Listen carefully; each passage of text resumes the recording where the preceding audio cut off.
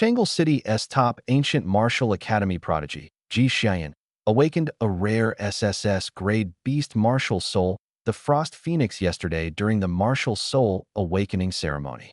In Damba City's second ancient martial academy, Ding Jianmu awakened an SS-grade mechanical martial soul, the Diamond Battle Armor. Tian Yuanyu from Qixian City's top ancient martial academy awakened an SS-grade weapon martial soul, the Thunderblade.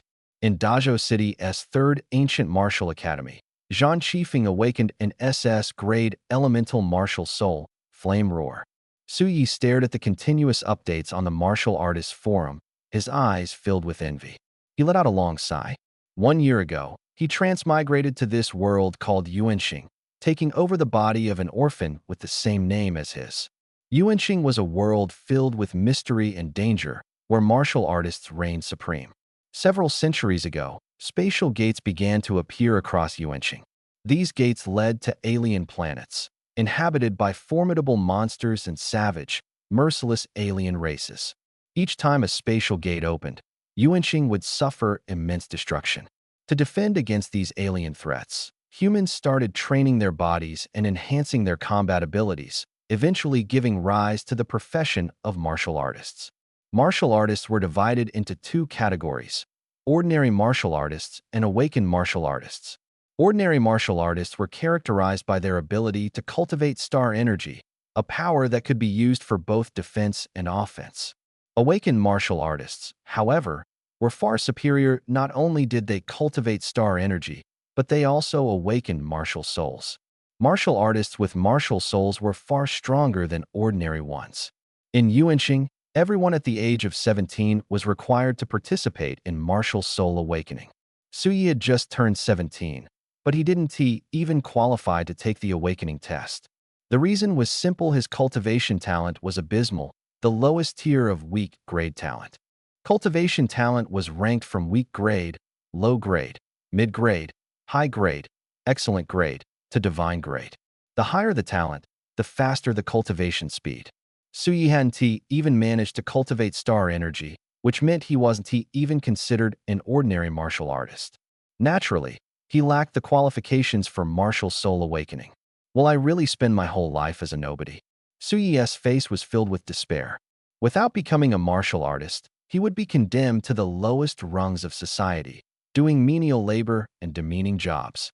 He harbored grand ambitions and refused to bow to fate. Yet reality was cruel. With weak grade talent, he saw no path forward. At that moment, a mechanical voice suddenly echoed in his mind. The host has been randomly selected to become the third divine seed bearer, obtaining a divine seed. Tree of Chaos. Su Yi froze, asking in confusion, "Who are you?" The mechanical voice spoke again. "You may call me Heaven's Will. As a divine seed bearer, you will undergo Heaven's Will's trials. Upon passing, you will become Heaven's Will's inheritor and, together with the first and second inheritors, safeguard the peace of the third dimension." The more Su Yi listened, the more baffled he became. Heaven's Will? Divine seed bearer? Safeguarding world peace. What in the world was all this? However, he didn't dwell on it for too long and asked, "What does the Tree of Chaos do?" Heaven's Will replied, "The Tree of Chaos can cultivate all things. Once matured, it can be utilized." Su Yi's eyes lit up, and he couldn't help but ask, "Where is the Tree of Chaos?" Heaven's Will said, "The Tree of Chaos exists within the space of thought.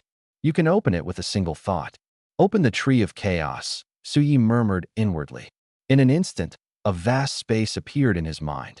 Within it stood an ancient, towering tree, its branches laden with tens of thousands of fruits.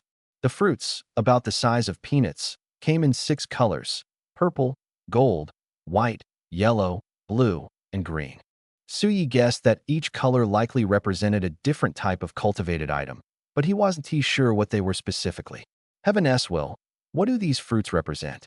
Su Yi couldn't help but ask. Heaven's Will replied, "Simply look, and the answers will reveal themselves." Curious, Su Yi fixed his gaze on a purple fruit. Suddenly, information about the fruit appeared in his mind. SSSSS Grade Weapon Martial Soul, Doomsday Sniper Rifle. Possessing a unique skill, 1 shot, 1 kill. One shot, one kill. Consumes all of the user's star energy to amplify attack power by 100-fold, creating a world-shattering impact. Exchange requirements: 1,000 Divine Grade Spirit Crystals and 1,000 Gratitude Coins. Growth period: 1 year. This was astonishing. Su Yi was rendered speechless by the revelation. On Yuanxing, the highest known martial soul grade was SSSS, and even those were extremely rare. As for the unheard of SSSSS grade martial soul, no one had ever encountered such a thing. The higher the martial soul grade, the greater the combat power. Possessing an SSSSS grade martial soul would be akin to soaring into the heavens. Taking a deep breath, Su Yi turned his attention to the second fruit. It was an SSS grade beast martial soul, Earth Rock Bear, possessing 3 skills: Possession, Roar, and Tremor. Possession: transform into the Earth Rock Bear, greatly enhancing physical attributes, defense, and strength. Roar: emit a roar that shakes the enemy's spirit, disrupting their focus. Tremor: cause the ground within a 10-meter radius to tremble, unbalancing enemies and inducing dizziness. Exchange requirements: 1,000 excellent grade spirit crystals and 1,000 gratitude coins. Growth period: 1 month. Amazing! Su Yi exclaimed, before turning his attention to a golden fruit. It was an SS grade star pet, Swift Wind Wolf. Agile, with sharp claws and formidable bite force, its combat abilities were not to be underestimated. Golden fruits should be star pet fruits, Su Yi confirmed mentally, then shifted his focus to the other colored fruits. 5 minutes later, Su Yi gained a clear understanding of the various fruits. Purple fruits represented martial soul fruits. Golden fruits were star pet fruits. Yellow fruits were transportation fruits. White fruits were food fruits. Blue fruits were attribute fruits. Green fruits were everyday item fruits. In other words, the variety of fruits was incredibly vast, encompassing nearly everything imaginable. However, Su Yi noticed a problem. Whether it was martial soul fruits or other types of fruits, they all required something to exchange for them. For instance, the highest grade martial soul, Doomsday Sniper Rifle, required 1,000 Divine Grade Spirit Crystals and 1,000 Gratitude Coins to acquire. Spirit Crystals were ranked from low grade, mid-grade, high grade, excellent grade, to divine grade. Su Yi, being an orphan relying on government aid, was dirt poor. He didn't even own a single low-grade spirit crystal, let alone a divine grade one. Without spirit crystals, there was no way to make exchanges. Did that mean the fruits on the Tree of Chaos were nothing but decorations? And what exactly were gratitude coins? It seemed as though the heavenly Tao had heard his question and explained. Considering the host's situation, you are granted 3 chances to randomly draw fruits. As for gratitude coins, they are obtained through sincere gratitude from others. Each genuine expression of thanks equates to 1 gratitude coin. Su Ye's expression brightened, and he immediately said, "Heavenly Tao, I want to draw a prize." The Heavenly Tao responded, commencing the first fruit draw. A silver light point, roughly the size of a fist, immediately appeared on the chaos tree, rapidly moving among the various fruits. Su Yi stared unblinkingly, growing increasingly nervous. On the chaos tree, there were not only martial souls and star pets, but also fruits with lower value, such as food and daily necessities. With only 3 chances, the probability of drawing a good fruit was low. If he ended up with an ordinary mineral water fruit, he wouldn't even know where to cry. The silver light flickered for 10 seconds before finally stopping on a blue fruit. The Heavenly Tao's voice echoed. The first fruit drawn by the host is a level 1 Starforce fruit, with a growth cycle of 1 hour. Su Yi was relatively satisfied with this draw. A Starforce fruit contained Starforce. If an ordinary person consumed a level 1 Starforce fruit, they would generate Starforce within their Dantian, becoming a true martial artist. Thinking about how he could become a martial artist in just 1 hour, Su Ye's lips curved into a slight smile. Taking a deep breath to steady his emotions, he began the second draw. The silver light flickered once again. 10 seconds later, it stopped on a purple fruit. It's a martial soul fruit. Su Yi was overwhelmed with excitement as he quickly shifted his gaze to the chosen fruit.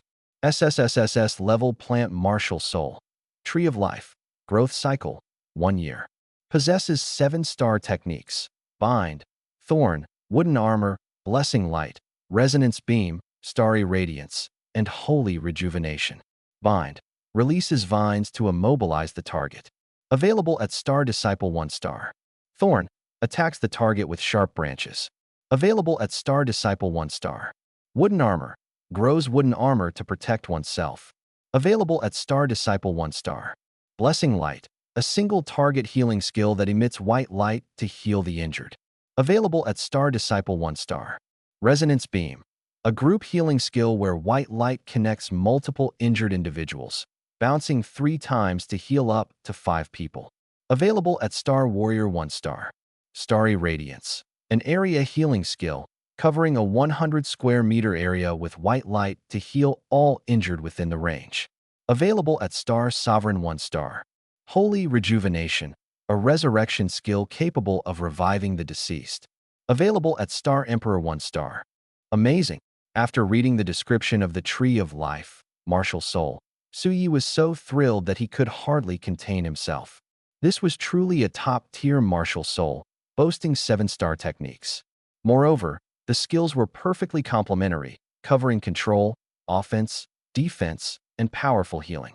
The healing aspect, in particular, was extremely rare. On Source Star, most awakened martial souls were geared toward offense. Defensive martial souls were uncommon, and healing martial souls were even rarer. During every awakening test, the appearance of a healing martial soul would spark fierce competition among major factions. And the Tree of Life far surpassed ordinary healing martial souls. The fact that it could resurrect the dead was simply unbelievable. Without a doubt, if the 7-star techniques of the Tree of Life martial soul were made public, it would shake the entire Source Star. Steadying his emotions, Suyi also thought of another issue. The Tree of Life martial soul had a growth cycle of 1 year. Did that mean he would have to wait an entire year before truly possessing it? The heavenly Tao, hearing his thoughts, said, "The 3 fruits drawn by the host require no growth period. Future fruits exchanged can be accelerated to maturity using Time Spirit Liquid." Good to hear. Suyi breathed a sigh of relief and immediately began the 3rd draw. The silver light flickered once more. 10 seconds later, it stopped on a golden fruit. What great luck! Suyi exclaimed with joy. Golden fruits represented star pet fruits, second only in value to martial soul fruits. Suyi quickly focused on the chosen fruit. Star pet, treasure hunting mouse. Growth cycle, 1 month.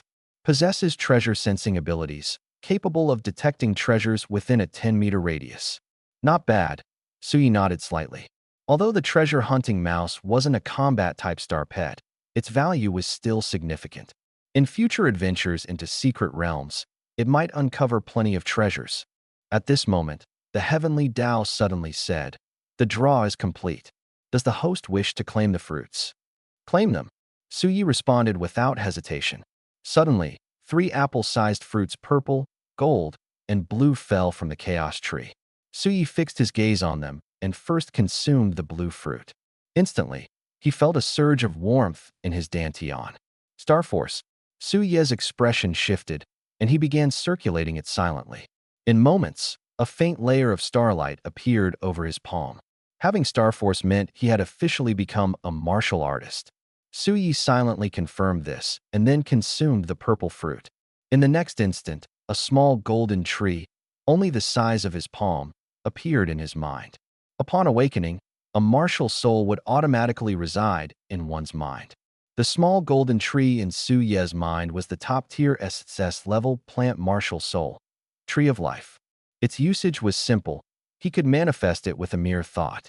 Suyi chose not to manifest the martial soul immediately, but instead turned his attention to the final golden fruit. Suddenly, the golden fruit burst open, and a small white mouse leapt out. The little white mouse was tiny, only about the size of a child's palm. Its body was covered in snow-white fur, looking incredibly adorable. Its bright, sparkling eyes were full of intelligence. Squeak, squeak, the treasure-hunting mouse chirped, affectionately rubbing against Suyi's hand. "From now on, your name will be Xiao by Little White," Suyi said with a smile. Squeak, squeak, the treasure-hunting mouse squealed happily, clearly liking its new name. Su Yi gently stroked Xiao Bai before placing it into his pocket. At this moment, the heavenly Tao spoke again. The host has now ascended to the rank of martial artist and gained access to the inner star map, allowing you to view your attributes. The method is to control it with your mind. A thought crossed Su Ye's mind, and a page appeared in his consciousness. Host, Su Yi. Level, Star Disciple 1 star. Strength, 100. Agility, 100. Defense, 100. Star Force, 100. Martial Soul, SSSSS-Level Plant Martial Soul, Tree of Life. Star Pet, SS-Level Star Pet Treasure Hunting Mouse. Gratitude Coins, 0. On Source Star, cultivation levels were clearly divided. From lowest to highest, the ranks were Star Disciple, Star Warrior, Star Knight, Star Sovereign, Star Saint, Star Emperor, a total of 7 levels.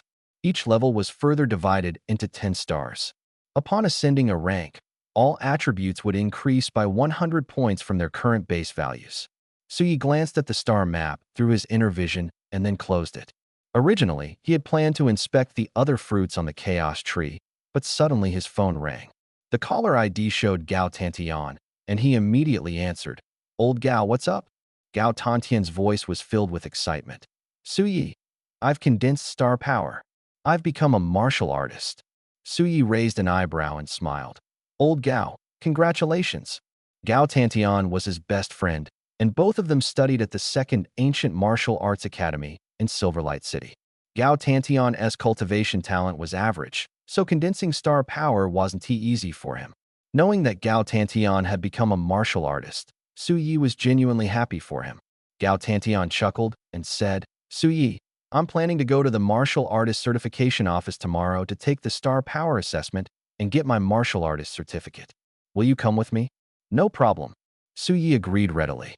The martial artist certificate was a symbol of status, officially recognized and incredibly important for martial artists. Su Yi, who had just become a martial artist himself, also planned to get certified. After a brief conversation, they hung up. Su Yi returned his attention to examining the fruits on the chaos tree and didn't he go to bed until late into the night. The next morning, Su Yi woke up early. After a quick breakfast, he hurried downstairs.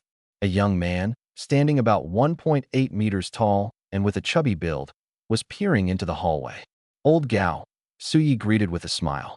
Su Yi, let us hurry, or we'll be late, Gao Tantian urged, seeming a bit anxious. Isn't the star power test available all day? Why are you in such a rush? Su Yi asked curiously. Gao Tantian chuckled. A lot of our Academy's students are going for the assessment this morning.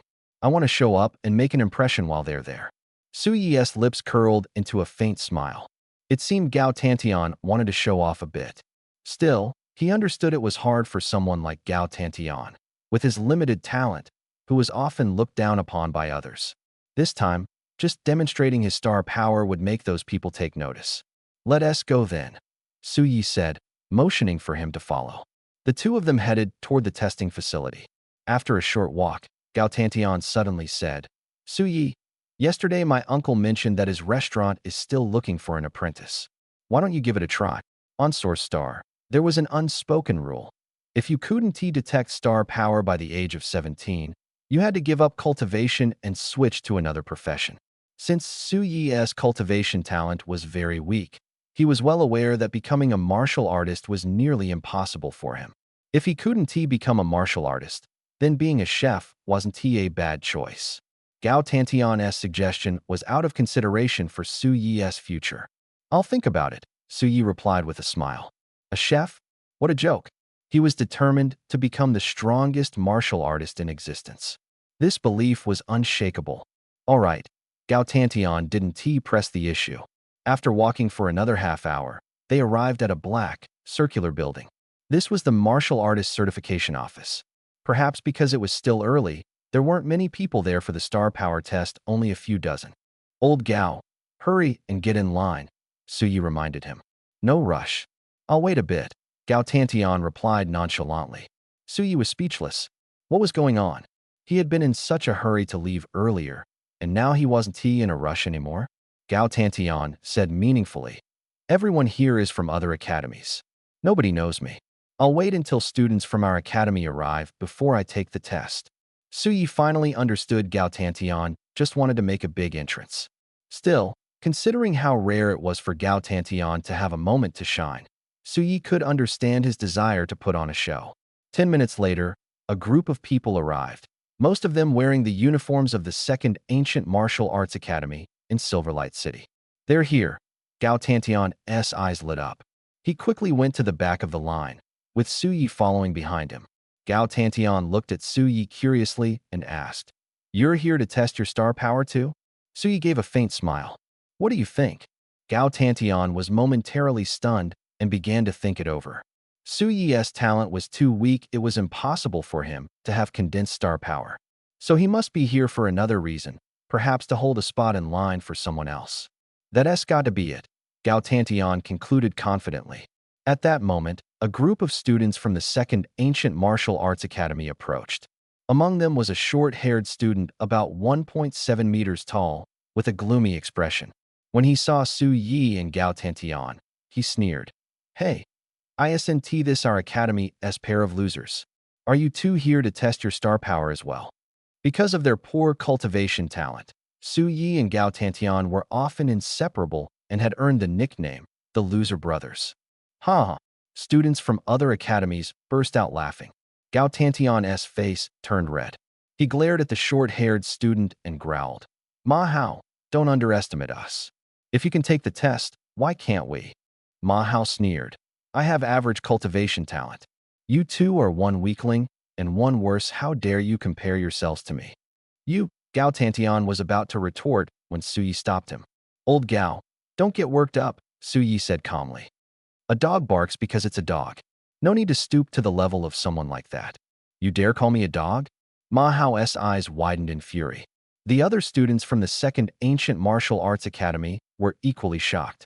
Normally, Suyi wasn't one to back down, but he was also very low-key. Why was he being so direct today, openly insulting Ma Hao in front of everyone? In truth, Suyi's past low profile was due to his lack of strength, which forced him to endure insults. But now that he was a martial artist, tolerating further humiliation would no longer be patience, it would be weakness. Suyi glanced at Ma Hao with a playful smile. "I never insult people. I only insult those who don't act like people." Everyone around exchanged looks of astonishment. Wow, they hadn't expected Suyi to be so ruthless with his words. Ma Hao was so furious that his lips quivered. "Suyi, are you asking for a beating?" Suyi smirked and mocked. "You're not even qualified." Ma Hao was livid, his teeth grinding audibly. "Suyi, stop pretending. If you've got the guts, let us settle this on the Academy's dueling platform." Silverlight City had strict rules against private fights. However, mutual challenges on designated platforms were allowed. "If you're so eager to be humiliated, I'll oblige," Suyi said coldly.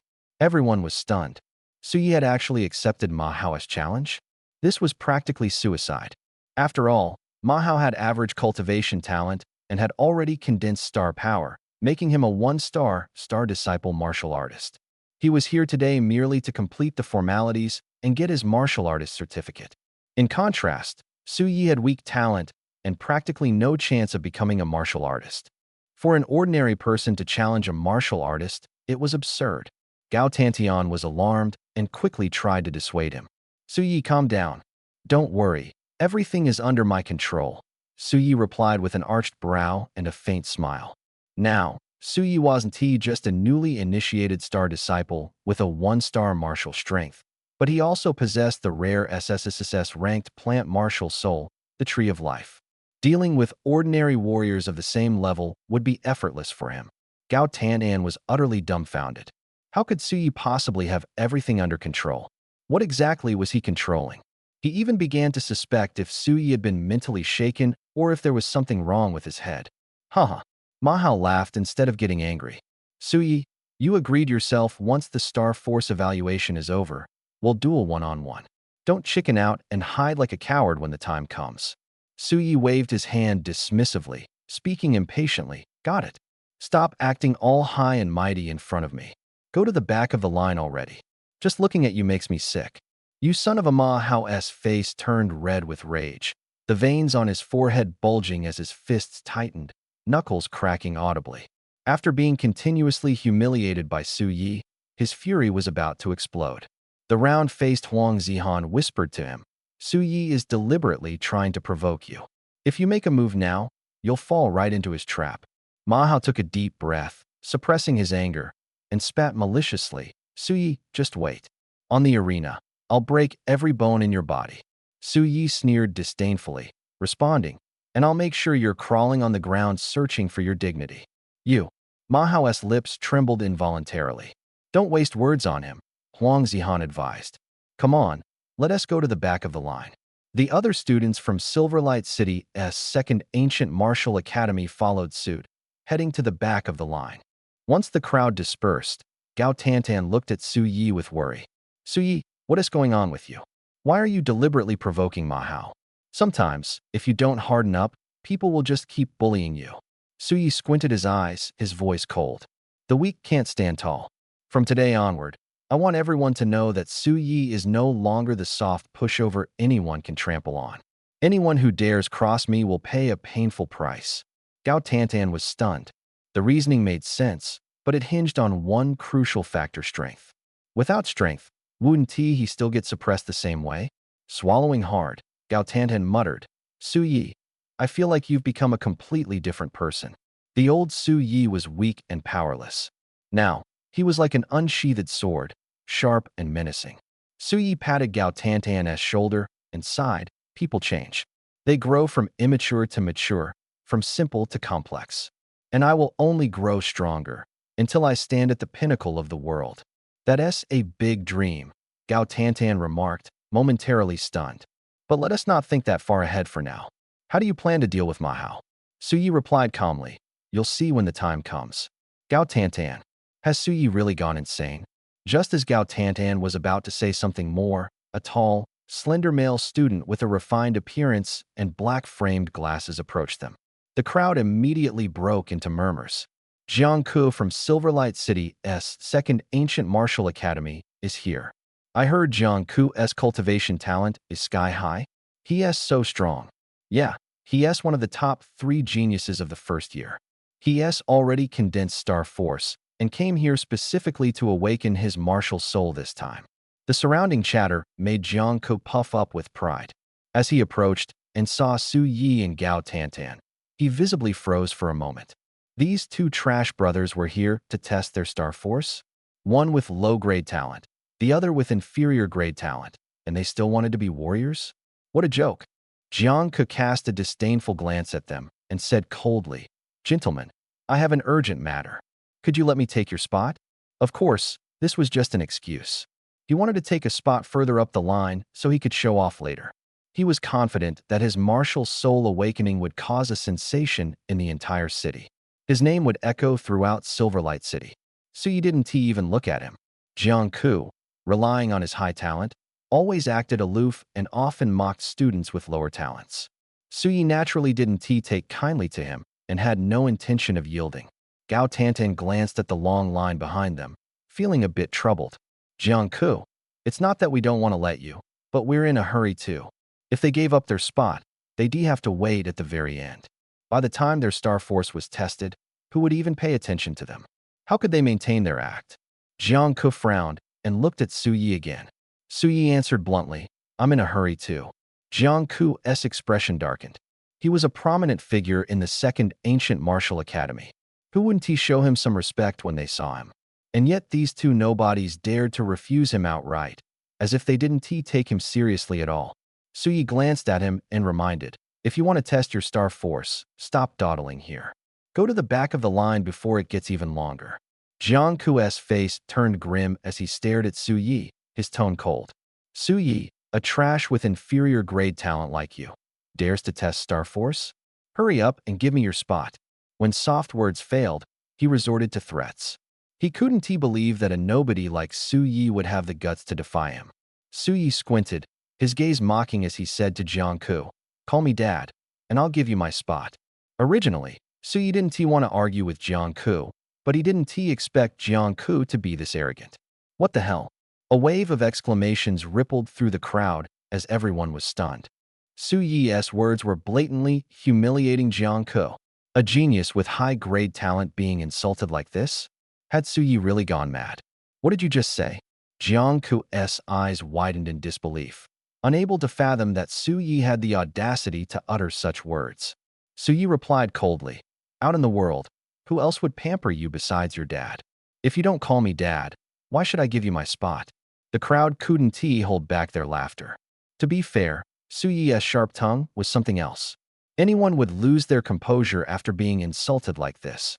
Gao Tantan's face froze with shock, his heart filled with worry. Suyi had just provoked Ma Hao earlier, and now he was insulting Jiangku.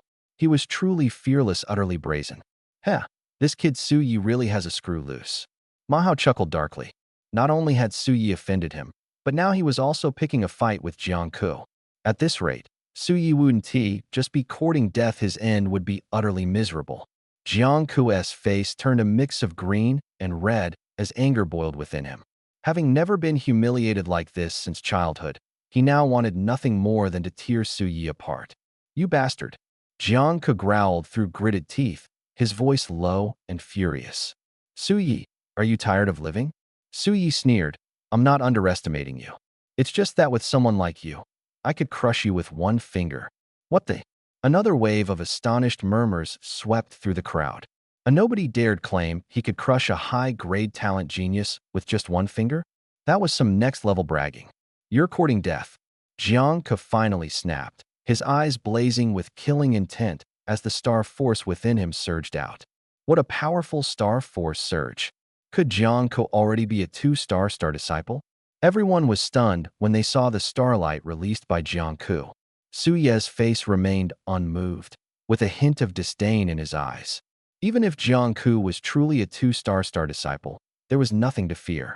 His martial soul was powerful, capable of control, offense, defense, and even healing. In front of him, Jiangku couldn't even stir up a ripple. "Stop pretending. If you dare to make a move, come at me and see how I crush you." Suyi taunted. "Suyi is too arrogant." The crowd was dumbfounded. Jiangku had already unleashed his star power, his strength clearly formidable. Yet Suyi wasn't afraid at all? Damn it! Jiangku gritted his teeth, feeling extremely frustrated. He had released his star power only to intimidate Suyi, not out of a genuine desire to fight. After all, fighting in front of the Warrior Certification Agency would have serious consequences, potentially leading to expulsion. However, with Suyi's words pushing him this far, backing down would be utterly humiliating. Jiangku felt trapped, caught in a dilemma. "Trash. Do you dare to make a move or not? If not, get to the back of the line and stop being an eyesore." Suyi sneered coldly. "You son of a..." Jiangku's entire body trembled with rage. At that moment, a staff member from the certification agency shouted, "This is a restricted area for testing. No noise and absolutely no fighting. Any violations will result in disqualification from the test." "Suyi, this isn't the place for a fight, but I want to let you off. Just wait and see." Jiangke seized the opportunity to save face, throwing down a harsh remark before slowly retreating to the back of the line. "A barking dog never bites. I'll be waiting for you." Suyi mocked. Jiangke nearly stumbled upon hearing this. The small commotion passed, and the surroundings returned to calm. Gao Tantian glanced at Suyi, his face full of concern. He wanted to say something, but struggled to find the words. Suyi noticed his unease and smiled, saying, "Old Gao, stop worrying about me. It's your turn now. Pull yourself together and don't mess up." "All right." Gao Tantian nodded, though he still appeared slightly tense. Only one person remained ahead of him, making him nervous. "Next tester," the staff member called out. The female student ahead of Gao Tantian quickly stepped forward. "Relax, old Gao. Don't get too worked up," Suyi reminded. Although Gao Tantian had gathered his star power, excessive nervousness could disrupt its flow, leading to failure. "Got it." Gao Tantian took a deep breath, gradually calming himself. 5 minutes later, the female student completed her test and walked out joyfully, holding a silver-covered certificate in her hand. The silver certificate symbolized official warrior status. "Next," the staff member called again. "Coming." Gao Tantian jogged forward. At the testing agency entrance, there was a table where a middle-aged staff member sat, not even glancing up as he said, "Name, Academy, talent level. Gao Tantian answered truthfully. After registering his personal information, Gao Tantian followed a young female staff member into the star power testing room. Old Gao, good luck. Suyi clenched his fists, silently cheering Gao Tantian on. Suddenly, a pleasant female voice sounded in Suyi's ear. Classmate, may I have a word with you? Suyi turned his head and saw a petite girl standing in front of him. She was about 1.6 meters tall, slender, and exquisitely beautiful. Who are you? Suyi asked, somewhat surprised. The girl introduced herself.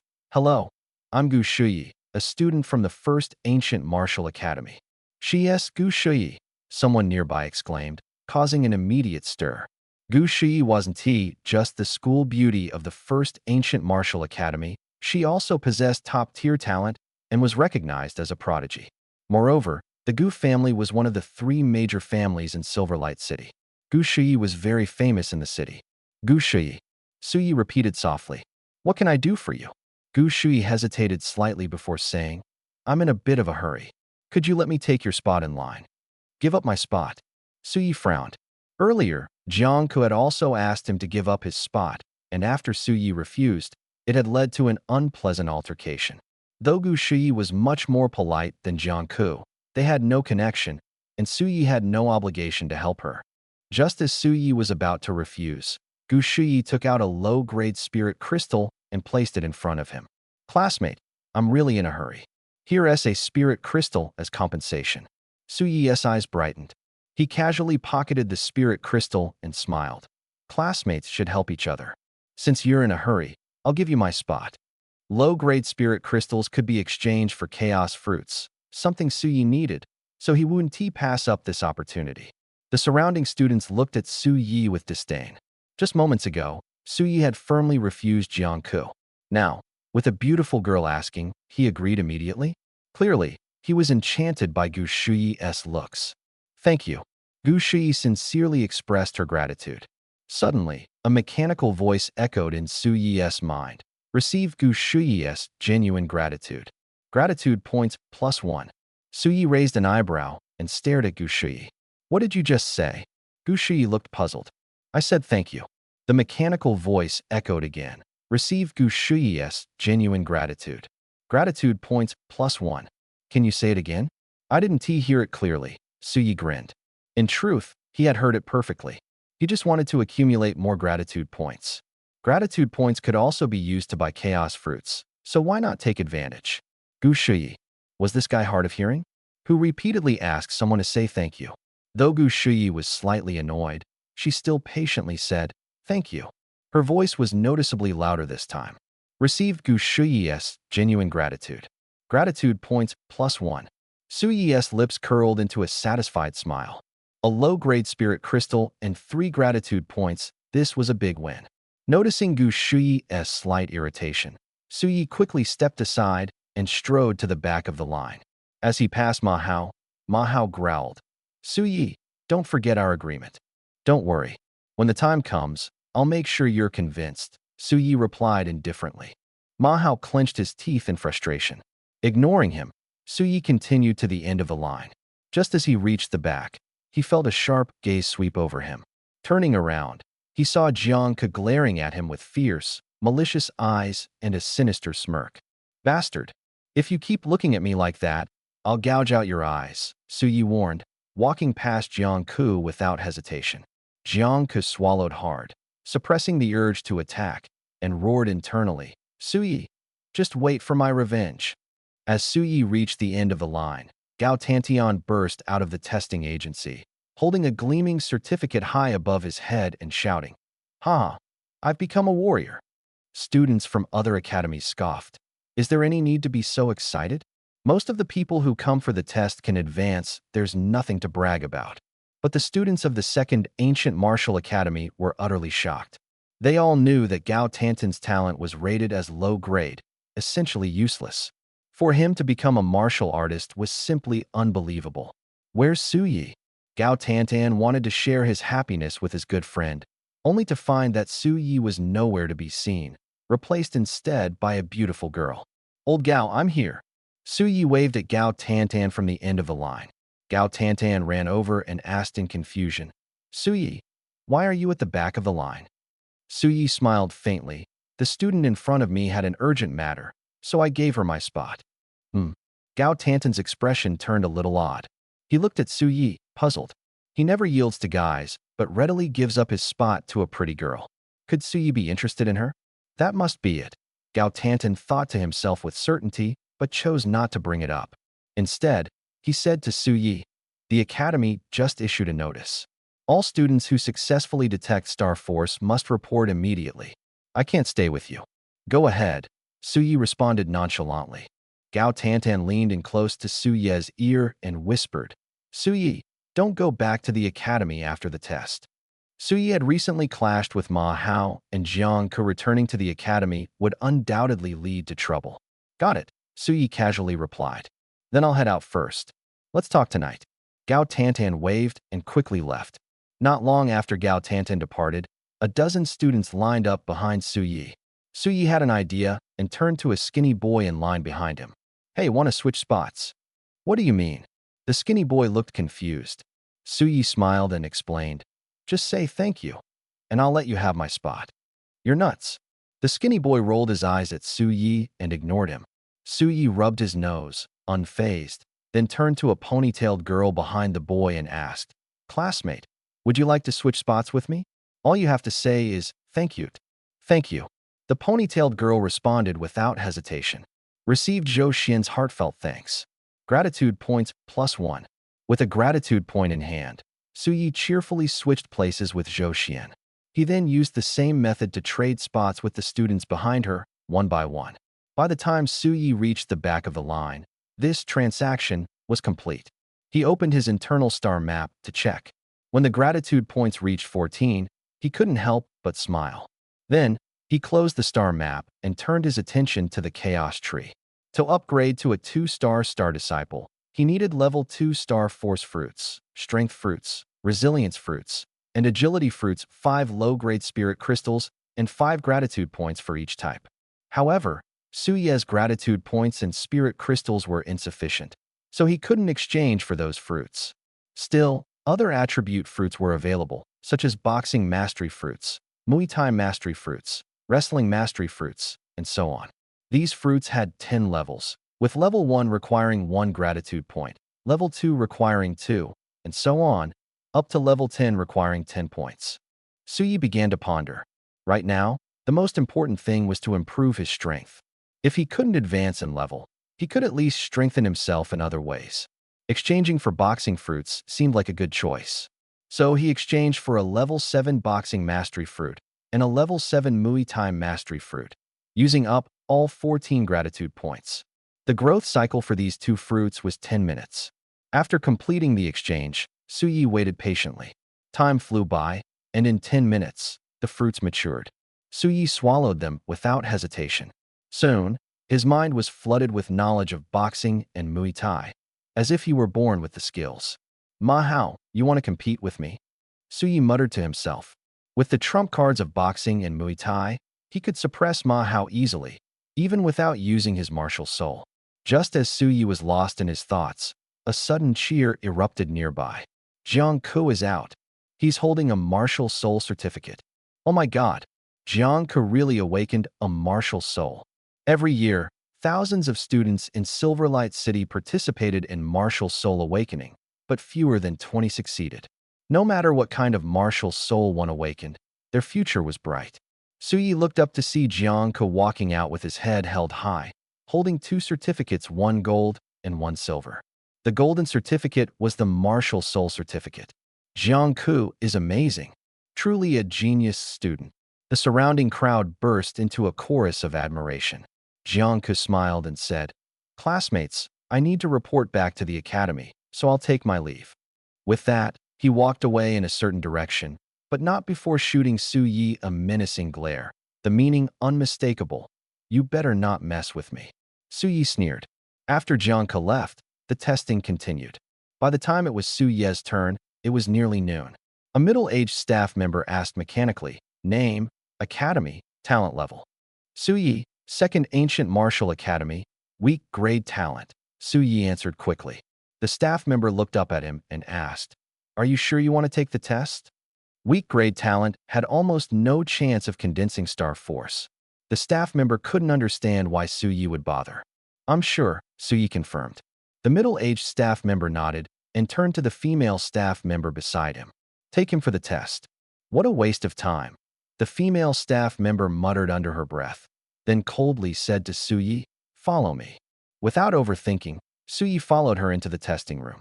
Inside the room was a table with a basketball-sized sphere and a half-meter-tall diamond-shaped light pillar. The testing method was simple. Place your hand on the sphere. If the light pillar began to shine with starlight, it meant star force had been successfully condensed. Suyi already knew the procedure. Without waiting for the female staff member to speak, he stepped forward and pressed his hand onto the sphere. 1 second, 2 seconds, 3 seconds passed, and suddenly, the diamond-shaped light pillar burst into dazzling starlight. "You really condensed star force." The female staff member stared at Suyi in astonishment. "How did you do it?"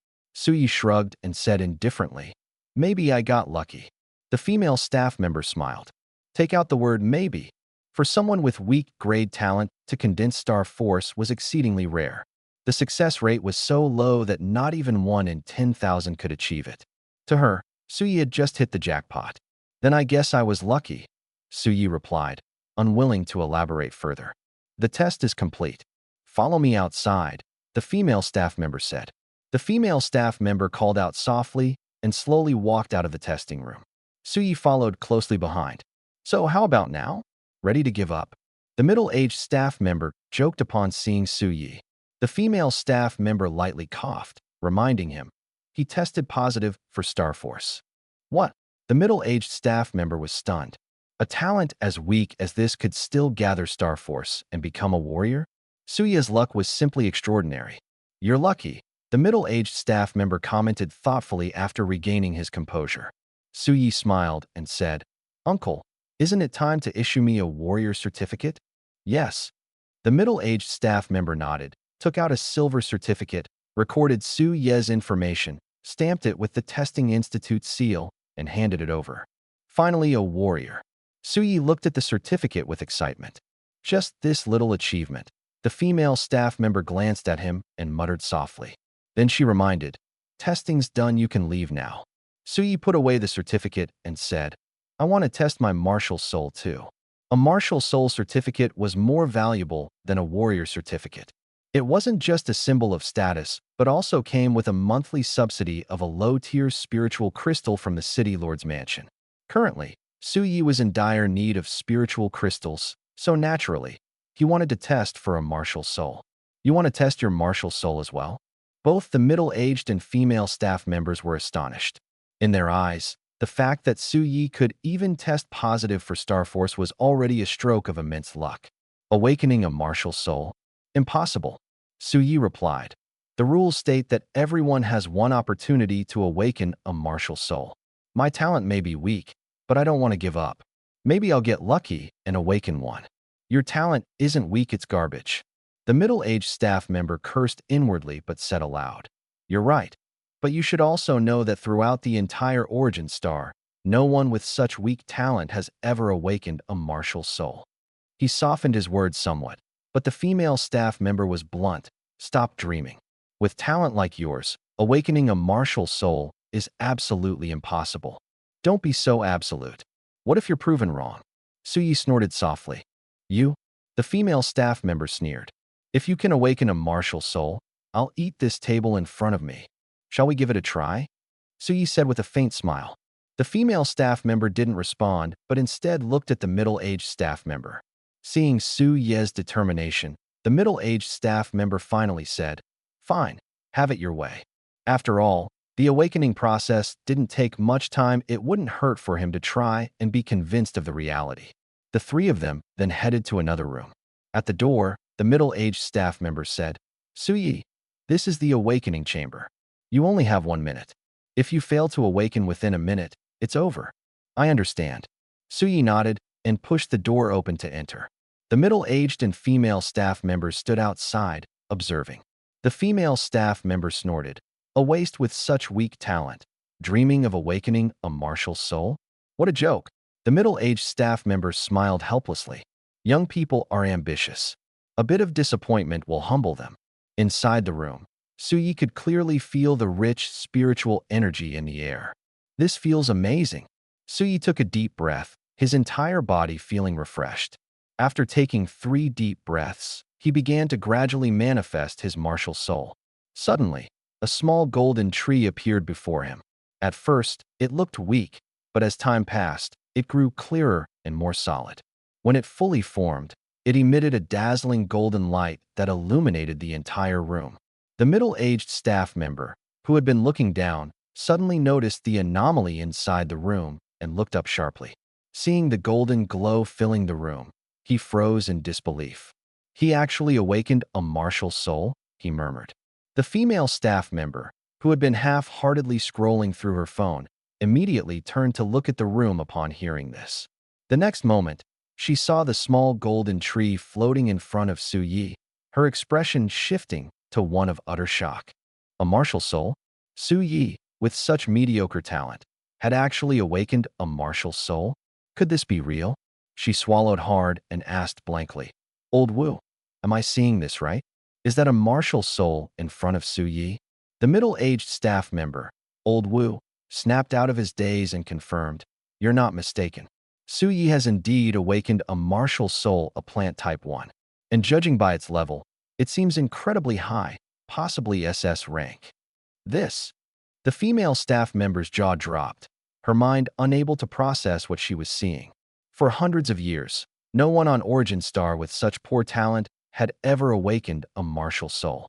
And not only did Suyi manage to do it, but the martial soul he awakened might even be a top-tier SS rank. It was simply unbelievable. What is his background? Old Wu and the female staff member exchanged a look, both filled with shock. Inside the room, Suyi acted nonchalant, retracted his martial soul, and opened the door to step out. Smiling, he said, "I got lucky and finally awakened a martial soul." But Old Wu's mind was in turmoil. He thought, this guy with terrible talent not only condensed Star Force, but also awakened a martial soul. You call that luck? It's practically divine favoritism. The female staff member eagerly asked, "Suyi, what martial soul did you awaken?" Regardless of the type of martial soul, an introduction would appear in the mind during the awakening process. She had seen many plant-type martial souls before, but a golden tree like this was unheard of, not even recorded in the compendium of martial souls. Thus, she was particularly curious about Su Ye's martial soul. Su Yi replied indifferently, "An SSS rank plant-type martial soul, the Tree of Life." He intentionally omitted 2 levels because an SSSS rank martial soul would sound too outrageous. SSS rank. Both Old Wu and the female staff member were so shocked they were momentarily speechless. So far, among the students participating in the awakening tests in Silverlight City, only 10 had successfully awakened martial souls. The most powerful among them was Gu Shuyi, whose martial soul was an SS rank beast type, the sky-splitting eagle. Even she was a level below Suyi. This made the situation incredibly peculiar. Suyi, with his weak talent, turned out to be the most outstanding performer in this year's awakening tests. Old Wu took a deep breath and asked, "Suyi, how many star skills does your martial soul have? What are they?" The strength of a martial soul ultimately depended on its star skills. Suyi thought for a moment and said, "It has a total of 5 star skills: Entanglement, Thorn, Wooden Armor, Blessing Light, and Spirit Radiance." He deliberately withheld 2 particularly powerful skills, Stellar Radiance and Sacred Light of Rejuvenation. The latter, capable of reviving the dead, was especially terrifying. Before he became truly powerful, he wouldn't dare reveal such abilities. It would make him a target for malicious individuals. 5-star skills. Old Wu and the female staff member were so astonished they almost dropped their jaws. Generally, most martial souls possess only 1-star skill. Having 2 is relatively rare, and having 3 or more is exceptionally uncommon. Yet Suyi actually had 5. How absurd. Seeing the expressions on their faces, Suyi chuckled inwardly and said, "There's nothing surprising about this. I even have 2 more star skills hidden." Old Wu couldn't contain himself and asked eagerly, "What are the functions of these 5-star skills?" Suyi explained. Entangle is a control skill, Spike is for offense, Wood Armor is for defense, and both Blessing Light and Radiant Ray are healing skills. However, Radiant Ray is trickier to use. It requires advancing to the rank of Star Warrior to activate. What? Old Wu and the female staff member were utterly shocked. Suyi not only had 5-star skills, but 2 of them were healing skills. Compared to offensive and defensive skills, healing skills were the most valuable. In the vast Silverlight City, out of hundreds of awakened martial artists, only one person possessed a healing martial soul. This alone demonstrated just how rare healing martial souls were. Suyi glanced at Old Wu and reminded him, "Uncle, shouldn't you process my martial soul certificate now?" Right away, Old Wu immediately became enthusiastic. Soon, he took out a golden certificate, recorded Su Ye's information, stamped it, and handed it to him. Suyi glanced at the certificate, confirmed there were no errors, placed it in his pocket, and then looked at the female staff member. With a thoughtful expression, he asked, "I wonder if your teeth are strong enough. Can you swallow this table?" What? The female staff member froze, then suddenly remembered the bet she had made with Suyi earlier. If he awakened a martial soul, she would eat the table in front of her. But how could she possibly have the ability to do that? Old Wu laughed and said, "Suyi, Shaolin was just joking earlier. Don't take it seriously. As a staff member, you should watch your words and actions. You can't just speak recklessly." Suyi snorted coldly. "What should I do?"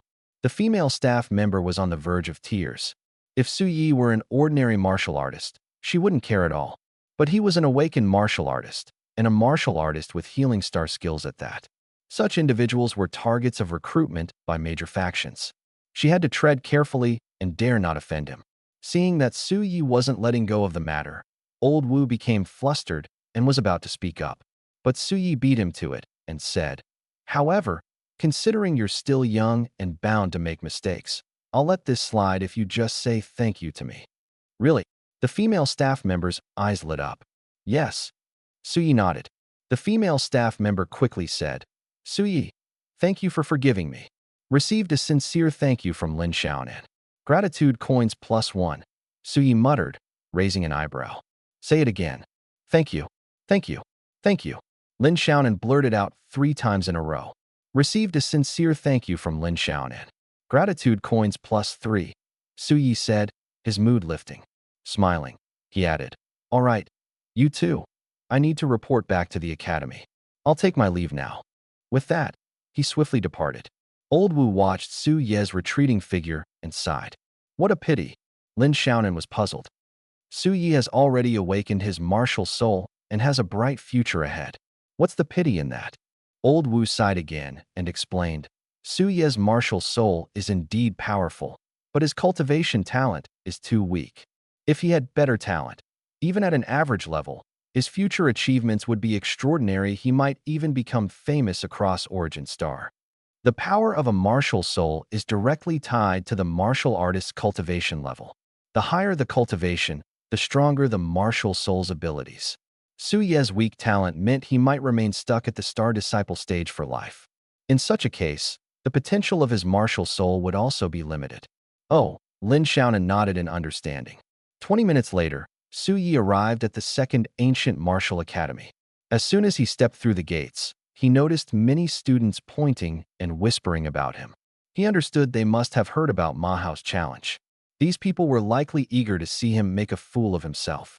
You might end up disappointed. Su Yi snorted coldly and headed straight for the martial arts arena. Su Yi. Before he'd walked far, a loud voice called out from behind.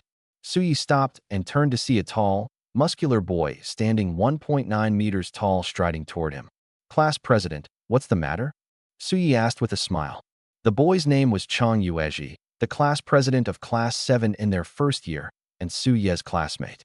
Chang Yuezhi was exceptionally talented, possessing high-grade cultivation aptitude, and was one of the 3 prodigies in the first-year cohort. However, he was modest and kind, treating everyone with friendliness. Because of this, Su Yi had a good impression of him. As Chang Yuezhi approached, he scrutinized Su Yi and frowned. Su Yi, I heard about your situation with Ma Hao. You were too impulsive. You shouldn't have provoked him. Su Yi replied calmly. It was Ma Hao who started it. I can't just keep hiding. Chang Yuezhi sighed, trying to persuade him. You're not wrong, but you need to understand the gap between yourself and Ma Hao. Charging in recklessly will only result in you suffering. Take my advice and leave the academy immediately. Su Yi said seriously. Class president, I'm no longer the person who lets others bully me. Starting today, I'm going to prove myself beginning with defeating Ma Hao. Chang Yuezhi was stunned. What? You want to prove yourself? By defeating Ma Hao? You're not joking, are you? He found it hard to believe. Su Yi's talent was so poor that he could barely condense star energy, making him practically an ordinary person. Meanwhile, Ma Hao was a genuine one-star disciple. How could Su Yi possibly stand a chance against him? Wasn't this just asking for trouble?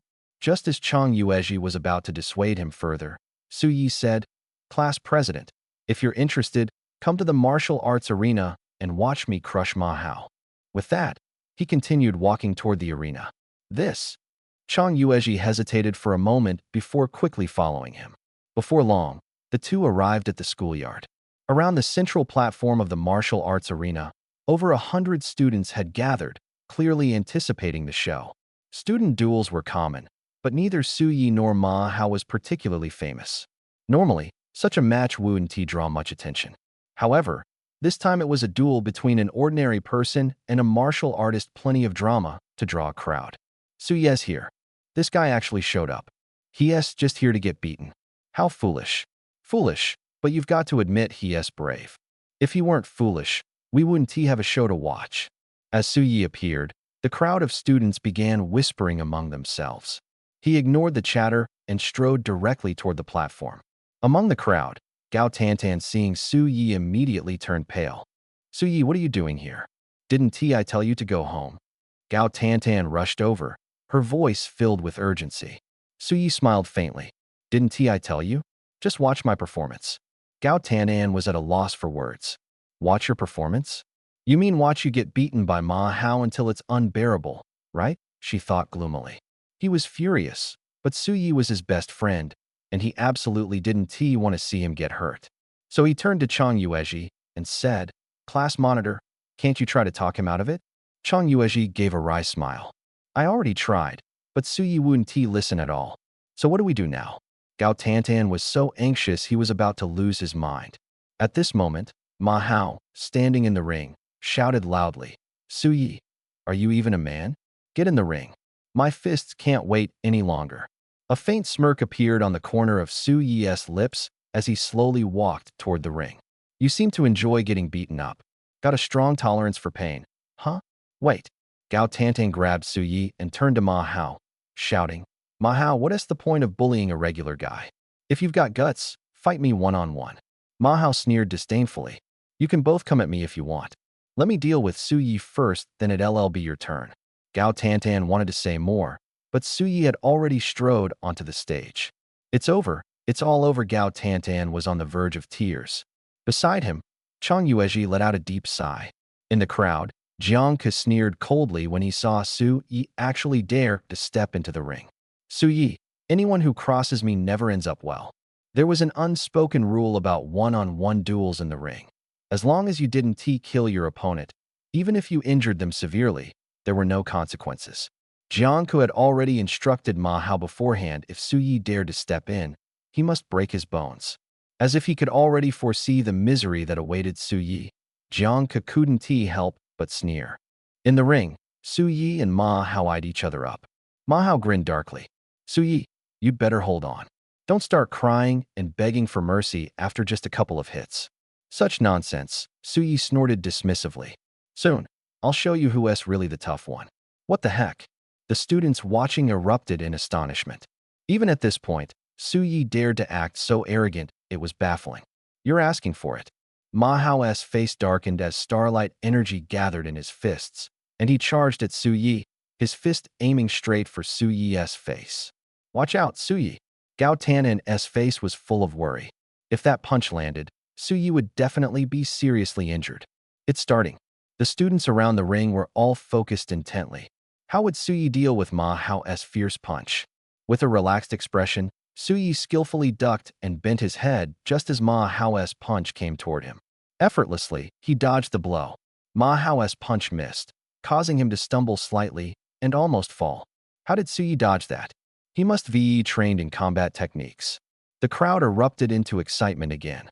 Combat techniques, a general term for fighting skills like boxing, Muay Thai, and Judo, were practical but rarely practiced. The reason was simple. A warrior's strength depended on their star energy and martial soul. Especially for students, their main focus was on physical training and gathering star energy. Few would spend time on combat techniques. But since Suyi was an ordinary person and couldn't gather star energy, it made sense for him to practice them. This made the fight even more thrilling. Who was stronger, the combat-trained Suyi or the star energy-empowered Ma Hao? The students were eager to find out.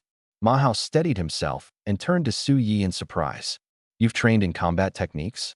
Suyi raised an eyebrow. Surprised? Ma Hao smirked disdainfully. Stop pretending. Against real strength, your combat skills are just for show. Indeed, combat techniques could be powerful when mastered. But mastering them wasn't easy. It required a lot of time.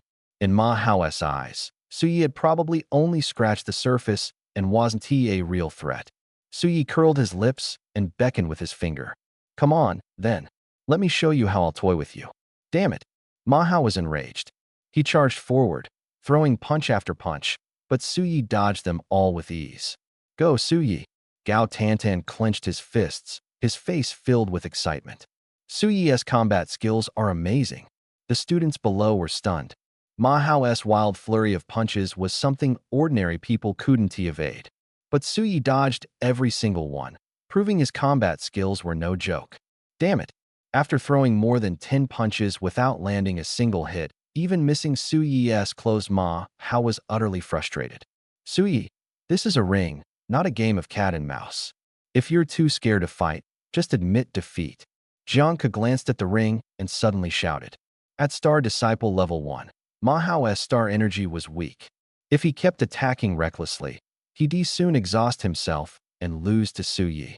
Jiangke thought Suyi was just trying to stall for time and didn't want him to succeed. Suyi, all you do is dodge. If you've got guts, face me head on. Jiangke's shout brought Ma Hao to his senses, and he roared as he charged at Suyi. The students below joined in, jeering, Suyi, fight back. Be a real man and take on Ma Hao. Narrowing his eyes at Ma Hao, Suyi smiled and said, All right, I've had enough fun. Time to teach you a real lesson. Big talk. Ma Hao bellowed. Come on, stop pretending. Suyi didn't waste words. He kicked off the ground and shot toward Ma Hao like an arrow, raising his fist in a stance for a direct clash. Ma Hao instinctively raised both arms to defend himself. Though Suyi wasn't using star energy, his speed and momentum were intimidating, putting immense pressure on Ma Hao. But Ma Hao didn't panic. As long as he blocked this punch, he was confident he could counter and knock Suyi down. Unexpectedly, Suyi's punch was just a feint. In the instant Ma Hao raised his hands to block, Suyi abruptly lifted his leg and kicked Ma Hao hard in the abdomen. Caught off guard, Ma Hao let out a cry of pain and staggered backward. At that moment, Suyi lunged forward and landed a heavy punch right on Ma Hao's face. Bang! The sound of fist hitting flesh echoed clearly. Though the punch lacked star energy, it carried significant force. Stars danced before Ma Hao's eyes, his head buzzed, and he swayed unsteadily, nearly falling over. What the heck? Suyi's this strong? The crowd erupted in shock. No one had expected Suyi to actually gain the upper hand. Useless. Fight back, you idiot. Jiangke gritted his teeth in fury, shaking his head to clear it. Ma Hao barely regained his senses only to see Suyi charging at him again. As he approached, Suyi leaped into the air, his knee aimed straight at Ma Hao. This was a knee strike from Muay Thai, and this time, Suyi infused it with star energy. Seeing the glow of star energy on Suyi's knee, Ma Hao was completely dumbfounded. What was going on? Suyi was a warrior too? Before he could react, Suyi's knee slammed brutally into his jaw. Crack! A sharp, clear sound rang out. Ma Hao's jaw collapsed instantly. With a scream of pain, he was sent flying backward. He tumbled and rolled for 5 or 6 meters before landing heavily on the ground. What the heck? The entire crowd was stunned. All the students were dumbfounded, staring blankly at Suyi. The weak, talented Suyi had actually condensed star power and knocked down Ma Hao in one move? Was this real? Su Yi is a warrior? Gao Tantian and Chang Yuezhi exchanged glances, their eyes full of shock. How is this possible? Jiang Ke was stunned. He had intended for Ma Hao to suppress Su Yi, but unexpectedly, not only was Su Yi a warrior, but he also knew combat skills, completely overwhelming Ma Hao. On the arena, Su Yi slowly walked up to Ma Hao, looking down with a cold smile. A worthless piece of trash like you wants to challenge me? Truly overestimating yourself. Ma Hao's chest heaved violently. He wanted to speak, but his injured jaw made it impossible. Su Yi squinted his eyes and said coldly, "From now on, keep a low profile in front of me. If you dare to act arrogant again, I'll make sure you pay dearly." Hiss. Ma Hao opened his mouth, spitting out a mouthful of blood, and fainted on the spot from sheer anger. Fainted already? What a waste. Su Yi snorted lightly, glanced around, and said loudly, "Fellow students, let bygones be bygones. But from today onwards, if anyone dares to laugh at me or provoke me, come up to the arena and face me." As soon as his words fell, a strange silence enveloped the crowd below the arena. Among them were first-year students and some second-year students, whose strength far surpassed Su Ye's. But Su Ye's overwhelming aura left them speechless. After a brief silence, as Su Yi was about to step off the arena, Jiang Ke suddenly sneered. "Su Yi, you're just a weak, talented loser who happened to condense star power. What's there to be arrogant about? There are plenty of people stronger than you." Jiang Ke harbored deep resentment. He was already displeased that Ma Hao failed to suppress Su Yi and was even more unwilling to see Su Yi stealing the spotlight. Hadn't Su Yi just declared? Whoever mocked him could duel on the arena. With Jiang Ke's strength as a two-star disciple, coupled with his awakened martial soul, crushing Su Yi would be effortless. As long as Su Yi dared to accept the challenge, Jiang Ke could openly teach him a lesson. As Jiang Ke finished speaking, the surrounding students immediately became intrigued. It was evident that Jiang Ke was provoking Su Yi. Would Su Yi choose to endure the insult or fight back with force? Su Yi stared coldly at Jiang Ke and said, "I'll give you one last chance. Apologize to me, or bear the consequences." "Ha ha." Jiang Ke laughed wildly. "You? What can you do? You're just trash." Su Ye's eyes narrowed gradually, and he said indifferently, "Seems like you're asking for it. No more nonsense, get on the arena." Damn, Su Yi is really going to duel Jiang Ke. Exclamations erupted from the crowd. It was well known that Jiang Ke was one of the three great prodigies of the first year. Not only could he condense star power, but he was also a two-star disciple and had awakened a martial soul, making his strength comparable to a three-star disciple. In contrast, Su Yi, while skilled in combat techniques, was only a one-star disciple, a significant gap. So why would Su Yi dare to confront Jiang Ke head-on? Was it because his recent victory over Ma Hao had made him overconfident? Regardless of the reason, in the eyes of the students, Su Ye's fate would certainly be grim. He would undoubtedly be taught a harsh lesson by Jiang Ke. Excellent. Jiang Ke smirked triumphantly as he quickly stepped onto the arena. Gao Tantian, feeling anxious, shouted a warning to Su Yi. "Su Yi, don't fight him head-on." Su Yi smiled faintly, his expression inscrutable. "You?" Gao Tantian, seeing that Su Yi was unshaken, grew both angry and worried. She turned to Jiang Ke and shouted, "Jiang Ke, you're being too much. You're a two-star disciple and have even awakened a martial soul. You're clearly bullying Su Yi." "This is Su Ye's own doing," Jiang Ke replied coldly, with a hint of mockery. "But if Su Yi kneels down and begs for my forgiveness, I might let him off. You'll regret this." Su Ye's eyes flashed with an icy light. Still not convinced.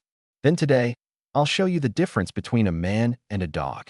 Jiang Ke sneered arrogantly as his body began to emit dazzling starlight. Suddenly, a black staff appeared in his hand. That was Jiang Ke's martial soul, the thunder-crushing staff. He intended to use this powerful move to crush Su Yi in one strike. Jiang Ke has materialized his martial soul. He truly deserves to be called a genius. Exclamations of awe echoed around the arena. Hearing the surrounding shouts, Jiang Ke smugly said to Su Yi, "Su Yi, are you scared now? A frog in a well." Su Yi retorted disdainfully. "Do you think a martial soul makes you invincible? I can still crush you. Damn it. Jiang Ku was furious, not wanting to waste any more words with Su Yi. Just as he was about to attack, the Academy's broadcast suddenly sounded. Su Yi from Class 7, Year 1, please report to the principal's office immediately. The announcement was repeated 3 times before it stopped. Su Yi frowned. The principal calling him must be something important, and he couldn't delay. He turned to Jiang Ku and said, "You heard that, didn't you? The principal's calling me. We'll postpone the duel for now." Jiang Ku sneered. Su Yi, are you trying to run away? He was unwilling to let this rare opportunity to humiliate Su Yi slip away. You're overthinking it, Su Yi said calmly. Your behavior just now has already angered me. I won't feel satisfied unless I teach you a lesson. Wait here, I'll be back soon. With that, he stepped off the arena and quickly headed toward the principal's office. Jiang Ke stared at Su Yi's retreating figure, gritting his teeth and muttering, Su Yi, I'll make you pay. Although the duel was temporarily halted, none of the surrounding students left. They formed small groups, whispering among themselves. Some even spread the news, drawing more students to the martial arts arena. Seeing the growing crowd, Gao Tantian grew increasingly anxious. She whispered to Chang Yuezhi, Class President, is there any way to stop this duel? Chang Yuezhi sighed. Su Yi has already accepted Jiang Ke's challenge. If he backs out now, for any reason, he'll lose everyone's respect and won't be able to hold his head up in the academy anymore. Gao Tantian looked helpless, silently blaming Su Yi in her heart. Su Yi, why are you so foolish? Meanwhile, Su Yi reached the principal's office and knocked on the door. Come in, a male voice responded from inside. He pushed the door open and saw 4 people inside. An elderly man with a weathered face, a chubby middle-aged man with a greasy complexion, a robust young man with ordinary features, and a handsome, imposing middle-aged man. Su Yi recognized the first 3. The elderly man was Luo Zheong, the principal of the Second Ancient Martial Academy. The chubby man was Zhong Ji, the head of the General Affairs Department, and the young man was Wu Chuanmu, the homeroom teacher of Class 7, Year 1. The handsome and imposing figure was someone Su Yi had never met before. At this moment, Luo Zheong introduced him with a smile. Su Yi, this is He Xintian, the Lord of Silverlight City. Su Yi immediately adjusted his demeanor and respectfully said, Su Yi greets the city lord. He Xintian had a special status and immense power. He was a star emperor with 7 stars, the strongest warrior in Silverlight City. Yet, Su Yi couldn't help but wonder, why would such a prominent figure personally come here? Was it specifically for him? No need to be so formal, He Xintian said with a smile. Then he asked, Su Yi, I heard from Wu Hao at the Testing Institute that you not only condensed star energy, but also awakened a martial soul? Yes, Su Yi nodded and added, perhaps I was just lucky. Hearing this, He Xintian and the other's eyes lit up. Luo Zheong excitedly said, I heard your martial soul is an SSS-level plant-type martial soul, and it includes 5-star techniques, 2 of which are healing abilities. That's correct, Su Yi replied calmly. Excellent. He Xintian's expression shifted slightly, and he continued, Su Yi, could you manifest your martial soul for us to see? Without hesitation, Su Yi focused his thoughts. A small golden tree slowly appeared in front of him. Instantly, the room was bathed in golden brilliance. He Xintian and the others stared at the golden tree for a long time, their amazement evident. It was clear that Su Yi's martial soul was indeed a brand new type, something never seen before on Origin Star. Suddenly, Luo Zheong said, Su Yi, why don't you try using your healing star technique? Compared to other star techniques, healing abilities were truly invaluable. Su Yi reminded him, Headmaster, healing star techniques are meant for treating injuries. Without someone injured, it's not very convenient to demonstrate. You're right, Luo Zheong murmured thoughtfully. Then, without hesitation, he drew a line of star energy across his arm. With a sharp sound, a long wound appeared on his arm, and blood began to flow. Su Yi stared, swallowing hard. That was brutal. Luo Zheong really didn't hold back. But Luo Zheong seemed unfazed and smiled, saying, Now there's a target. Quickly use your star technique to heal me. Snapping out of his shock, Su Yi focused his thoughts, activating the life tree to release the blessing of light star technique. A beam of white light shot out from the life tree, landing directly on Luo Zhang's wound. Hiss! Luo Zhang took a sharp breath, feeling a strange sense of calm wash over him. He Xintian and the other two stared intently at the wound on Luo Zhang's arm. The white light seemed to flow into the injury like water. The next moment, something miraculous happened. The wound began to heal at a speed visible to the naked eye. 1 second, 2 seconds. In less than 10 seconds, the wound had completely closed, leaving only a faint scar. Incredible! Zhongji couldn't help but exclaim. He Xintian and the other two were equally thrilled. Luo Zhang's face turned red with excitement as he said, "This is even more effective than Kong Heng's healing star technique." Hearing this, Suyi felt a slight tremor in his heart. Kong Heng was the only healing-type warrior in Silverlight City, possessing an S-level plant martial soul called Golden Silkworm Grass. His star technique was known as Misty Wounds. "Suyi, you're amazing," He Xintian exclaimed, looking at Suyi as if he were a treasure. A warrior with a healing star technique was invaluable to any city.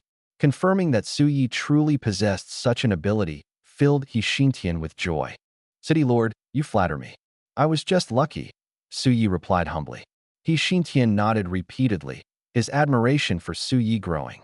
Most young people would become arrogant after achieving some success, but Suyi remained modest, a rare quality. Suddenly, Luo Zhang said, "I think Su Ye's healing star technique doesn't just treat injuries, it also restores energy and calms the mind.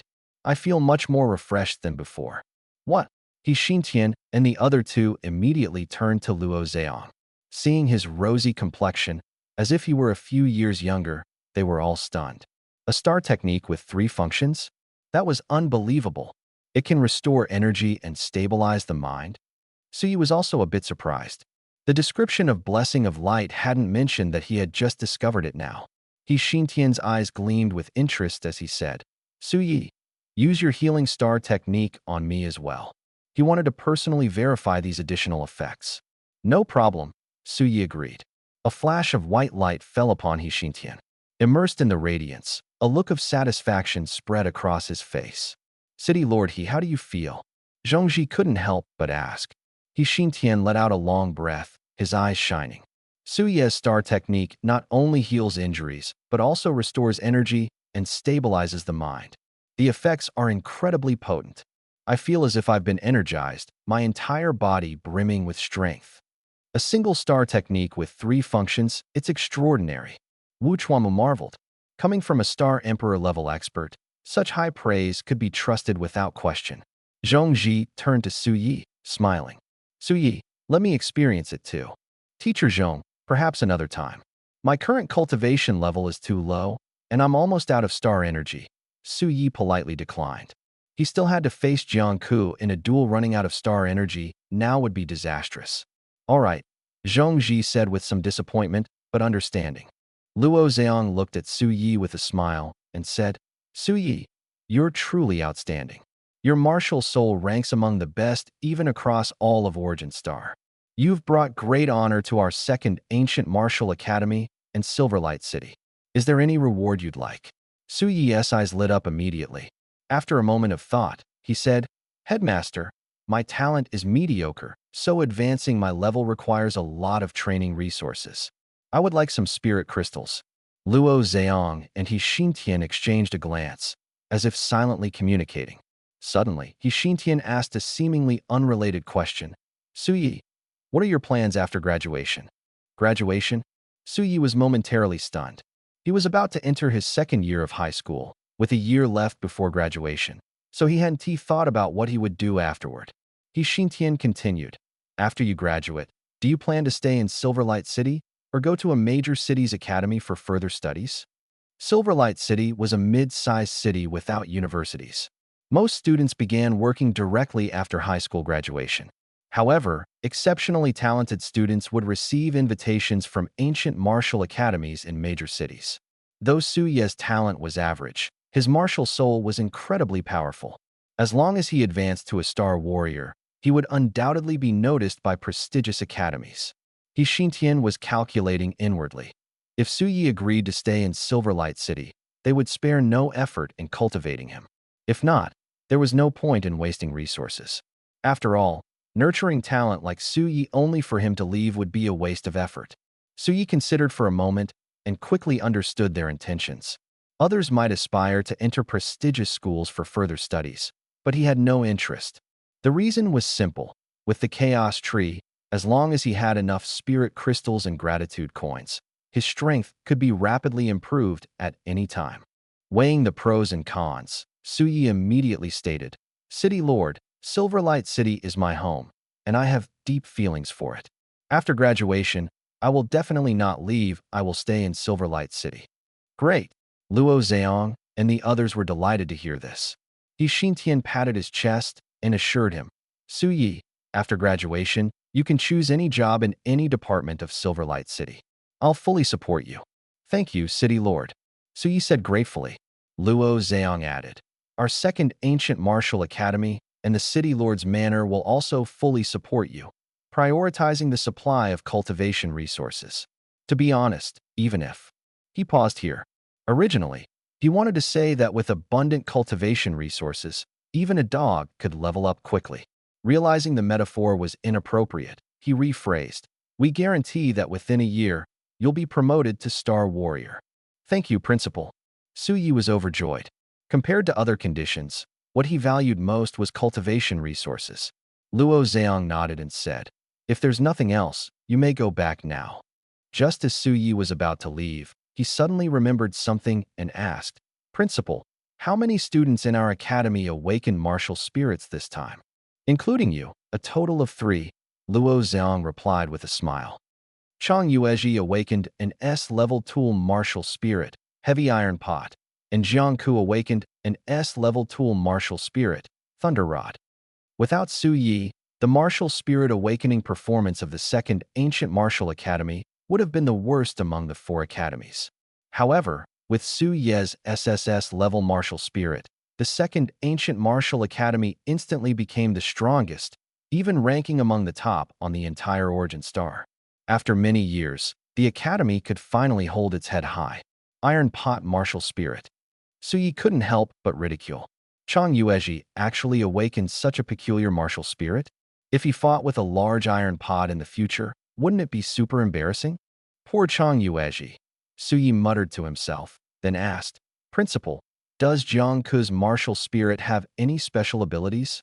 After all, he would have to duel with Jiang Ku later, and it wouldn't hurt to learn about his opponent in advance.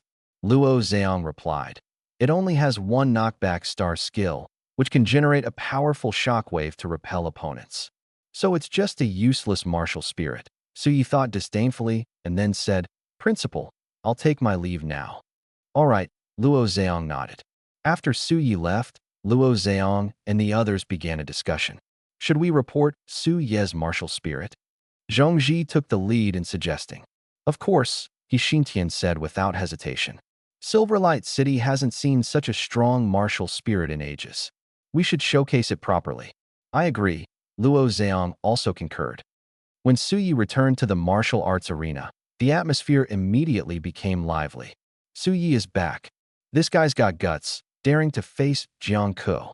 Maybe he just hasn't been beaten enough yet. On the arena, Jiang Ku shouted arrogantly, "Su Yi, get up here and face your death." Su Yi smirked and walked onto the stage leisurely. "Su Yi, be careful," Gao Tantan said nervously. "Relax, just watch my performance," Su Yi replied with a faint smile. "Huh." Gao Tantan was a bit puzzled. Beside him, Chang Yuezhi seemed thoughtful. Su Yi is so confident he must have a trump card. What kind of trump card could he have? Gao Tantan sighed. As Su Yi stepped onto the arena, Jiang Ku couldn't wait and said, "Su Yi, are you ready? I'm going to teach you a lesson." "Bring it on," Su Yi replied with a cold snort. Jiang Ku unleashed his martial spirit, his face fierce, and charged at Su Yi. "It's starting." The students below the stage widened their eyes. "Go down." Jiang Ku swung his black rod fiercely at Su Yi, the air whistling as the weapon cut through it. Su Yi is doomed. Everyone thought Su Yi couldn't dodge the attack. Jiang Ku was a 2-star disciple, far superior in strength and physical prowess. This strike would undoubtedly deal a heavy blow to Su Yi. "Child's play," Su Yi said carelessly. Just as the rod was about to land, a golden sapling suddenly appeared in front of Su Yi. In the next moment, a golden vine shot out, tightly wrapping around the black rod, rendering it immobile. What the heck? A martial spirit. Su Yi has awakened a martial spirit. The audience was stunned, everyone staring in disbelief. A previously unremarkable Su Yi had actually awakened a martial spirit? It was simply unbelievable. Su Yi really had a trump card. Chang Yueji's eyes sparkled with admiration. My goodness. Gao Tantan froze, then exclaimed excitedly. Su Yi, you're amazing. A martial spirit? Jiang Ku was startled, his eyes filled with apprehension. Su Yi fixed his gaze on Jiang Ku and mocked. Weren't you planning to bully me? Go on. Don't get cocky.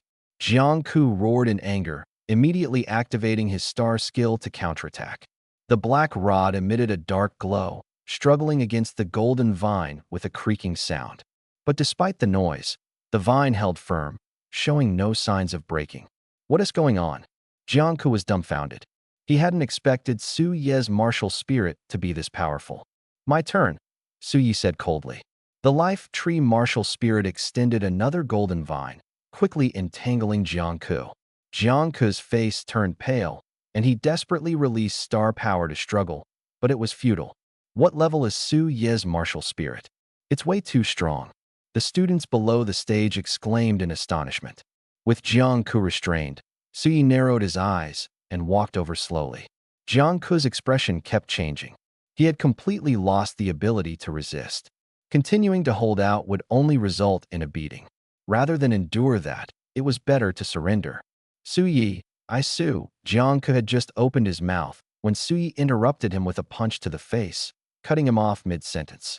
According to the rules of the arena, if one party voluntarily surrendered, the other party was not allowed to continue attacking. Su Yi knew exactly what Jiang Ku was trying to say and, of course, wouldn't let him have his way. He followed up with a series of punches. Left hook, right hook. You've pissed me off. Now you have to pay the price. Bang, bang. Su Yi landed more than a dozen punches, each one hitting Jiang Ku's face, leaving it bruised and swollen like a pig's head. The students below the stage were stunned. Only now did they realize that the seemingly frail Su Yi in the past had such a ruthless side deep within him. That was awesome. Gao Tantian shouted excitedly. Su Yi hadn't stopped yet. He unleashed another star skill of the life tree thorn spike. A branch as thick as an arm suddenly appeared behind Jiang Ku. The branch was sharp and pointed, resembling a spear. Second star skill. Su Ye's martial soul has 2 star skills. The crowd surrounding the stage erupted once again. Everyone could clearly see that the golden branch was completely different from the vines, proving that Su Yi's martial soul possessed 2 star skills. Can Su Yi really be this strong? Chang Yueji was dumbfounded, utterly shocked. Ugh, ugh. Jiang Ku, hearing the gasps and exclamations around him, grew increasingly panicked. Su Yi was about to use his 2nd star skill, clearly intending to teach him a harsh lesson. He wanted to plead for mercy, but he was so beaten up that he couldn't utter a word. Su Yi glanced at Jiang Ku and reassured him. Don't be afraid. I'll hit you just one more time, and then it's over. Hang in there. Ugh. Jiang Ku was on the verge of tears. The more Su Yi spoke, the more terrified he became. Try the taste of 1,000 years of pain. Su Yi laughed as he manipulated the thorn spike, aiming it directly at Jiang Ku's rear and stabbing fiercely. Ah! Jiang Ku's eyes rolled back, and he screamed at the top of his lungs. The strike made him feel as if his very soul was about to leave his body. The pain was like falling into an endless abyss, utterly unbearable. Hiss! A collective gasp echoed from the crowd. Everyone felt a chill in their hearts, with some instinctively covering their own backsides, as if worried Su Yi might unleash the same move on them. That's enough. A sudden, loud shout interrupted everything. Su Yi's gaze shifted toward the voice. He looked at the middle-aged man and said indifferently, Teacher Lin, what is the matter? The middle-aged man, named Lin Chu, was the homeroom teacher of Class 2, where both Ma Hao and Jiang Ku were students. Lin Chu's face was grim as he demanded, Su Yi, you've already won. Why are you still tormenting Jiang Ku? You're too cruel. Don't you have any camaraderie among classmates? Someone like you has no place in the 2nd Ancient Martial Academy. Jiang Ku was one of his prized students. and being publicly humiliated by Su Yi was like a slap in his face. How could he not be furious? He couldn't let this go without teaching Su Yi a lesson. Su Yi squinted his eyes, speaking disdainfully. It was Jiang Ke who provoked me first. It's perfectly reasonable for me to teach him a lesson. In the ring, the rules are clear. As long as one side doesn't admit defeat, the other side can continue to attack. So, everything that happened was Jiang Ke's fault. You have no right to question me. In the past, he would never have dared to be so confrontational. But now things were different. Not only had he become a martial artist, but he had also awakened a martial soul. His status had risen significantly. Luo Zheong and He Xintian had promised to fully nurture him. With the backing of these two influential figures, what was Lin Chu in comparison? Did Lin Chu think he could suppress him just by being a teacher? He would need the capability to do so first. Oh my God, Su Yi is so bold. The students were all in shock. Lin Chu wasn't just any teacher at the Second Ancient Martial Academy. He was a powerful one-star martial artist. Moreover, Lin Chu was notoriously protective of his students and had a fiery temper. Not even other teachers dared to provoke him easily, let alone students. Yet Su Yi showed no regard for Lin Chu at all. Was he not afraid of retaliation? Has Su Yi gone mad? Gao Tantian and Chang Yuezhi exchanged glances, their faces full of worry. You dare speak to me in that tone? Do you even understand the concept of respecting your teacher? Lin Chu was so enraged that his nose was practically crooked. At the Second Ancient Martial Academy, aside from figures like Luo Zheong, everyone treated him with a certain level of respect. But now, a mere student dared to talk back to him. It was utterly outrageous. Su Yi replied calmly. Of course, I understand the importance of respecting teachers, but it depends on the teacher. For those who are dedicated and responsible, I will undoubtedly show respect. As for those who only know how to flaunt their authority and have petty minds, I have no obligation to respect them. Such people are the scum of the teaching profession and unworthy of being good teachers. Oh my God, the students were utterly dumbfounded. Su Yi's words were clearly a jab at Lin Chu. A student mocking a teacher? This was insanity. Gao Tantian and Chang Yuezhi were utterly stupefied. Su Yi's words were practically courting death. How could he possibly continue at the academy after this? Lin Chu's face turned beet red and his lips trembled. Su Yi, how dare you publicly humiliate a teacher? You're finished. Don't even think about staying at the Second Ancient Martial Academy. You're going to be expelled for sure. Though Su Yi had awakened a martial soul and had outstanding grades, humiliating a teacher was an unforgivable taboo in any academy. If anyone wanted to act against him, they could easily have him expelled. Su Yi sneered and said dismissively, "Not to belittle you, but you simply don't have the ability to do so." Arrogant fool. Lin Chu snorted coldly. You think awakening a martial soul makes you invincible? You're too naive. Su Yi raised an eyebrow. We'll see. With that, he retracted his martial soul. Thud. Jiang Ke collapsed to the ground, gasping for air. Su Yi glanced at him briefly and warned, "Stay humble in front of me from now on. If you dare act arrogant again, I'll poke a hole in your backside." Jiang Ke shivered all over, clutching his backside with eyes full of terror. That single strike had left an indelible shadow in his heart. Ignoring him, Su Yi stepped off the stage. Su Yi, I don't even know what to say to you anymore. Gao Tantian walked up to him and sighed helplessly. In his opinion, Su Yi had completely offended Lin Chu and was bound to be expelled. Su Yi had just become a martial artist, awakened his martial soul, and had a promising future ahead. But now, it seemed everything might be ruined. Su Yi smiled faintly. Don't worry. If anyone gets expelled, it'll be Lin Chu, not me. Gao Tantian was speechless. Where on earth do you get your confidence? It's already noon.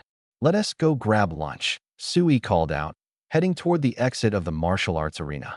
Gao Tantian and Chang Yuezhi exchanged a look before silently following him. The other students, having lost their source of entertainment, began to disperse as well. Lin Chu stared coldly at Su Yi's departing figure, silently vowing to himself, anyone who dares oppose me never has a good ending. Just wait to be expelled. Before everyone could leave the martial arts arena, the Academy's broadcast came on again. This time, it was the voice of Luo Zheong. Students, I have good news. In this year's Martial Soul Awakening test for the first-year students, 3 students from our academy have awakened martial souls. Chang Yueji from Class 7 has awakened an S-grade martial soul, the Heavy Iron Walk. Class Monitor, you're a genius. That's incredible. Gao Tantian praised. Old Chang, you're amazing. The surrounding students also began to praise him. Chang Yueji forced a smile and said, it's just that. If he had awakened a different martial spirit, it would have been something to celebrate. But the Iron Pot martial spirit left him feeling a bit embarrassed. Then, Luo Zheong continued. Zhang Ke from Class 2 of Grade 1 has awakened an S-level tool martial spirit, Thunder Rod. Everyone had seen Zhang Ke's martial spirit before, so there wasn't much reaction. But the next sentence shocked everyone. Su Yi from Class 7 of Grade 1 has awakened an SSSS-level plant martial spirit tree of life, and also possesses the Healing Star skill. Congratulations to these 3 students. The entire martial arts field fell silent for a moment before erupting into a commotion, with students chattering incessantly. Did I hear that right? Su Yi awakened an SSS-level martial spirit. The principal said it himself, it must be true. Oh my God. It's been ages since our academy has seen such a high-level martial spirit. And Su Ye's martial spirit comes with a healing skill too. Wow. Su Yi is going to rise to the top now. Lin Chu was completely dumbfounded. Upon hearing this news, he was so regretful that he was nearly losing his mind. An SSS-level martial spirit. Combined with the Healing Star skill, there was no doubt that Su Yi was the best student in the awakening tests across all 4 academies in Silverlight City. No one could compare to him. Although Su Ye's natural talent was only average, with the Healing Star skill, his future was limitless. It was foreseeable that Su Yi would definitely become a key focus of nurturing for the second Ancient Martial Academy, or even the entirety of Silverlight City. Other factions would also scramble to recruit him. A dazzling new star was about to rise. Ironically, Lin Chu had even wanted the academy to expel Su Yi. How foolish can I get? Lin Chu wished he could slap himself across the face. Competing with Su Yi was simply asking for trouble. Su Yi, is what the principal said true? Gao Tantian stared at Su Yi dumbfoundedly, asking in a daze. More or less, Su Yi replied calmly. Su Yi, you're amazing. Gao Tantian gave him a big thumbs up. Chang Yueji chimed in. Incredible. An SSS-level martial spirit, along with the Healing Star skill, was undoubtedly top tier in Silverlight City. Don't show off too much, Su Yi said with a smile. Come on, let's go eat. After lunch, Su Yi and his 2 friends received notice that the academy was granting them a 3-day break. They were to return in 3 days to report back, at which point they would officially begin their second year of high school. Before leaving, the academy awarded Su Yi 20 low-grade spirit crystals, which thrilled him immensely. With these 20 crystals and a little gratitude currency, he could exchange for 4 elemental fruits and boost his cultivation to Star Disciple Level 2. On the way home, Su Yi and Gao Tantian walked together. After a while, Su Yi suddenly said, Old Gao, you should thank me. Gao Tantian was utterly confused. Why, he asked. Su Yi smiled and said, Ma Hao and Jiang Ku have always looked down on us. I taught them a lesson, which is like helping you vent your anger. Shouldn't you thank me? Gao Tantian paused for a moment. What Su Yi said made sense, but did he really have to thank him? We're such good friends, there's no need to say thanks, Gao Tantian said casually. Su Yi insisted, no, this is separate. You have to say thank you. The gratitude currency was essential for exchanging elemental fruits, so it was incredibly important to him. Are you crazy? Gao Tantian muttered, but still said, thanks for helping me vent my anger. Received Gao Tantian's sincere thanks. Gratitude currency +1. Hearing this, Su Yi couldn't help but smile. Happy now. Gao Tantian glanced at him, sounding impatient. Su Yi grinned cheekily. Could you say it again? I didn't hear it clearly just now. This was a rare chance to earn gratitude currency. He couldn't let it slip by. Gao Tantian. Who keeps asking for thanks like this? He was starting to question whether Su Yi was mentally sound. Old Gao, say it quickly, Su Yi urged. Gao Tantian sighed helplessly and loudly said, thank you. Received Gao Tantian's sincere thanks. Gratitude currency +1. Great. Su Yi beamed with joy, looking at Gao Tantian as if he were a treasure. Su Yi, what are you doing? Gao Tantian felt increasingly uncomfortable under Su Ye's gaze. Su Yi chuckled. Old Gao, one more thank you, please. One more time. Gao Tantian was momentarily stunned, then furiously retorted, Go to hell. Sigh. Su Yi sighed deeply. Unable to earn more gratitude currency from Gao Tantian, he felt a little disappointed. But if he kept pestering him, he'd definitely be considered a lunatic, so he had to give up. Forget it. Let's just go home, Su Yi said. The two continued walking. As they passed an intersection, Su Yi suddenly noticed an elderly woman standing by the roadside, seemingly wanting to cross the street. A clever idea popped into Su Ye's mind. He quickly approached her and said enthusiastically, Granny, it's too dangerous to cross the road alone. Let me help you. Youth. The elderly woman hadn't even finished speaking before Su Yi helped her across the road. Once they reached the other side, Su Yi looked at her expectantly, waiting for her to say thank you. Unexpectedly, the elderly woman gave a wry smile. Young man, I wasn't planning to cross the street, I was just waiting for someone here. What? Su Yi felt a wave of embarrassment wash over him. This was truly awkward. I'm sorry, Granny. Su Yi quickly apologized and helped her back to where she had been standing. Su Yi, what are you even doing? Gao Tantian was utterly bewildered. Obviously doing good deeds, Su Yi replied casually, his eyes beginning to scan the surroundings. Good deeds. Gao Tantian's mouth twitched. In his memory, Su Yi was not exactly the altruistic type. Old Gao, you can head home first, Su Yi said, waving him off before running over to a sanitation worker. He smiled and said, Sir, cleaning up is such hard work. Let me help you. The sanitation worker looked hesitant. Young man, there's no need. Cleaning rubbish is dirty and tiring work. Su Yi waved dismissively. Don't worry about it. I love working. Without waiting for a response, he began helping to pick up trash. Seeing that Su Yi was serious, the sanitation worker couldn't help but laugh. Young man, thank you. Received Jiang Changda's sincere thanks. Gratitude currency +1.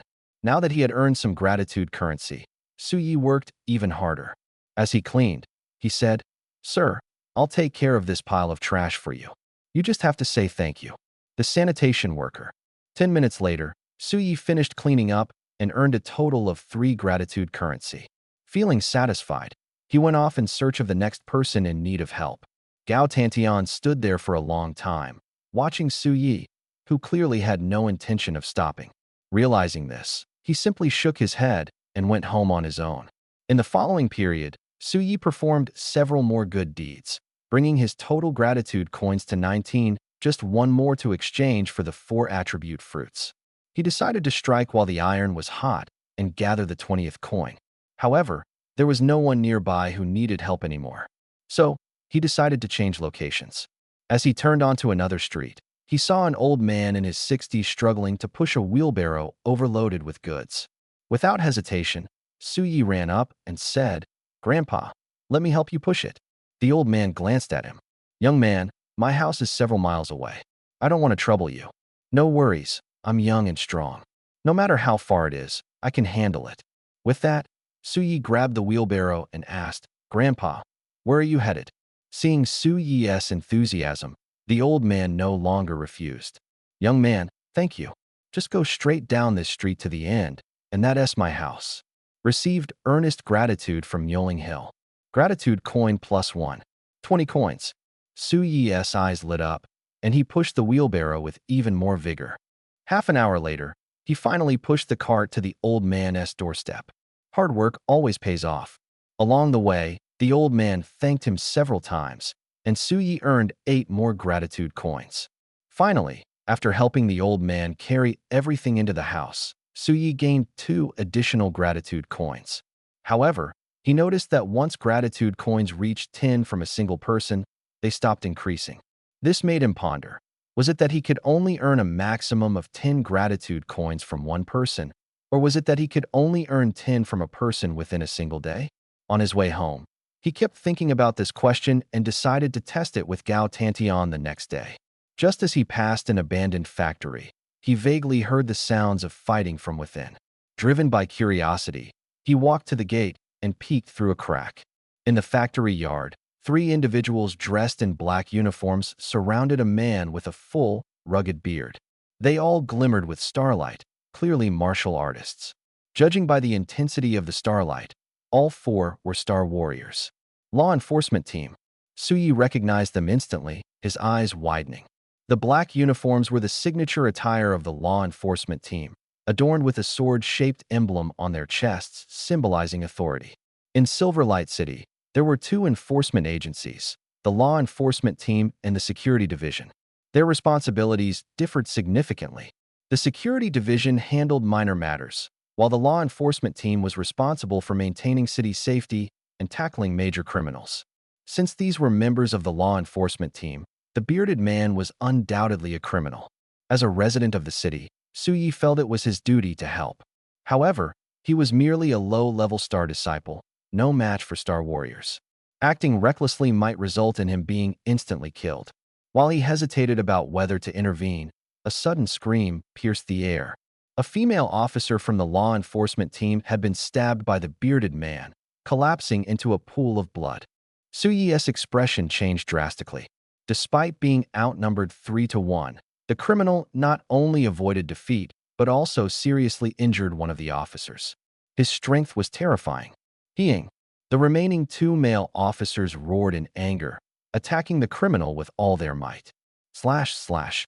Two more sounds echoed. Another officer fell, wounded by the criminal's blade. The rugged man's chest was also slashed, leaving a long, bleeding gash, staining his upper body red. Yet he neither fell nor fled, but instead sneered at the shorter officer. "You three weaklings think you can capture me? Today, I'll make sure you all die." Arrogant. The shorter officer shouted in fury, charging forward with a slash of his blade. Courting death. The bearded man sneered viciously, raising his weapon to block. A crisp crack resounded as their long blades clashed violently and shattered instantly. However, the bearded man's strength was clearly superior to the shorter officer's. After a direct confrontation, the officer slipped and lost his balance, retreating repeatedly. The bearded man, experienced in combat, seized the opportunity to close the distance and delivered a fierce kick to the officer's chest. The shorter officer's chest caved in instantly, and he screamed as he was sent flying into the gate, which shook violently upon impact. Standing outside, Suyi hurriedly dodged, narrowly avoiding being hit. But as the gate fell, his hiding spot was exposed. The bearded man's eyes filled with murderous intent the moment he spotted Suyi.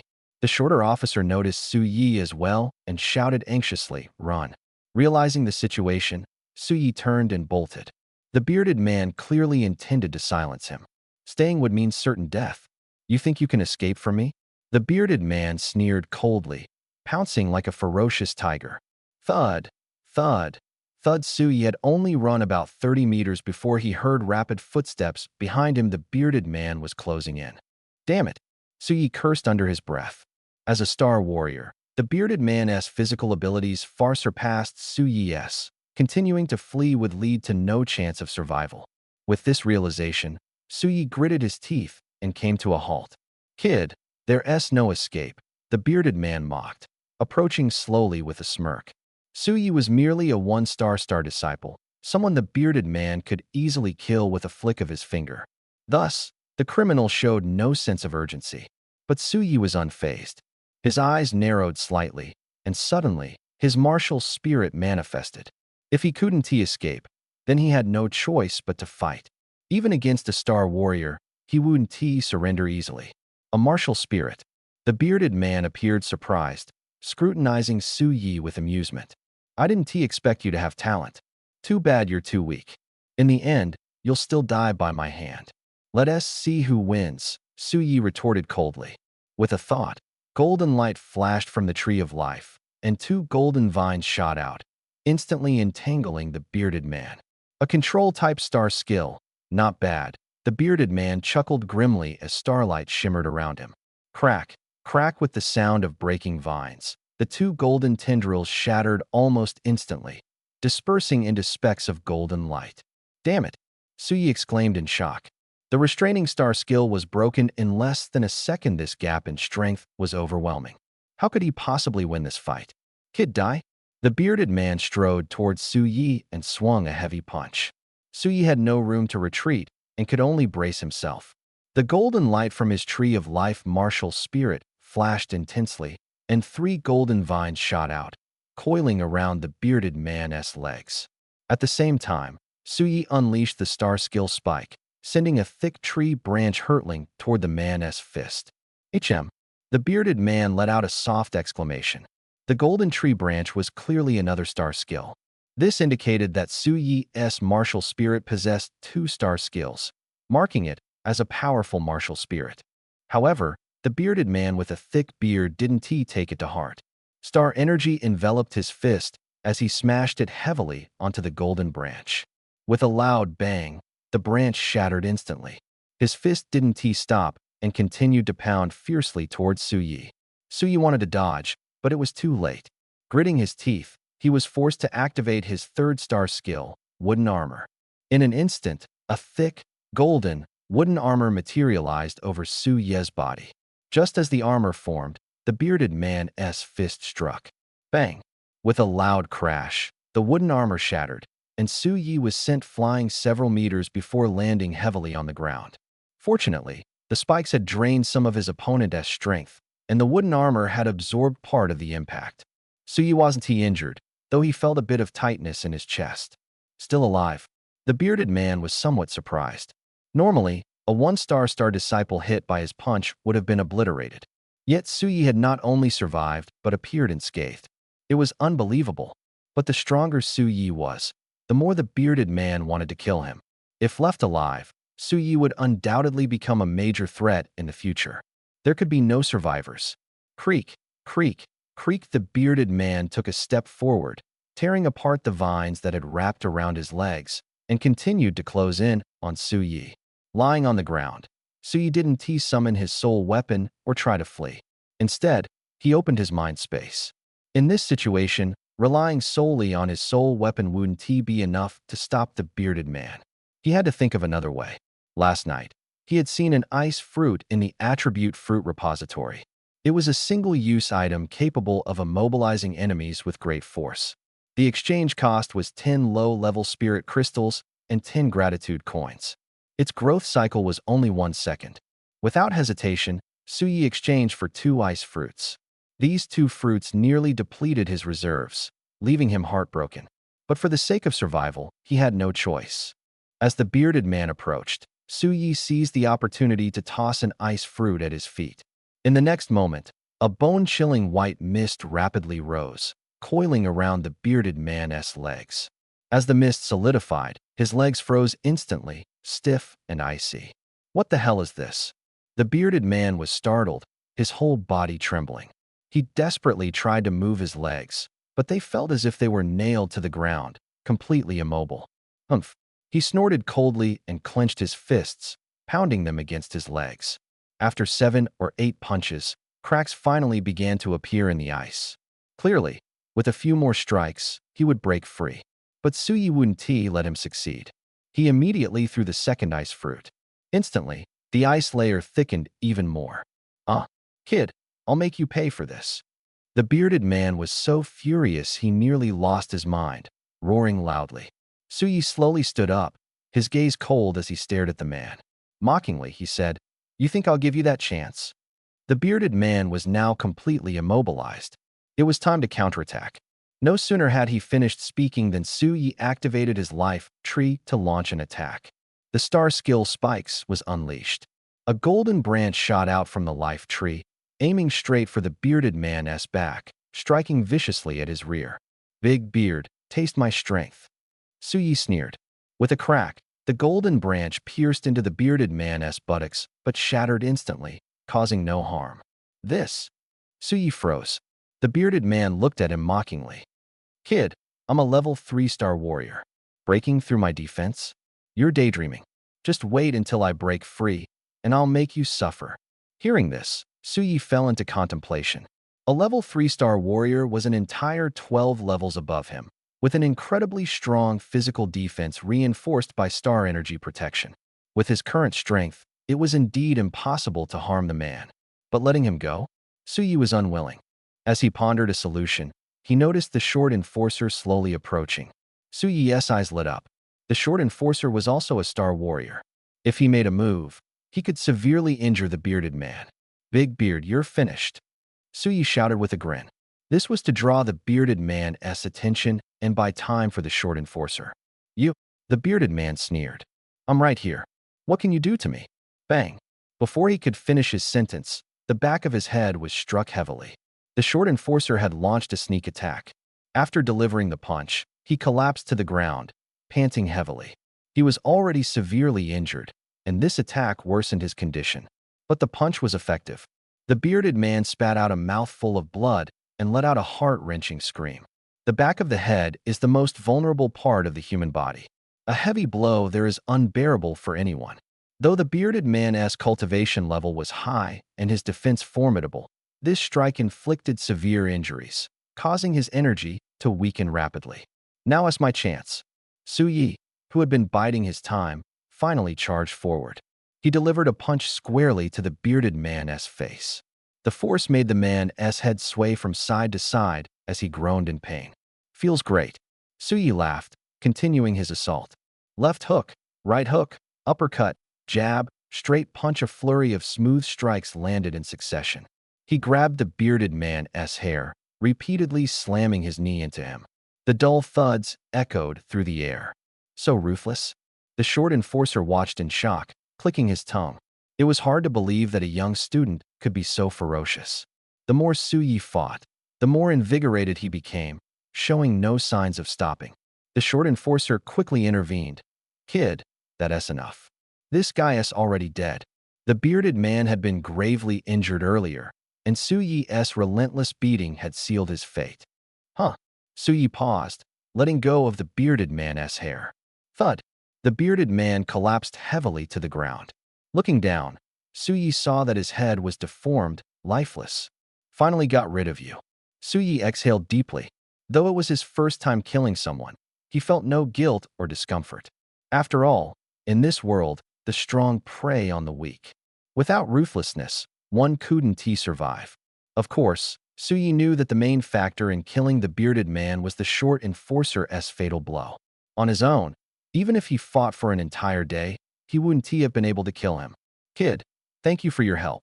The short enforcer looked at Suyi and said sincerely. Without Suyi, the three of them would have perished long ago. His gratitude came from the heart. A sincere thank you from Shirhan. Gratitude coins +1. Suyi's expression shifted slightly.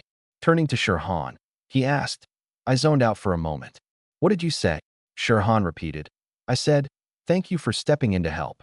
Suyi smiled and replied, "Brother Shir, no need to be so polite.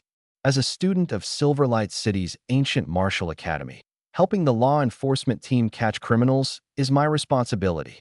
Shirhan looked a bit puzzled. "How do you know my surname is Shir?" This was their first meeting, so how could Suyi possibly know that? Suyi smiled and said, "I guessed." In truth, he had learned it from the gratitude coins prompt, but he couldn't reveal that and had to come up with a casual excuse. "Shirhan, how could someone guess so accurately?" Suyi pointed at the scruffy, bearded man and asked, "Brother Shir, who is this guy?" Shirhan snapped out of his thoughts and replied, "His name is Hong Junquan, a 3-star warrior and a notorious bandit. He recently stole a treasure from the Liu family. We tracked him down and came to capture him." Suyi's eyes lit up, and he asked, "What kind of treasure?" The Liu family was one of the 3 major families in Silverlight City, so the stolen treasure must be valuable. Helping retrieve it could earn him a reward, right? However, he was certain the treasure wasn't on Hong Junquan because his treasure-seeking mouse would have sensed and notified him if it were nearby. Shirhan said, "I'm not sure about the details." Suyi didn't dwell on it. Just as he was about to search Hong Junquan, a voice suddenly called out, "Captain, He Ying is in critical condition." Suyi turned his head and saw a male law enforcement officer carrying He Ying, covered in blood, out of the warehouse. He Ying. Shirhan's expression changed dramatically. Despite his injuries, he sprinted towards her. Suyi hesitated for a moment, but followed. The blessing light was a healing star skill. It might just save her. As he got closer, Suyi squinted and observed He Ying. She appeared to be in her early 20s, with delicate features. However, her face was pale, her breathing faint, and her condition dire. "Captain, think of a way to save her." The male law enforcement officer choked. on the verge of tears. Shirhan sighed. Her injuries are too severe. Even if we called Kong Hung, it would be too late. The male officer, overwhelmed with grief, collapsed to the ground while holding He-Ying. Suyi suddenly said, "Lay her on the ground. Let me try to save her." What? Shirhan and the male officer were both stunned. Suyi wanted to save her? With what? Was he joking? Quickly, Suyi urged. Shirhan gritted his teeth. Do as he says. Though he wasn't convinced, they had no other options and could only give it a shot. Without hesitation, the male officer gently laid He-Ying on the ground. Suyi began to manifest his martial soul, the tree of life.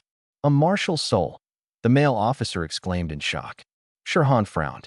Suyi's martial soul had 3 powerful star skills, but how would manifesting it help in this situation?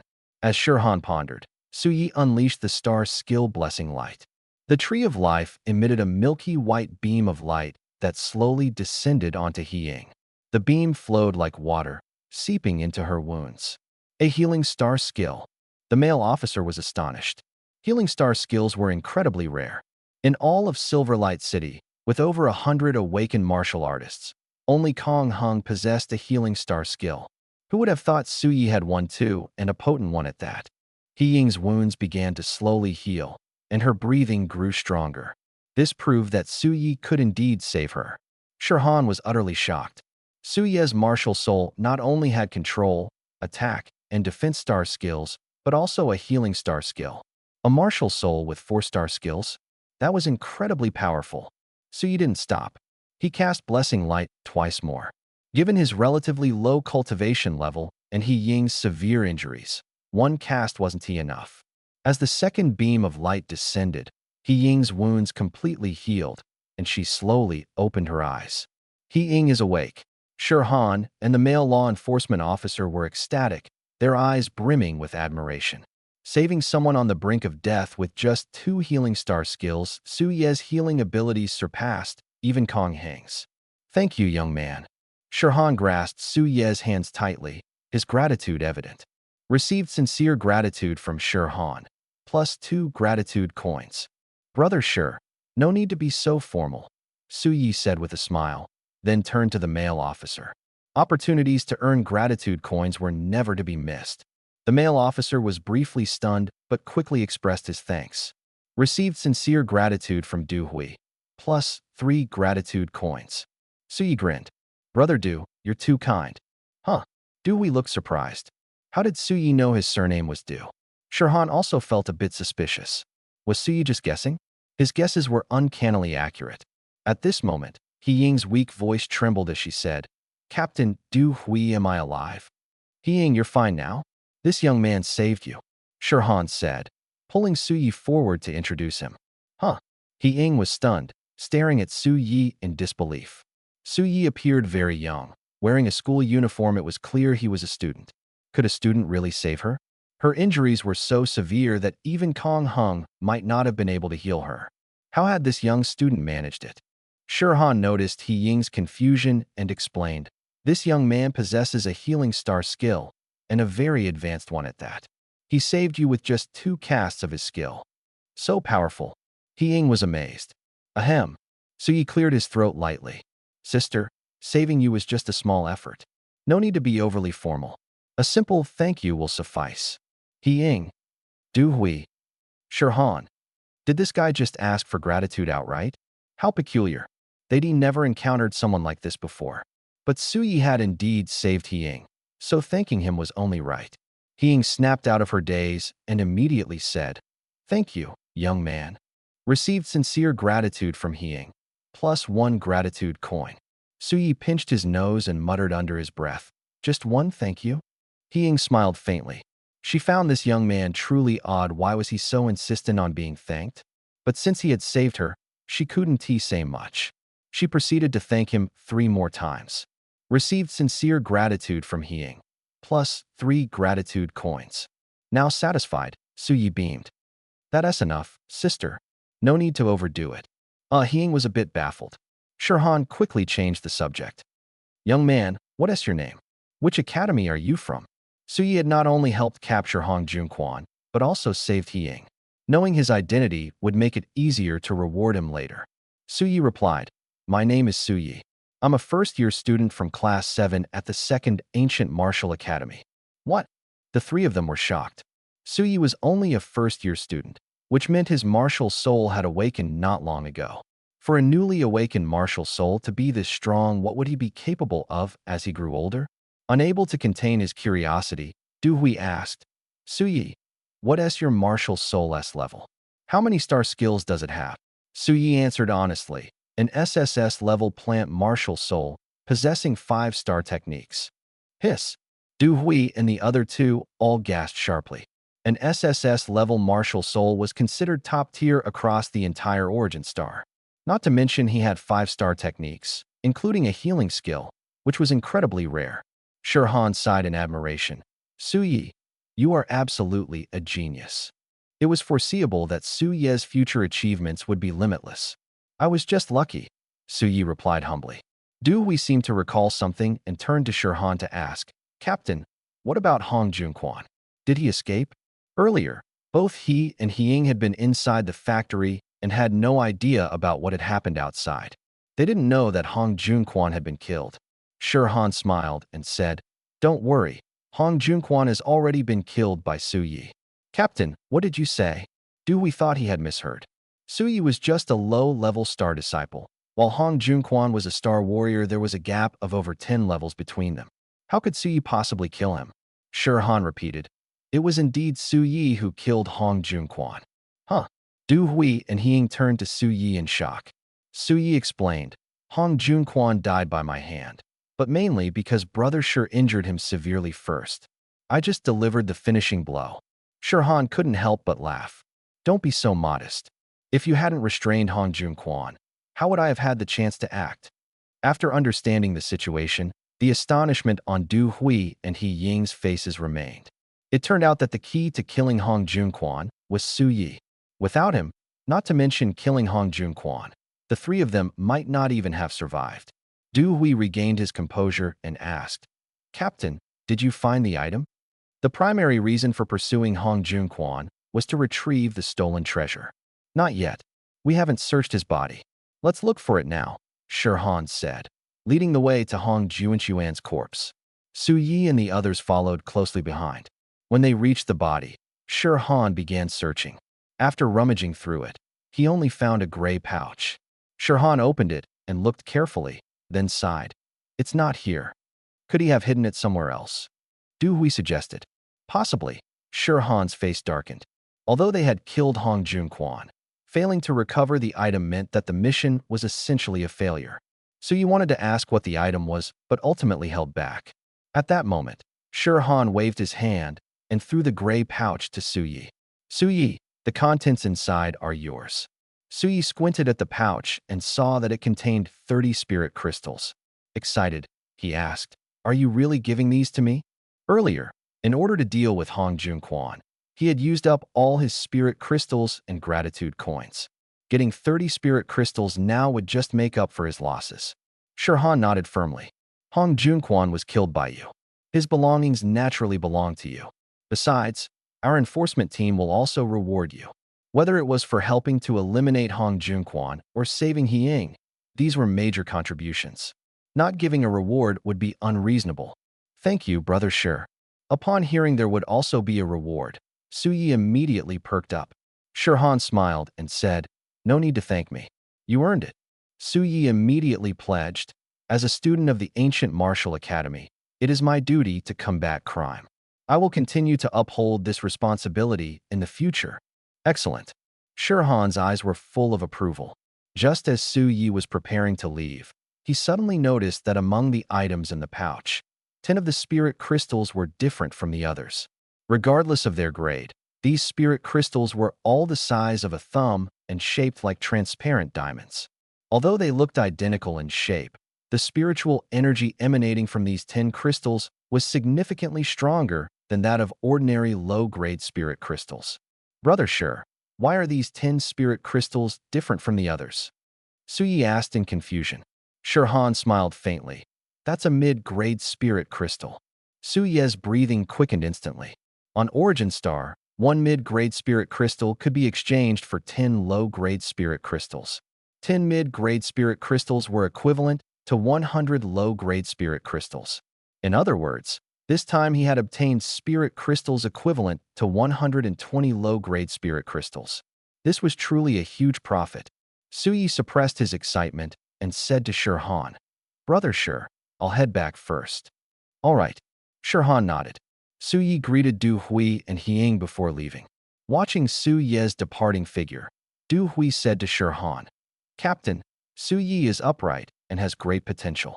Should we invite him to join the enforcement team? A genius like Su Yi has already been targeted by major forces. Recruiting him will be very difficult," Shirhan said slowly, squinting his eyes. "But we can give it a try.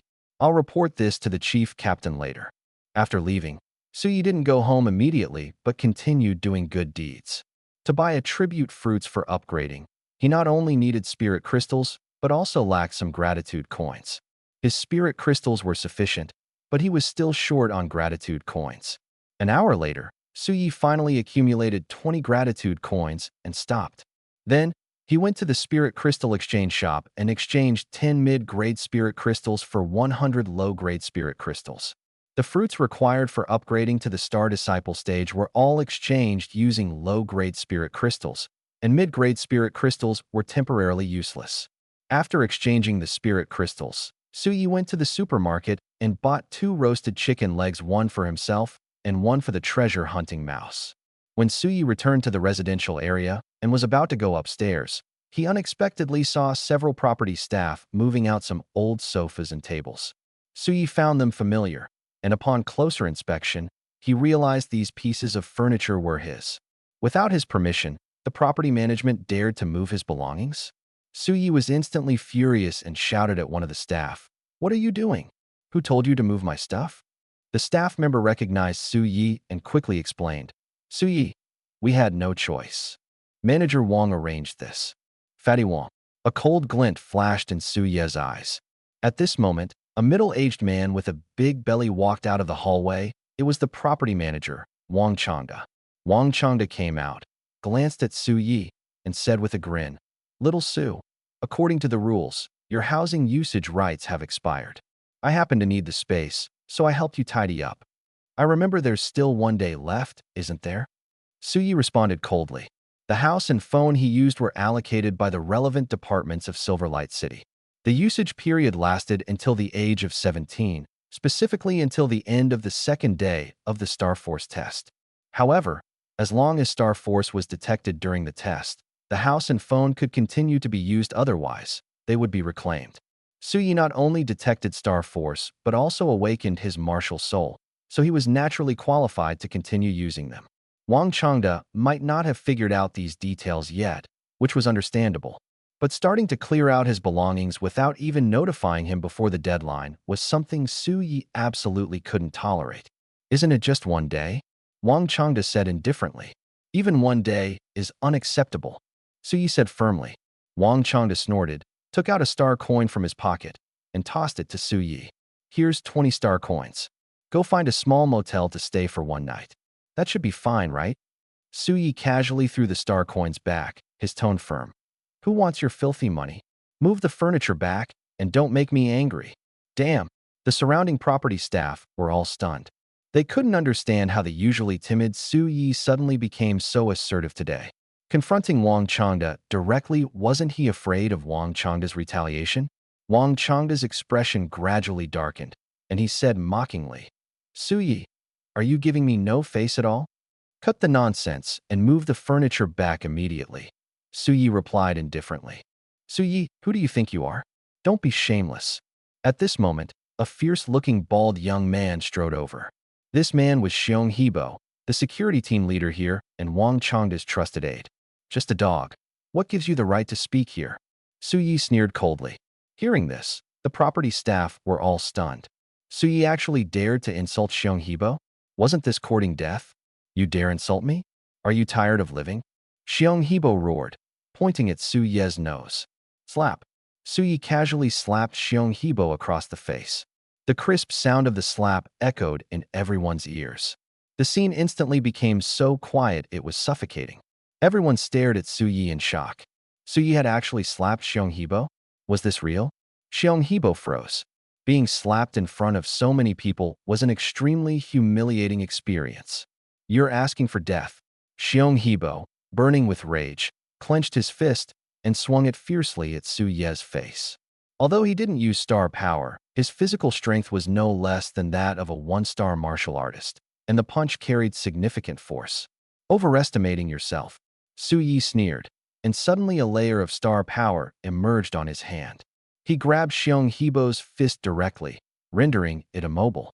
You're a martial artist? Xiong Hebo saw the faint star glow on Su Ye's hand and was almost scared out of his wits. Star power. Su Yi is actually a martial artist. Exclamations erupted from the surrounding crowd. How could Su Yi possibly be a martial artist? Wang Changda's mouth twitched. Based on his understanding, Su Yi had extremely poor talent and was almost incapable of condensing star power. But the reality before him was undeniable. Su Yi was indeed a martial artist. You've realized too late. Su Yi sneered coldly and suddenly kneed Xiong Hebo in the abdomen. Ah! Xiong Hebo bent over and collapsed to the ground, screaming in pain. Go scream somewhere else. Su Yi kicked Xiong Hebo away, sending him rolling several meters. Turning his gaze coldly to Wang Changda, Su Yi said, I am a martial artist. According to the rules, I am entitled to live here. Now, move the furniture back. Wang Changda's expression shifted unpredictably.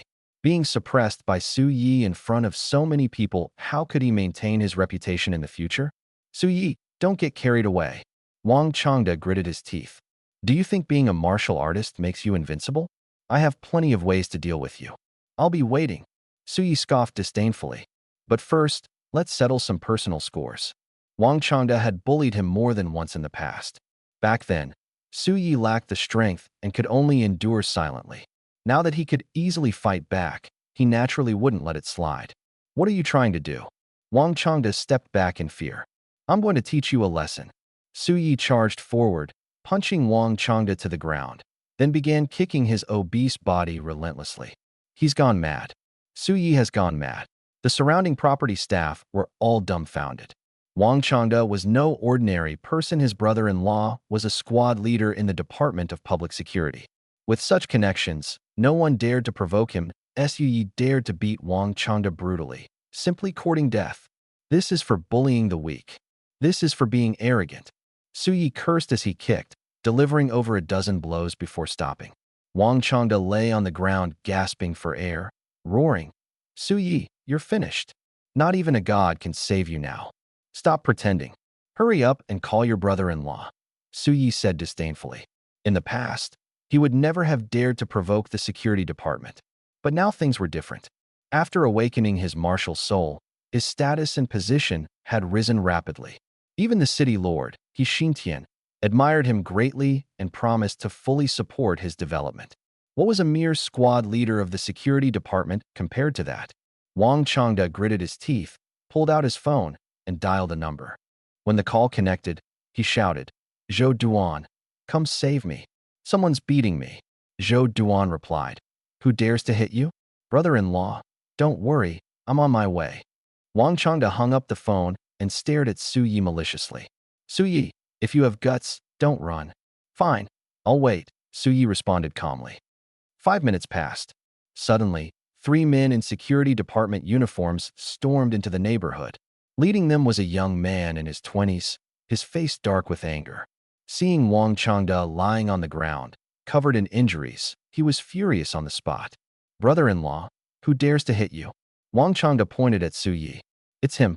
Zhou Duan turned to look at Su Yi, smirking coldly. Kid, you have some nerve hitting my brother-in-law. He deserved it, Su Yi said calmly. And this is just the beginning. If Wang Changda dares to act arrogant in front of me again, I'll beat him every time I see him. What the hell? So arrogant? Zhou Duan was stunned, reassessing Su Yi before sneering. Kid, your arrogance has completely angered me. He then signaled to the 2 security department officers beside him.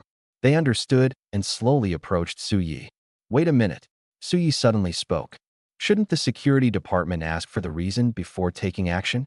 No need for that trouble, Zhou Duan scoffed. Once you're in the security department, I'll interrogate you slowly. Su Yi sighed. Looks like you're forcing me to act. You dare resist? Zhou Duan's gaze sharpened. The security department was the law enforcement agency of Silverlight City. Though not as powerful as the enforcement team, it was still prestigious. Challenging the security department was a serious offense. Su Yi was just a student. How could he have the courage to provoke them? You can try, Su Yi said provocatively. Grab him, Zhou Duan roared. The two security department officers lunged at Su Yi. Bang, bang, two muffled sounds. Su Yi struck out with two punches, easily knocking the two men to the ground. Daring to hit security department personnel? Zhou Duan froze for a moment before his expression darkened. Kid, you're challenging the authority of Silverlight City. You're dead. Regardless of the reason, hitting security department personnel was a serious crime. With this alone, he could completely ruin Su Yi. Su Yi rebuked righteously. As law enforcement officers of the security department, you should be disciplined and act justly. But you? Openly shielding relatives and breaking the law. You're a disgrace to the security department. Today, I will represent the laws of Silverlight City to punish you. You want to punish me? Zhou Duan's eyes turned cold. Today, we'll see who's stronger. He then unleashed his star power and reached for Su Ye's neck. Only a star disciple at level 1. Su Yi sneered disdainfully. As Zhou Duan lunged forward, Su Yi swiftly dodged and delivered a fierce kick to Zhou Duan's ankle. Ah! Zhou Duan cried out in pain and fell to the ground. Su Yi had no intention of letting him off, rushing forward to deliver a series of brutal kicks. The onlookers were stunned. First, Su Yi had beaten Xiong Hebo, Wang Changda, and two security team members, then pinned the security team's squad leader to the ground for a savage beating. This was madness. Su Yi, stop! Wang Changda shouted, seeing Zhou Duan on the verge of serious injury. You think I'll stop just because you said so? Who do you think you are? Su Yi sneered coldly and continued kicking. You? Wang Changda was furious, almost exploding with anger. Bang, bang, bang. Su Yi kicked over 10 times, and Zhou Duan finally couldn't take it anymore, shouting, Su Yi, stop. I admit defeat. Begging for mercy in public was humiliating for him, but if he didn't he might end up crippled. A smart person wouldn't take a fall like this. As long as he got through this, he'd find a way to deal with Su Yi later. Su Yi completely ignored him, his foot continuing to land blow after blow. Zhou Duan, relying on his position as the security team squad leader, had bullied others, and this punishment was a way to vent the anger of those he had oppressed. Su Yi kicked another dozen times until Zhou Duan was reduced to a heap of mud before stopping. Huff, huff. Zhou Duan gasped heavily, his eyes filled with hatred. Su Yi keenly noticed and snorted coldly. Judging by your expression, you're still not convinced. Zhou Duan shuddered violently and quickly said, I really admit defeat. I won't dare again. Su Yi ignored him and was about to ask the property management to move the furniture back when suddenly, a burly man in an enforcement team uniform entered the neighborhood. This man had a towering figure, a stern appearance, and exuded a powerful aura. When Zhou Duan saw him, he looked as if he had seen his savior and shouted, Captain Li, you must help me. The enforcement team man glanced at Zhou Duan, noticing his injuries, and frowned. Who are you? Who injured you? Captain Li, I'm Zhou Duan from the security department. Zhou Duan introduced himself, then pointed at Su Yi, angrily accusing. It was him. Su Yi used his martial arts skills to openly attack security team members. He*s completely lawless. Su Yi. Captain Li's expression shifted. He turned to look at Su Yi, sizing him up, and asked, Are you Su Yi from the Second Ancient Martial Arts Academy? That's me. Su Yi nodded. Su Yi, hello. I'm Li Guanji, the chief captain of the enforcement team. Li Guanji said warmly, walking over to shake Su Yi's hands firmly. He said gratefully, Shirhan has already told me about what happened earlier. On behalf of the enforcement team, thank you. Captain Li sincerely thanks you. Gratitude points +1. Captain Li, you're too kind. As a member of Silverlight City, fighting against evil is our responsibility, Su Yi replied with a smile. What just happened? Everyone else was stunned. The chief captain of the enforcement team, a heavyweight figure in Silverlight City, had personally come to thank Su Yi? This was truly remarkable. What earth-shattering thing had Su Yi done? Zhou Duan and the others exchanged uneasy glances, their hearts filled with anxiety. They had originally planned to use Li Guangji to deal with Su Yi, but now it seemed impossible. Not to mention Li Guangji's support for Su Yi, there was even a chance they might end up suffering themselves. Su Yi, your sense of responsibility is truly admirable. Silverlight City needs young people like you, full of energy and responsibility. Li Guangji nodded approvingly, then pointed at Zhou Duan and asked, "Is this guy the one you beat up?" "Yes." Su Yi nodded and explained the situation in detail. After listening, Li Guangji's face immediately darkened, and he angrily shouted at Zhou Duan, "As a member of the security department, you actually engaged in corruption and violated the law. Your crime is even more severe. Prepare to face punishment." Although the security department and the law enforcement team are two separate departments, with Li Guangji's status, punishing a wrongdoer from the security department was effortless. "Captain Li, Zhou Duan turned pale with fright and was about to defend himself, but Li Guangji kicked him away with one swift motion. The kick was powerful enough to knock him unconscious. Li Guangji turned to Su Yi and said, "Su Yi, rest assured, people like Zhou Duan will definitely be removed from the security department." Although Su Yi was still a student, his potential was immense and held great significance for Silverlight City. Even the city lord, He Xintian, had specifically requested to fully nurture him. Therefore, both logically and morally, Su Yi had to be given an explanation. After speaking, Li Guangji took out his phone, made a call, and gave a few instructions. How could this happen? Wang Changda was on the verge of tears. He had thought Su Yi was just a minor figure he could control at will. Unexpectedly, Su Yi's influence was so significant that even someone as prominent as Li Guangji firmly stood by his side. Fighting against Su Yi? Impossible. At this moment, Wang Changda regretted deeply, wishing he could turn back time. If he had known this, why would he have opposed Su Yi? It was like lifting a rock only to drop it on his own foot. "Thank you, Captain Li," Su Yi said gratefully, then asked, "Captain Li, is there anything else you came for this time?" "There are two things." Li Guangji smiled slightly, took out two cloth bags from his pocket, and handed them to Su Yi. These contain low-grade spirit crystals, 100 pieces per bag. One is a reward from the law enforcement team, and the other is cultivation resources from the city lord. 200 low-grade spirit crystals. Su Yi was so excited he almost jumped up and quickly expressed his thanks. With these 200 spirit crystals, combined with the ones he already had, he could level up several times. It was simply amazing. "You're welcome, you deserve them," Li Guangji said modestly. Su Yi took the two cloth bags and asked, "Captain Li, what is the second matter?" Li Guangji smiled and said, "I want to invite you to join the law enforcement team." "What?" Su Yi was stunned. Joining the law enforcement team was no small matter. First, one had to have upright character, and second, strong abilities. Law enforcement team members were generally warriors at the Star Warrior level, but he was only a Star Disciple at 1 star, far from qualified. Su Yi asked doubtfully, "Captain Li, I'm just a student, and my cultivation level is still low. Can I really join?" Li Guangji explained, "Although your cultivation level is a bit low, your potential is evident. Our law enforcement team has always been open to selecting talent."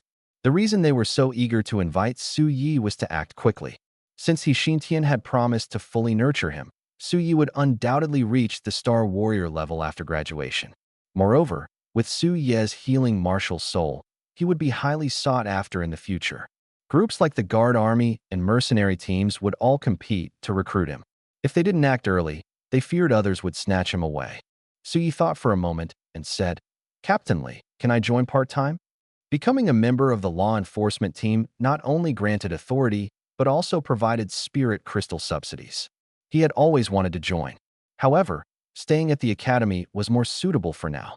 The academy regularly organized competitions, and winning them could earn spirit crystal rewards. There was also the opportunity to enter secret realms, which contained many treasures.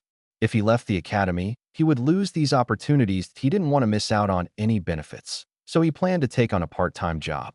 Usually, he would stay at the academy to practice martial arts, and when there were tasks, he would go out with the enforcement team, ensuring neither side was neglected. Li Guangji, a part-time enforcement team member? Su Yi's idea was truly unconventional. "Su Yi, you know there's never been a precedent for part-time members in the enforcement team." Li Guangji said with a wry smile. Su Yi smiled and said, "My situation is special. Since I haven't graduated yet, I can only work part-time. After graduation, I'll join full-time. Is that what you're thinking?" Li Guangji's eyes lit up and he immediately agreed. "All right, I agree."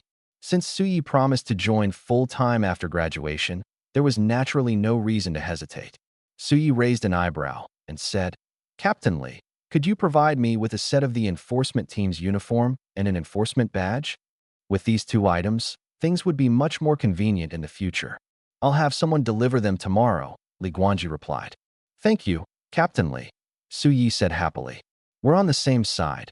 No need to be so formal," Li Guangji responded cheerfully. The two then chatted about other topics. 10 minutes later, over a dozen security team members suddenly entered the neighborhood. The leading security captain walked up to Li Guangji and respectfully said, "Captain Li, do you have any instructions?" Li Guangji said coldly, "Didn't I already explain over the phone?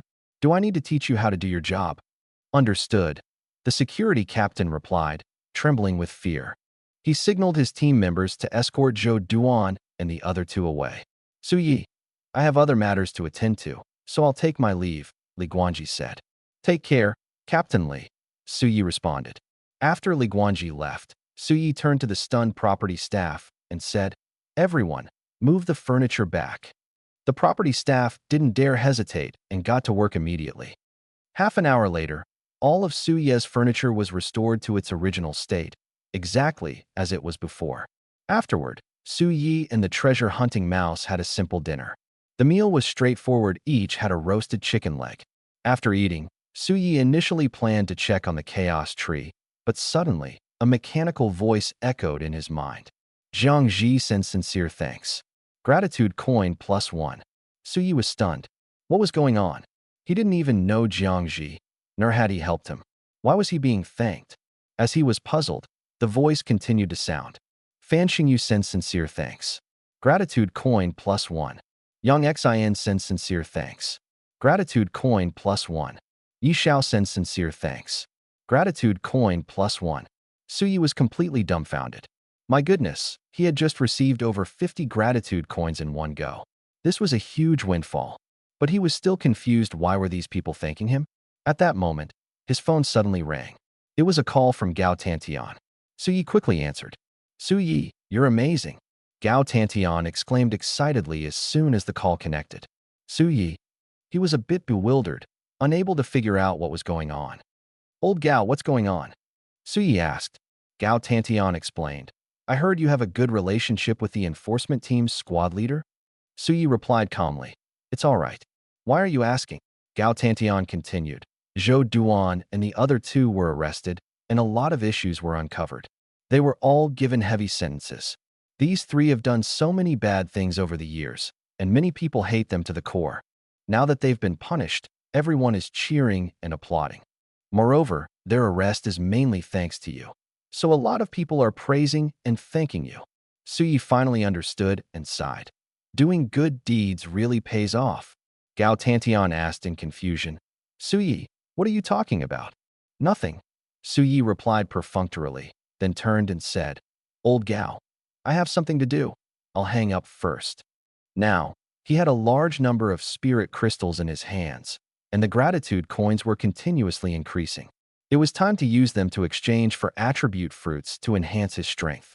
After hanging up the phone, Su Yi eagerly opened the chaos tree. After looking for a while, he exchanged for 8 attribute fruits. Among them, 4 were second-level fruits: strength fruit, durability fruit, agility fruit, and star power fruit. The other 4 were third-level fruits. Each third-level attribute fruit required 10 low-grade spirit crystals and 10 gratitude coins, with a growth period of 1 hour. Exchanging these 8 fruits cost a total of 60 low-grade spirit crystals and 60 gratitude coins. Su Yi began to ponder. He still had plenty of spirit crystals, and the gratitude coins were continuously increasing, enough to exchange for 4 fourth-level attribute fruits. However, he didn't plan to continue exchanging. The reason was simple. He only had a weak grade talent, and being able to condense star power was already a stroke of luck. If his level increased too quickly, anyone could see that it was abnormal. He might even attract the attention of ill-intentioned people who would capture him for research as a guinea pig.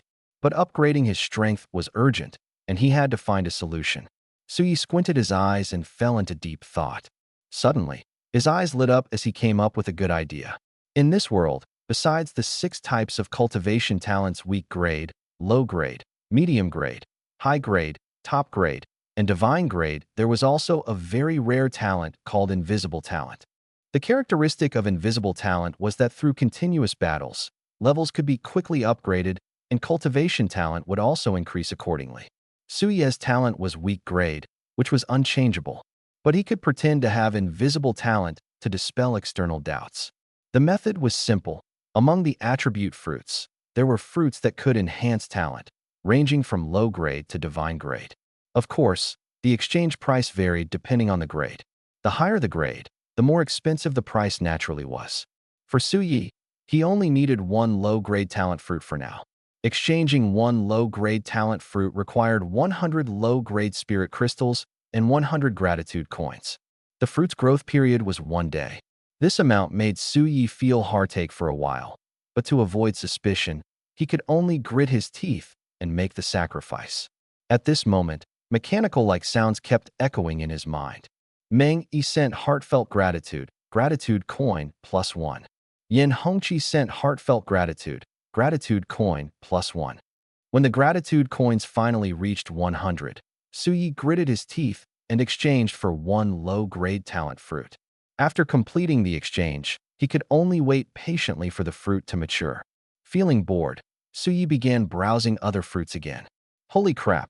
Seeing a transportation fruit, Suyi couldn't help but exclaim. Smart Battle Vehicle was a transportation tool that could be used on land, water, and air. It could change size at will, had detection functions, and possessed extremely strong defense. At its ultimate stage, it could fly through the sky, burrow underground, and traverse interstellar space. Suyi had never seen such an incredible transportation tool. If he owned one, traveling anywhere would be convenient. Of course, such an amazing item had extremely harsh exchange conditions. It required 1 mechanical heart, 1 boundary stone, 1 spirit crystal, 1 low-grade spirit crystal, 1 medium-grade spirit crystal, 1 high-grade spirit crystal, 1 top-grade spirit crystal, and 1 gratitude coin. It's absolutely impossible to exchange it in a short time. Suyi sighed helplessly. Although the intelligent battle vehicle was powerful, he simply had no ability to exchange for it. Right now, he couldn't even obtain a single advanced spirit crystal, let alone the mechanical heart, boundary stone, and spirit crystal. He hadn't even heard of these 3 items. Suyi composed himself and continued looking at other fruits. Suddenly, his expression turned strange. Among the chaos fruits, there were actually inflatable doll fruits, and quite a number of them. What surprised him even more was that these dolls were modeled after popular female celebrities. For example, Dilly Reba, Gulnazer, Yongmi, and so on. Suyi looked at one of them. The Dilly Reba inflatable doll was 100% realistically restored, and using it would bring an extremely pleasurable experience, making one feel as if they were dreaming, floating in ecstasy. The exchange conditions were 100 low-level spirit crystals and 100 gratitude coins. Growth cycle, 1 day? After reading this, Suyi showed a disdainful expression. What exactly was this heavenly Tao trying to do, preparing inflatable doll fruits for him? Was it afraid he would feel lonely? He wasn't buying it. Ridiculous. Suyi snorted coldly. Using 100 low-level spirit crystals and 100 gratitude coins to exchange for such a thing was far less worthwhile than exchanging for attribute fruits. Only an idiot would exchange for an inflatable doll.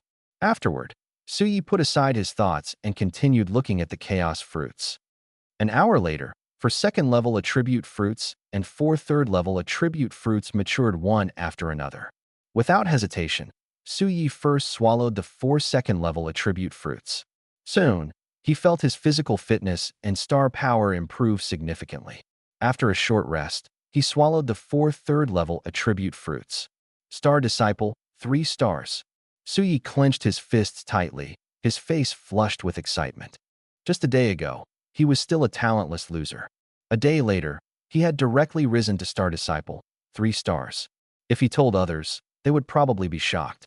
As his level increased, the power of his martial soul, Tree of Life, also greatly enhanced, and his combat power soared. I should be able to fight against a star disciple, 5-star expert now. Suyi thought to himself and continued looking at the chaos fruits. While he was looking, his phone suddenly rang. Seeing an unfamiliar number, he hesitated for a moment but still answered. Suyi, it's Luo Zheong. An elderly voice came from the other end of the line. Principal, is there something you need? Suyi was a bit surprised. Luo Zheong chuckled. Suyi, you've performed well. I heard from Li Guanji that you helped the enforcement team take down a ruthless criminal who was a star warrior, 3 stars. Suyi quickly explained. Principal, it's true that I killed him, but I only helped finish him off. Don't think I can really fight against a star warrior. Don't be modest. You performed exceptionally well, and I'm proud of you. Luo Zheong praised. Suyi was momentarily stunned and asked, Principal, you didn't call just for this, did you? There are 2 other matters, Luo Zheong said with a smile. First, after discussion among the Academy's senior management, Teacher Lin Chu is no longer suitable to stay at the 2nd Ancient Martial Academy and has been transferred to the 4th Ancient Martial Academy. Oh, Suyi raised an eyebrow. He guessed that it must have been the incident at the martial arts arena that led to Lin Chu's transfer. From this, it seemed that Luo Zheong truly intended to focus on nurturing him. Otherwise, he wouldn't have replaced a teacher for a single student. Suyi then asked, Principal, what's the second matter? Luo Zheong said, In a few days, you will be promoted to the 2nd year of high school. At that time, the 4 ancient martial arts academies in Silverlight City will hold a team competition for 2nd-year students. Are you interested in participating? As a member of the 2nd Ancient Martial Arts Academy, I must bring glory to the academy. I will definitely participate, Suyi replied without hesitation. Competing for honor is important, but the key is the rewards from the competition. This is a rare opportunity that cannot be missed. Very good. Luo Zheong nodded and continued. Strive to take first place in this competition. If you win, there will be a chance to enter the Snowfield Secret Realm for training. Suyi's eyes lit up. The Snowfield Secret Realm is home to a large number of snow beasts. Although these snow beasts are low-level monsters, their levels are generally only level 3, with the stronger ones reaching level 5, equivalent to human martial artists at Star Disciple 3 star to 5-star. Monster skulls can generate monster crystals, treasures similar to spirit crystals. By hunting a large number of snow beasts, one can obtain many monster crystals. Additionally, the Snowfield Secret Realm contains various low-level spiritual materials that can be exchanged for spirit crystals. In short, the Snowfield Secret Realm is an excellent place to accumulate wealth. However, ordinary people cannot enter. It is only open to certain academies for training. Upon learning this, Suyi secretly vowed to take first place. Only first place would grant access to the Snowfield Secret Realm. Principal, rest assured. With me here, our academy will definitely take first place, Suyi said confidently.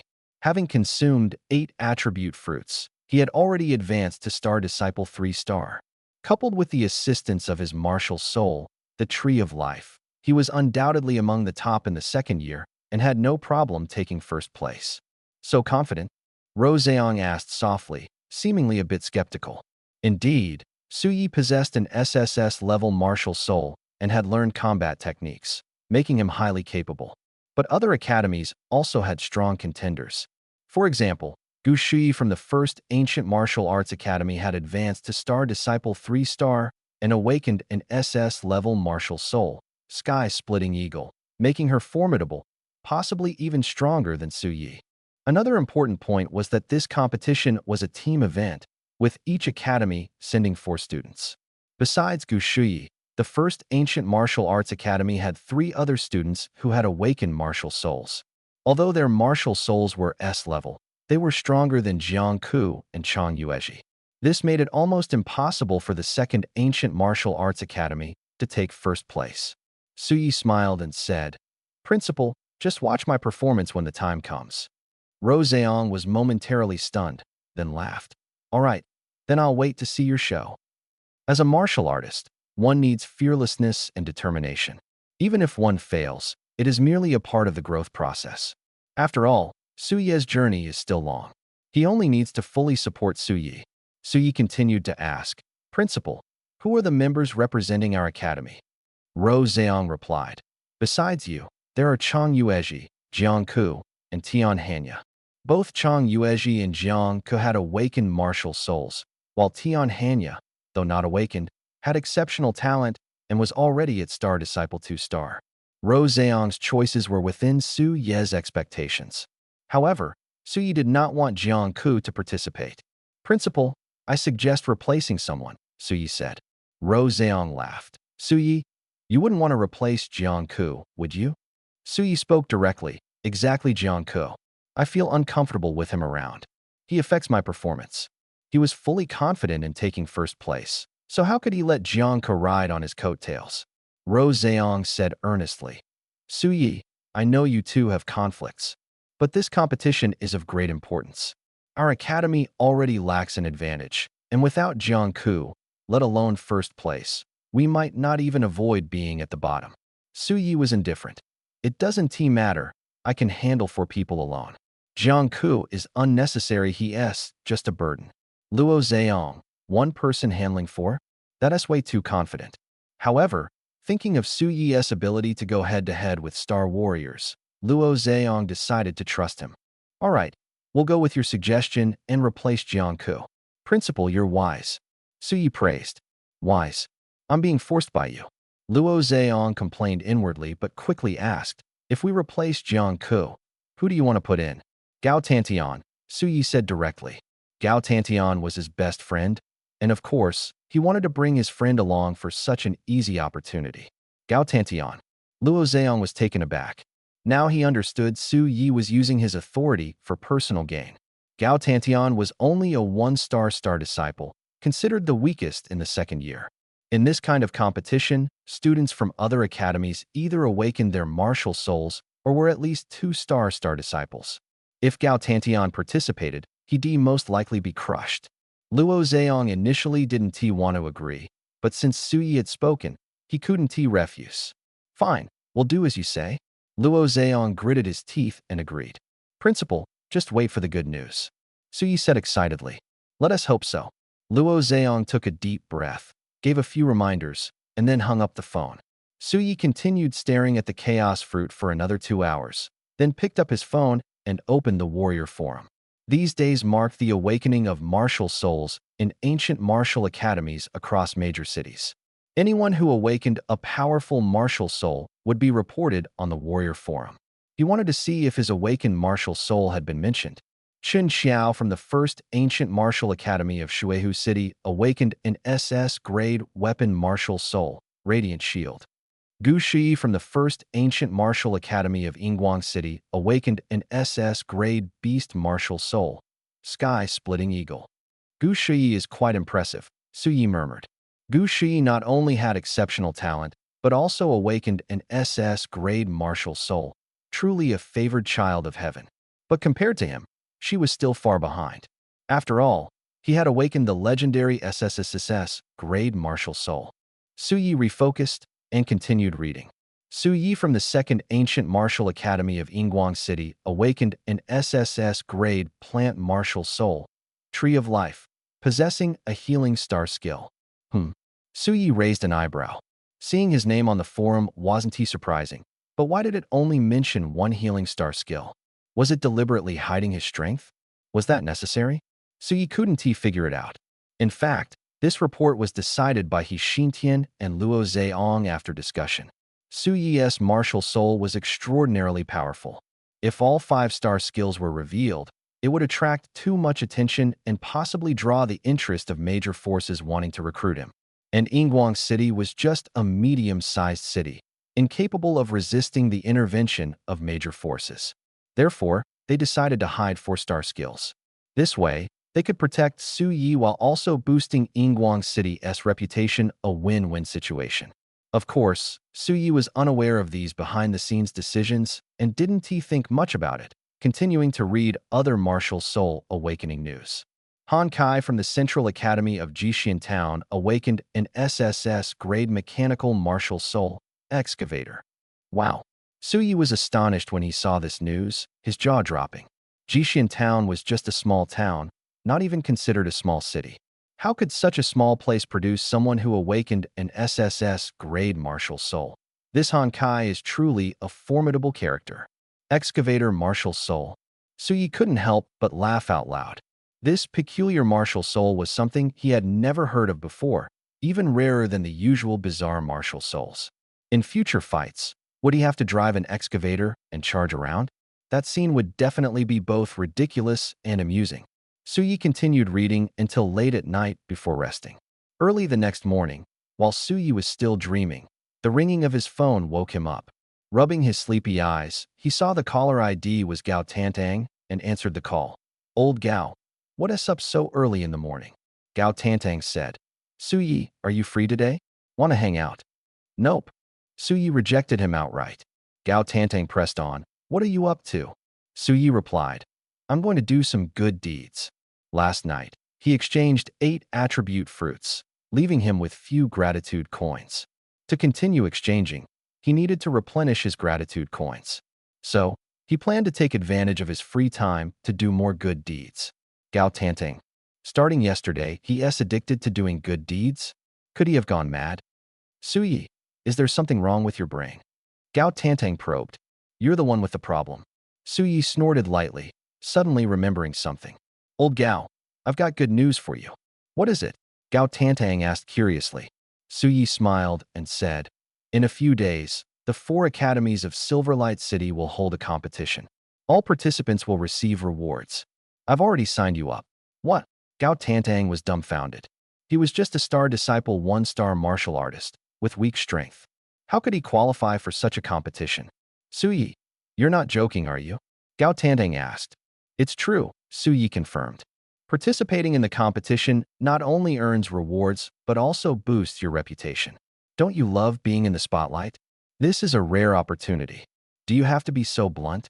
Gao Tantang muttered. "But my strength is too weak." Will the principal even agree? He certainly didn't want to miss the chance to show off.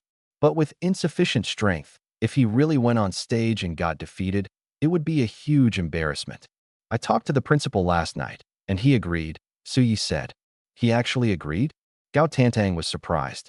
Luo Xiong should know his strength, so why would he let him participate? Suyi continued, "Don't worry.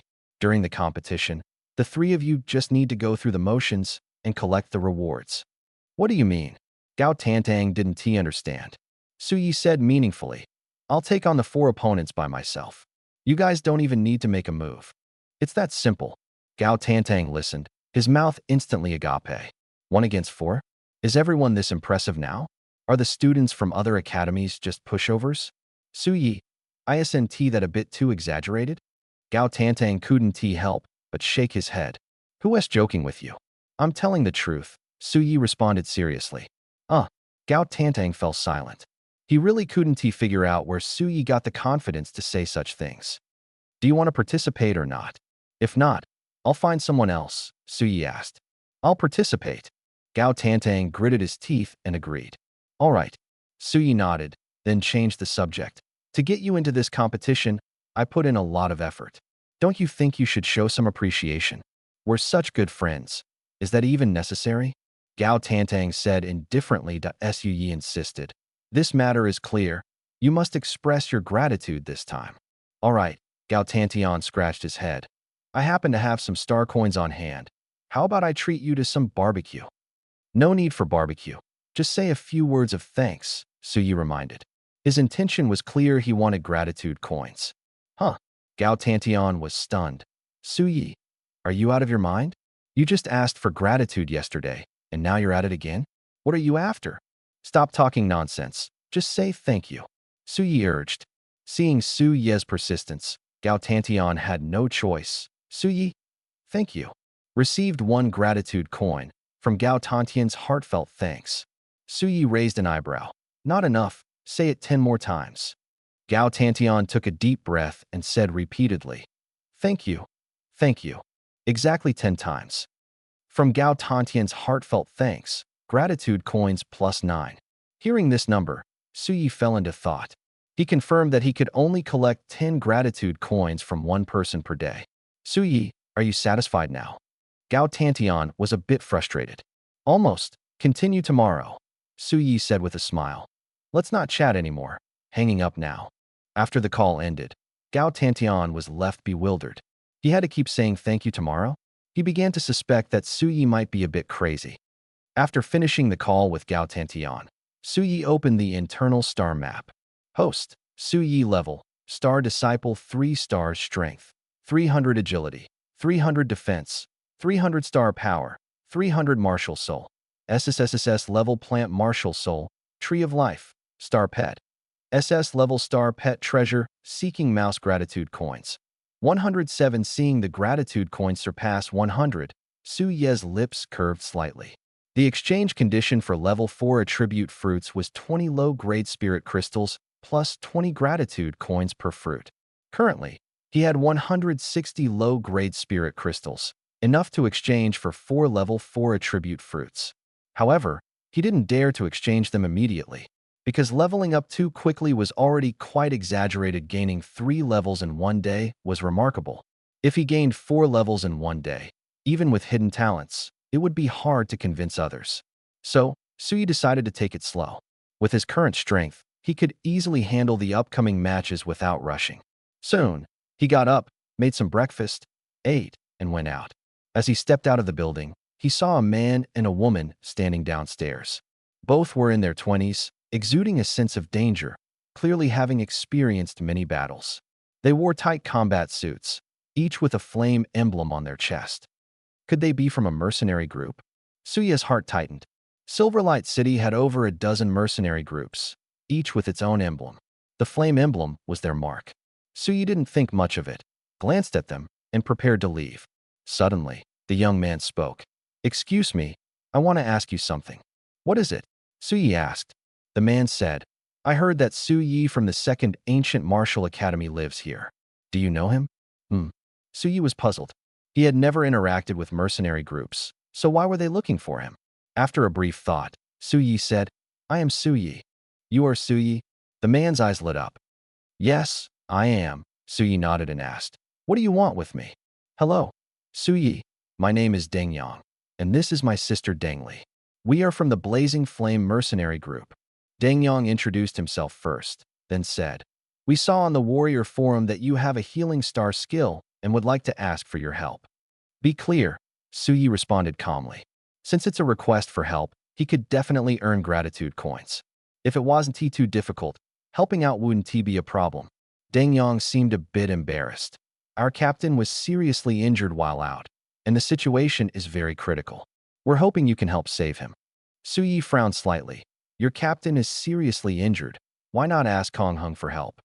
Kong Hung was a star warrior, more than 10 levels higher than him, and his healing effect would definitely be stronger.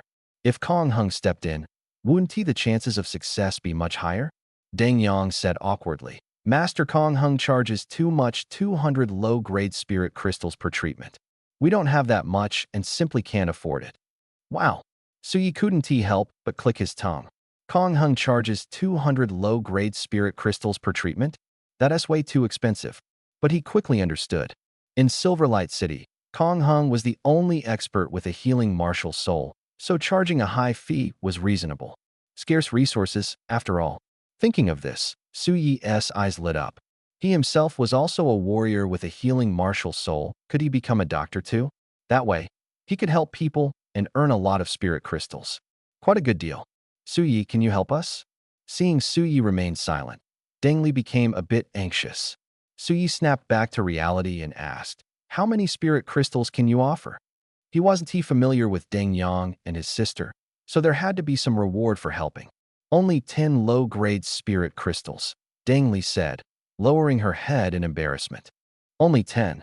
Su Yi's mouth twitched. Mercenary groups were usually quite wealthy. How could the Blazing Flame mercenary group be so poor? Were the rumors false? Deng Yang explained. "We were a small mercenary group with limited resources. Our last mission was disastrous. Several team members died. All the spirit crystals were given to the families of the deceased, so we're struggling now." "Understood," Suyi nodded. "I'll take the job." The Blazing Flame mercenary group seemed to have a sense of humanity, so helping them once wasn't a big deal. "Suyi, thank you." Deng Yang and his sister were overjoyed, thanking him repeatedly. Received sincere gratitude from Deng Yong and Deng Li, gratitude coins +2.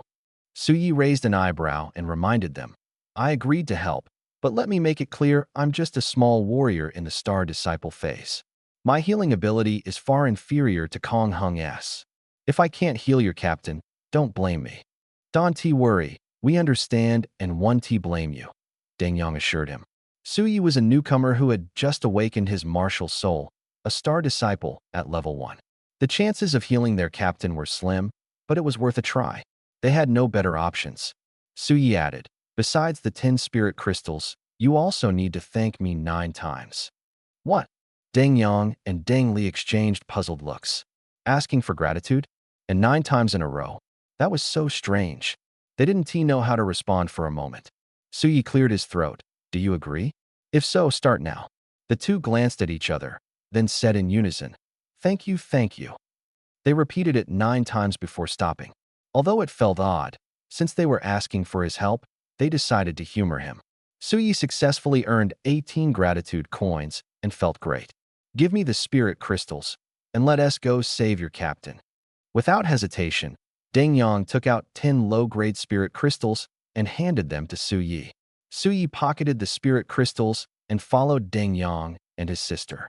Half an hour later, the three arrived at a rundown house in the southern part of the city. Su Yi glanced around. Is this the headquarters of your Blazing Flame mercenary group? He could guess they had gone through a major disaster and were likely in a dire situation, but he hadn't expected it to be this rundown. Deng Yang explained. The house we rented before, we couldn't afford the rent, so we had to temporarily stay here. Understood. Su Yi nodded. Let's hurry and save him. Deng Yang opened the door and led him inside. The house was a bit old, but it was cleaned thoroughly. Su Yi squinted and looked over. On the bed lay a middle-aged man with a dark complexion, his eyes tightly shut, seemingly unconscious. Where's the wound? Su Yi asked. The abdomen. Deng Li walked over and lifted the blanket covering the man. Su Yi focused his gaze and gasped. The man's abdomen had a gaping wound the size of a bowl, cut open by a sharp weapon, shocking to behold.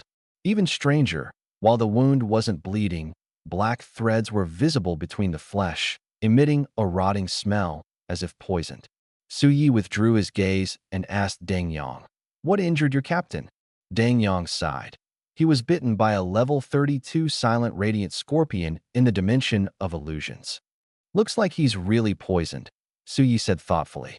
The dimension of illusions contained a spatial passage leading to the insect race, hiding numerous dangerous insect beasts, among which the silent radiant scorpion was a particularly venomous creature.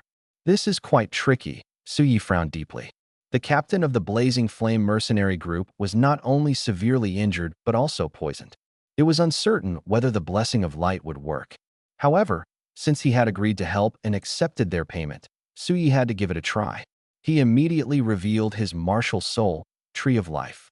A small golden tree slowly floated out, radiating dazzling light that illuminated the entire room in golden brilliance. This martial soul is truly unique. Deng Yang and Deng Li were stunned. At this moment, Su Yi activated his star skill Blessing of Light. A milky white beam of light shot out from the Tree of Life, landing on the captain's wound and slowly seeping in like flowing water. The next second, a miracle occurred. The black threads in the wound began to sizzle, as if being roasted by fire, gradually turning into black smoke and dissipating. It can detoxify? Deng Yang and Deng Li were so astonished by the scene that they were speechless. Those black threads were the venom of the silent radiant scorpion, and now that they were being eliminated, it showed that Su Ye's healing star skill actually had detoxifying effects. Su Yi himself was surprised. He hadn't expected the Blessing of Light to be capable of detoxification. Indeed, it's a top-tier martial soul, truly impressive. Su Yi silently praised, his gaze fixed on the wound. With the treatment from the Blessing of Light, the black threads were almost completely eradicated. He didn't stop and released the Blessing of Light again. This time, the venom in the wound was entirely removed. The poison is gone. The captain is saved. Deng Li was so excited that tears nearly fell. Su Yi took a deep breath and continued to release the Blessing of Light for the 3rd time. Although the poison was removed, the wound was not fully healed. Saving someone meant going all the way, not stopping halfway. With the help of the blessing of light, the wound healed rapidly, and before long, it had scarred over. He recovered so quickly, Deng Yang and Deng Li could hardly believe it. They had never imagined Su Ye's healing star skill to be so powerful. Not only could it detoxify, but the speed of healing was astonishing, almost like a divine skill. Compared to Kong Heng's healing skill, it was several levels superior at this moment. The leader of the Blazing Flame mercenary team slowly opened his eyes. "Captain, you're finally awake." Deng Li wiped her tears, overwhelmed with joy. He looked at Deng Li and asked blankly, "Am I still alive?" He had been severely injured and poisoned by the scorching scorpion, and logically, he should have been dead. How was he still alive? Deng Yang explained, "Captain, it was Su Yi who saved you. He's an awakened martial artist and has healing star skills." "Su Yi," he muttered, glancing at Su Yi. Seeing the young man in a school uniform, not even 20 years old, his mouth opened wide. A student actually saved him? Since when did Silverlight City have such an impressive student? Su Yi smiled and asked, "Uncle, how are you feeling?" "Feeling great." The leader of the Blazing Flame mercenary team snapped back to reality and quickly expressed his gratitude. "Su Yi, thank you for saving me." True gratitude from Zhou Guanqing, gratitude coin +1. No need to be so polite. It was just a small effort. Su Yi waved his hand. "Su Yi, thank you so much. Our Blazing Flame mercenary team will always remember your kindness." Deng Yang also expressed his gratitude. Su Yi had only charged 10 low-grade spirit crystals, but had gone all out to save Zhou Guanqing. This kindness was as heavy as a mountain. Deng Yang didn't know what else to say and could only thank Su Yi again. Su Yi reminded him, "Brother Deng, no need to be so polite today. Just say thank you 10 times tomorrow."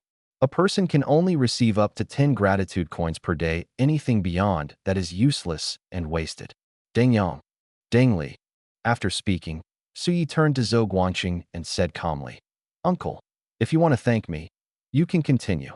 Zhou Guanqing. He found Su Yi particularly odd. Seeing Zhou Guanqing unresponsive, Su Yi smiled and explained, "I have a special hobby. Every time I do a good deed, I like to hear genuine gratitude, preferably 10 times. For the sake of gratitude coins, he could only make up nonsense." Zhou Guanqing's mouth twitched slightly as he stared blankly at Su Yi. He really couldn't understand why this kid had such a peculiar quirk. Was his mind okay? Deng Yang suddenly said, "Captain, Su Yi does indeed love to ask for gratitude. He used to ask us for it often." Zhou Guanqing froze for a moment, then immediately said thank you to Su Yi 10 times in a row. Having received 9 gratitude coins, Su Yi grinned from ear to ear. "Uncle, that's enough. No need to be so polite. 10 times is fine. You said 1 extra, and it's wasted." Zhou Guanqing. Su Yi turned to Deng Yang and said, "Brother Deng, we're destined to meet. Let us exchange phone numbers and stay in touch." "Sure." Deng Yang agreed without hesitation. Being able to establish contact with a martial artist possessing a healing soul was a rare opportunity. After exchanging phone numbers, Su Yi spoke again. "Brother Deng, I'd like to trouble you with something." "Go ahead. As long as it's something I can help with, I'll definitely do it," Deng Yang said confidently. Su Yi smiled and said, "Please inform the other mercenary teams that if anyone gets injured or poisoned in the future, they can come to me for treatment. As for the fees, I'll offer the best discounts, definitely cheaper than Kong Heng's rates." The work of mercenaries involves venturing into various secret realms, searching for spiritual materials, or hunting beasts. It's dangerous, and injuries or even deaths are common. Moreover, mercenaries are usually quite wealthy. Properly utilizing this resource could certainly earn a lot of spirit crystals and gratitude coins. Hearing this, Ding Yang paused for a moment. So Su Yi was planning to do business with the mercenary teams. This mind is truly incredible. However, for mercenaries, this is also a good thing. Everyone can see Su Ye's healing ability. With his help, the casualties in the mercenary group will definitely be greatly reduced. Deng Yang immediately agreed. "No problem. I will definitely share this news with other mercenary groups." "Thank you," Su Yi said gratefully, then added, "You 3, I have some matters to attend to, so I won't disturb you further." "Wait a moment," Zhou Guangqing suddenly spoke. "What is it?" Su Yi asked. Zhou Guangqing pondered for a moment and said, Su Yi, are you interested in collaborating with us? He originally wanted to invite Su Yi to join the team, but considering that Su Yi had awakened his martial soul and possessed healing abilities, his future potential was immense, and he might not be interested in the Blazing Flame mercenary group. Thus, he changed his mind. Collaborate on what? Su Yi was a bit puzzled. Zhou Guangqing straightforwardly said, We discovered a small spirit crystal vein in the Latitude Illusion secret realm and would like to invite you to help us mine it. A spirit crystal vein. Su Ye's eyes lit up. Spirit crystal veins are filled with spirit crystals, and mining them would definitely yield a huge profit. But he immediately thought of a problem. The Latitude Illusion secret realm is dominated by insect beasts and is full of dangers. Even star warriors entering might not come out unscathed. And he was just a small martial artist in the star disciple stage with weak combat power. Why would Zhou Guangqing invite him? Uncle, although I have awakened my martial soul, I am just a star disciple martial artist. I wouldn't be of much help if I went, right? Su Yi voiced his doubts. Zhou Guangqing explained, You might not understand.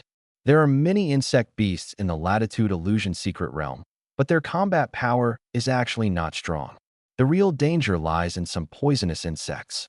Although your strength is not high, you have a healing martial soul. As long as you can help us detoxify, those insect beasts won't pose a threat. Hearing this, Su Yi was somewhat tempted. After thinking for a moment, he asked, Uncle, what is the estimated reserve of that vein? The reserves of a spirit crystal vein vary, and if it's too small, it wouldn't be worth the risk. Zhou Guangqing said, Although it's a small vein, our preliminary estimate is that there are at least 10,000 low-grade spirit crystals. Su Ye's breathing immediately quickened. 10,000 low-grade spirit crystals were already quite a lot, definitely worth the risk. He continued to ask, Uncle, what are your cultivation levels? How many people are left in your team? After the last disaster, the Blazing Flame mercenary group only has the 3 of us left, Zhou Guangqing sighed. But our strength is not weak. I am a 1-star star warrior, and Deng Yang and Deng Li are both 2-star fighters. Only 3 people. Su Yi frowned. Star warriors are considered strong, but there are many insect beasts around level 30 in the Latitude Illusion secret realm, with strength comparable to star warriors. Could the 4 of them come out unscathed? Zhou Guangqing smiled. Although there are only 3 of us, we have rich combat experience and can protect you without issue. If you're still worried, you can bring another mercenary group to help. Su Yi pondered. Having another mercenary group would certainly be safer, but the spirit crystals distributed would also decrease. After thinking for a moment, he said, No need, just the 4 of us. So you're agreeing? Zhou Guangqing was excited. Yes. Su Yi nodded. There are still many things to handle at the academy, so I can't go to the Latitude Illusion secret realm in the short term.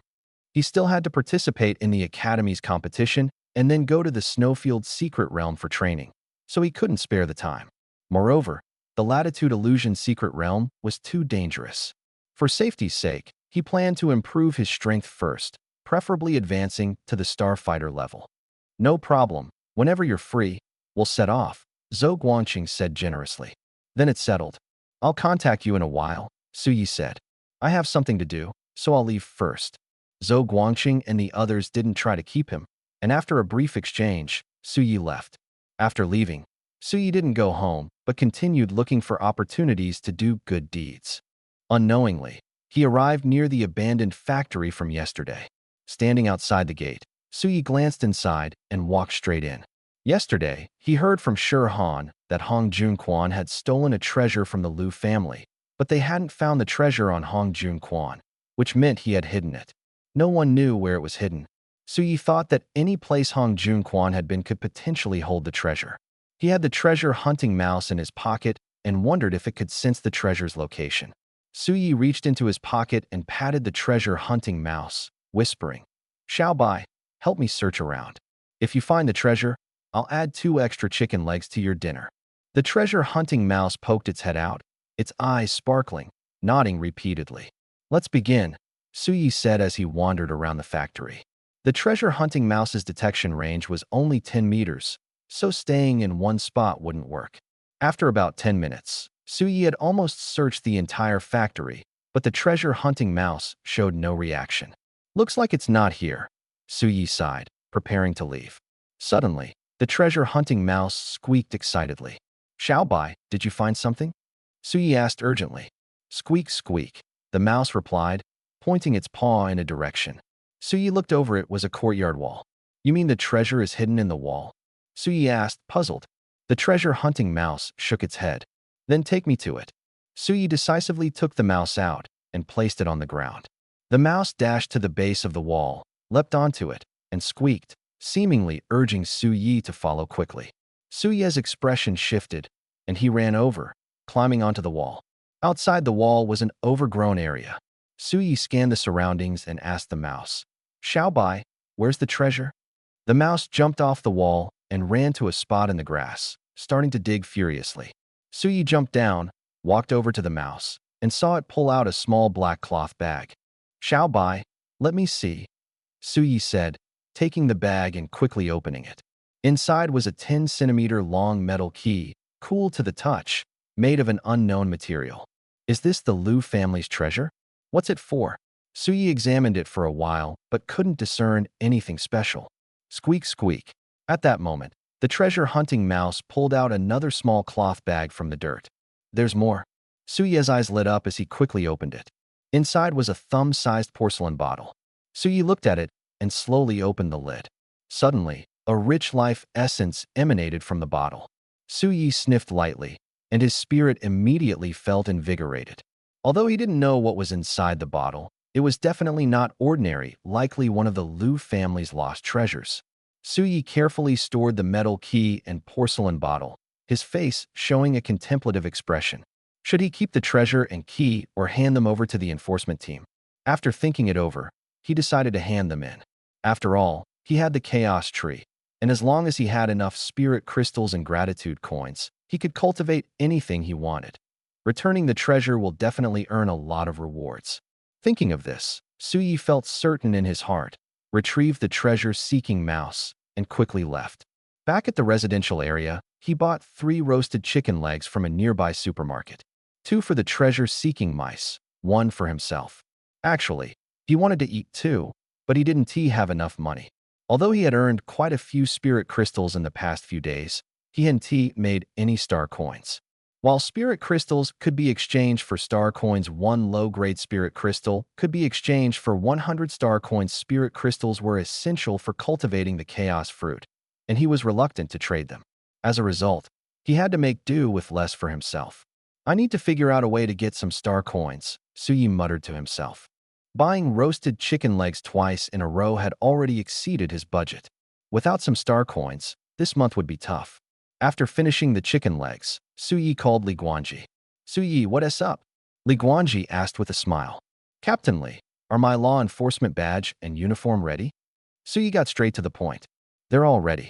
You can come to the headquarters to pick them up, or I can have someone deliver them to you. Li Guanji replied with a smile. I'll come over, Su Yi decided after some thought, planning to personally deliver the treasure to the law enforcement team.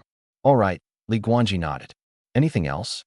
I wanted to ask about the Lu family's missing treasure, Su Yi said. Why the sudden interest in this matter? Li Guanji chuckled. The Lu family is a wealthy household. I thought I could help them recover the treasure and maybe earn a good reward, Su Yi explained. Li Guanji couldn't help but laugh. The Lu family did promise a reward, but Hong Junquan is already dead.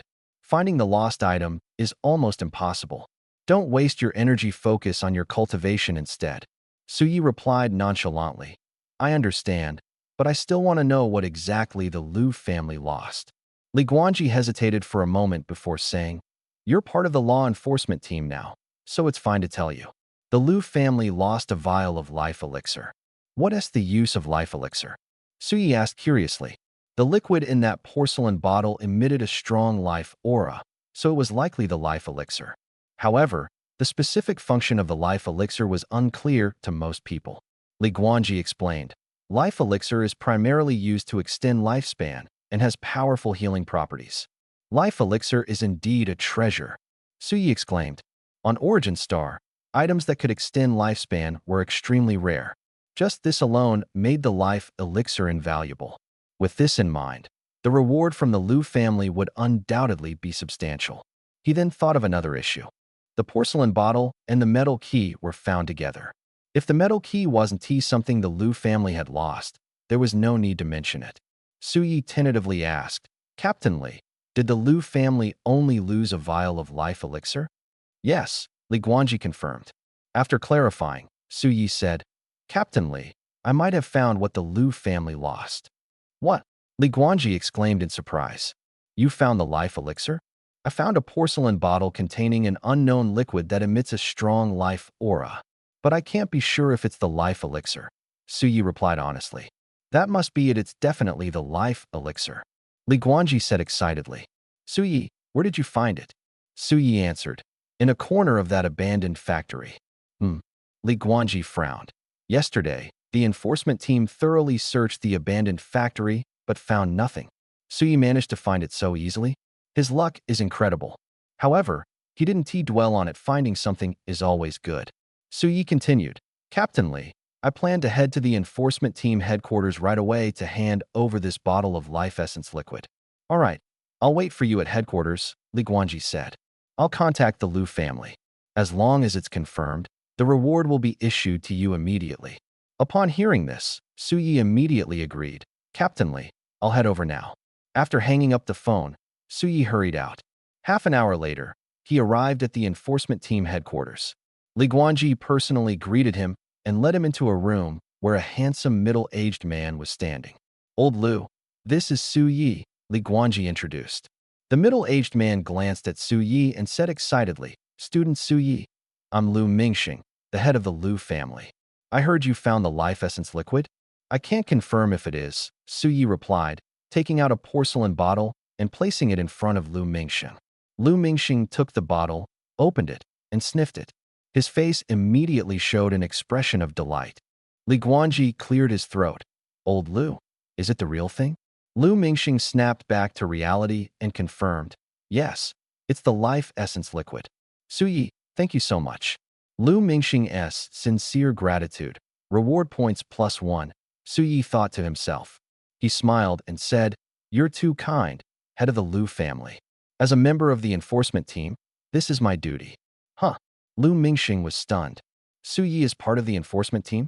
But he is still in school. Can students join the enforcement team?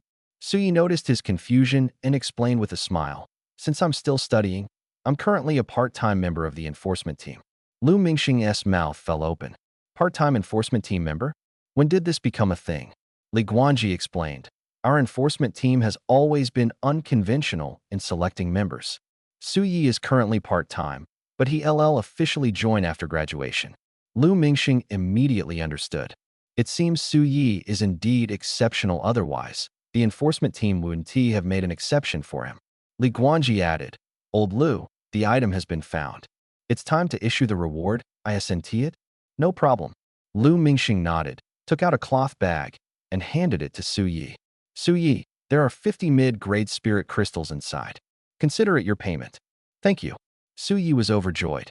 50 mid-grade spirit crystals are equivalent to 500 low-grade spirit crystals. It's a fortune for him. Liu Mingxing smiled. No need to thank me. Su Yi naturally didn't hold back and casually put the spirit crystals into his pocket. Li Guanji simultaneously handed him an enforcement badge and uniform. Su Yi looked at the badge and uniform and said, Captain Li, head of the Liu family, if there's nothing else, I'll take my leave. The matter was settled, so there was no need to stay longer. All right, Li Guanji nodded. After seeing Su Yi off, Liu Mingxing curiously asked, Old Li, what is so special about Su Yi? Why do you value him so much? Li Guanji smiled faintly. You haven't been following the martial artist forum lately, have you? No, Liu Mingxing shook his head. He had been so busy searching for the life essence liquid that he hadn't had time for anything else. Li Guanji continued, recently, it's the awakening season for martial souls at major ancient martial academies. This time, our Silverlight City has been in the spotlight. Not only did an SS-grade beast martial soul appear, but there was also an awakening of an SSS-grade plant martial soul. SSS-level martial soul. Liu Mingxing's eyes lit up.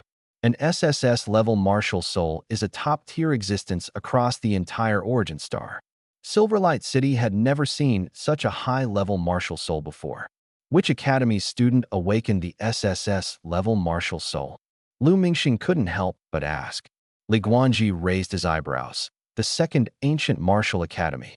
Lu Mingxing was somewhat surprised. Wasn't Su Yi from the second ancient martial academy? Could it be that Su Yi was the one who awakened the SSS-Level martial soul?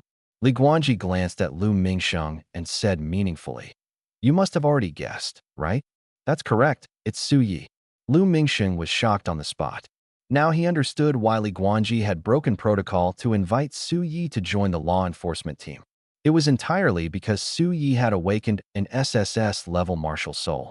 With such a top-tier martial soul, Su Yi would undoubtedly be sought after by major forces after graduation. Li Guanji had seized the opportunity this time. "Old Li, you're not being fair. Why didn't you tell me earlier?" Lu Mingxing complained. If he had known Su Yi had awakened an SSS-Level martial soul, he would have offered more rewards to leave a better impression on Su Yi. "I forgot earlier." Li Guanji made up an excuse. Lu Mingxing shook his head helplessly. He didn't believe Li Guanji's explanation at all. Li Guanji continued, "There's one more thing to tell you. Su Yi's martial soul has 5-star skills, including 2 healing star skills.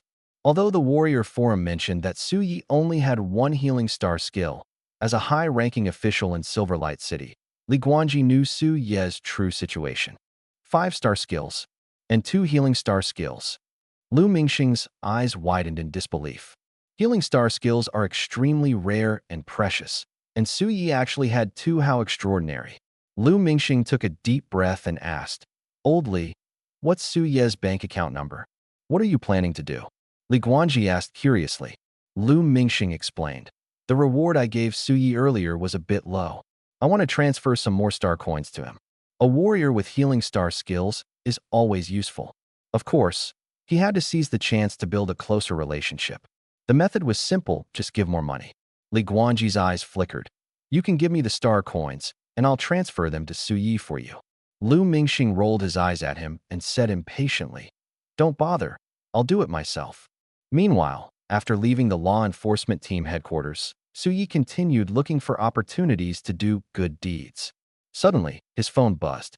He looked at it and found a transfer of 100,000 star coins. What the heck? Su Yi was stunned. 100,000 star coins was no small amount. It was enough to buy 1,000 low-grade spirit crystals. Who sent this money? Could it have been a mistake? Just as he was wondering, his phone buzzed again. It was a call from an unknown number. After hesitating for a moment, Su Yi answered the call.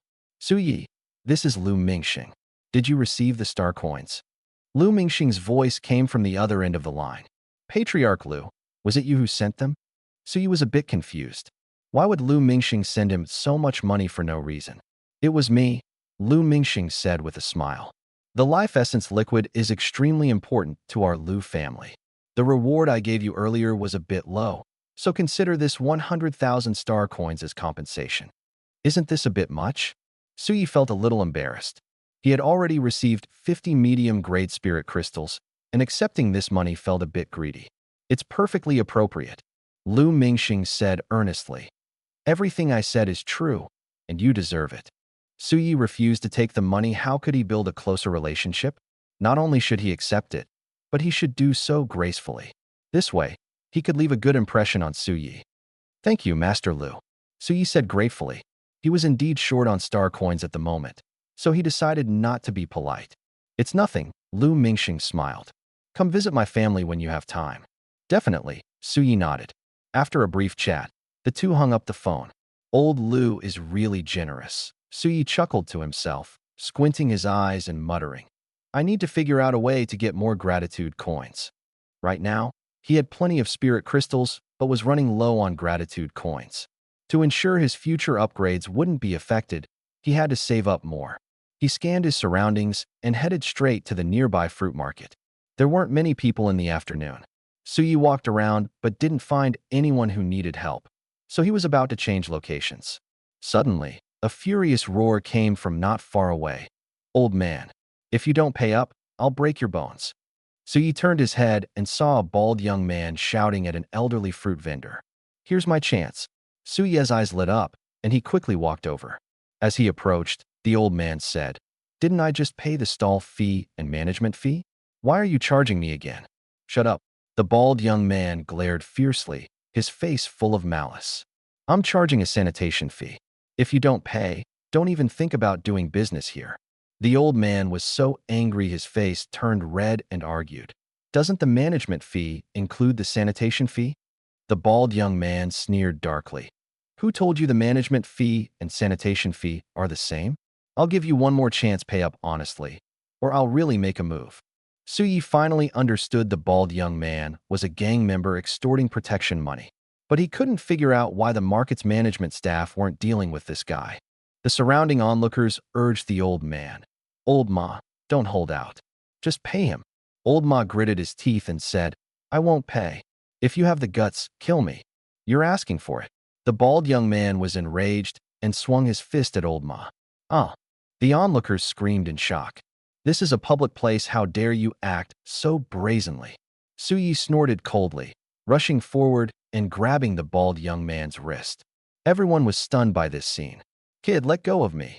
The bald young man struggled desperately, but found he couldn't move at all.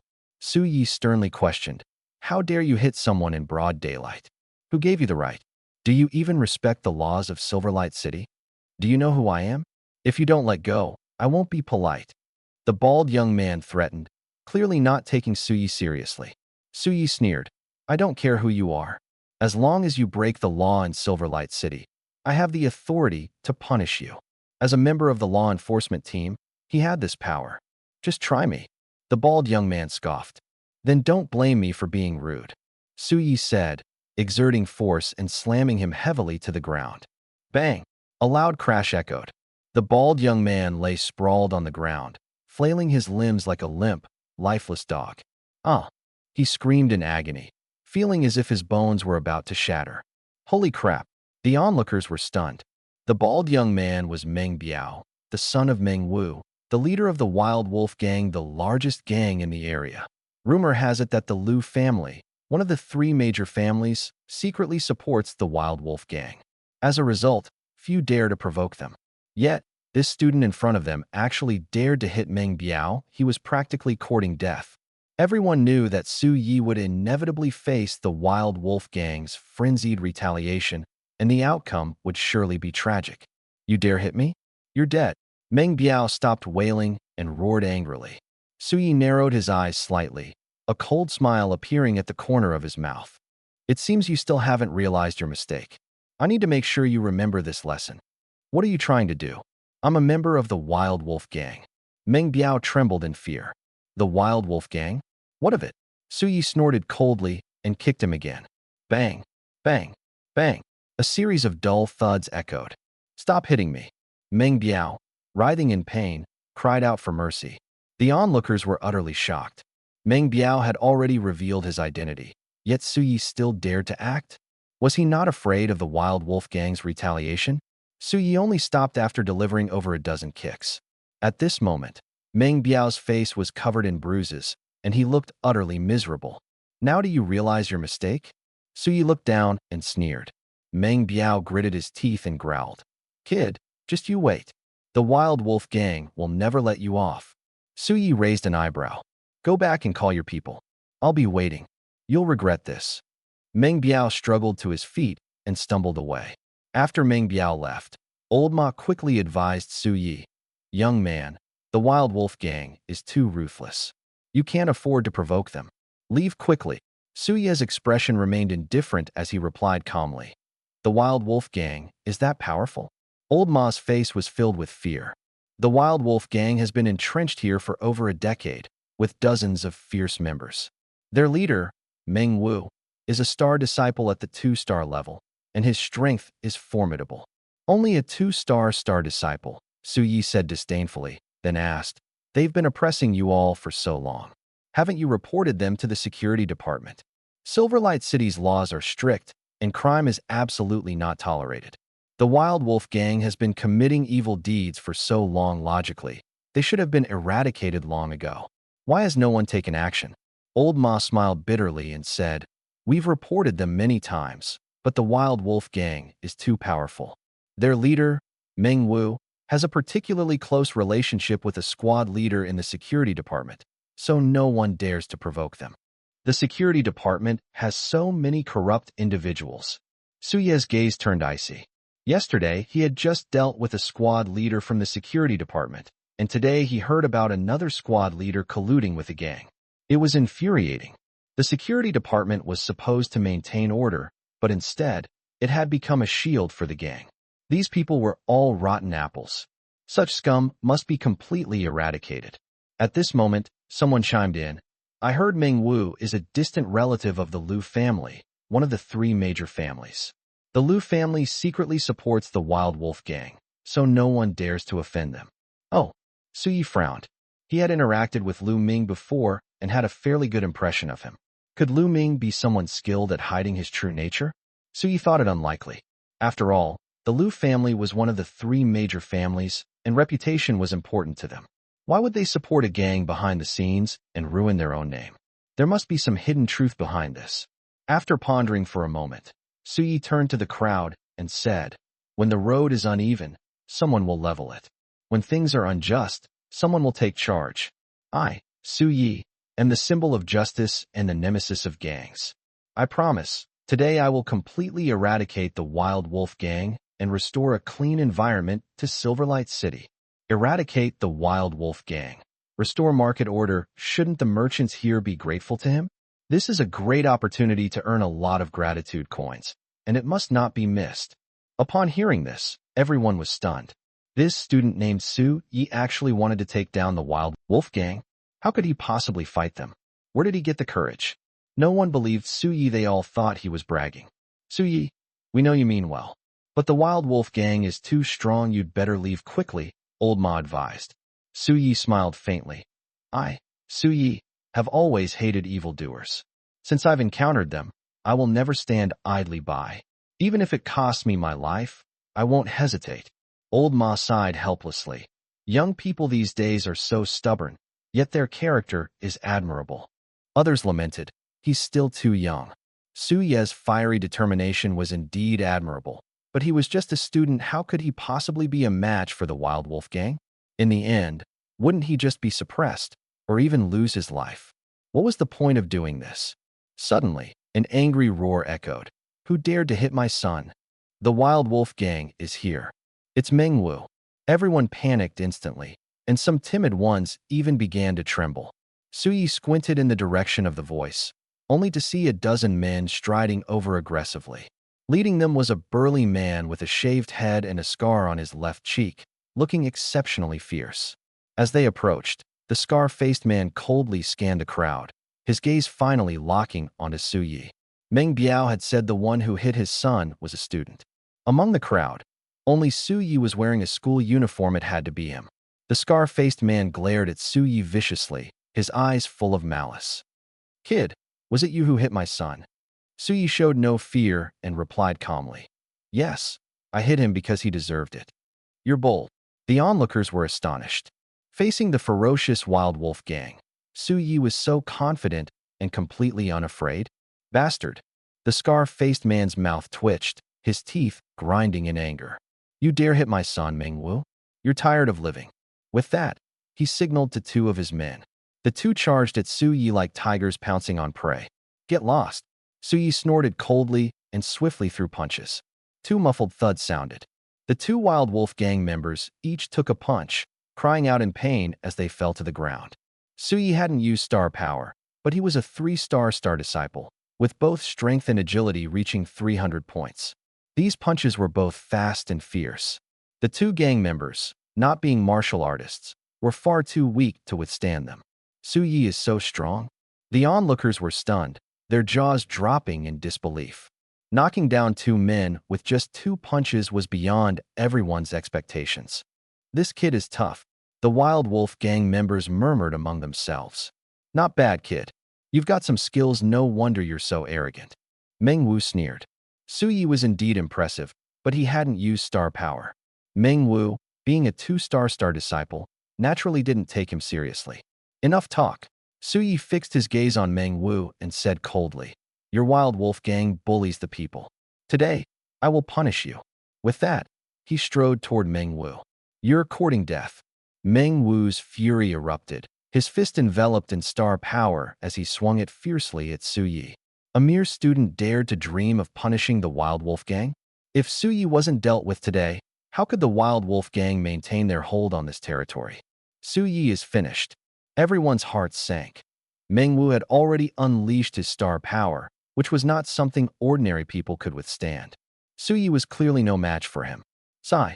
Old Ma let out a breath, unable to bear watching Su Yi get beaten so badly, and slowly closed his eyes.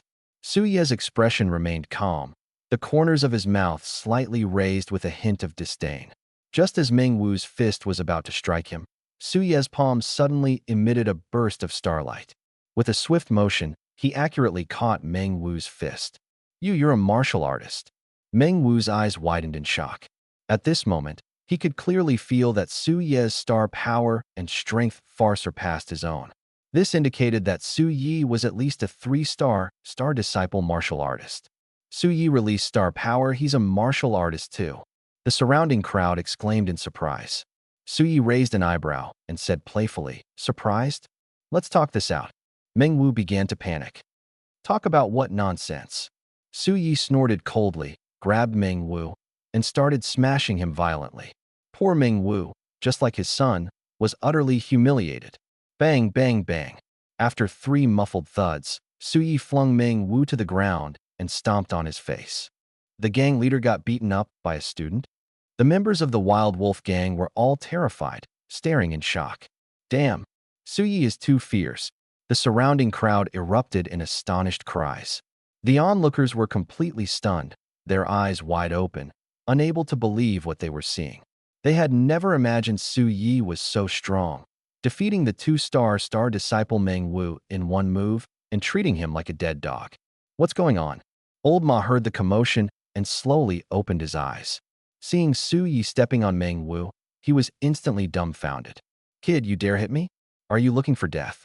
Meng Wu glared at Su Yi, his eyes filled with anger and resentment. "Idiot!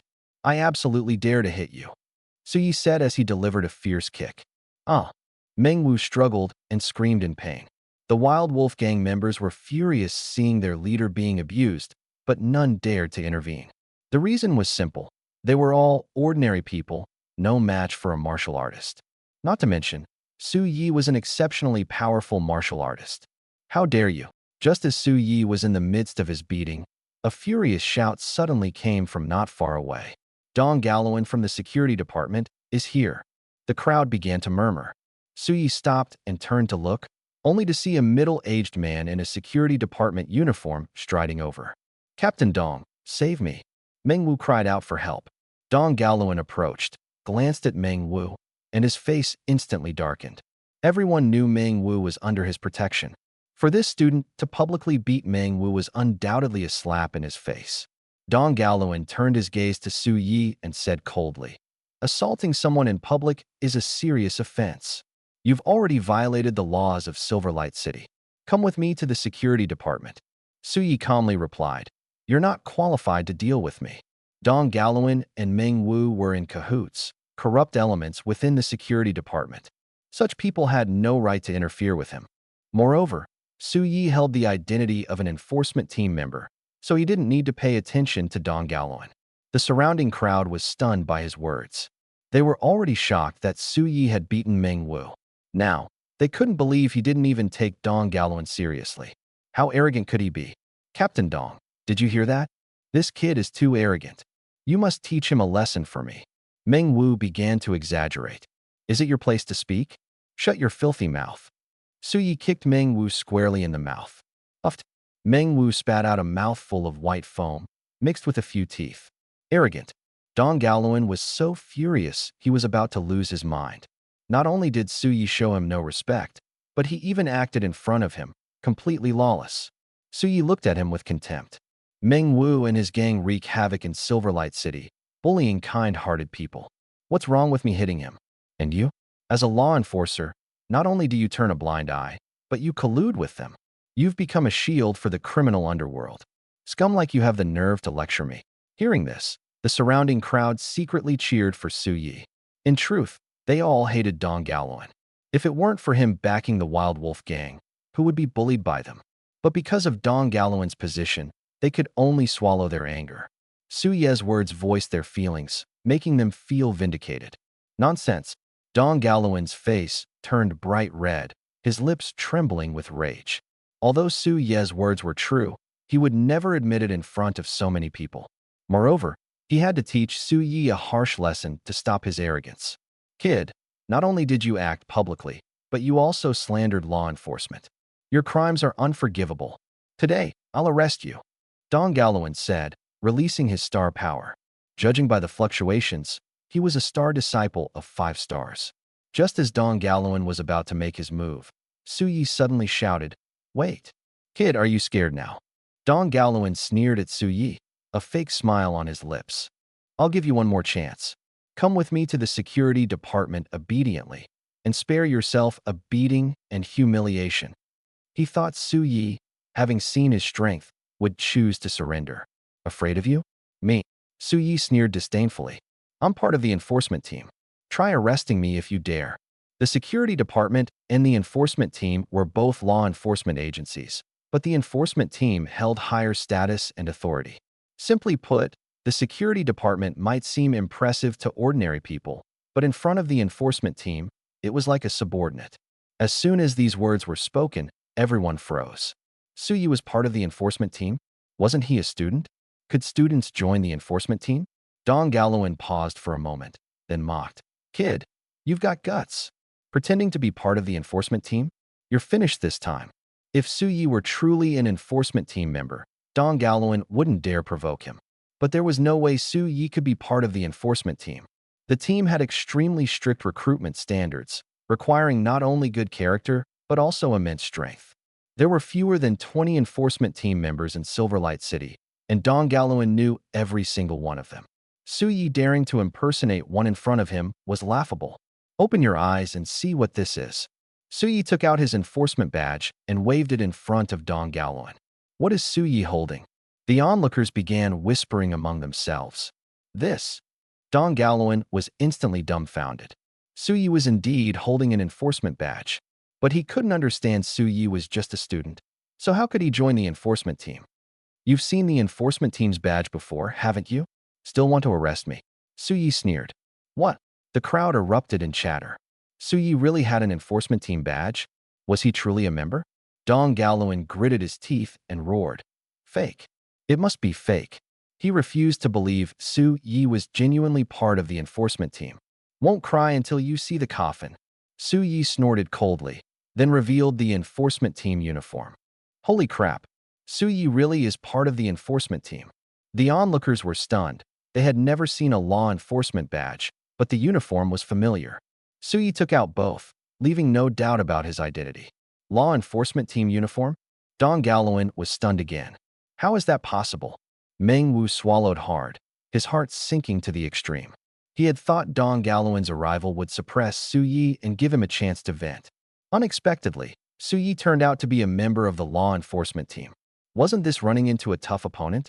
Anything else to say? Su Yi raised an eyebrow at Dong Galowen, a playful smile on his face. Dong Galowen's expression shifted unpredictably. After a moment of silence, he suddenly laughed. "It's all a misunderstanding. I'm from the security department. You're from the law enforcement team. We're on the same side, like the flood washing over the Dragon King's temple." Confirming Su Ye's identity, how could he dare to oppose him further? "Who's on the same side as you?" Su Yi sneered. "You've already violated the laws of Silverlight City. Today, I represent the law enforcement team to punish you." Dong Galowen's face darkened, his eyes darting around, and he whispered, "Can we work something out?" "Absolutely not." Su Ye's gaze was firm. "The law enforcement team represents fairness and justice. I will never show favoritism to anyone. Don't even think about it."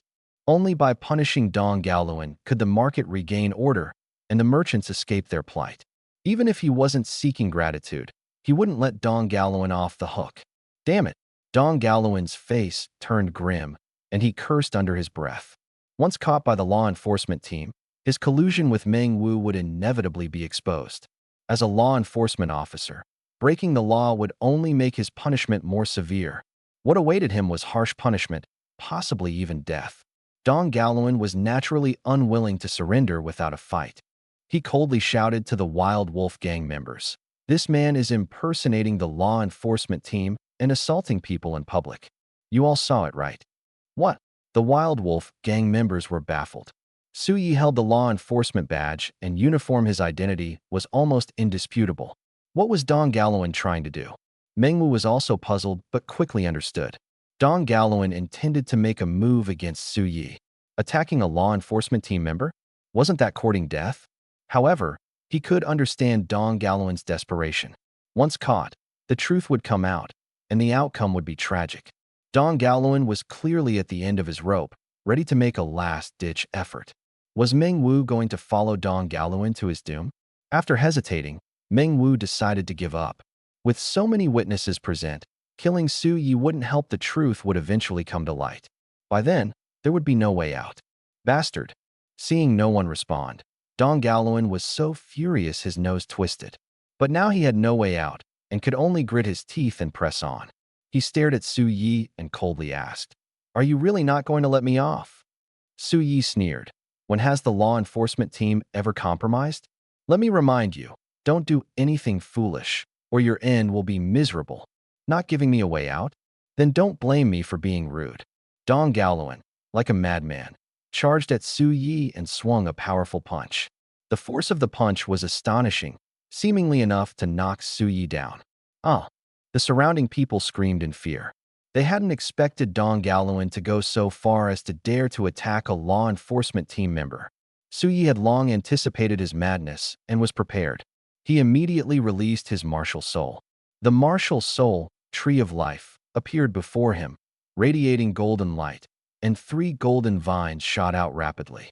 One wrapped around Dong Gallowan's arm, while the other 2 tightly bound his legs. Under the control of the martial soul, Dong Gallowan was immobilized. This is a martial soul, someone exclaimed. Su Yi is actually an awakened martial artist. The scene erupted in astonishment. Su Yi is this powerful. Meng Wu nervously swallowed, his face full of fear. He had almost joined Dong Gallowan earlier to deal with Su Yi. If he had, he would definitely be dead now. You. Dong Gallowan's face was filled with shock, unable to speak. He never expected Su Yi to be an awakened martial artist. And his martial soul was so powerful. His own strength as a 5-star disciple was completely suppressed. Overestimating yourself. You think you can kill me? Su Yi sneered, glancing at him. Dong Gallowan gritted his teeth, his eyes full of hatred. Still not convinced, Su Yi snorted coldly, walking over and unleashing a flurry of punches like a storm. After more than a dozen punches, Dong Gallowan was knocked unconscious. Su Yi retracted his martial soul and swept his gaze over the members of the Wild Wolf gang. Under his oppressive aura, none of them dared to make a sound, fearing they might accidentally provoke him and get beaten. A bunch of trash. Su Yi scolded angrily, walking up to Meng Wu. Meng Wu was so terrified that he mustered the courage to look up. Su Yi, I'm with the Lu family, spare me. Su Yi ignored him and took out his phone to call Lu Mingxing, wanting to confirm whether Meng Wu was really connected to the Lu family. Su Yi, what's the matter? On the other end, Lu Mingxing's tone was gentle. Su Yi smiled faintly. Master Lu, I wanted to ask if there's someone named Meng Wu in your family. Meng Wu. Lu Mingxing thought for a moment. He's a distant relative of the Lu family, but his character is poor and he's not well regarded. We hardly have any contact with him. I see. Su Yi nodded, understanding the situation. Meng Wu was merely using the Lu family's name to cause trouble. Su Yi, why are you asking about this? Lu Mingxing was curious. Meng Wu took the lead in forming a gang, using your family's name to commit crimes, and even threatened to kill me. What? Lu Mingxing was furious. Su Yi was part of the law enforcement team, and City Lord He Xintian valued him highly. If something happened, the Lu family would be held accountable. Su Yi, are you all right? Where are you? I'll come over immediately, Lu Mingxing asked anxiously. Su Yi smiled. Don't worry. I've already subdued Meng Wu and his group. I'll hand them over to the law enforcement team shortly. That's good. Lu Mingxing breathed a sigh of relief. I need to report the situation to Captain Li, so I'll hang up now. All right. Contact me if you need anything. After hanging up, Su Yi turned to Meng Wu and said meaningfully, You heard that just now, right? Anything else to say? Meng Wu was speechless. Over the years, he had relied on the Liu family's name to act recklessly and commit numerous crimes. Now that he was exposed, he could only await severe punishment. You reap what you sow. Su Yi sneered and then called Li Guanji. As soon as the call connected, he said directly, Captain Li, Dong Gaoluan from the security department has been colluding with criminal forces to oppress the people. When I encountered him, he even tried to kill me. Dong Gaoluan tried to kill you? Li Guanji was shocked and quickly asked, Where are you? Remember, don't confront him head-on. Hold him off, and I'll come right away. Dong Gaoluan was a 5-star star disciple, while Su Yi was only a 1-star star disciple. If they fought, Su Yi would be at a severe disadvantage and could even lose his life. Su Yi pinched his nose and chuckled. Captain Li, I'm at the Prosperity Fruit Market. But Dong Gaoluan has already been knocked out by me, so don't worry. Li Guanji was puzzled. Su Yi managed to knock out Dong Gaoluan? Did he hear that right? Su Yi, you really beat him? Li Guanji tentatively asked. How could a star disciple 1-star possibly defeat a star disciple 5-star? Even with martial soul assistance, it might not be possible, right? Su Yi said calmly. Dong Gaosheng is 2 levels higher than me, but dealing with him is no big deal. Li Guanji. Hearing Su Yi say this, has he already advanced to star disciple 3-star? In just one day, he actually leveled up twice? How is that possible?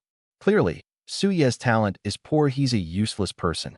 Su Yi, are you really a star disciple 3-star? Li Guanji couldn't help but ask. Yes, Su Yi nodded affirmatively. After all, his level would soon be discovered by others, so there was no need to hide it. Wow! Li Guanji gasped in surprise and asked, How did you manage to do it? Even the best talent couldn't possibly level up twice in one day, let alone Su Yi, who only has poor talent. Li Guanji found it unbelievable and felt a bit skeptical. Su Yi replied perfunctorily, I'm not quite sure either. He hadn't yet consumed the low-grade talent fruit, so his talent level was still weak.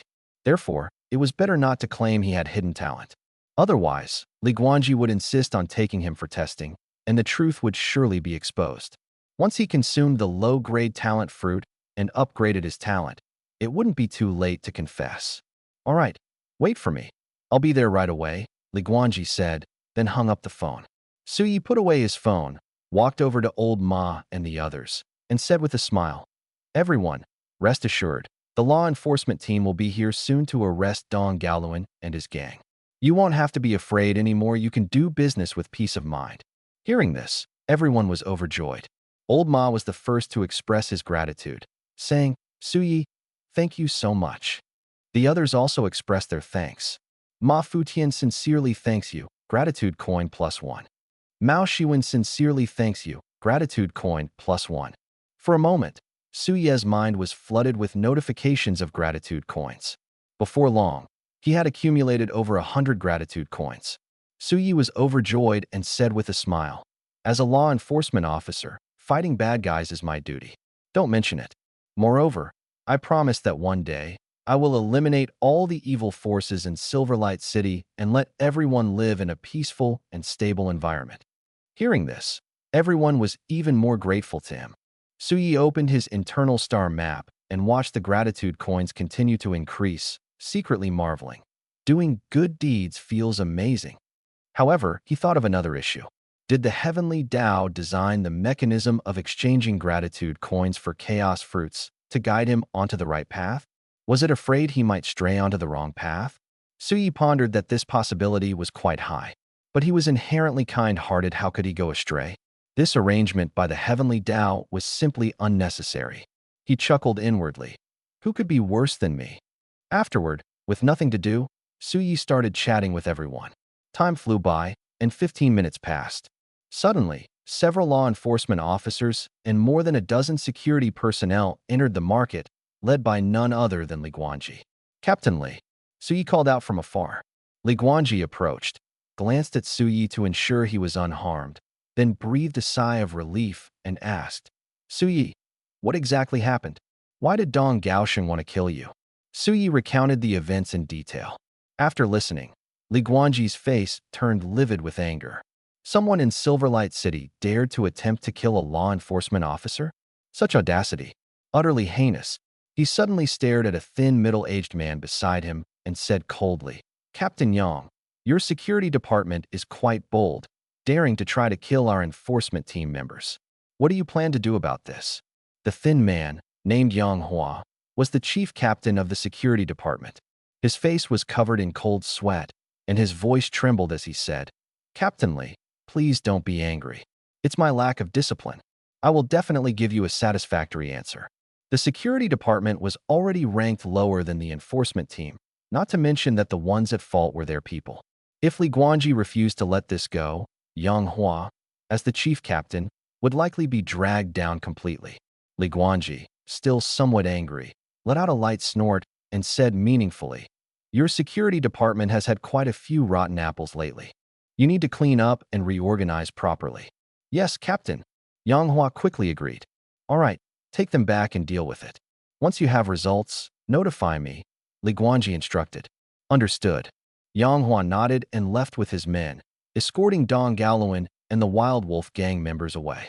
At this moment, Li Guangji pulled Su Yi aside and said in a low voice, Su Yi, release some star power and let me see. Whether Su Yi was truly a star disciple level 3 would be clear at a glance. Su Yi slowly released his star power, and faint starlight appeared on his palm. It's really star disciple level 3. Li Guangji was shocked, his eyes wide and mouth agape. Su Yi, who supposedly had weak talent, had risen 2 levels in a single day? Even seeing it with his own eyes, Li Guangji still found it unbelievable. He snapped out of it and smiled, saying, Su Yi, you might be a genius. Congratulations. Su Yi. Li Guangji's sudden remark left Su Yi a bit stunned himself. Li Guangji explained, I suspect your talent isn't weak at all. It might have been a problem with the testing equipment before. Is that really possible? Su Yi's heart stirred. He had originally planned to claim his talent was hidden, but now that Li Guangji brought it up himself, it saved him a lot of trouble. It's highly possible, Li Guangji nodded, then added, I'll report this to the city lord, and they'll arrange for your cultivation talent to be retested. All right, Su Yi raised an eyebrow. Tonight, the low-grade talent fruit would mature. After consuming it, his talent would upgrade to low-grade, so he had no worries about the test. I have other matters to attend to, so I won't accompany you further. You should head back and rest early, Li Guangji said. The matter of Su Yi's cultivation talent was too important, and he planned to report it to He Xintian as soon as possible. Okay, Su Yi replied, greeted Ma Futian and the others, and then left. On the way home, Su Yi bought 10 roasted chicken legs to reward the treasure-seeking mouse. One should never forget those who help them. Without the treasure-seeking mouse's assistance in finding the life essence liquid, he wouldn't have received the Liu family's reward. He had to properly treat the treasure-seeking mouse. Back home, Su Yi placed the 10 roasted chicken legs in front of the treasure-seeking mouse and said, Xiao Bai, this is your reward. Go ahead and eat. Squeak, squeak. The treasure-seeking mouse excitedly grabbed a chicken leg and started gnawing. After finishing one, it moved on to the second, and in no time, it had eaten 9. Su Yi was stunned. The treasure-seeking mouse, originally only the size of a child's palm, had become round and plump after eating 9 chicken legs, almost like a football. What a glutton. Wasn't it afraid of overeating and hurting its stomach? Squeak, squeak. Treasure-seeking mouse suddenly squeaked and pushed the last chicken leg in front of Su Yi, as if it had been specially saved for him. Su Yi couldn't help but laugh. If you can eat it, go ahead. I'll go out for barbecue later. Squeak, squeak. Treasure-seeking mouse squeaked again, its eyes sparkling as if trying to say something. Su Yi raised an eyebrow and tested. You want barbecue too? Squeak, squeak. Treasure-seeking mouse nodded vigorously. Su Yi's lips curved into a smile. All right, I'll pack some for you. Now that treasure-seeking mouse had grown so plump, it couldn't fit in his pocket anymore. Not wanting others to see it, he had no choice but to leave it at home. Afterward, Su Yi called Gao Tantian. Old Gao, are you free? I'll treat you to barbecue. In the past, it was always Gao Tantian treating him. Now that Su Yi had 100,000 star coins, he felt it was time to return the favor. You're treating me to barbecue? Gao Tantian almost didn't hear it clearly. Ever since he had known Su Yi had never treated him to a meal. It wasn't that Su Yi was stingy, but because he had been an orphan growing up, too poor to afford to treat anyone. Yes, are you coming or not? Su Yi asked, Of course, I'm coming. Gao Tantian agreed readily, then asked, Suyi, did you find some star coins? After the test, any student who condensed star power and became a martial artist would receive a low-grade spirit crystal as a reward. Those who awakened their martial soul would receive even more rewards. Gao Tantian instinctively thought Suyi had sold his spirit crystal and now had money to treat him to barbecue. Suyi didn't explain and simply said, see you downstairs in a bit. Okay, Gao Tantian agreed and hung up. Xiaobai, stay home and behave. Don't run around, Suyi instructed. Squeak, squeak. Treasure-seeking mouse nodded intelligently. Just as he was about to leave, his phone rang. It was Principal Luo Zhang calling. Suyi quickly answered. Principal, what's the matter? Luo Zhang, hey, Suyi? What was going on? Why was he laughing out of nowhere? This laugh sounded strange, making Suyi a bit uncomfortable. Principal, are you okay? Suyi cautiously probed. I'm just so happy. Luo Zhang laughed heartily. Suyi, I heard you've advanced to Star Disciple 3-star? Yes, Suyi replied. Luo Zhang's expression brightened. Come to the academy early tomorrow to retest your talent. Like Li Guanji, he also suspected there had been an error in the previous test. Principal, I can't tomorrow. Can we do it the day after, on the first day of school? Suyi thought for a moment and said, Can't tomorrow? Luo Zhang frowned. What are you doing tomorrow? Suyi casually replied, Tomorrow, I'm going to do some good deeds. Although he had earned a lot of gratitude coins today, he would need even more to exchange for the chaos fruit in the future. Of course, he had to take advantage of his free time to accumulate more. Luo Zhang. He hadn't expected Suyi to say that. Suyi, are you joking? Luo Zhang didn't believe it at all. Suyi chuckled. Mainly, I have some things to handle tomorrow. Afraid that Luo Zhang would overthink, he casually made up an excuse to brush it off. Fine, as you wish, Luo Zhang agreed. Waiting one more day wasn't a big deal. After a brief chat, they ended the call. Suyi went out, met up with Gao Tantian, and together they headed to a nearby barbecue restaurant. As soon as they entered, Suyi said to the waiter, 50 skewers of grilled meat, 10 grilled chicken wings, 2 bottles of drinks, and get my buddy 2 skewers of kidneys to boost his health. Gao Tantian looked at him speechlessly. I'm still young. Why would I need to strengthen my body? After the waiter brought the barbecue, the two began eating and chatting. Gao Tantian asked, Suyi, what are your plans for tomorrow? Suyi chewed on the barbecue and mumbled, continue doing good deeds. Gao Tantian was speechless. Addicted to doing good deeds? Could Suyi really be crazy? He swallowed and asked doubtfully, Suyi, does this have any meaning? It has great meaning. Suyi put down the barbecue in his hand and said seriously, doing good deeds gives me a sense of accomplishment. Every time I hear someone thank me, it makes me especially happy. This was indeed the case every time he received gratitude coins. He would be happy for a while. However, Gao Tantian just couldn't understand. He shook his head and stopped dwelling on it, focusing on eating the barbecue instead. An hour later, the two were full and left the barbecue restaurant. Before leaving, Suyi even packed 30 skewers of barbecue. Gao Tantian asked in surprise, Suyi, aren't you full? Suyi explained, I'm saving it for a midnight snack. These 30 skewers of barbecue were for the treasure-hunting mouse. Eat slowly, don't overdo it, Gao Tantian reminded. In his view, Suyi must not have eaten barbecue for a long time and wanted to indulge all at once. Back home, Suyi gave the barbecue to the treasure-hunting mouse, then opened the mental space and began checking the chaos tree. The low-grade talent fruit planted at this time yesterday was almost ripe. Suyi glanced over and quickly found a mature low-grade talent fruit. Without hesitation, he picked it and immediately swallowed it. Talent fruits can enhance talent, but eating them doesn't bring any special feeling. Only testing instruments can reveal the changes. Next, he began looking at the medium-grade talent fruits. The exchange conditions were 50 medium-grade spirit crystals plus 100 gratitude coins, with a growth cycle of 1 day. Since he wanted to pretend to have an invisible talent, he would need to exchange for medium-grade, high-grade, and even divine-grade talent fruits one after another. However, he currently didn't have enough spirit crystals, so he temporarily gave up on this idea. Suyi's eyes lit up and turned to attribute fruits.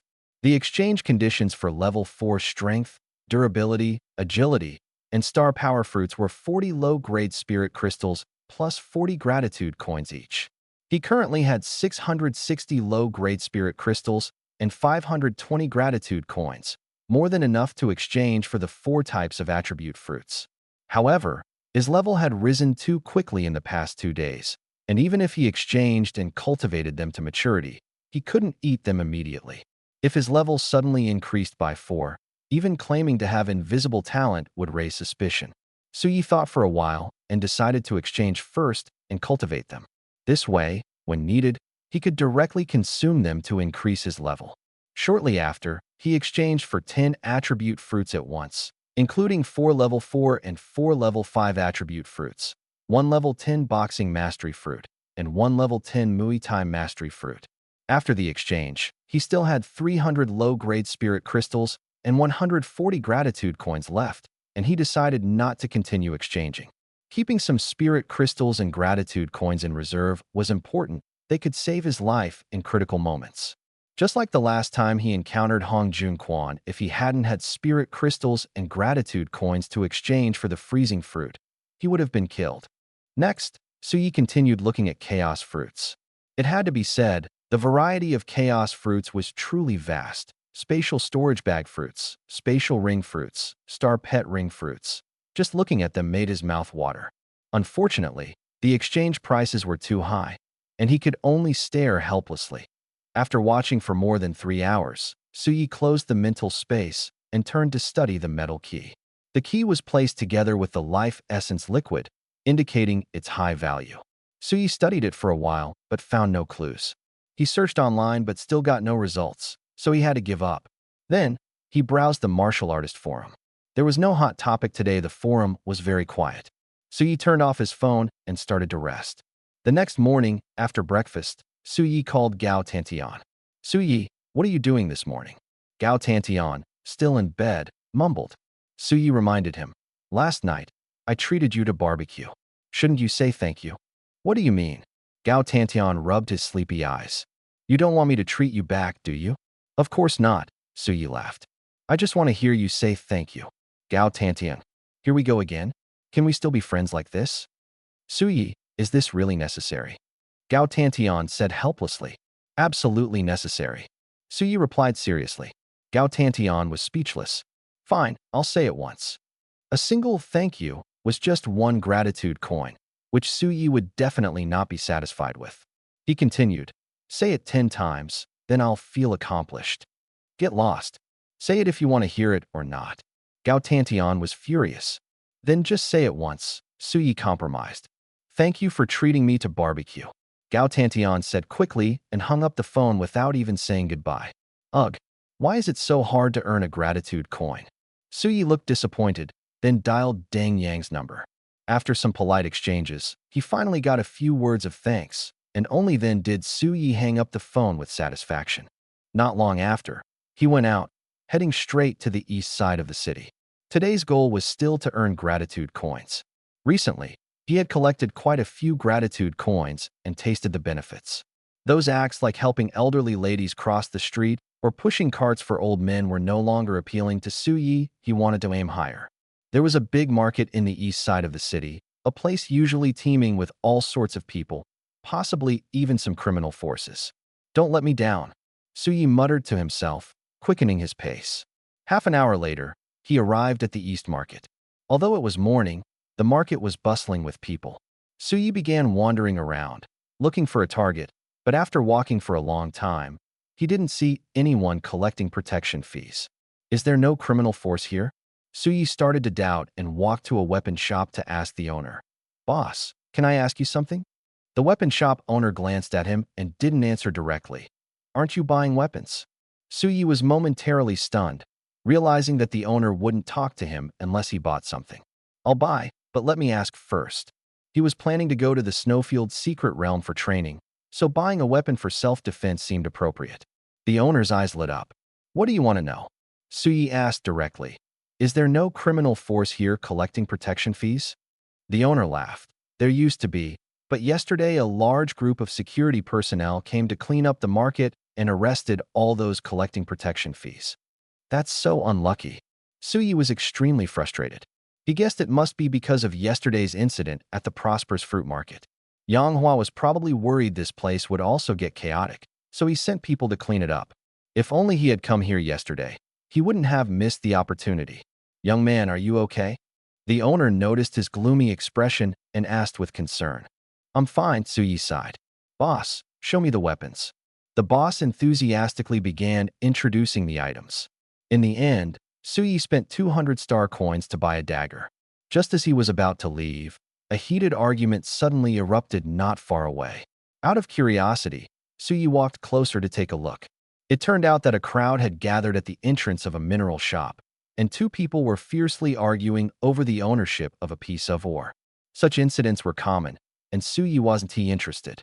He was about to leave when the treasure-hunting mouse suddenly started squeaking. Suyi raised an eyebrow and asked softly, "Xiaobai, did you find a treasure?" "Squeak, squeak," the treasure-hunting mouse replied softly. Suyi thought for a moment and asked again, "Is it inside the shop?" "Squeak, squeak," the mouse nodded. Suyi's eyes lit up. The shop sold, or could there be a treasure hidden inside? If there was a treasure, he certainly couldn't miss it. He squeezed into the shop. Inside, there were three people. The boss, a sturdy young man with a chiseled face, and a tall, beautiful young woman in her early 20s with shoulder-length black hair and an extraordinary presence. Suyi scanned the three of them, and his gaze finally landed on the ore in the boss's hand. It was an ordinary piece of iron ore, but embedded within it was something that looked like a key. Huh. Suyi found it familiar. Upon closer inspection, he was surprised to discover that the key inside the ore was identical to the metal key he held in his hand. Are they fighting over this key? What is the purpose of this key? Suyi pondered as he continued to observe.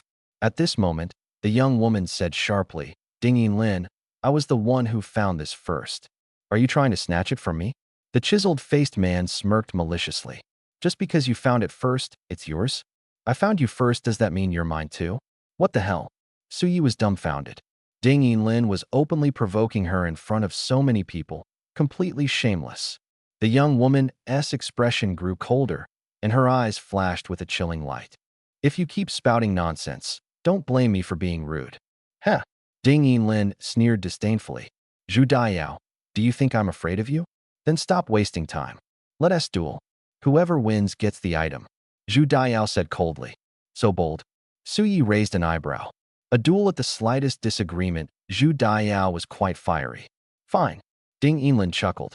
"I've heard you're the top young expert in Dingxing City. I've been wanting to challenge you. Then let us go?" Zhu Dayao snorted and turned to leave. Ding Lin followed closely behind, showing no signs of backing down.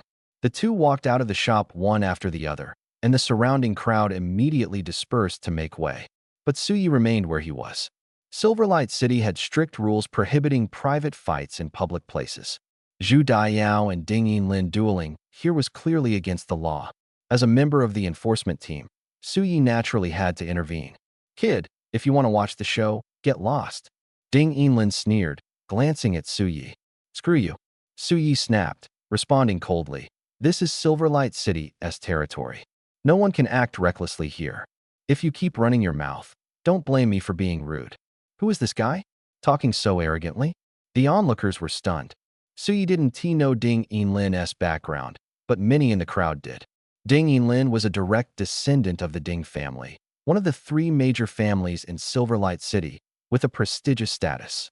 Meanwhile, Suyi was just a student.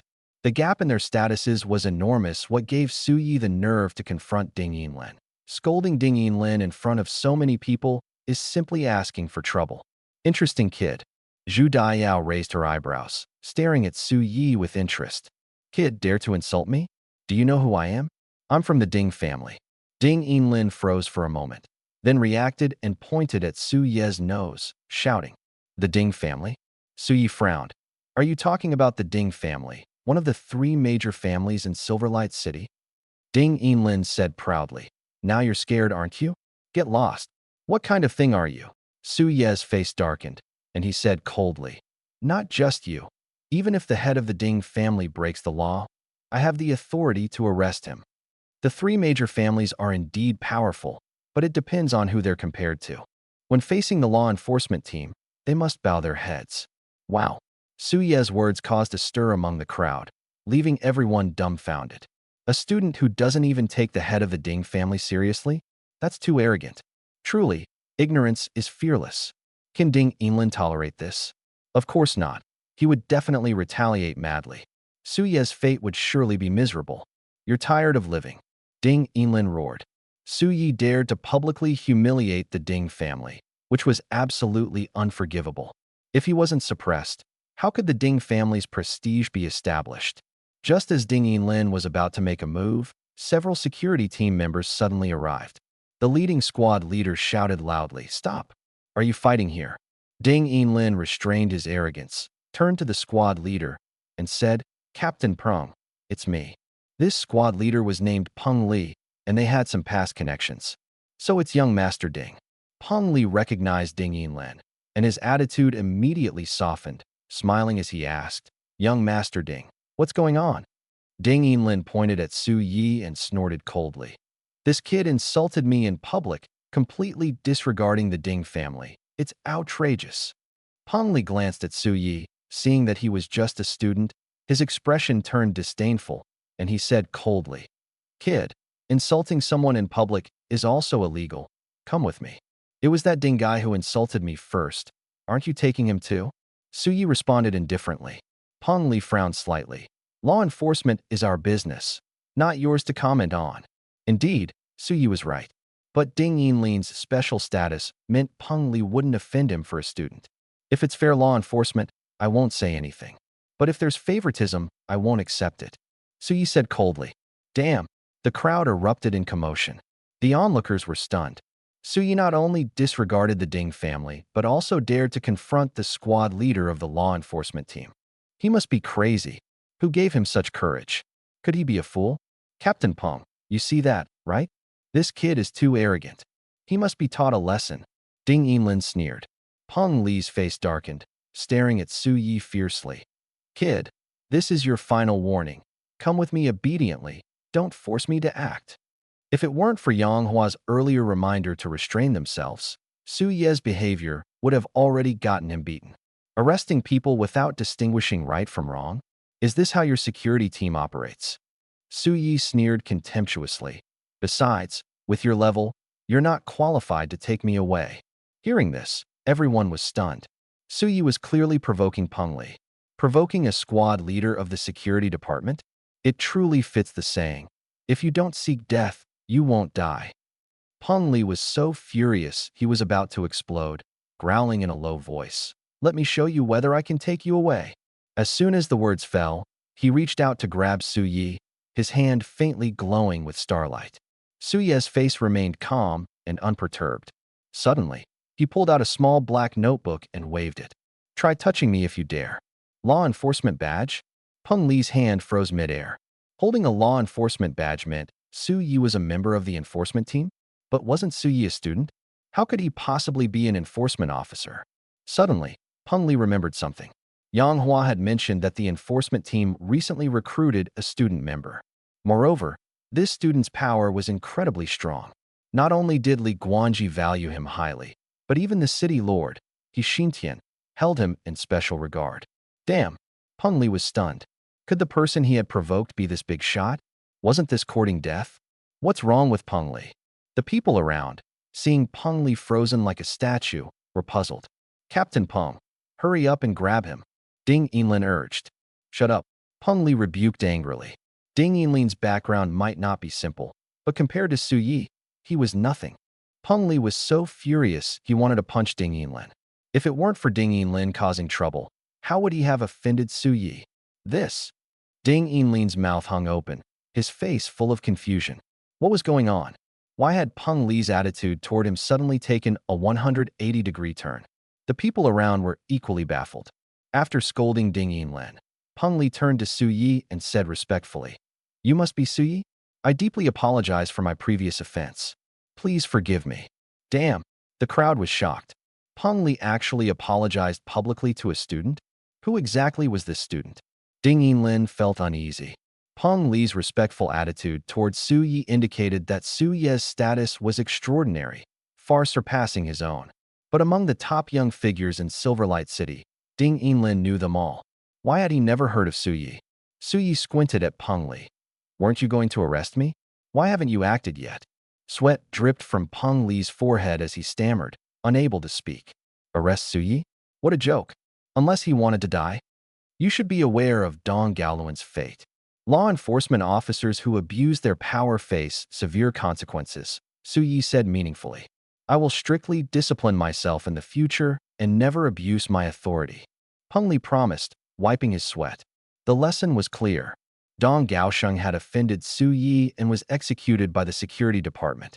This was enough to prove Su Yi's immense power. Su Yi smirked. Ding Yinlin caused trouble in a public place and refused to heed law enforcement's warnings. How should he be dealt with? Arrest him. Peng Li ordered his subordinates without hesitation. He understood that without giving Su Yi an explanation, this matter wouldn't end. What? Ding Yinlin was stunned. Su Yi's single sentence could actually make the security department arrest him? Who was this deity? Although Ding Yinlin was furious, he didn't dare resist and could only be taken away by the security officers. The crowd was once again shocked. A direct descendant of the Ding family was just arrested like that? Was this real? Seeing Peng Li's relatively sensible behavior, Su Yi didn't say much more and casually remarked, Old Peng, take him back and teach him a lesson. Understood. Peng Li nodded and was about to leave with his men. Suddenly, a scream came from inside the shop. Everyone was startled and turned to look inside. A man dressed in black suddenly rushed in, not only snatching the ore from the shopkeeper's hands, but also punching the shopkeeper to the ground. After grabbing the ore, the man in black bolted out the door. Audacious, Peng Li was furious and immediately charged forward. Yang Hua had just warned him that no trouble could occur in the next few days. Unexpectedly, on the first day, someone committed robbery right under his nose and even assaulted someone. If the culprit isn't caught, it would be his dereliction of duty, and he would surely be punished. Peng Li charged at the man in black, his fist wrapped in star power, and threw a fierce punch. Get lost, the man in black roared, meeting the punch with his own. Bang! The two fists collided directly, the sound deafening. Ah! Peng Li suddenly screamed in pain and was sent flying backward. A star warrior. Su Yi's expression changed. He had intended to intervene, but upon realizing the man in black was a star warrior, he immediately stopped. With his current strength, he couldn't possibly defeat a star warrior. To subdue the opponent, he would need to use the freezing fruit, but he didn't want to reveal his trump card in front of so many people. The man in black kicked Peng Li away and didn't stop, quickly chasing in a certain direction. Don't even think about running. Zhu Daiyao and Ding Yinlin followed closely behind. They were both after the metal key and wouldn't just stand by and let the man in black take it. Su Yi hesitated for a moment but decided to follow. His goal was simple, to figure out the purpose of the metal key. However, Zhu Daiyao and Ding Yinlin were both star warriors, their physical abilities far surpassing his. After running for a short while, the target disappeared. Sigh. Su Yi stopped and sighed. Squeak, squeak. At that moment, the treasure-hunting mouse poked its head out of Su Yi's pocket, pointing a paw in a certain direction. Su Yi raised an eyebrow. Xiaobai, do you know where they went? Squeak, squeak. The treasure-hunting mouse nodded. Su Yi's heart stirred, and he rushed in the direction the mouse indicated. 10 minutes later, he was surprised to find himself near an abandoned factory. Faint sounds of fighting could still be heard from inside. Su Yi found it odd. Last time, Hong Junquan had also escaped into this abandoned factory. Now the man in black had fled here, too. Could the two be accomplices? Without overthinking, Su Yi quietly approached. At the factory entrance, he crouched by the wall and peeked inside. The battle inside was intense, the atmosphere charged with tension. To Su Yi's surprise, Zhu Daiyao and Ding Yinlin had actually teamed up. Both were awakened warriors. Zhu Daiyao had a silver mirror floating in front of her, occasionally shooting out ice spikes. Ding Yinlin wielded a thick stone club, repeatedly striking the ground. Each strike caused a yellow ripple to spread across the ground. This ripple was clearly some kind of star technique with a stunning effect. Every time the man in black was affected, he would momentarily freeze. However, his level was much higher than Zhu Daiyao and Ding Yinlin's. Even without a martial soul, he was holding his own against the two. This guy seems to be slightly stronger than Hong Jun-kwan. Su Yi thought silently, withdrawing his gaze. He didn't dare to intervene in a battle between star warriors. A single misstep could cost him his life. But he didn't remain idle. He took out his phone and sent a message to Li Guanji, reporting the situation here. Li Guanji quickly replied, instructing him to leave immediately as the enforcement team was on their way. Su Yi responded with "got it," put away his phone, but didn't leave. Zhu Daiyao and the other three were evenly matched, fighting fiercely and paying no attention to their surroundings. As long as he didn't show himself, he wouldn't be in any danger. Another reason for staying was the chance to benefit from the situation. If they fought to the bitter end, he might be able to pick up something valuable. So, Su Yi patiently waited. After an unknown amount of time, 3 screams suddenly echoed from the factory, followed by silence. Are they really going to fight until both sides are severely injured?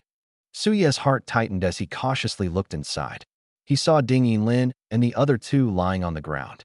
Although they weren't dead, they were gasping heavily, clearly badly injured. Haha! Su Yi almost burst out laughing. Hard work pays off. The opportunity had finally arrived. Both sides were fighting fiercely, and he was the fisherman reaping the benefits. Tap, tap, tap. Su Yi walked into the factory with light steps. Ding Yinlin and the other 2 heard the noise and turned their heads toward him in unison. Seeing it was Su Yi, they were stunned. Why was Su Yi here? Was he just passing by? Or had he been hiding here all along, watching the show? If it was the latter, it meant he was here to take advantage, and his intentions were clear. Su Yi, why are you here? Ding Yinlin couldn't help but ask. What does that have to do with you? Su Yi glared at him and quickly walked toward the man in black. The man in black stared at him warily, his eyes filled with killing intent, warning him not to come closer. Who told you to look at me like that? Su Yi snorted and directly kicked the man in black in the face. With a muffled thud, the man in black saw stars and almost fainted. Where is it? Su Yi demanded fiercely. The man in black took a breath, raised his head to glare at Su Yi, and gritted his teeth. Kid, you. Before he could finish speaking, Su Yi unleashed a flurry of kicks, causing him to scream repeatedly. This time, Su Yi directly released his star power, and his foot rained down on the man's head like a storm. The man in black was severely injured and couldn't withstand it. He passed out after just a few blows. Serves you right for asking for it. Su Yi spat and began searching him. Soon, he found a piece of ore embedded with a metal key and a gray cloth bag. Su Yi first took out the gray cloth bag and opened it. When he saw there were only 10 low-grade spirit crystals inside, his face immediately darkened. He had hoped to find something valuable on the man in black, but it turned out the guy was so poor. This is infuriating. Su Yi was furious and kicked the man in black a few more times. Zhu Daiyao and Ding Yinlin were dumbfounded. Su Yi was too ruthless. The man was already unconscious, yet he still wouldn't let him off. After venting, Su Yi glanced at the piece of ore again and casually stuffed it into his pocket. Ding Yinlin saw this and roared. Su Yi, that thing is mine. Don't even think about taking it. Su Yi almost laughed out loud, staring at Ding Yinlin with a look that said he was looking at an idiot. I took this from the man in black. How is it yours? Is everyone in the Ding family this shameless? Ding Yinlin's face turned red as he gritted his teeth and said, that guy was injured by me. His belongings should rightfully be mine. You're stealing the fruits of my labor. His argument was weak, but the metal key was too important to him. He couldn't afford not to fight for it. Oh, you make a good point. Su Yi nodded and slowly walked toward Ding Yinlin, speaking as he approached. By your logic, as long as I injure you, the item should belong to me? Ah. Ding Yinlin froze. When he wasn't injured before, he could easily deal with someone like Su Yi, who was only at the Star Disciple stage, with one hand. But now, he was severely injured and had almost no combat strength. If Su Yi really attacked, he would only be on the receiving end of a beating. Ding Yinlin panicked and quickly explained, you misunderstood me, that's not what I meant. I think that's exactly what you meant, Su Yi said with a smile, his eyes filled with mockery. Then, under Ding Yinlin's terrified gaze, he kicked out with one foot. Ah! Ding Yinlin spat out a mouthful of blood, his scream resembling that of a pig being slaughtered. Serves you right. Zhu Daiyao watched from the side, not feeling any pity but instead finding it particularly satisfying. Still want the item? Su Yi looked down at Ding Yinlin, a playful expression on his face. No, I don't. Ding Yinlin trembled all over. He finally faced reality. If he dared to say yes, he would surely get another beating. You're quite sensible. Su Yi smiled faintly, then turned to ask Zhu Daiyao. Do you have any objections? The item is yours. I have no objections. Zhu Daiyao immediately replied. The situation was clear. Su Yi was so fierce, what could she do even if she had objections? Rather than being humiliated and beaten, it was better to obediently comply. You're smart. Su Yi raised an eyebrow, then glared at Ding Yinlin and reprimanded. Look at others, then look at yourself. You don't even have a shred of self-awareness. You really deserve to be beaten. Ding Yinlin was speechless, feeling both aggrieved and angry. After being beaten, he still had to endure public humiliation. Who could tolerate that? You still seem unconvinced. Su Yi's gaze turned cold. Ding Yinlin's heart raced, and he quickly said, I'm convinced. Please don't hit me. You'd better not try anything. Su Yi snorted lightly and warned, Don't even think about seeking revenge on me. I'm not someone you can afford to provoke. I wouldn't dare. Ding Yinlin replied in a trembling voice. Su Yi's mood improved, and he then asked, What's the secret behind that? Or Ding Yinlin, Zhu Daiyao, and the man in black had fought desperately over a piece of ore, so it must hold a big secret. Ding Yinlin hesitated. He felt unwilling to directly tell Su Yi. You still seem unconvinced. Su Yi widened his eyes, ready to act again. At this moment, Zhu Daiyao suddenly said, Su Yi, let me tell you. All right. Su Yi walked over.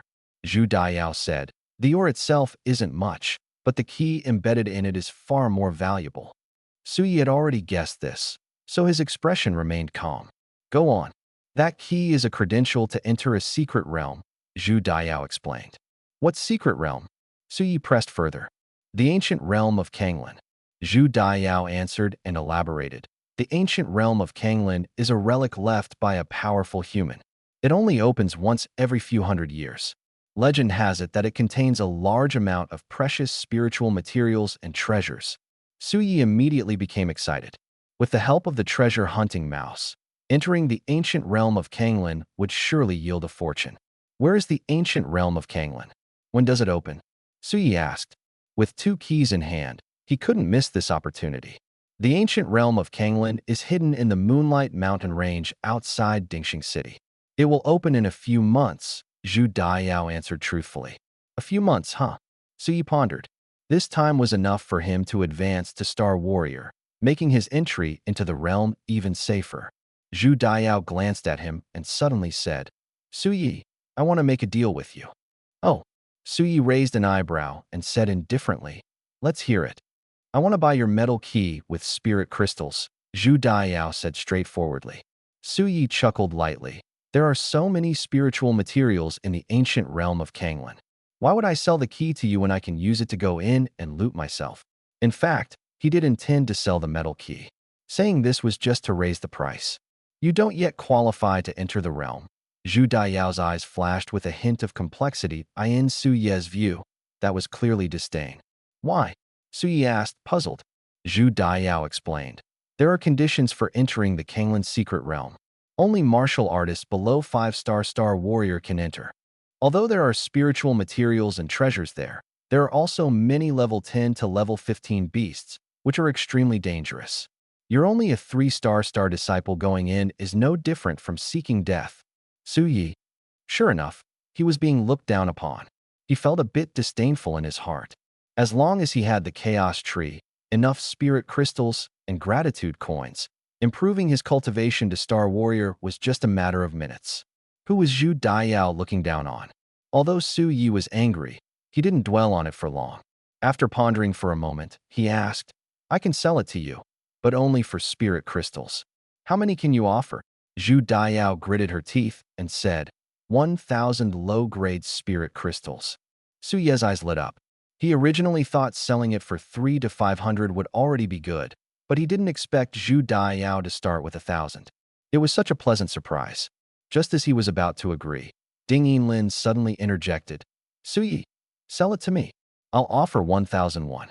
Shut your filthy mouth, it's not your place to speak here. Su Yi sternly refused. No matter how many spirit crystals Ding Yinlin offered, he would never sell to him. The reason was simple. He just didn't like Ding Yinlin. You. Ding Yinlin's mouth twitched in anger. Ignoring him, Su Yi turned to Zhu Daiyao and said, "Deal. Give me the spirit crystals." Zhu Daiyao lowered her head, looking a bit embarrassed. "I don't have that many right now, but I promise to make up for it later." Su Yi was stunned for a moment. "How many do you have exactly?" "Only 10. Zhu Daiyao's voice was as soft as a mosquito's buzz. Su Yi's jaw dropped. She promised 1,000, but it turned out to be only 10? Wasn't this just painting a big picture? Wasn't this essentially trying to get something for nothing? Haha. Ding Yinlin burst out laughing. "Su Yi, do you still want to sell it to her?" Su Yi fell silent. Zhu Daiyao was from Dingxing City, and they weren't familiar with each other. What if she reneged on her promise? Selling to Ding Yinlin, however, left him unwilling. As he hesitated, 3 law enforcement officers suddenly rushed into the factory. Leading them was a female officer who, upon seeing Su Yi, hurriedly asked, "Su Yi, are you okay?" She had accompanied Li Guanji to the Prosperity Fruit Market yesterday, so she recognized Su Yi. "I'm fine," Su Yi replied with a faint smile. "That's good." The female officer let out a sigh of relief and then asked, "Where's the assailant?" Su Yi pointed to the unconscious man in black and calmly said, "I knocked him out." The female officer was stunned. A 3-star disciple like Su Yi had actually knocked out a star warrior? Was that even possible? Ding Yinlin and Zhu Daiyao's expressions turned strange, and their gazes at Su Yi were filled with disdain. In truth, the man in black had been severely injured by the two of them working together, and Su Yi had merely delivered the final blow. But listening to Su Ye's words, it sounded like he had taken all the credit. How shameless could he be? Seeing the female officer's skepticism, Su Yi added, "Zhu Daiyao helped too. Without her, I might not have been able to take down that assailant alone." Because he disliked Ding Yinlin, he didn't mention him. "I'm so angry I could explode." Ding Yinlin was utterly frustrated. Clearly, it was he and Zhu Daiyao who had worked together to injure the man. So how had he been completely overlooked? Zhu Daiyao. The female officer's expression tightened. She quickly turned her head to look and saw Zhu Daiyao lying on the ground. Her face immediately changed. "Daiyao, how badly are you hurt?" Su Yi murmured softly in surprise. Seeing the female enforcer so anxious, it was clear their relationship was not ordinary. "Sister Lin Hong, I'm fine, just seriously injured." Zhu Daiyao forced a faint smile.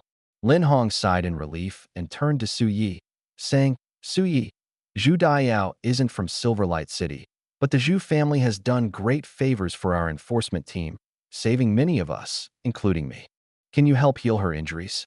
"So that's how it is," Su Yi realized, smiling lightly. "No problem. Su Yi can heal injuries? Does he have a healing martial soul?" Zhu Daiyao was a bit skeptical. "Thank you, Su Yi," Lin Hong said gratefully. Sincere gratitude from Lin Hong. Gratitude coin +1. "We're on the same side. No need to be polite," Su Yi replied with a smile, then revealed his martial soul. Tree of Life. A small golden tree slowly appeared, emitting a dazzling light. "What kind of martial soul is this?" Zhu Daiyao asked in surprise. At that moment, Su Yi focused his thoughts, and the Tree of Life emitted a milky white beam of light that landed on Zhu Daiyao. The blessing light quickly took effect, and the wounds on Zhu Daiyao's body began to heal at a visible speed, her aura growing stronger and stronger. After using one blessing light, Su Yi immediately released a second one. With these 2 powerful healing sessions, Zhu Daiyao felt as if she had been reborn. She was utterly shocked. Su Ye's healing ability was incredible, almost like a divine skill. Su Yi retracted his martial soul, glanced at Zhu Daiyao, and asked softly, "How do you feel?" Zhu Daiyao got up from the ground, stared at Su Yi, and said gratefully, "Su Yi, thank you for helping me. I feel great now." Sincere gratitude from Zhu Daiyao. Gratitude coin +1. Su Yi pinched his nose and said, "Just one sentence?" Zhu Daiyao's lips parted slightly, staring at him in a daze. What did he mean? Wasn't it enough? Although she didn't understand why Su Yi had such a request, since he had helped her, saying a few more words wouldn't hurt. So, Zhu Daiyao said thank you 3 more times. Su Yi nodded slightly, earning 3 more gratitude coins, feeling quite satisfied. Ding Yinlin's eyes shifted, and he suddenly said, Su Yi, can you heal me too? Su Yi pursed his lips and sighed. I'd love to help you, but my star power is completely drained, so I can't. Ding Yinlin, this useless guy, even if he gave him spirit crystals, Su Yi wouldn't bother to heal him. You bastard. Ding Yinlin cursed inwardly. A star disciple's star power might not be abundant, but it was more than enough to use a dozen star techniques. Su Yi's excuse was clearly just a refusal to help, a blatant lie. How infuriating. Ignoring him, Su Yi instead took out a piece of ore and handed it to Zhu Daiyao. Is this for me? Zhu Daiyao was a bit puzzled. Su Yi smiled. You're overthinking it. Once you gather enough spirit crystals, you'll still have to return it to me. Given Zhu Daiyao's close relationship with Lin Hong, Su Yi wasn't worried about her defaulting on the debt. Realizing this, Zhu Daiyao promised, Don't worry, as soon as I gather enough spirit crystals, I'll return it to you immediately. Su Yi nodded and then added, I have one more small request. What is it? Zhu Daiyao was slightly taken aback. Su Yi said, I've helped you so much. Shouldn't you thank me a few more times? Zhu Daiyao looked confused. Hadn't she already thanked him several times? Was Su Yi still not satisfied? Clearing his throat, Su Yi said, What I mean is, I hope you can say thank you to me 10 times every day. Zhu Daiyao. Lin Hong. Saying thank you 10 times a day? Is there something wrong with his brain? Zhu Daiyao asked in confusion. Is there any special reason for this? Su Yi answered calmly. I just like hearing people say thank you to me. It makes me feel a sense of accomplishment. Zhu Daiyao's mouth twitched, feeling speechless. What kind of strange hobby is this? It's too weird. And liking it is your own business. Why force others? Did you ask for their opinion? How about it? Are you willing? Su Yi asked expectantly. Zhu Daiyao thought for a moment and said, But I'm going back to Dingxing City in a few days. How can I say thank you to you every day? Su Yi was already prepared and said indifferently. Saying it over the phone works too. Huh. Lin Hong's expression turned strange. Was Su Yi indirectly asking for Zhu Daiyao's phone number? What was his purpose? Could it be that he liked Zhu Daiyao? Lin Hong thought this was very possible. After all, Zhu Daiyao was a rare beauty, and it made sense for Su Yi to be attracted to her. Zhu Daiyao didn't think much and asked back, For how many days? If it was for a lifetime, she wouldn't agree. 1 month is enough, Su Yi said with a smile. After a month, 300 gratitude coins wouldn't be bad. All right, Zhu Daiyao agreed readily. Then let's start from today, Su Yi reminded. Zhu Daiyao swallowed and began to say thank you repeatedly. By the 6th time, Su Yi interrupted, That's enough. You've already said it 4 times before. Saying more is just a waste. Zhu Daiyao. Su Yi then took out his phone and exchanged numbers with Zhu Daiyao. Afterward, he said to Lin Hong, Captain Lin, I'll head back first. All right, Lin Hong nodded.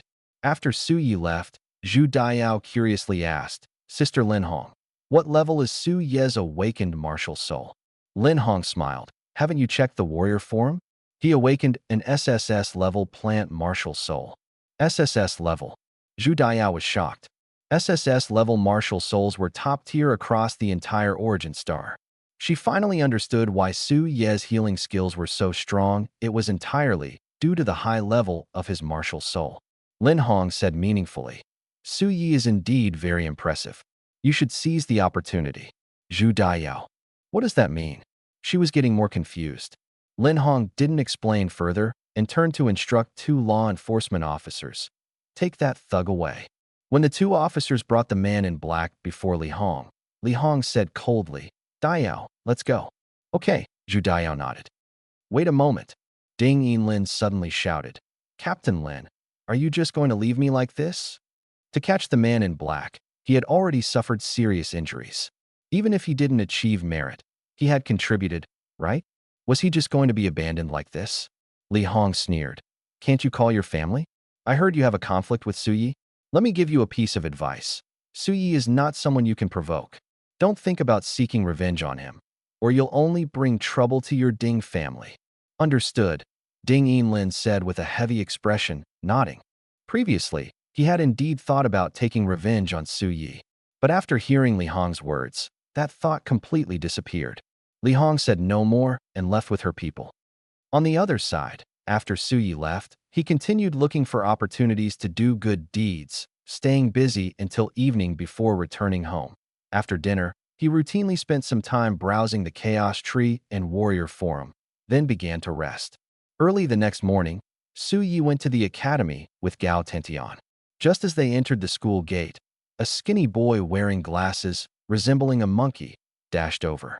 "Hello, Senior Su Yi. I'm Wang Yuxing from the first year." Wang Yuxing greeted enthusiastically, then introduced himself. Su Yi glanced at him and curiously asked, "What's the matter?" "Senior Su Yi, you're my idol. I admire you so much. Can you give me an autograph?" Wang Yuxing took out a notebook and placed it expectantly in front of Su Yi. "Impressive, you actually have fans now," Gao Tantian exclaimed. "Why do you admire me?" Su Yi asked, puzzled. "Aren't only big celebrities supposed to have fans? When did he become so famous?" Wang Yuxing explained. "There's a rumor that your talent was very poor, but you didn't give up. Not only did you condense star power, but you also awakened your martial soul. It's simply a miracle. My talent isn't great either, and I once thought about giving up. After hearing your story, I decided to keep trying. If even someone like you, a waste, can succeed, I'm slightly better than you. So maybe I can too." Gao Tantian couldn't help but burst into laughter. Su Ye's face darkened, wishing he could slap Wang Yuxing. This wasn't admiration, it was clearly an insult. "Senior Su Yi, please give me an autograph," Wang Yuxing said expectantly. Su Yi replied coldly, "I can't sign, I didn't bring a pen." "I have one." Wang Yuxing quickly pulled out a pen. "I still can't sign," Su Yi said even more coldly. "Why?" Wang Yuxing asked, confused. "My hand hurts." Su Yi snorted and turned to leave. After being insulted, why would he give an autograph? He wouldn't stoop so low. Hand hurts. Watching Su Ye's departing figure, Wang Yuxing was dumbfounded. Gao Tantian caught up to Su Yi, laughing as he said, "Su Yi, you're being unreasonable. Wang Yuxing admires you so much, can't you just give him an autograph?" Su Yi shot him a glare. "Get lost." After the school term began, the first-year students had all advanced to the second year. Those who failed to condense star power were eliminated. The first year originally had 10 classes, but after testing, 80% were eliminated, leaving only 2 classes. After the reorganization, Su Yi and Gao Tantian were placed in class 1 of the second year. As soon as they entered the classroom, familiar classmates greeted them one after another. Su Yi responded with a smile. Just as he sat down, the homeroom teacher, Wu Chuanmu, walked into the classroom and said, "Su Yi, the principal wants to see you. There's something important. Come with me." "All right, Teacher Wu," Su Yi replied, standing up to follow. He guessed that Luo Zheong wanted to see him regarding the talent test. Sure enough, Wu Chuanmu led him straight to the testing site. 10 minutes later, the two entered a circular building. Inside one of the rooms, Luo Zheong and He Xintian were already waiting. "Su Yi, you're here," Luo Zheong and He Xintian greeted with smiles. "Principal, City Lord," Su Yi responded respectfully. Luo Zheong got straight to the point. "Su Yi, this time you're here for a retest of your talent. We suspect you're not of low talent, it might be higher." "I'm ready," Su Yi said. "Let's begin," He Xintian said eagerly. Su Yi walked up to the testing device. The talent testing device was similar to the star power testing device, consisting of a sphere and a diamond-shaped light column. The difference was that the light column was divided into 6 sections, each representing a talent level. When the hand is placed on the sphere, the light column will emit a white light, and the section it lands on indicates the talent level. Su Yi took a deep breath and placed his palm on the sphere. Luo Zheong and the other two widened their eyes, staring intently at the diamond-shaped light column. A few seconds later, a white light appeared within the column, slowly rising upward but stopping at the second level. The second level represented a low-level cultivation talent. Seeing this, Luo Zheong and the others exchanged glances. They had assumed Su Yi possessed at least an exceptional talent, but unexpectedly, it was only a low-level talent. The question arose, how could someone with low-level talent advance 3 levels in just 2 days? Luo Zheong pondered for a moment and asked Su Yi, "Did you feel anything special when you advanced in level?" Su Yi pretended to think, remaining silent for a moment before replying, "I've been fighting constantly these past few days, consuming a lot of star energy, so I used a large amount of spirit crystals to replenish it, and somehow I advanced." What he described was a typical characteristic of hidden talent. The key was whether Luo Zheong and the others could figure it out. Is there really such a strange phenomenon? Luo Zheong and the others exchanged puzzled looks. Generally speaking, for a warrior to level up, they must first enhance their physical attributes, then absorb spiritual energy from the heavens and earth or from spirit crystals, and finally break through the bottleneck to advance. But Su Yi was clearly different. His physical attributes and star energy seemed to improve simultaneously. This completely defied the normal cultivation process. Unable to come up with an explanation, Luo Zheong and the others were stumped. Su Yi grew anxious, thinking to himself, "Come on, think harder. Isn't there such a thing as hidden talent in this world?" Fighting and then absorbing the spiritual energy from spirit crystals, suddenly leveling up? He Exine Tian muttered, his eyes suddenly lighting up as if he had thought of something. Luo Zheong seemed to understand and asked, "Lord He, do you know the reason?" He Exine Tian nodded, suppressing his excitement, and said, "Su Yi very likely possesses hidden talent." "Is that really possible?" Luo Zheong and Wu Chuanmu were so shocked their mouths hung open. Hidden talent was even rarer than divine grade talent. Its abilities far surpassed other talents, characterized by extremely fast leveling speed and rapid talent improvement. "That's about right." He Exine Tian took a deep breath and said slowly, "You should know that hidden talent is also called hidden combat talent. As the name suggests, it involves continuous fighting, absorbing large amounts of spiritual energy, and simultaneously advancing in level and talent." At this point, he Exine Tian squinted at Su Yi and said, "Isn't Su Yi exactly in this situation? Isn't this hidden talent?" "My goodness." Wu Chuanmu was stunned on the spot. Su Yi had awakened an SSS grade martial soul. If he truly possessed hidden talent, he would undoubtedly be a rare super genius. It was imaginable that Su Yi's future achievements would be limitless. Hidden talent. Luo Zheong looked at Su Yi excitedly, his eyes sparkling with enthusiasm. Su Yi pinched his nose and said softly, "Principal, isn't this hidden talent? Please don't look at me like that." Luo Zheong burst into laughter. "Su Yi, you might not yet realize how incredible this talent is. Once you understand, you'll know why I'm so excited. I actually know more than you do." Su Yi thought to himself with a smile. He didn't have hidden talent at all. This was just a deliberate illusion to cover up the existence of the attribute fruit. The goal was to make Luo Zheong and the others believe it. So far, the plan was going smoothly. At this moment, he Exine Tian seemed a bit troubled. The Su Yi's hidden talent is indeed a good thing. But Su Yi is too outstanding. Can Silverlight City still keep him? He Exine Tian felt it was necessary to talk to Su Yi, so he said, "Su Yi, I have something to tell you.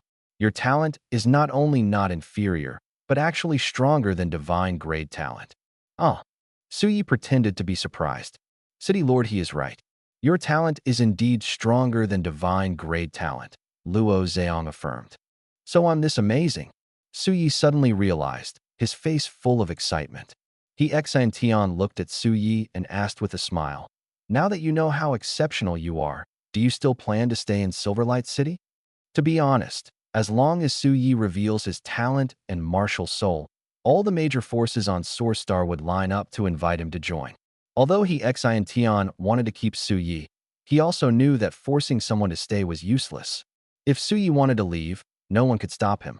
"City Lord, I've said it before, Silverlight City is my home, and I will always stay here," Su Yi said firmly. "Good." He Exine Tian was overjoyed. Hearing this, his worries completely dissipated. Luo Zheong and Wu Chuanmu were also very happy. He Exine Tian calmed his emotions and reminded, "Su Yi, for now, don't tell anyone about your hidden talent. Once the news spreads, those powerful forces will definitely try every means to take Su Yi away, even resorting to strong measures."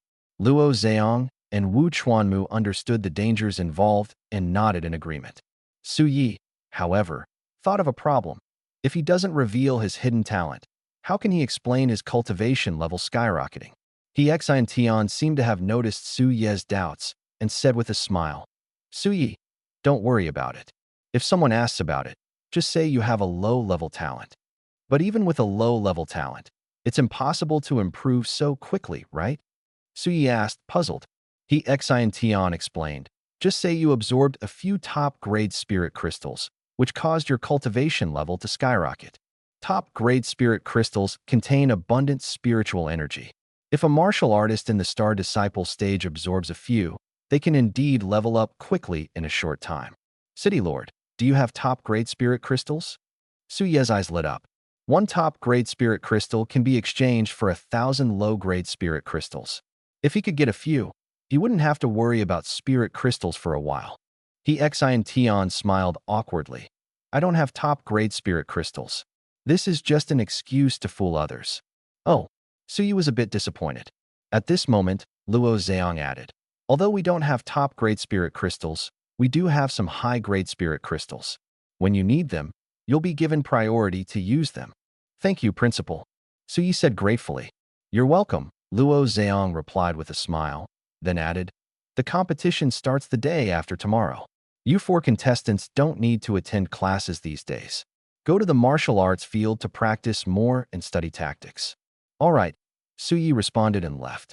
After returning to the classroom, he found Chang Yuji, Tian Hanya, and Gao Tantan, and said, let's go. The principal wants the four of us to go to the martial arts field to practice tactics. When they heard Gao Tantan was also competing, the other students were stunned. Chang Yuji and Tian Hanya were also a bit puzzled. Gao Tantan's talent was only low level, barely able to condense star power. There were many in the class stronger than him. Not to mention Jiangku, a Star Disciple 2-star who had also condensed a martial soul. Wasn't he more suitable than Gao Tantan? So why was Gao Tantan chosen instead of Jiangku? Soon, someone guessed the reason. This competition is definitely centered around Su Yi, who holds significant influence in the team. Jiangku had previously offended Su Yi and was even beaten up by him in the ring. Su Yi took the opportunity to suppress Jiangku and chose his good friend Gao Tantian, which makes sense. Many students looked at Gao Tantian, some with envy, others with jealousy. Being stared at by so many people, Gao Tantian's face turned red, feeling a bit flustered. Su Yi glanced around and said loudly, everyone, the participant list was personally decided by the principal, so stop guessing. Humph. The students scoffed inwardly. They knew the truth very well. Su Yi ignored them and turned to shout at Chang Yueji and the other two. Let's go, don't waste time. After speaking, he took the lead and walked out of the classroom. Chang Yueji and the other two followed closely behind. As soon as Su Yi and his group left, the classroom erupted into chaos, with students discussing fervently.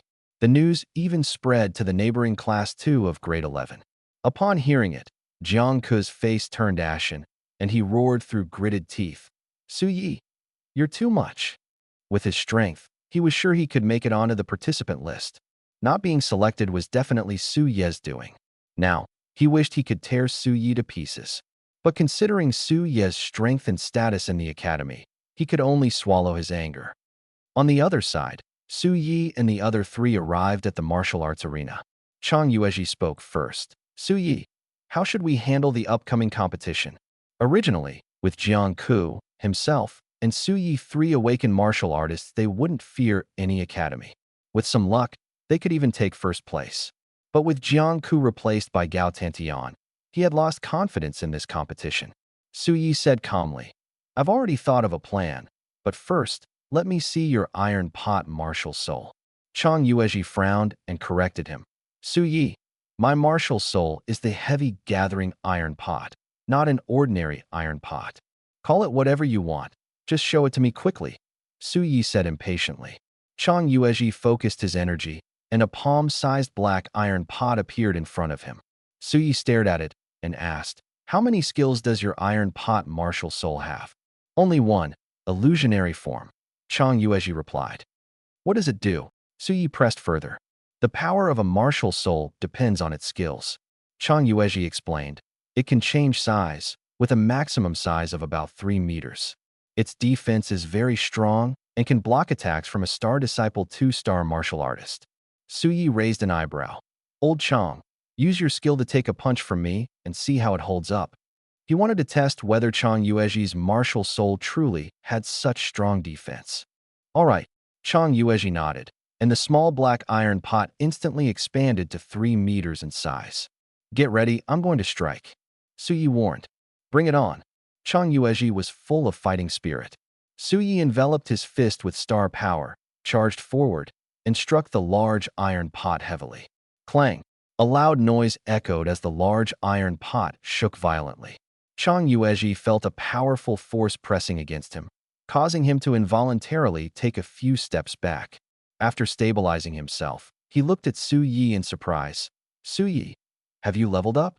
The illusionary form star skill could completely block a strong attack from a Star Disciple 2-star martial artist. But when facing Su Yi, it was pushed back with one punch. This indicated that Su Yi had definitely leveled up, at least to Star Disciple 3-star. But he couldn't understand, wasn't Su Yi just a Star Disciple 1-star? His talent was average, so how could he level up twice in 3 days? Gao Tantian and Tian Hanya were also shocked. They hadn't expected Su Yi to have leveled up. That Su Yi found an excuse and said, "For this competition, the principal gave me some cultivation resources and forcibly boosted my level." Oh, Chang Yuezhi and the other two finally breathed a sigh of relief. Tian Hanya said excitedly, "Since Su Yi is leveled up, we might have a chance to get second place this time." Su Yi retorted disdainfully, "What's the difference between second place and last place?" Huh? Tian Hanya and the other two were stunned. Judging by his tone, was his goal first place? Chang Yuezhi said, "Su Yi, we don't need to worry too much about the third and fourth ancient martial academies. But the first ancient martial academy is too strong. They have 4 awakened martial artists, not to mention someone as powerful as Gu Shui." Gu Shui. Su Yi narrowed his eyes and pondered for a moment. Gu Shui had exceptional talent, and her level was certainly not low, probably around Star Disciple 3-star. However, her martial soul was only SS level, far inferior to his own. At the same level, the higher the martial soul grade, the stronger the combat power. So, crushing Gu Shui should be easy. The other awakened martial artists were all S-level martial souls, at most comparable to Jiangku, posing no real threat. Su Yi said calmly, "With me here, there's no problem." Chang Yuezhi clicked his tongue. "Then what strategy should we use against the first ancient martial academy?" The gap between the second and first ancient martial academies was obvious, and he really couldn't understand why Su Yi was so confident. "The strategy is simple." Su Yi smiled. "You manifest a giant iron pot to protect Gao Tantian and Tian Hanya, and I'll take care of the rest." Chang Yuezhi. Tian Hanya. What did he mean? Judging by Su Ye's words, was he planning to fight all 4 opponents alone? He clearly didn't take the first ancient martial academy's contestants seriously. Wasn't this too arrogant? Gao Tantian was also dumbfounded. He had heard Su Yi mention fighting 4 opponents alone before, but he thought he was joking. Now it seemed he was serious. "Su Yi, you're not joking, are you?" Chang Yuezhi swallowed nervously, looking at him in shock. "Do I look like I'm joking?" Su Yi raised an eyebrow and said seriously, "Relax. Everything is under my control." With his current strength, he could easily handle a Star Disciple 5-star, and 4 opponents below Star Disciple 3-star were no challenge at all. This. Chang Yuezhi's mouth hung open, unable to say a word. To be honest, Su Yi was indeed strong. When he was a Star Disciple 1-star, he could easily crush Jiangku, a Star Disciple 2-star. Now that he had risen to Star Disciple 3-star, no one in the second year could rival him. But this competition was a 4v4 team battle, not a one-on-one duel. With more people, there was more power. How could Su Yi possibly fight 4 opponents alone? Tian Hanya was about to try to persuade him when Luo Zong suddenly walked over. "Principal." Su Yi and the other 3 greeted in unison. Luo Zhang nodded and said, "This competition concerns the Academy's honor. You 4 are the top students in the second year, so you must prepare well, work together, and aim for a good ranking." Hearing this, Gao Tantian lowered his head in shame. He was so weak, how could he be considered top tier? Tian Hanya hesitated and said, "Principal, you need to talk to Su Yi." "What's wrong?" Luo Zhang asked, puzzled. Tian Hanya stammered. "Su Yi said he wants to fight all 4 opponents alone." "You sure are a bit arrogant, kid." Luo Zhang glanced at Su Yi and smiled. "Since he's so confident, let's go with his plan." He hadn't believed Su Yi had that kind of strength at first, but knowing Su Yi had risen to Star Disciple 3-star and had even defeated a Star Disciple 5-star member of the security team, he was completely convinced. Huh. Chang Yuezhi and the other three were stunned. Luo Zheong not only didn't dissuade, but even supported Su Ye's strategy. Have these two gone mad? You all continue preparing. I won't disturb you. Luo Zheong left with a smile. Thinking about the competition the day after tomorrow, where the second ancient martial academy would lead the pack, his blood boiled with excitement. After Luo Zheong walked away, Su Yi said, "Since we have some free time, I'll teach you some boxing techniques."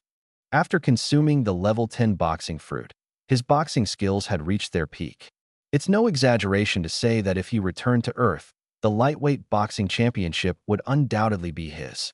Teaching Chang Yuezhi and the other two beginners was no problem at all. Of course, he wasn't teaching for free, it was mainly to earn gratitude points. Su Yi, maybe we should skip this, Chang Yuezhi said with a bitter smile. Indeed, learning some combat techniques could enhance their strength, but practicing combat techniques was both tedious and time-consuming. For martial artists in the Star Disciple phase, the most important thing was still physical training and condensing star power. So, they didn't want to waste time on this. You must learn, Su Yi said in an uncompromising tone. Chang Yuezhi thought, if we don't learn, what excuse do we have to give gratitude points? The three exchanged glances. Not learning isn't even an option? Isn't this too forceful? Seeing the reluctance on their faces, Su Yi began to persuade them. You might not know, but practicing combat techniques is actually a great way to train your body, and the effects are particularly noticeable. My talent is average, but the reason I've been able to level up so quickly is mainly because I laid a solid foundation through constant practice of combat techniques. The more solid the foundation, the easier it is to level up. Otherwise, even if you absorb more spirit crystals, if your body can't keep up, leveling up won't be as fast. Hearing this, the three's eyes lit up. Su Yi made a lot of sense. According to him, practicing combat techniques could help them level up faster. Thinking of this, the three became excited and said in unison, Su Yi, we're willing to learn. Su Yi's lips curled slightly upward as he said seriously, teaching you combat techniques is quite exhausting. Shouldn't you show some appreciation? Of course, Chang Yuezhi nodded and immediately asked, Su Yi, how many star coins do you want? I don't want star coins, Su Yi said calmly. You just need to say thank you to me 10 times. Compared to spirit crystals and star coins, what he lacked most now were gratitude points. Huh. Chang Yuezhi and Tian Hanya were a bit dumbfounded. Say thank you to him? What kind of operation is this? Gao Tantian's mouth twitched, muttering to himself. Seriously, he's doing this again?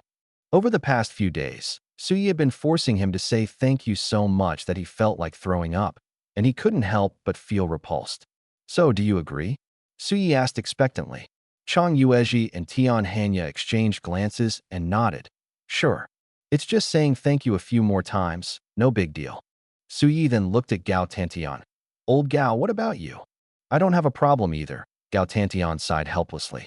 Since Chang Yuezhi and Tian Hanya had agreed, if he didn't, it would seem like he was being difficult. After all, they were good friends, and he couldn't ruin the mood. Great. Su Yi was overjoyed and reminded them. You can start saying thank you now. Chang Yuezhi and Tian Hanya froze for a moment. Su Yi hadn't even started teaching yet, and he was already asking for gratitude. Wasn't this a bit too hasty?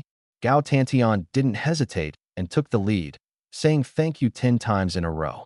Over the past few days, Su Yi had been almost unscrupulous in his pursuit of gratitude, to the point of seeming a bit crazy. Although he didn't understand why he was doing this, since they were friends, he decided to fulfill his request. Su Yi received 10 gratitude coins and smiled brightly, then turned to Chang Yuezhi and Tian Hanya and said, It's your turn.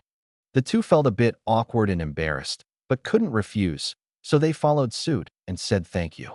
They received another 20 gratitude coins, and Su Yi was satisfied, starting to teach boxing techniques. The day passed in a busy and fulfilling manner. The next day, Su Yi followed the same routine, first asking for gratitude and then seriously teaching boxing. Under his patient guidance, Chang Yuezhi and the other two made significant progress, almost reaching the level of first-grade boxing. Although the level wasn't high, without the support of star power and martial souls, they could still perform quite well. On the third day, Su Yi and the other three, led by Luo Zheong, took the school bus to the first ancient martial arts academy. Silverlight City has 4 ancient martial arts academies, with the first ancient martial arts academy being the strongest. In the annual martial arts competitions, the first ancient martial arts academy always emerged as the champion, while the other 3 academies could only play supporting roles. However, this time, Luo Zheong was full of confidence, vowing to break the dominance of the first ancient martial arts academy. This confidence came entirely from Su Yi. Su Yi, whether our second ancient martial arts academy can win the championship depends entirely on you, Luo Zheong said to Su Yi in a steady voice. No problem. Su Yi smiled and turned to Chang Yuezhi and the other 2, saying, stick to the plan. As long as we take first place, the principal will definitely give us generous rewards. Luo Zheong, you sound so confident. If the rewards are insufficient, how am I supposed to face them? The more he thought about it, the angrier he became, glaring fiercely at Su Yi. Su Yi pretended not to notice and reminded, hurry up and thank the principal. Thank you, principal. Chang Yuezhi and the other 2 said excitedly. It's nothing, Luo Zheong forced a smile. If we really take first place, the rewards will definitely be substantial. 10 minutes later, the school bus slowly entered the first ancient martial arts academy. Follow me, Luo Zheong called out, leading Su Yi and the other 3 straight to the martial arts arena. The martial arts arena of the first ancient martial arts academy was twice as large as that of the second ancient martial arts academy, almost as spacious as a football field. At this moment, groups of people had already gathered in the arena, 3 of which were students from the 3 academies participating in the competition, while the other group consisted of only 3 people, clearly the principals of the 3 academies. Old Luo, over here. As soon as Su Yi and the others entered the arena, they saw an elderly man with a hunched figure waving to Luo Zong from afar. You all go over there to gather, Luo Zong reminded them, striding toward the elderly man. Following the instructions, Su Yi and the other 3 headed toward the group of participating students. As they approached, a sweet voice of a girl rang out. Classmate, are you here to compete too? Su Yi and the others followed the voice and saw Gu Shuyi from the first ancient martial arts academy, a girl who looked like a little elf.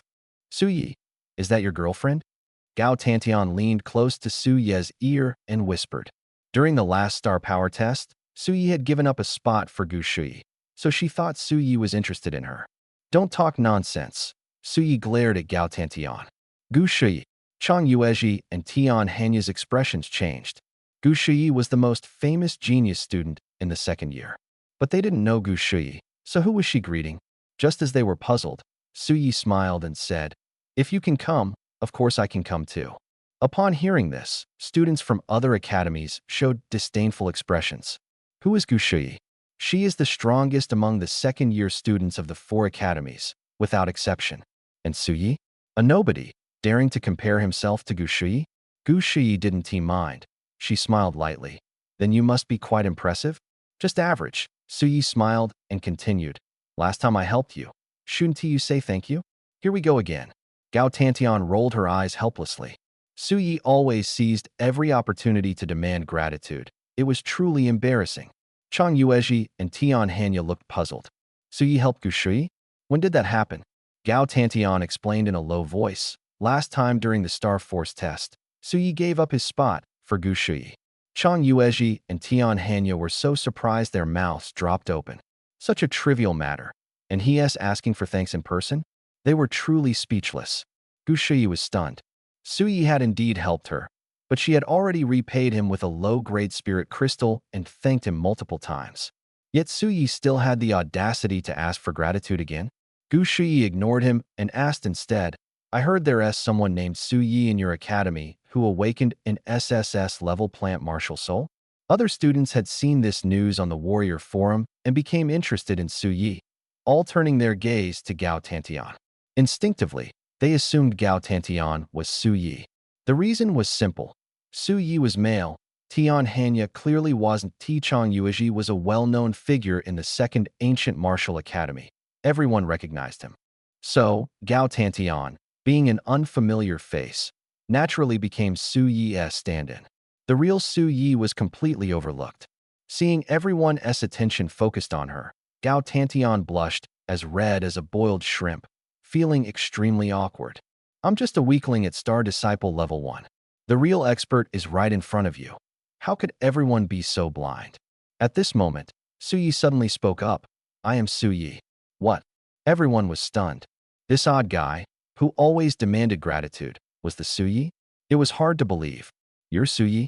Gu Shuyi stared at Suyi in disbelief. Is there a problem? Suyi pinched his nose. A Gu Shuyi's mouth twitched. I didn't expect the famous Suyi to look like this. Suyi's face darkened slightly. He was 1.79 meters tall, with delicate and handsome features. While not a top-tier heartthrob, he was certainly good-looking. Who was Gu Shuyi looking down on? Don't overthink it. I'm just being honest, Gu Shuyi quickly explained. Suyi. Saying that, who wouldn't he misunderstand? At this point, students from other academies, now aware of Suyi's identity, enthusiastically came forward to greet him. Suyi didn't have much fondness for these opportunists, but adhering to the principle of don't hit a smiling face, he responded politely. While the students interacted, the three principals were also chatting happily. The principal of the First Ancient Martial Academy, Feng Chong, smiled and said to Luo Zheong, Old Luo, congratulations on having a student awaken an SSS-level martial soul in your academy. Luo Zheong replied with a smile. Your First Ancient Martial Academy has 4 students awakening martial souls this time. That's quite impressive. The principal of the Third Ancient Martial Arts Academy, the Hunch Duan Qian, said meaningfully, Old Luo, your academy has 3 awakened martial artists. This time, second place is definitely yours. In previous years, the First Ancient Martial Arts Academy always took the championship, and this year would be no exception. The best ranking the other 3 academies could hope for was second place. The Second Ancient Martial Arts Academy had 3 awakened martial artists, while the Third and Fourth Ancient Martial Arts Academies only had 2 each. Based on the strength comparison, the Second Ancient Martial Arts Academy taking second place was almost a certainty. However, Luo Zheong was unimpressed. Second place? What does that mean? I'm here to take first place. Just as Luo Zheong was about to say something, the female principal of the Fourth Ancient Martial Arts Academy, Qiu Bing, suddenly said softly, Old Luo, your academy's participant list is incorrect. Why isn't Jiangku on it? Before the competition, the academies would review each other's participant lists. Qiu Bing noticed that Jiangku was missing from the Second Ancient Martial Arts Academy's list, replaced by a student named Gao Tantang. Jiangku was a genuine awakened martial artist, and the Second Ancient Martial Arts Academy had no reason not to send him to compete. So why was he replaced by Gao Tantang? Who was Gao Tantang? Was he even stronger than Jiangku? Old Luo, what's going on? Duan Qian and Feng Chong were also puzzled. Luo Zheong certainly wanted Jiangku to compete, but the key issue was that Suyi disagreed. However, this wasn't the right occasion to reveal the truth, so he made up an excuse. Jiangku is injured and can't compete, so we had to send a substitute. Oh, Duan Qian nodded and said, without an awakened martial artist, your Second Ancient Martial Arts Academy might end up at the bottom. Luo Zheong's face darkened slightly, and he said disdainfully, Old Duan, don't underestimate us. To be honest, we're here to take first place this time. First place? Duan Qian and Feng Chong exchanged glances. With the Second Ancient Martial Arts Academy's lineup, they wanted to take first place? Ridiculous. Indeed, the Second Ancient Martial Arts Academy had Suyi, a genius with an awakened SSS-level martial soul. But they knew Suyi's martial soul was a healing type. Healing martial souls were auxiliary, mainly used to help teammates recover, with almost no offensive power. With this setup, the Second Ancient Martial Arts Academy could only rely on Chang Yuezhi. However, Chang Yuezhi's martial soul was focused on defense, with weak offensive capabilities. Among the 4 participants, there was 1 auxiliary martial soul, 1 defensive martial soul, and 2 ordinary martial artists. Forget about beating the First Ancient Martial Arts Academy, they might not even be able to defeat the Third and Fourth Ancient Martial Arts Academies.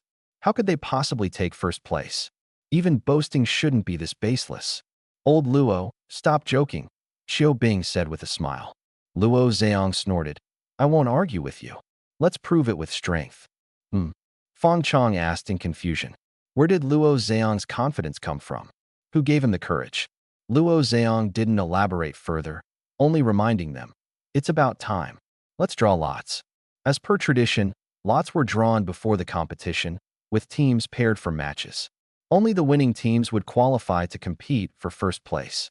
"I hope we draw old Luo," Duan Qian muttered thoughtfully. In his view, the second ancient martial arts academy, without Jiangku, was the weakest of the four academies. Drawing them would mean an easy win into the finals, with at least second place guaranteed. Last time you drew the second ancient martial arts academy. This time, luck can't always favor you. It's our fourth ancient martial arts academy's turn, Qiu Bing said with a smile.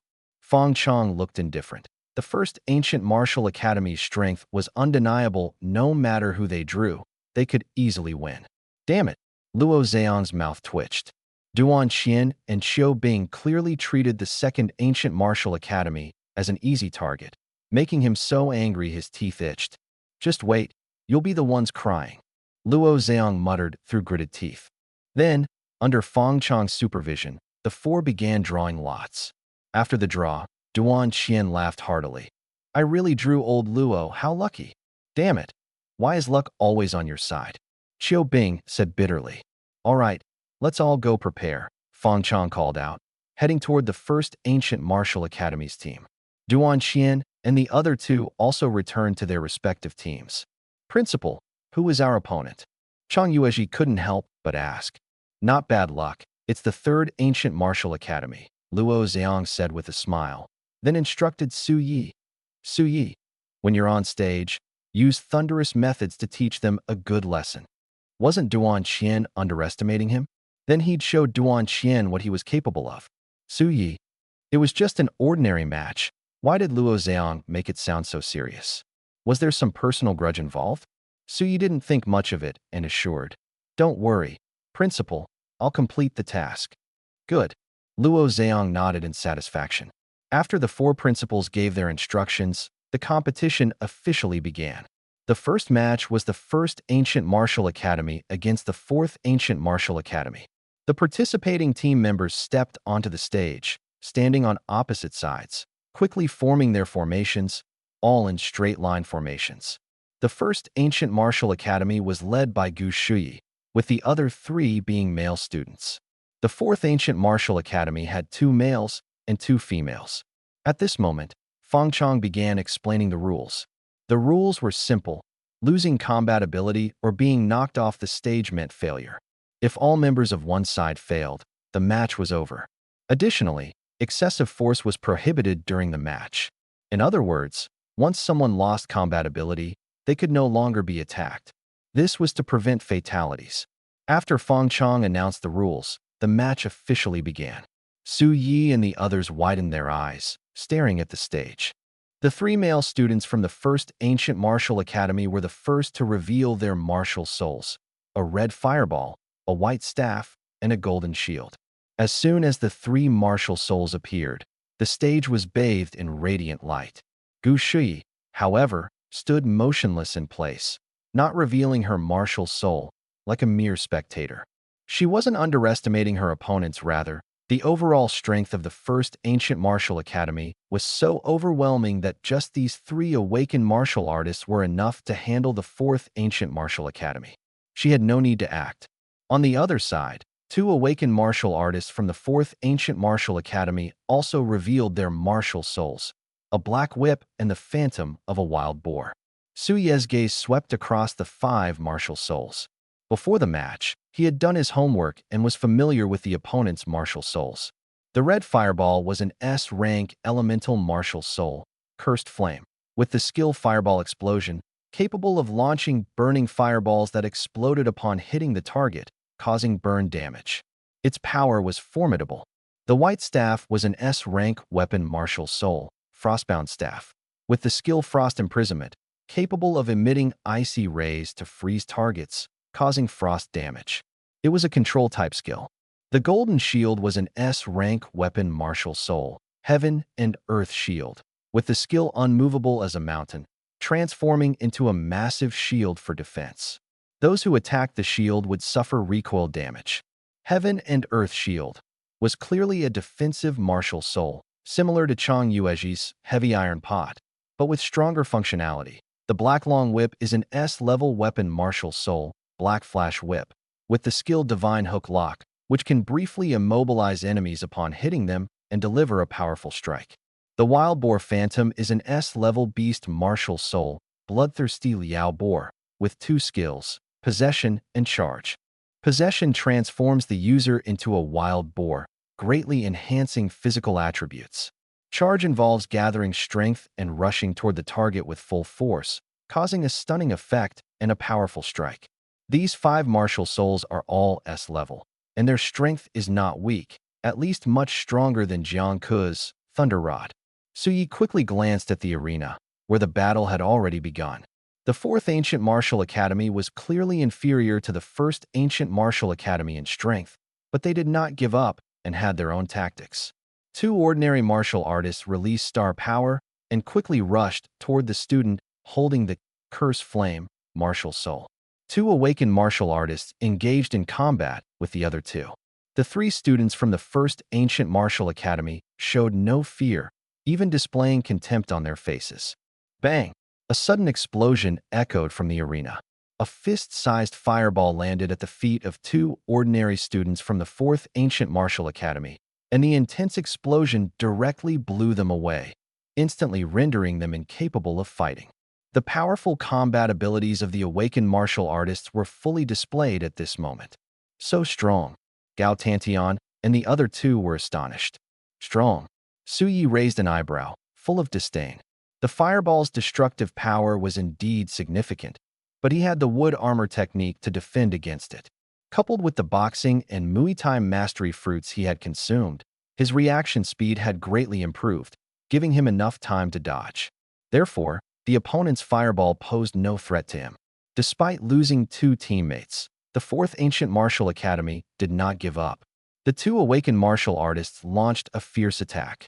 The student holding the Bloodthirsty Liao Boar martial soul used the Possession and Charge skills, transforming into a giant wild boar and madly charging toward the 1st Ancient Martial Academy student holding a giant shield. Boom! The 2 collided violently, producing a deafening roar. In the next moment, the student who had transformed into a giant wild boar was sent flying by the counterforce.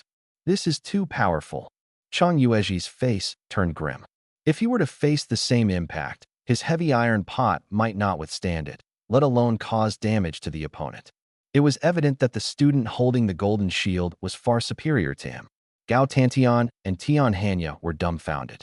Witnessing the strength of the awakened martial artists, they didn't even dare to step onto the stage. Ah!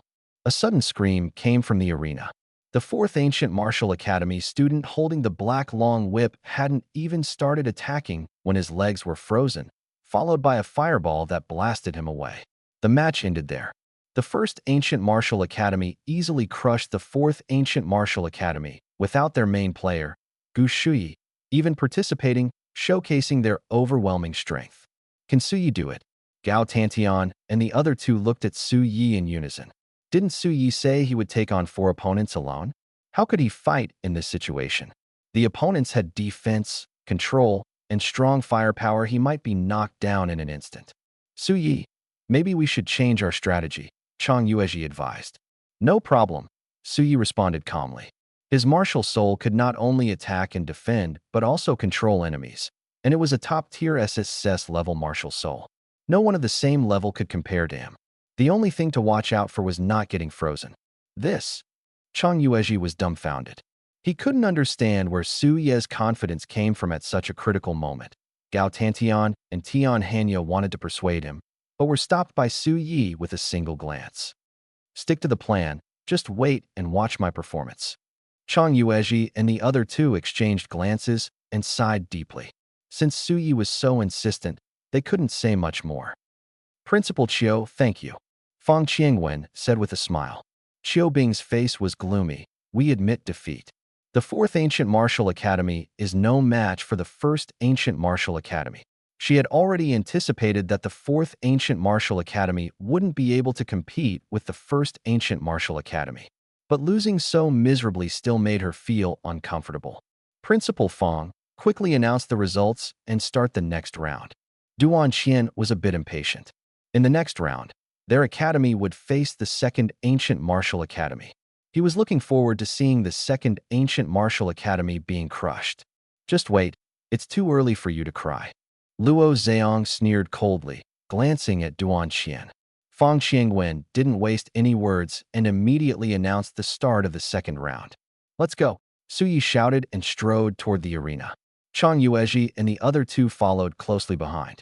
The three students from the Third Ancient Martial Academy also stepped onto the arena at the same time. As both sides stood firm, a voice suddenly echoed in Su Ye's mind. Heavenly Dao mission activated.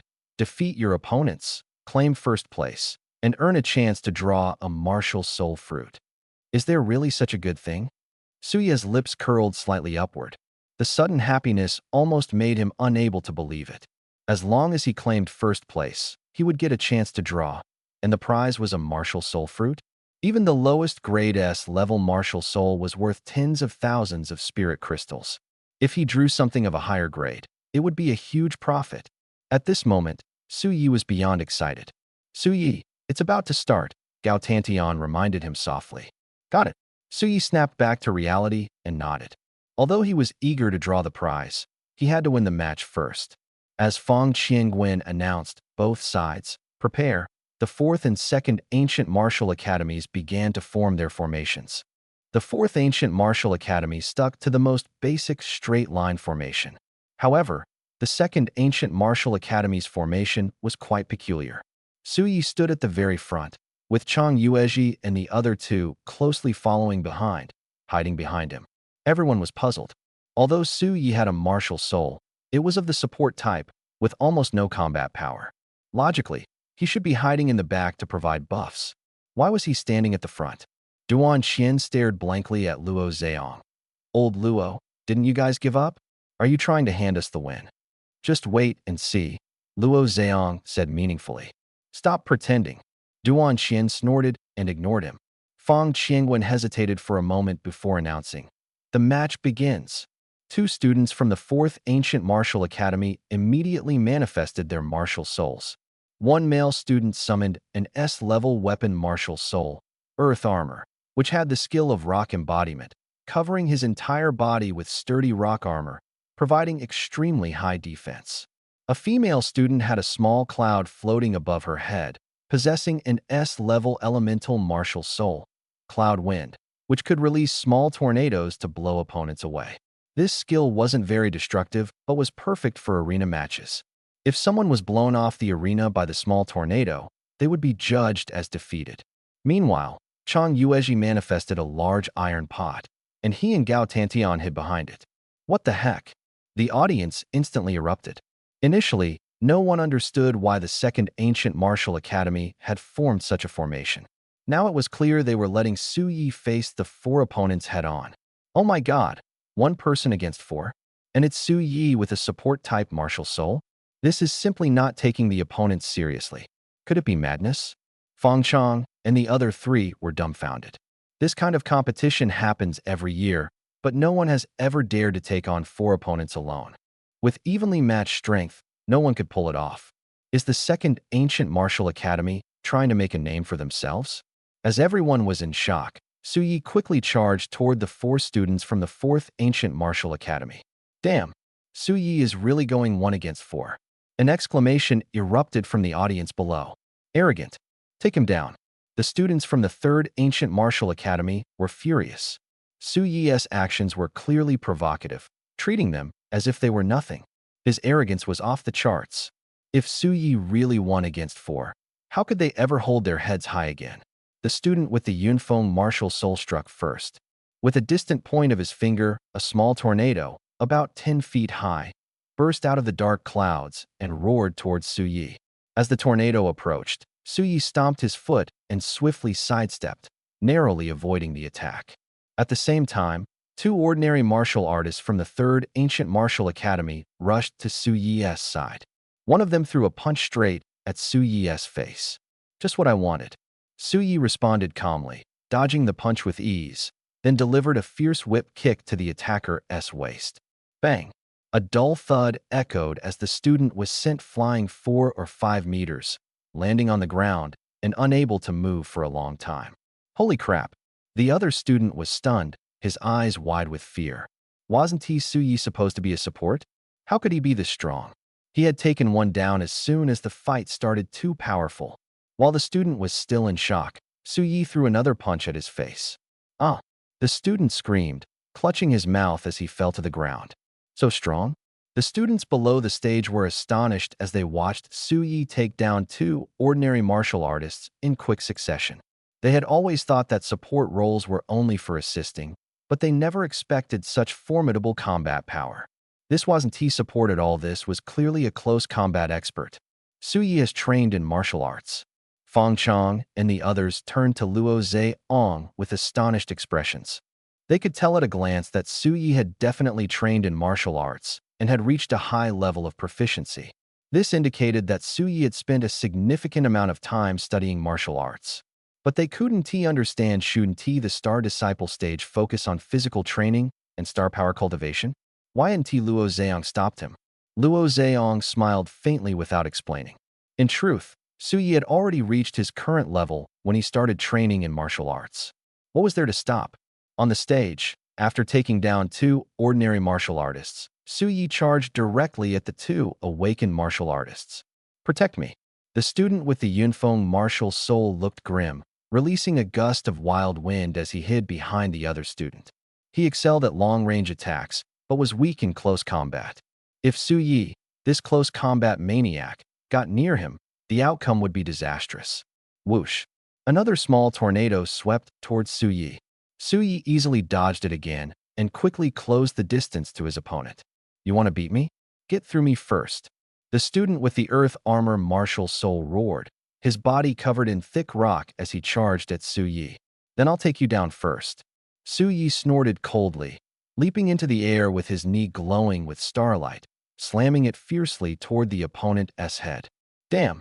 The student hadn't expected Suyi to have such a move and hurriedly raised his hands to block. Bang!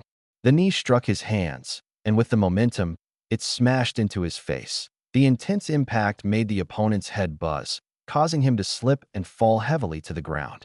Suyi stepped forward, swiftly appearing in front of the student with the Yunfeng martial soul. Oh my god! The student froze in fear and turned to flee. However, he was a beat too slow. Just as he turned halfway, a punch landed on his abdomen. The sharp pain twisted his face, and he fell to his knees, shouting, "Stop hitting me! I surrender." That punch almost made him vomit.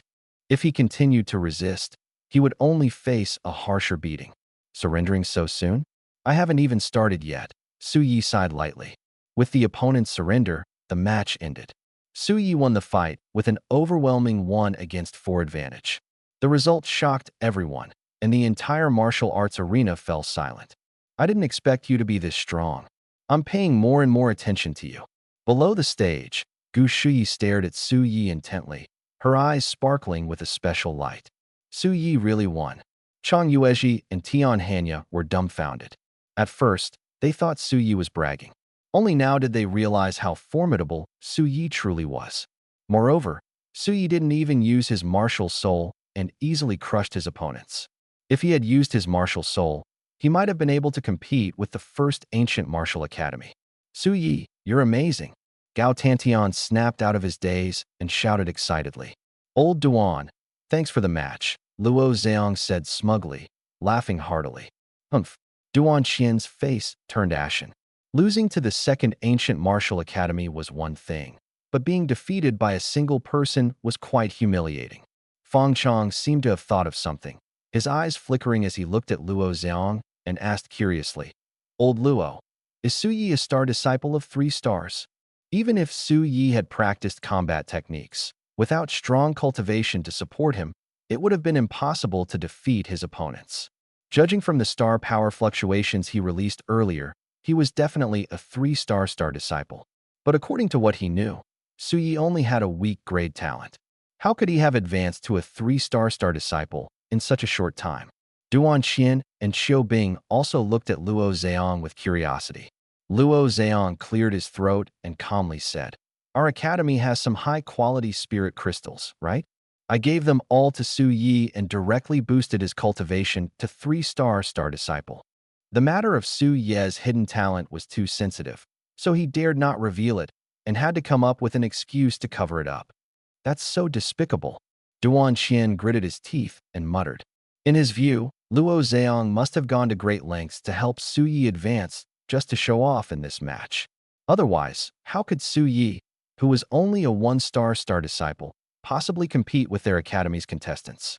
Luo Zheong glanced at Duan Xian and said with a smile, "Winning is what matters. If you have the ability, why don't you try some tricks too?" Duan Xian was speechless. When did Luo Zheong become so shameless? Truly a petty man reveling in success. Luo Zheong ignored him and turned to Fong Chong, asking, "Principal Fong, shouldn't the match results be announced now?"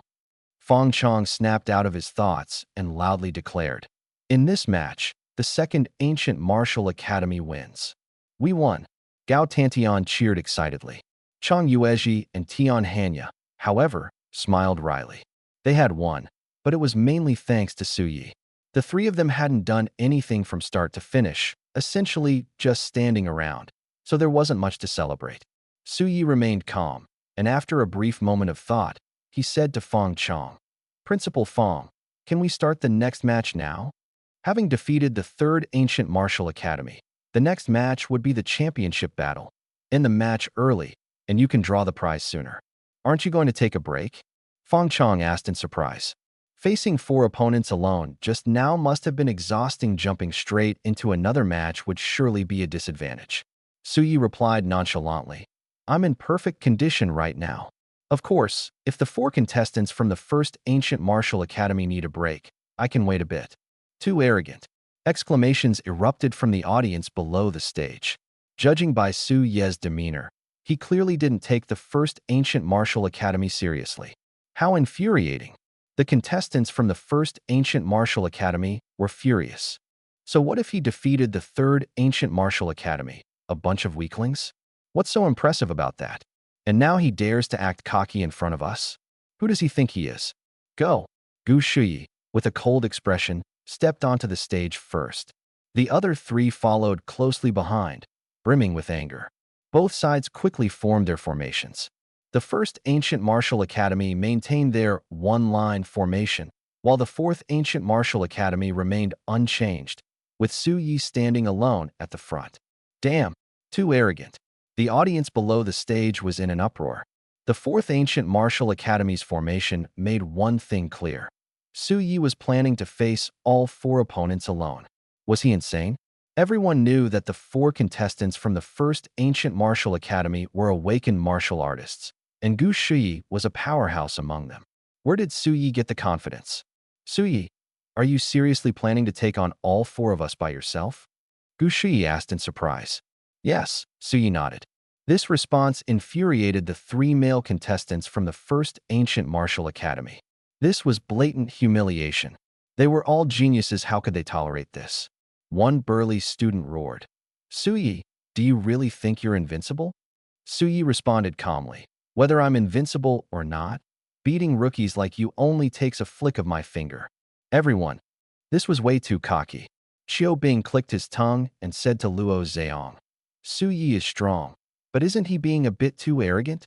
Luo Zheong replied meaningfully, "Su Yi is so powerful that being high profile is fine." Qiu Bing and the others were stunned. Judging by Luo Zheong's tone, he didn't seem to take the first Ancient Martial Academy seriously either. Did he really think Su Yi could take them all down alone? The burly student was so angry his nose was practically crooked. Just as he was about to retort, Gu Shuyi interrupted. "Su Yi, I'll duel you one-on-one. If I lose, this match will count as your victory." As a genius, she had her pride and would never allow herself to be underestimated by Su Yi. A duel. Su Yi raised an eyebrow. The outcome of this match was crucial, as it determined the reward of the martial soul fruit. A one-on-one duel would be more advantageous. But would the other 3 from the first Ancient Martial Academy accept this? Su Yi pinched his nose and said casually, "Wouldn't that be a bit unfair? The others won't mind, right?" Gu Shuyi. The match hadn't even started, and Su Yi already seemed certain of his victory? Was he underestimating her that much? Even Gu Shuyi, who was usually patient, couldn't help but let out a cold snort at this moment. I guarantee that if you can defeat me, you win. The three male students from the First Ancient Martial Academy remained silent, seemingly agreeing to Gu Shi's challenge or perhaps placing their full confidence in her. Then let's begin, Su Yi said with a slight smile. Gu Shi's expression tightened as her martial soul, sky-splitting eagle, manifested. A massive black eagle shadow hovered above her head, exuding an imposing and domineering aura. Su Yi wasted no time and immediately summoned his martial soul, Tree of Life. That a golden little tree slowly rose, its dazzling light spreading across the arena. This martial soul is truly unique. Feng Chang and the three principals were amazed. On Yuanxing, there were thousands of types of martial souls among human warriors, but most were once seen before. Su Ye's martial soul, however, was unprecedented. Is this Su Ye's martial soul? It looks pretty powerful. A female student from the Fourth Ancient Martial Academy whispered excitedly below the arena. Beside her, a male student scoffed. Su Ye's martial soul only has healing abilities. No offensive power at all, it's purely decorative. Really? The female student was somewhat skeptical. Su Yi wasn't foolish if his martial soul lacked combat power. Why summon it? Could it be just for show? Gu Shi squinted at the Tree of Life and reminded. Su Yi, are you ready? I'm about to start. Anytime, Su Yi calmly responded. Gu Shi's thoughts moved, and the black giant eagle let out a sharp screech at Su Yi. An invisible sound wave surged toward him. Ah! Su Yi was caught off guard and groaned. His mind felt like it was being pierced by needles, with intense pain and dizziness overwhelming him, leaving his spirit in disarray. Su Yi's been hit. Three male students from the First Ancient Martial Academy smirked coldly. Gu Shi's martial soul had 2-star skills, Eagle Screech and Giant Claw Strike. The one used just now was Eagle Screech. Eagle Screech was a sound wave attack that caused severe headaches and dizziness to those hit. In a battle between experts, even a slight mistake could lead to suppression. Everyone thought Su Yi was done for, with no chance of turning the tables. Su Yi is definitely going to lose. Students from other academies thought the same. Su Yi, hang in there. Gao Tantian and others were so nervous they almost held their breath. Luo Zhang's face was heavy, his palms sweating. Su Yi, you've lost. Gu Shi glanced at him coldly and lightly pointed her finger. One of the black giant eagle's sharp claws detached from its body and swiftly attacked Su Yi.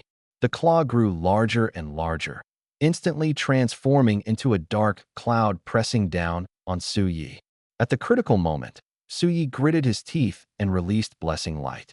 This light not only healed injuries but also restored mental clarity, stabilized the spirit, and detoxified. The milky white light shone on him, and the pain and dizziness in his mind immediately vanished. Don't get cocky. Su Yi snorted coldly and unleashed his 2-star skill, Entangle. The Tree of Life shimmered with golden light, and a thick vine shot out, quickly wrapping around the giant eagle claw, immobilizing it. What was happening? The students on site were all stunned. Su Ye's martial soul actually had 2-star skills, and this Entangle skill even countered Gu Shi's attack. Gu Shi's mouth slightly opened.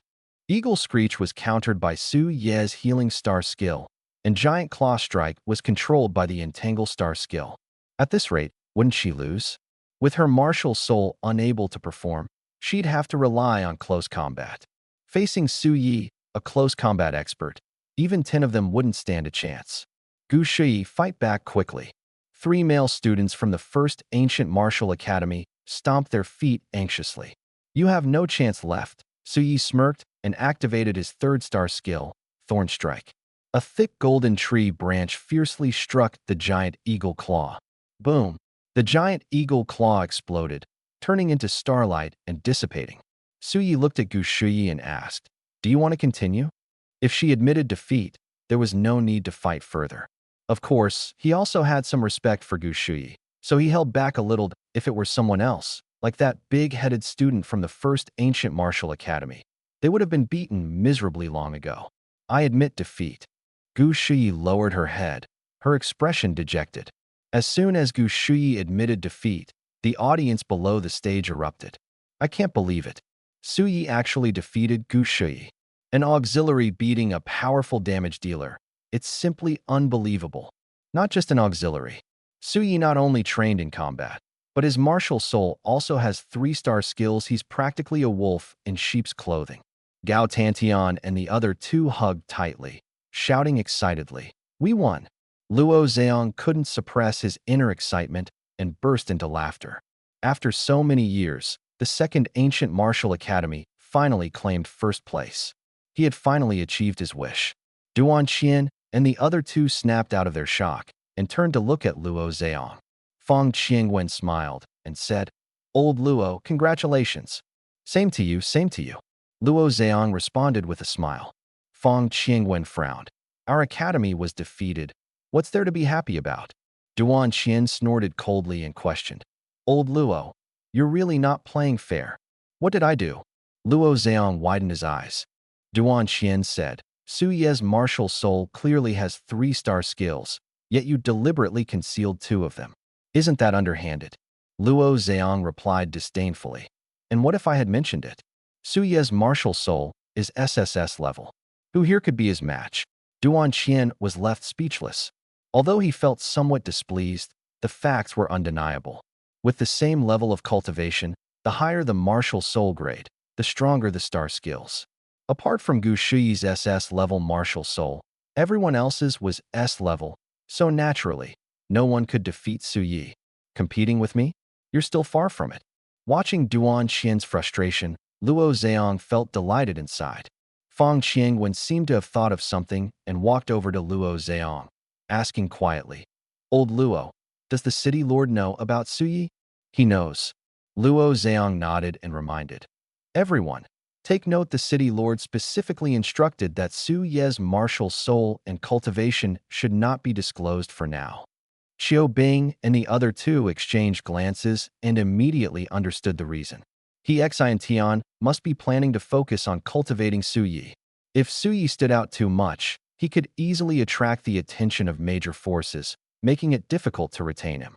"Don't worry, we understand." Fang Qiangwen and the other two nodded in unison.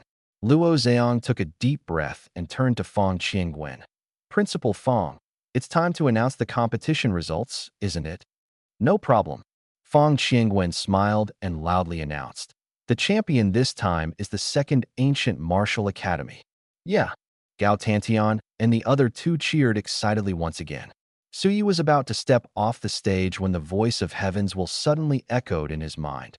"Congratulations to the host for completing the Heavens Will assessment.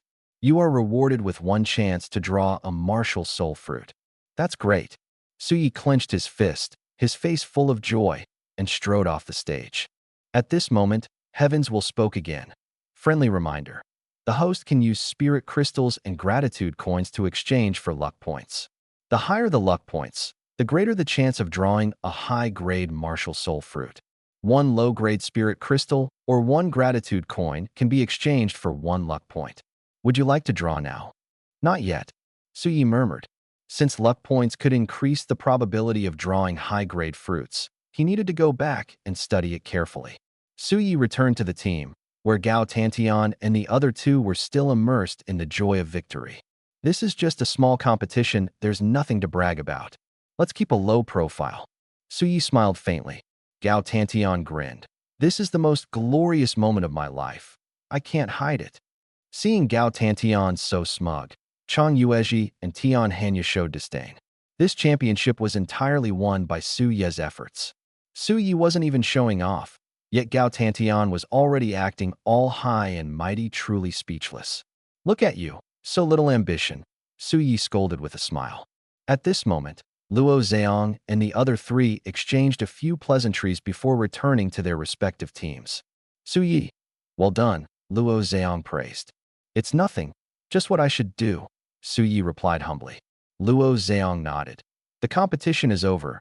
We should head back to the academy."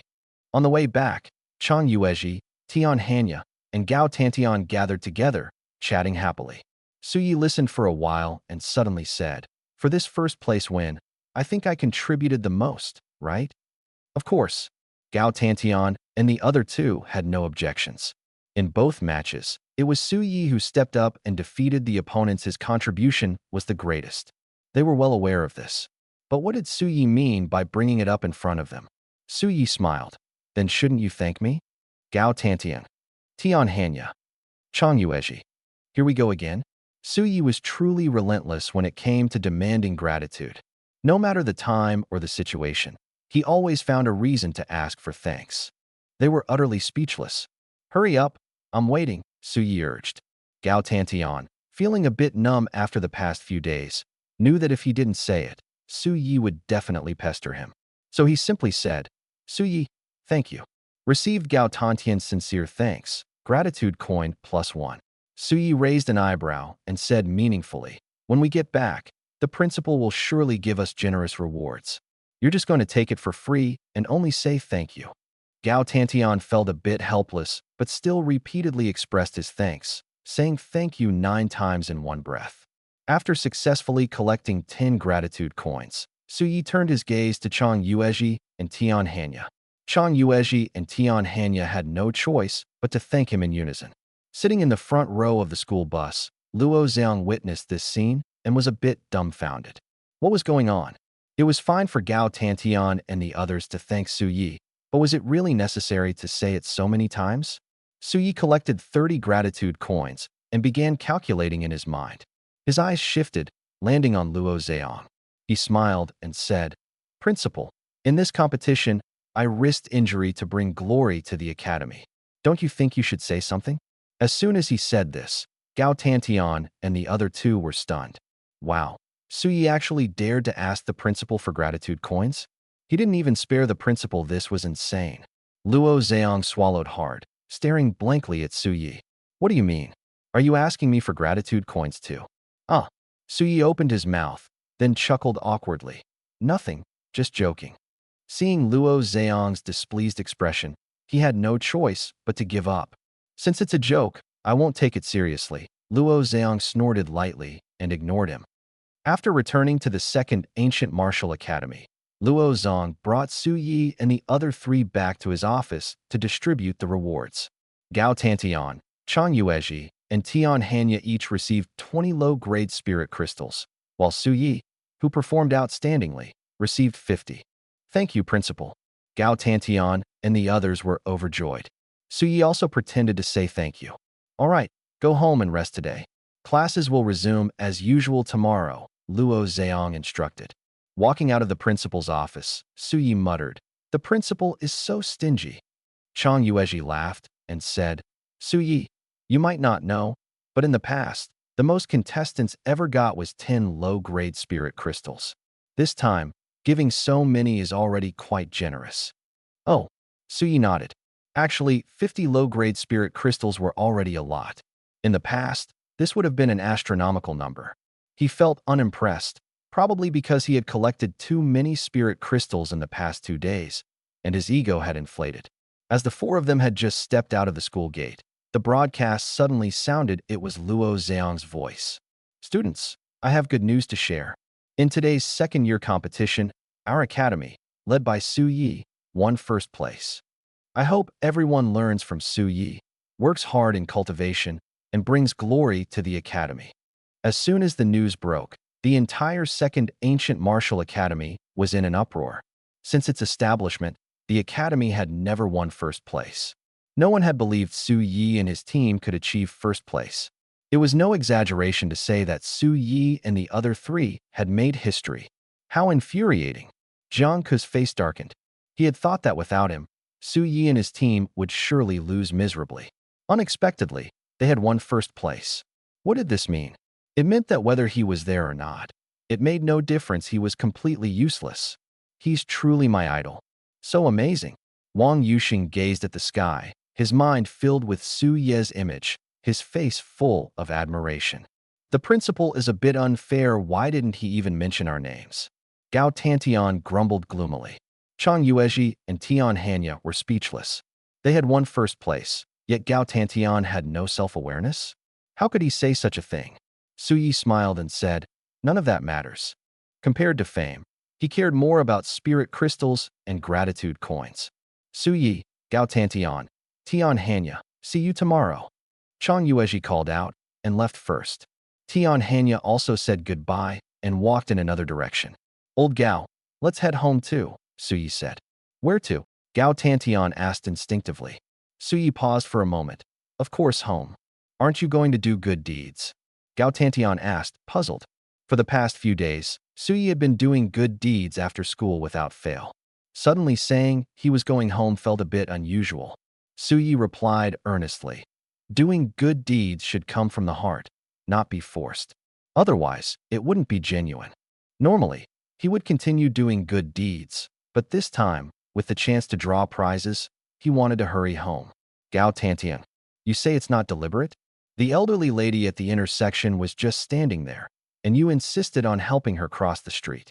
You really go all out for gratitude coins. Hurry up and go home. Suyi seemed a bit impatient. Always acting so mysterious, Gao Tantian muttered, following behind. Back home, the first thing Suyi did was check his spirit crystals and gratitude coins. 350 low-grade spirit crystals and 307 gratitude coins. Heavenswell had previously hinted that spirit crystals and gratitude coins could be exchanged for luck points. Luck points could increase the probability of drawing high-grade martial soul fruits. Thinking of this, Suyi fell into deep thought. During the last draw, he hadn't used luck points but still managed to get 3 decent fruits.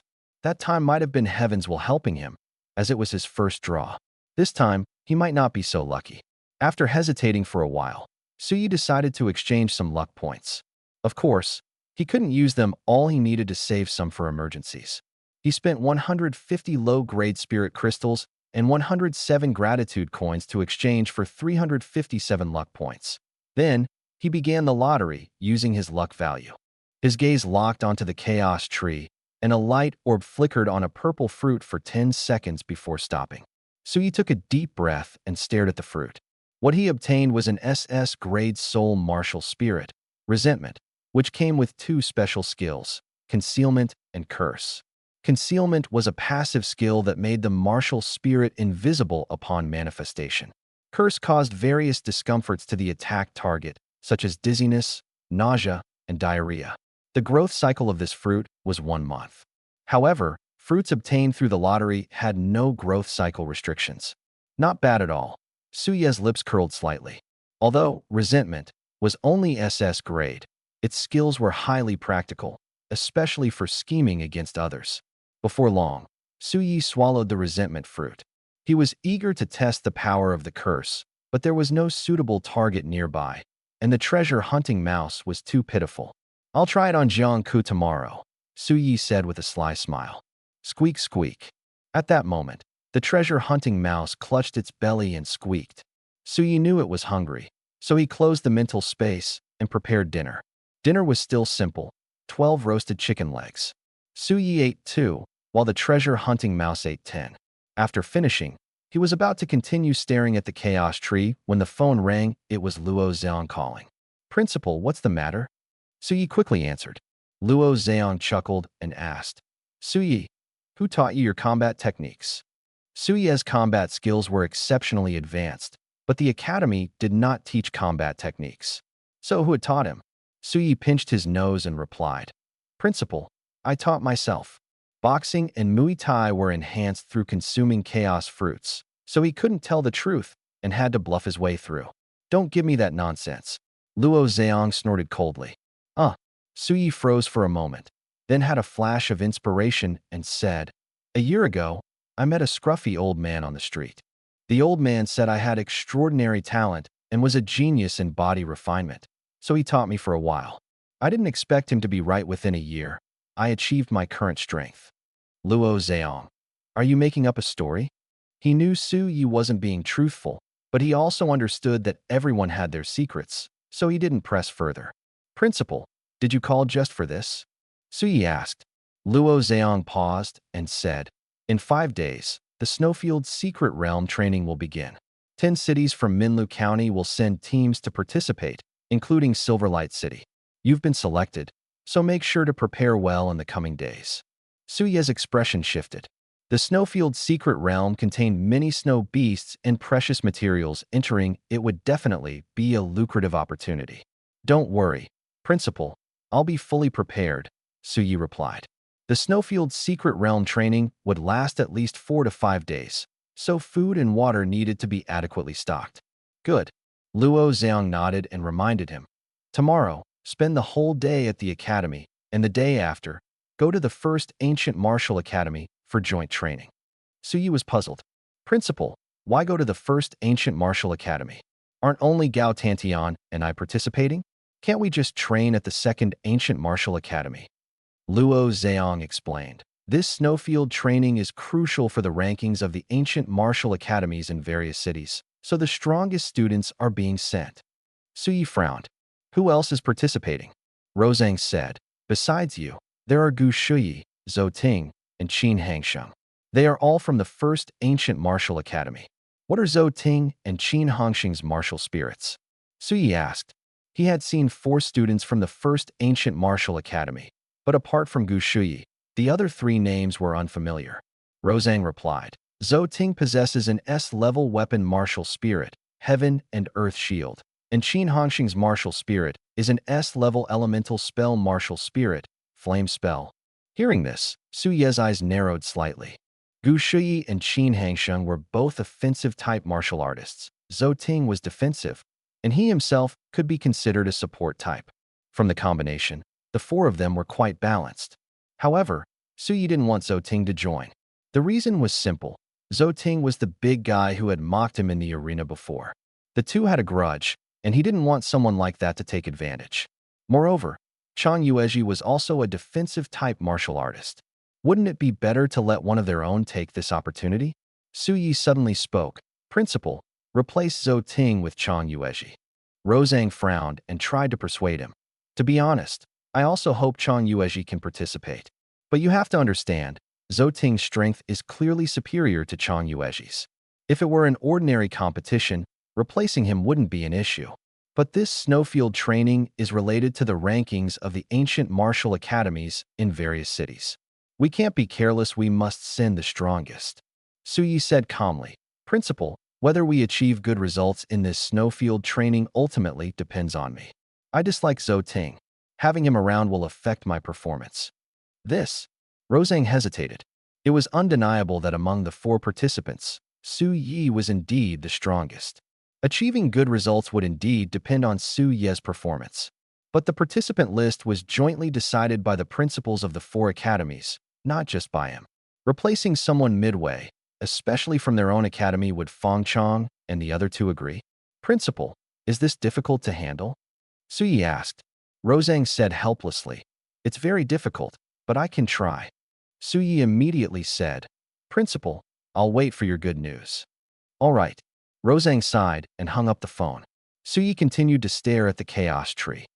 The next day, as usual, Su Yi and Gao Tantian went to the second ancient martial academy together. The academy's courses were divided into morning and afternoon sessions. In the morning, they studied cultural subjects, and in the afternoon, they trained their bodies.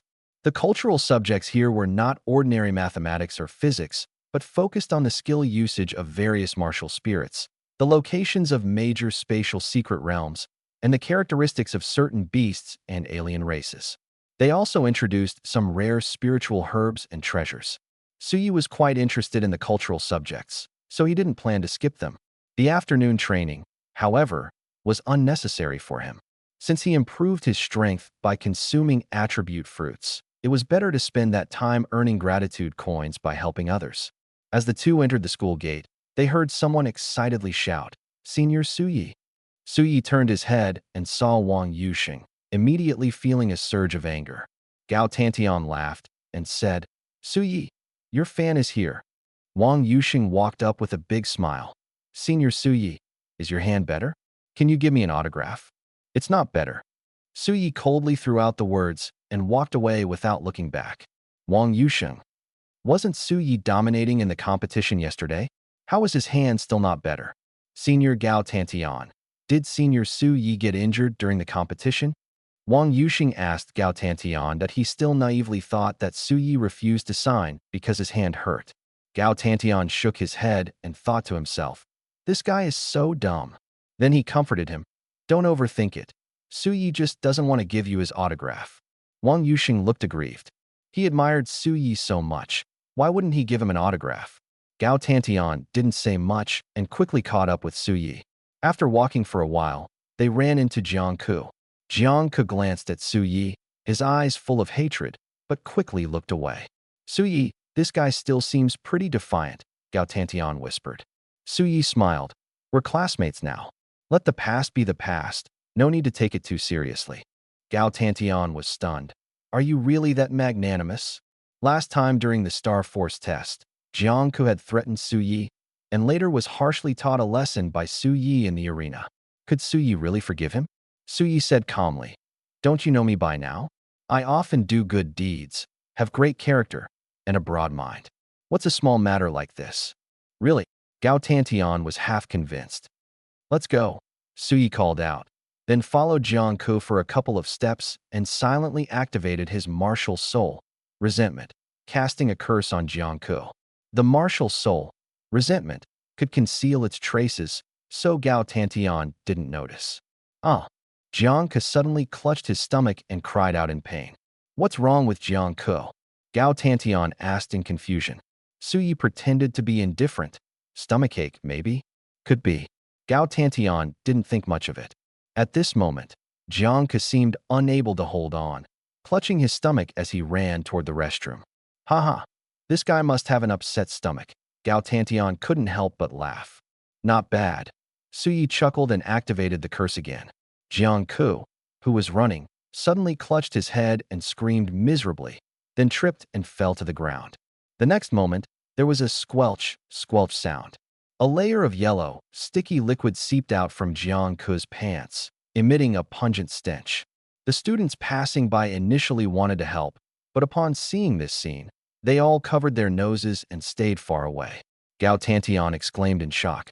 Oh my! Jiang Ku actually pooped his pants. A dignified martial artist, pooping his pants in front of so many people? If this got out, how could he ever hold his head up in the academy again? Poor Jiang Ku. Gao Tantian couldn't help but show a hint of sympathy. Truly a sinister move, impossible to guard against. Su Yi secretly marveled. The martial soul, resentment, was indeed powerful for pulling off such tricks, but the cost was high. It consumed a tremendous amount of star force. After using just 2 star techniques, Su Yi realized that half of his star force was already depleted. I'll have to use this thing sparingly in the future, Su Yi muttered to himself. Gao Tantian glanced at Su Yi, seeing his calm expression, and couldn't help but ask curiously, Su Yi, Jiang Ku is already so embarrassed. Don't you feel a bit satisfied? Su Yi looked at Gao Tantian and said seriously, Old Gao, I suspect there's something wrong with your character. Jiang Ku is already miserable enough. How can you gloat over his misfortune? Do you have no sympathy at all? Gao Tantian. Su Yi lecturing him about character? Was he even qualified? Gao Tantian swallowed hard. Su Yi, you're such a good person. Why don't you help Jiang Ku with some healing star techniques? Su Yi replied bluntly, I'm out of star force. What a joke. Jiang Ku's predicament was his doing in secret. How could he possibly help him heal? Gao Tantian sneered. He didn't believe Su Yi's nonsense at all. Su Yi raised an eyebrow and ignored him, walking straight into the classroom. Just as he entered the classroom, Chang Yuezhi walked over and said gratefully, Su Yi, thank you so much. Received Chang Yuezhi's sincere thanks, gratitude coin +1. Su Yi was a bit confused. Usually, he had to pester others for gratitude, but today Chang Yuezhi took the initiative. Chang Yuezhi explained, I also got a spot for this snowfield training. The principal said it was all thanks to your efforts. Oh, Su Yi suddenly understood and said meaningfully, I put in quite a bit of effort to get you in. Just one thank you. Chang Yuezhi's mouth twitched slightly. From Su Yi's tone, it seemed like 10 thank yous were required. Gao Tantian chuckled. Class monitor, you still don't understand Su Yi? Chang Yuezhi sighed helplessly and quickly began expressing his thanks. At this moment, the other students were bewildered. This kind of gratitude exchange was something they had never seen before. Old Chang, we're all friends. No need to be so formal, Su Yi said with a smile. Having earned 10 gratitude coins, he felt quite pleased. I wanted to be polite, but you wouldn't let me. Chang Yuezhi muttered as he turned back to his seat. Ring, ring, ring. The class bell rang. Soon, a male teacher wearing glasses entered the classroom. His name was Wan Qinhui, 35 years old, an ordinary person. However, since he taught cultural subjects, being a martial artist was irrelevant. Wan Qinhui walked to the podium, adjusted his glasses, and said, "Students, today we will discuss knowledge about the Snowfield's secret realm. Please listen carefully." Suyi immediately perked up. In 5 days, they would be heading to the Snowfield's secret realm for training, so it was essential to learn in advance. The classroom quieted down, and Wan Qinhui continued. The Snowfield's secret realm is located in the Huangzhou mountain range, 100 kilometers south of Baoyu City. There exists a type of otherworldly beast, the snow beast. They are about 1 meter long, completely snow-white, and can almost blend seamlessly into their environment. Wan Qinhui lectured for over an hour, mainly introducing the snow beast's appearance and strength, as well as the environment and spiritual materials of the Snowfield's secret realm. The other students showed little interest, each with their heads down, some even dozing off. Only Suyi listened intently. Mastering this knowledge would undoubtedly be helpful when entering the secret realm. The first cultural class ended, and after a 10-minute break, the second class began. This time, the teacher was a young and beautiful woman named Xia Engli, who taught knowledge about beasts. The content was actually quite similar to what Wan Qinhui had taught, rather dull. However, the students behaved differently, each staring at Xia Engli with great focus. After 2 cultural classes, it was lunchtime. Suyi had just finished eating when his phone rang. It was Deng Yang from the Blazing Fire mercenary group. "Deng, what's up?" Suyi asked with a smile. Deng Yang got straight to the point. "Suyi, the leader of the Stone Pavilion mercenary group, Cui Guangji, is injured. They want to hire you for treatment, offering 100 low-grade spirit crystals as payment." Suyi's eyes lit up. This business came at just the right time. However, he had used the Curse Star skill twice in the morning, and his star power had only recovered halfway. If Cui Guangji's injuries were severe, he might need to use Blessing of Light multiple times, and he wasn't sure if his star power would be sufficient. Suyi thought for a moment and asked, "Deng, is Cui Guangji's injury serious?" "Not too serious, mainly poisoning," Deng Yang replied. "For detoxification, 2 or 3 uses of Blessing of Light would suffice, no problem." Suyi said, "All right, I'll head over shortly." After hanging up, he asked Luo Zhang for leave and walked out of the campus. The Blazing Mercenary Group was still hiding in that shabby little house in the southern part of the city, not far from the second ancient martial academy, about a 10-minute walk away. As Suyi walked, he kept feeling like someone was following him. He turned around to look, but there was nothing there. "Strange," Suyi muttered, quickening his pace.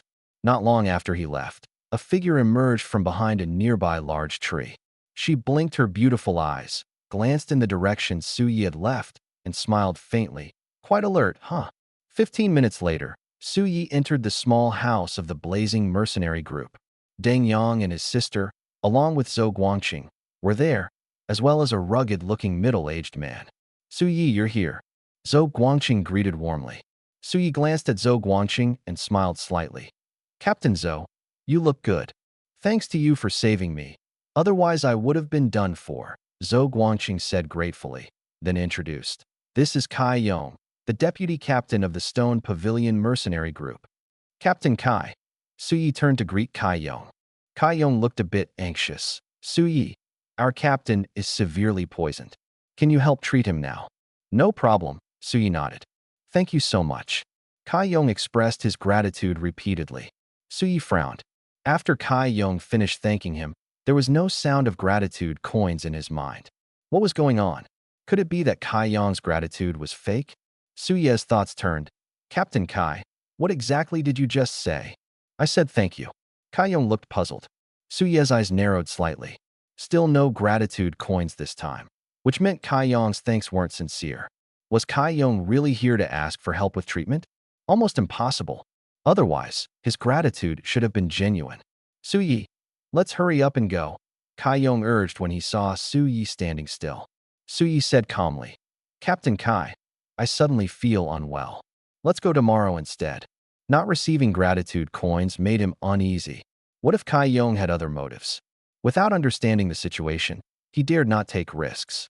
Zhou Guangqing and the others were dumbfounded. "Suyi feeling unwell? Someone with healing abilities could just use a healing skill on themselves, right?" Kai Yong's face darkened. Su Yi, our captain can't hold on for another day. Su Yi pondered for a moment and said, how about this? You go back and bring Captain Chui here. I'll rest here for now. After a bit of recovery, I should be fine. Staying here meant at least Zhou Guangqing and the others could help. Going along might lead to falling into a trap. Kai Yong hesitated for a moment. Su Yi, our captain really can't endure the journey. You should come with us. We'll double the reward. Su Yi replied calmly. Captain Kai, if I don't recover properly, I won't be able to help even if I go. The more Kai Yong insisted, the more suspicious Su Yi became, and he was even less inclined to go. All right, I'll go back and make arrangements. Kai Yong sighed, preparing to leave. Suddenly, he threw a heavy punch at Zhou Guangqing's chest. The punch was completely unexpected and extremely forceful. Zhou Guangqing, caught off guard, was sent flying by the blow. Kai Yong, what are you doing? Deng Yang and Deng Li's eyes turned red with anger. They were utterly shocked that Kai Yong would attack Zhou Guangqing. Su Yi had been on guard. The moment Kai Yong made his move, Su Yi immediately turned and fled. He was certain that Kai Yong's target was him. Attacking Zhou Guangqing was merely to prevent him from interfering. As long as Zhou Guangqing was dealt with, the remaining three were no match at all. Don't even think about escaping. Kai Yong roared, chasing after Su Yi. Bang! Su Yi slammed the door open and rushed into the courtyard. But before he could run far, a blurry figure appeared ahead. Blocking his path, it was Kai Yong. So fast, Su Yi's heart sank. Judging by his speed, Kai Yong was definitely a star warrior of 9 or 10 stars. Meanwhile, Su Yi was only a star disciple of 3 stars, a difference of over 10 levels, making the gap in strength overwhelming. The situation was extremely dangerous now. Quick, save Su Yi! Zhou Guangqing shouted through his pain. Deng Yang and Deng Li snapped out of their daze, quickly rushing out of the room to stand in front of Su Yi. Kai Yong, why are you attacking people? Deng Yang glared angrily at Kai Yong. The relationship between the Blazing Fire Mercenary Group and the Stone Pavilion Mercenary Group had always been good, so he couldn't understand why Kai Yong was doing this. Kai Yong sneered darkly. Everyone's going to die soon. Why bother knowing so much? Deng Yang and Deng Li exchanged a glance and charged at Kai Yong. Su Yi didn't continue to flee but instead activated his mental space, exchanging for 5 frozen fruits in one go. Kai Yong was too fast, even escaping was impossible. Since he couldn't escape, he could only fight desperately. Just as the 5 frozen fruits ripened, 2 screams echoed in the courtyard. Deng Yang and Deng Li were successively struck by Kai Yong, sent flying heavily to the ground, unable to stand up. Kid, this is the price for daring to oppose us. You're dead. Kai Yong laughed maniacally, reaching out to grab Su Yi's neck. His hand glowed brightly, so intense that Su Yi couldn't keep his eyes open. Gritting his teeth, Su Yi threw the 5 frozen fruits. Kai Yong sneered disdainfully and casually swatted them away. Bang! The frozen fruits exploded in succession, releasing a bone-chilling cold that instantly froze Kai Yong's hand. The icy chill quickly spread to his arm and body. Such a petty trick. Kai Yong snorted coldly, his star power surging explosively, forcibly dispelling the cold in one strike. Su Yi was stunned. Even 5 frozen fruits couldn't restrain Kai Yong. He was too strong. Kid, stop struggling. Kai Yong sneered viciously, clenching his fist and punching towards Su Yi. The punch was incredibly fast, like lightning. The force of the punch swept through, causing Su Yi's clothes to flutter wildly. Su Yi, Deng Yang was frantic, but his injuries were too severe to help, leaving him to watch helplessly as everything unfolded. All or nothing. Su Yi shouted, summoning his martial souls, Tree of Life, and Resentment, simultaneously. But before he could unleash his star technique, his vision suddenly blurred, and a white figure appeared. It was a sleek white leopard. A beast. Su Yi was shocked. At that moment, the white leopard struck Kai Yong's fist with a powerful claw. Crack! A crisp sound echoed. Kai Yong's fist was shattered. Screaming in pain, Kai Yong retreated rapidly. However, he only managed to take 3 steps before the white leopard moved its feet, appearing in front of him like a ghost. Its sharp claws sliced through the air, a flash of cold light streaking by, and Kai Yong was instantly cut in half, collapsing into a pool of blood. Holy crap! Suyi was so shocked he couldn't speak. What level of beast was this white leopard? It had instantly killed Kai Yong upon appearing. As Suyi stood there in a daze, the white leopard turned its head to glance at him, its eyes flickering with a strange light. Suyi's heart tightened suddenly. Just as he was about to speak, the white leopard leaped swiftly and dashed out of the courtyard. Suyi was puzzled. The white leopard seemed to have come to save him, but he didn't know the creature at all. Why would it help him? Without thinking much, Suyi quickly walked toward Deng Yang and his sister, asking with concern, "Brother Deng, are you okay?" "We're fine, just a bit injured," Deng Yang replied, still shaken.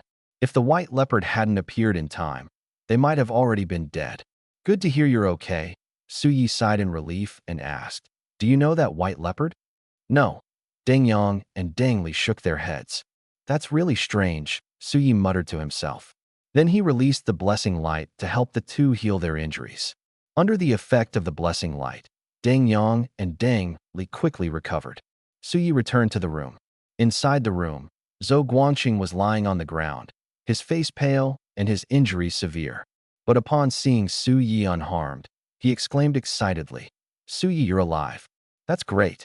Suyi smiled faintly and used the blessing light to heal Zhou Guangqing. Before long, Zhou Guangqing's complexion improved, and he slowly got up. "Suyi, where's Kai Yong?" Zhou Guangqing asked angrily after standing up. Kai Yong had first ambushed him and then tried to harm Suyi. Such cruelty. If Kai Yong wasn't dealt with completely, the anger in his heart would never subside. "He's dead," Suyi said calmly. "Dead?" Zhou Guangqing was shocked. "Who did it?" Kai Yong was a 10-star warrior, incredibly powerful. Even if they joined forces, they might not be able to defeat him. At the scene, there were only Deng Yang, Deng Li, and Suyi. Deng Yang and Deng Li were both 2-star warriors, and Suyi was just in the star apprentice stage. Together, they were no match for Kai Yong. "So who killed Kai Yong?" Suyi replied, "It was a white leopard." "I don't know it either." "A white leopard?" Zhou Guangqing was surprised. "Could it be someone's star pet?" Deng Yang suggested. "I haven't heard of anyone having such a star pet." Zhou Guangqing shook his head. He turned to Suyi, his face full of guilt. "Suyi, this whole incident is our fault. If they hadn't invited Suyi over, he wouldn't have encountered danger. Fortunately, nothing happened otherwise. They would have been to blame." "This has nothing to do with you," Suyi said with a faint smile. "Kai Yong specifically came for me. He wanted to kill me and would have found an opportunity regardless." Seeing that Suyi didn't blame them, Zhou Guangqing and the others breathed a sigh of relief. But then another question arose. Kai Yong and Suyi had no grievances or conflicts, so why would Kai Yong try to kill Suyi? They couldn't figure it out. Even stranger, Suyi seemed to have sensed something was wrong beforehand, which was why he didn't follow Kai Yong. How did Suyi make that judgment? "Suyi, did you already suspect Kai Yong had bad intentions?" Zhou Guangqing couldn't help but ask. "Yes," Suyi nodded. "When he didn't receive the thank you coins, he started to suspect." "How did you figure it out?" Deng Li asked curiously. By reading his face, Suyi began to make up a story. "I saw Kai Yong's forehead was dark, which meant something bad would happen today. To avoid trouble, I didn't want to go with him. Unexpectedly, this saved my life." Zhou Guangqing, Deng Yang, Deng Li. Suyi could read faces? And so accurately? Wasn't Kai Yong already taken care of? "Suyi, you're amazing." Deng Li's face was full of admiration. Although she was a few years older than Suyi, at this moment, she looked like a little fangirl. Suyi waved his hand. "It's just a small trick, nothing profound." Zhou Guangqing suddenly thought of something and asked, "Suyi, did you offend someone?" Kai Yong and Suyi had never met, nor did they have any enmity. So why would someone want to kill him? There must be someone behind the scenes pulling the strings. Hearing this, Suyi began to ponder. In recent days, he had indeed offended quite a few people. Jiang Ku, the security department, and Ding Yinlin from the Ding family all had conflicts with him. But would Jiang Ku and the others really dare to make a move? Besides, such minor conflicts shouldn't escalate to the point of murder. Then who could it be? Suyi thought for a moment and suddenly remembered Hong Junquan and another thug. Hong Junquan had died at his hands, and the other thug had been knocked unconscious and handed over to the law enforcement team. Could it be that their accomplices had planned this attack? This possibility was very likely. He immediately took out his phone and called Li Guanji. To completely eliminate the other party, he couldn't do it alone. He had to rely on the strength of the law enforcement team. Su Yi, what's up? The call connected, and Li Guanji asked with a smile. Su Yi said directly, Captain Li, Kai Yong from the Stone Pavilion Mercenary Group wants to kill me. What? Li Guanji's expression changed, and he asked anxiously, Where are you now? What's the situation? Kai Yong was the deputy leader of the Stone Pavilion Mercenary Group, possessing the combat power of a 10-star warrior, an incredibly strong force. Killing Su Yi would be effortless for him. Li Guanji was very worried about Su Ye's safety. I'm hiding in a small house in the southern part of the city. The danger has been resolved, Su Yi replied. Resolved? Li Guanji was puzzled. You mean Kai Yong didn't find you? Kai Yong has been taken out, Su Yi said calmly. Li Guanji. Kai Yong taken out? Was it Su Yi who did it? Su Yi explained. Someone saved me and killed Kai Yong. The one who saved him was a beast, but beasts wouldn't help him for no reason. So he assumed the white leopard was someone else's star pet. Oh, Li Guanji breathed a sigh of relief. But he quickly thought of something strange. In recent days, Su Yi had repeatedly encountered enemies much stronger than himself. Logically, Su Yi should have died long ago. But what happened? Those enemies were either defeated by him or taken out. Su Yi, who was only in the Star Disciple stage, remained unharmed. This was too strange. Li Guanji shook his head, clearing his thoughts. Su Yi, stay where you are and don't move. I'll send someone over immediately. All right. Su Yi nodded and reminded. Captain Li, I suspect Kai Yong has accomplices, possibly members of the Stone Pavilion Mercenary Group. Whether they were involved or not, the Stone Pavilion Mercenary Group was definitely connected, so they should be captured and interrogated. The Stone Pavilion Mercenary Group. A cold light flashed in Li Guanji's eyes, and he said in a deep voice, Don't worry, none of them will escape. After hanging up the phone, Li Guanji began mobilizing personnel.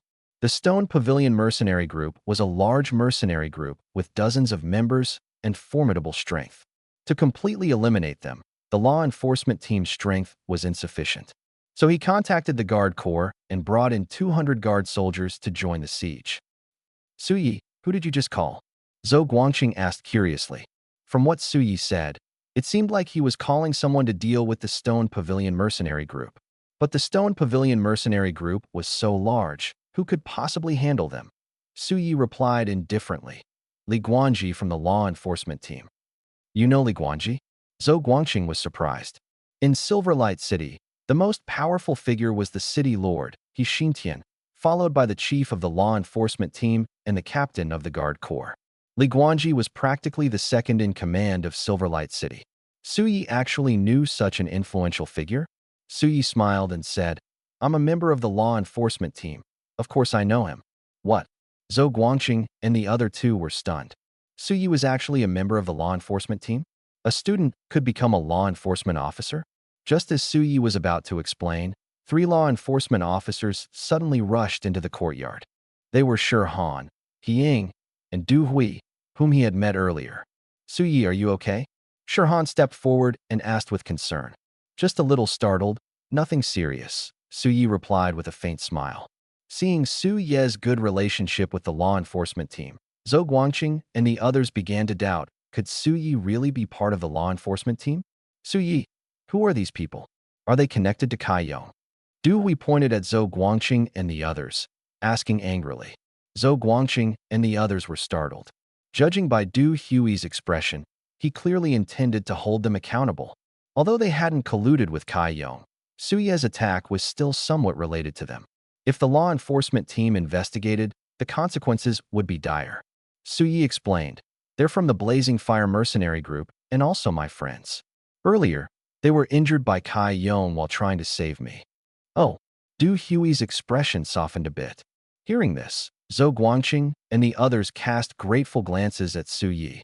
At this moment, Shi Han walked over to Kai Yong's corpse, examined it carefully, and remarked, Anyone capable of killing Kai Yong must be quite powerful. To kill a 10-star warrior in one move, the strength required would be at least at the star martial artist level, and likely a top-tier expert. Su Yi asked curiously, Brother Shi, the one who killed Kai Yong was a beast. Why do you say it was a person? Shi Han smiled wryly. The killer likely has a beast martial soul, and beast martial souls often come with transformation abilities, allowing them to take on the appearance of a beast. That makes sense, Suyi suddenly understood. Initially assuming it was a beast, it now seemed highly likely the attacker was a beast martial soul user. But who was this person? Why did they save him? This left him utterly puzzled. Han reminded him. Suyi, Kai Yong's identity hasn't been fully investigated, and the reason he tried to kill you is still unclear. You must be careful in the coming days. Understood, Suyi nodded solemnly. His current strength was too weak if he encountered another strong opponent like Kai Yong. It was uncertain whether he'd be as lucky. Han glanced at him and reassured. Don't worry too much. The chief has already led a team to surround the Stone Pavilion mercenary group. They won't let anyone escape, and the truth will soon come to light. That's good. Suyi breathed a sigh of relief and added, Brother Sure, I have some matters to attend to, so I'll head back first. He was about to participate in the snowfield training and needed to prepare in advance. Let Du Hui accompany you back, Han suggested. Until the matter was resolved, Suyi was still in danger, so he didn't feel comfortable letting him go alone. Suyi hesitated. Having someone to protect him was certainly a good thing, but Du Hui was only a one-star warrior and wouldn't be much help if they encountered an assassin. At this moment, Zhou Guanqing spoke up. Captain Sure, let us protect Suyi. Today's events made him uneasy, and he wanted to take the opportunity to make amends. You all. Han looked at Zhou Guanqing, falling into deep thought. Zhou Guanqing was a one-star warrior, and having him protect Suyi was indeed a good choice. Of course, Suyi's opinion still needed to be considered. Suyi, what do you think? Han asked. All right, Suyi nodded. After exchanging a few pleasantries, Suyi left with Zhou Guanqing and the other two. On the way back, Suyi bought a lot of things, not only to prepare for the Snowy Plains training, but also considering Zhou Guanqing and the other two. He couldn't let them go hungry. Back home, Suyi started cooking. Once the meal was ready, the four of them sat together, eating and chatting. After they were full, Suyi returned to his room, while Zhou Guanqing and the other two stayed in the living room. As soon as he entered the room, the treasure-hunting mouse started squeaking. Suyi placed a roasted chicken leg in front of the treasure-hunting mouse, then opened his mental space as usual to check on the chaos tree. He hadn't been looking for long when the phone rang. Seeing the caller was Li Guanji, Suyi quickly answered. Captain Li Guanji said with a smile. Suyi, the matter has been resolved. You can rest assured now. So, I'm not in danger anymore. Suyi raised an eyebrow. For now, there's no problem, Li Guanji nodded. After interrogation, it was confirmed that all members of the Stone Pavilion mercenary group were part of the Shadow Sect. This time, we've completely eradicated the Shadow Sect's base in Silverlight City, leaving none behind. Shadow Sect. Suyi frowned. What kind of organization is the Shadow Sect? Why do they want to kill me? Li Guanji explained. The Shadow Sect is a very evil organization and a major enemy of humanity on Origin Star. As for why they want to kill you, we haven't figured that out yet. The Stone Pavilion mercenary group's attack on you was ordered by the Shadow Sect's higher-ups. The more Suyi listened, the more confused he became. He had never even heard of the Shadow Sect before, nor had he had any contact with them. Why would the Shadow Sect's higher-ups target him? Suddenly, he thought of something and said, could it be because of Hong Junquan? Hong Junquan is indeed a member of the Shadow Sect, but he's just a minor figure within the organization. The Shadow Sect would never seek revenge on you for someone like him, which means there's another reason behind this, Li Guanji said slowly. Suyi felt a wave of frustration. It's not the thief you fear, but the thief's constant scheming. Would he have to constantly guard against the Shadow Sect's assassinations in the future? It was truly annoying. This made him very upset. Li Guanji comforted him. There are no remnants of the Shadow Sect in Silverlight City now. As long as you stay here, you won't be in any danger. All right, Suyi sighed. After chatting casually for a while, they ended the call. Suyi walked out of his room and said to Zhou Guanqing, Captain Zhou, the law enforcement team has taken care of everything. You can go back now. Since the danger was resolved, there was no need to trouble them further. How about we stay here for a few days to observe the situation? Zhou Guanqing suggested. Suyi smiled slightly. Don't worry, it's fine. Li Guanji wouldn't say that unless he was absolutely confident. All right then, Zhou Guanqing agreed. After sending off Zhou Guangqing and the others, Su Yi returned to his room to continue observing the chaos tree. Time quickly passed, and 2 hours later, the treasure-hunting mouse lying beside him suddenly let out a sharp squeak. Its eyes were filled with fear, clearly sensing danger. Su Ye's expression tightened as he stared at the door. Tap, tap, tap. Light footsteps came from outside the door. His heart instantly leapt to his throat. Could it be that the shadow sect had come to cause trouble? Su Yi regretted it deeply. He should never have let Zhou Guangqing and the others leave. But there was no medicine for regret in this world. Forcing himself to stay calm, he quietly moved to the window. He had no idea how strong the opponent was, and fighting head-on was definitely unwise. Escape was his only option. He lived on the 6th floor. Jumping out of the window would either kill him or leave him crippled. Fortunately, there was a drainpipe outside the window that he could climb down. Just as he was about to act, a woman's voice suddenly came from outside the door. Su Yi, come out. I mean no harm. HM. Su Yi raised an eyebrow, standing by the window, and asked softly, who are you? Her words sounded nice, but barging in unannounced. Who knew if she was a friend or foe? I'm the one who saved your life. The woman chuckled lightly. Save me? Su Yi frowned, as if recalling something, and blurted out, you're that female leopard? The one who saved him earlier was a white leopard. Since the person outside was a woman, he instinctively called her a female leopard. There was a few seconds of silence outside the door before the woman suddenly shrieked. If you dare call me a female leopard again, I'll tear your mouth apart. Su Yi was stunned. Was there really a need to get so worked up over a casual remark? The woman spoke again. Come out. I have something to tell you. Su Yi didn't hesitate and stepped out of the room. Since she had saved him, she was definitely not from the shadow sect. As soon as he opened the door, he caught sight of the woman in front of him and was stunned. She was tall, with short hair, an outstanding aura, and absolutely a first-class beauty. More importantly, she bore a 7 to 8 point resemblance to Zhu Dayao. For a moment, he wondered if Zhu Dayao had changed her hairstyle. Could she be Zhu Dayao's sister or cousin? Su Yi speculated inwardly. Staring too much? The short-haired woman fixed her gaze on him, flashing a devilish smile. That smile had a certain charm, leaving Su Yi momentarily dazed. The woman said calmly, my name is Zhu Daishan. I'm Zhu Dayao's sister. As expected, Su Yi raised an eyebrow and asked, what brings you here? Zhu Daishan blinked. I saved your life. Shouldn't you thank me? Su Yi. So she came to demand gratitude? If that is the case, why not just say so directly? Why all the mystery? She even gave him a scare earlier. Thank you, Su Yi said sincerely after regaining his composure. No matter what, she had indeed saved him, and gratitude was due. Zhu Daishan smiled. Is that all you're going to say? Su Yi's mouth fell open. Why did this feel so familiar? Wasn't this the kind of trick he usually pulled? But when he asked for thanks, it was for gratitude coins. What was Zhu Daishan after? Seeing his dazed expression, Zhu Daishan chuckled. Don't you often ask others for thanks too? Let us not talk about that. Su Yi changed the subject. How did you know someone wanted to kill me? Zhu Daishan's smile faded. Someone told me and asked me to protect you. Who? Su Yi pressed. That's not something you need to know, Zhu Daishan said coldly. Su Yi was silent for a moment before asking again. Then do you know why the shadow sect wants to kill me? Zhu Daishan stared at Su Yi blankly, her gaze meaningful as she said, you're just a talentless nobody who happened to awaken a martial soul. I really don't understand what's wrong with the shadow sect's brains to issue a kill order on someone as insignificant as you. Su Yi's face darkened. Was it necessary to humiliate him in person?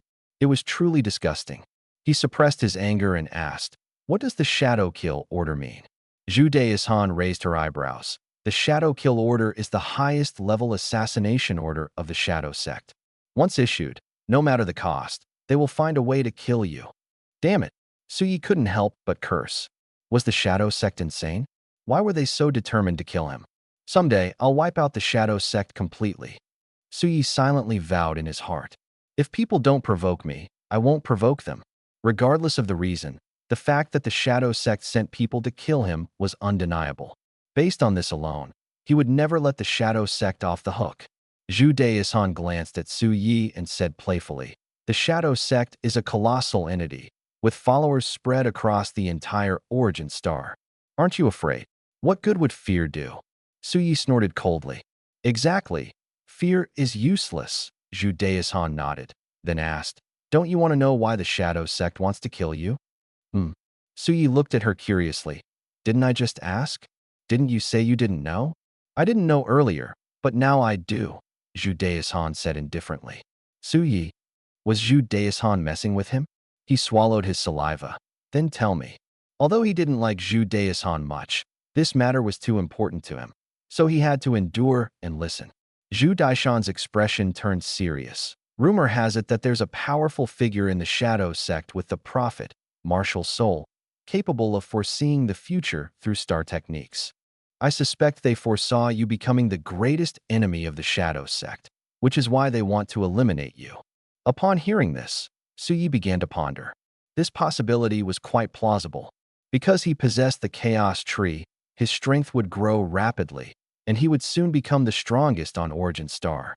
Moreover, the Heavenly Tao had arranged for him to protect the world. Organizations like the Shadow Sect, which were evil, were undoubtedly targets the Heavenly Tao wanted to eliminate. So, the Shadow Sect wanting to kill him made sense. Zhu Daishan suddenly muttered under her breath. How could a useless person like you possibly threaten the Shadow Sect? Did that prophet make a mistake? You'll find out in the future, Suyi responded irritably. At the end of the day, Zhu Daishan still looked down on him. You're quite confident, aren't you? Zhu Daishan chuckled, leisurely sitting on the sofa. After saying so much, I'm thirsty. Pour me a glass of water. Suyi held back his anger and poured her a glass of water. Zhu Daishan took a sip and said, go back to your room and rest. Don't worry about me. What did she mean? Suyi was momentarily stunned. You're not planning to leave? If I leave, who will protect you? Zhu Daishan said matter-of-factly. You want to protect me? Suye's mouth twitched. They didn't seem to have much of a relationship, right? Why would Zhu Daishan care about him? It didn't make sense. Zhu Daishan said coldly, don't overthink it. This is an arrangement from above.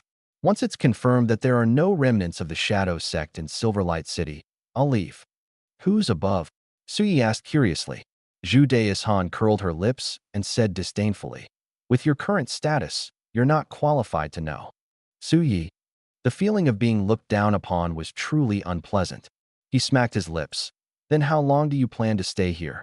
Having Zhu Daishan around meant he didn't have to worry about assassination attempts from the Shadow Sect, which was a good thing. But he had too many secrets, and he was afraid they might be exposed. Moreover, it wasn't appropriate for a man and a woman to stay together alone. It wouldn't look good if word got out. Zhu Daishan thought for a moment and said, at most half a month, at least 3 to 5 days. Once there's no danger, I'll leave. All right. Suyi nodded.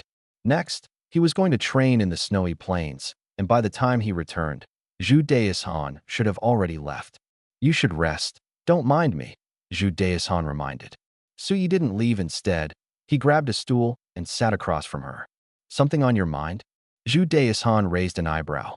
Suyi smiled and asked, what level of warrior are you? She could kill a 10-star warrior with one strike, so she was definitely a star warrior, but her exact star level was unclear. 5-star star warrior, Zhu Daishan said with a hint of pride.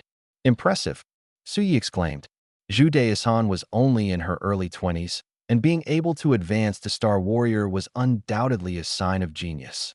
Compared to other geniuses, I'm just average, Zhu Daishan said modestly, then glanced at Suyi with a meaningful look and said, but for someone like you, this level is unattainable. The level of cultivation is closely tied to talent. Warriors with low talent, no matter how many resources they consume, can at most become starfighters. This also meant that Suye's future achievements wouldn't be very high. Do you have to insult me before letting me speak? Who do you think you're looking down on?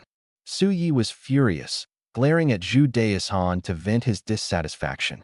Zhu Daishan said indifferently, I'm just stating the truth, getting angry won't help. Humph. Suye's face darkened, and he snorted coldly. Just wait. In a few years, I'll definitely surpass you. With the Chaos Tree, as long as he had enough spirit crystals and gratitude coins, surpassing Zhu Daishan wouldn't be difficult. Zhu Daishan was slightly stunned, then burst into laughter. So you wanted to surpass her? That was simply a joke. You don't believe me? Suyi asked in a deep voice. I believe you.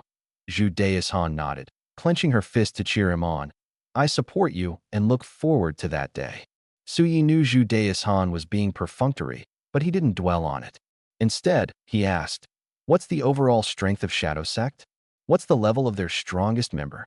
This assassination incident had made him and Shadow Sect mortal enemies, with no turning back. Understanding the enemy's details in advance was crucial for preparation.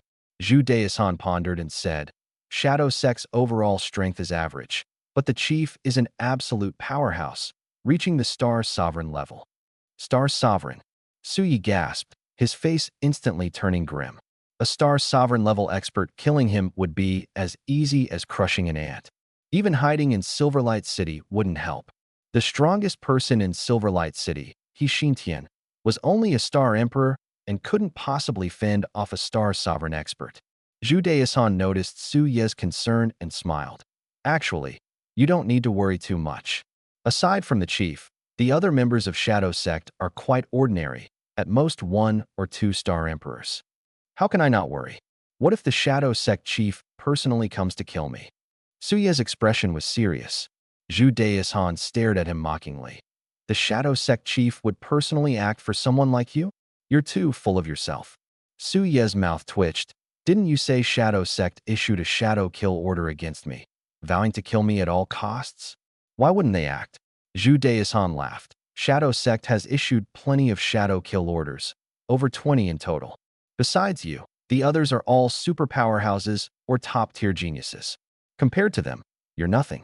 Even if the Shadow Sect chief were to act, they'd target those big figures first, not you. Looked down upon again. Su Yi swallowed hard that in the past few days, he had gained some minor fame. So why was he still worthless in Zhu Daishan's eyes? However, hearing Zhu Daishan's words, his mood improved quite a bit. According to her, the Shadow Sect leader and a few Star Emperors wouldn't personally deal with him. In the future, the highest level of assassins sent after him would be Star Warriors. He could still struggle a bit. Do you have anything else? If not, I'll rest now. Zhu Daishan lazily lay on the sofa, her long legs crossed, looking very comfortable. That feeling, it was as if she were in her own home. One last question, Su Yi asked. What kind of organization is the Shadow Sect? Previously, Li Guanji had mentioned the Shadow Sect, but his explanation was vague. Zhu Daishan raised an eyebrow and glanced at him sideways.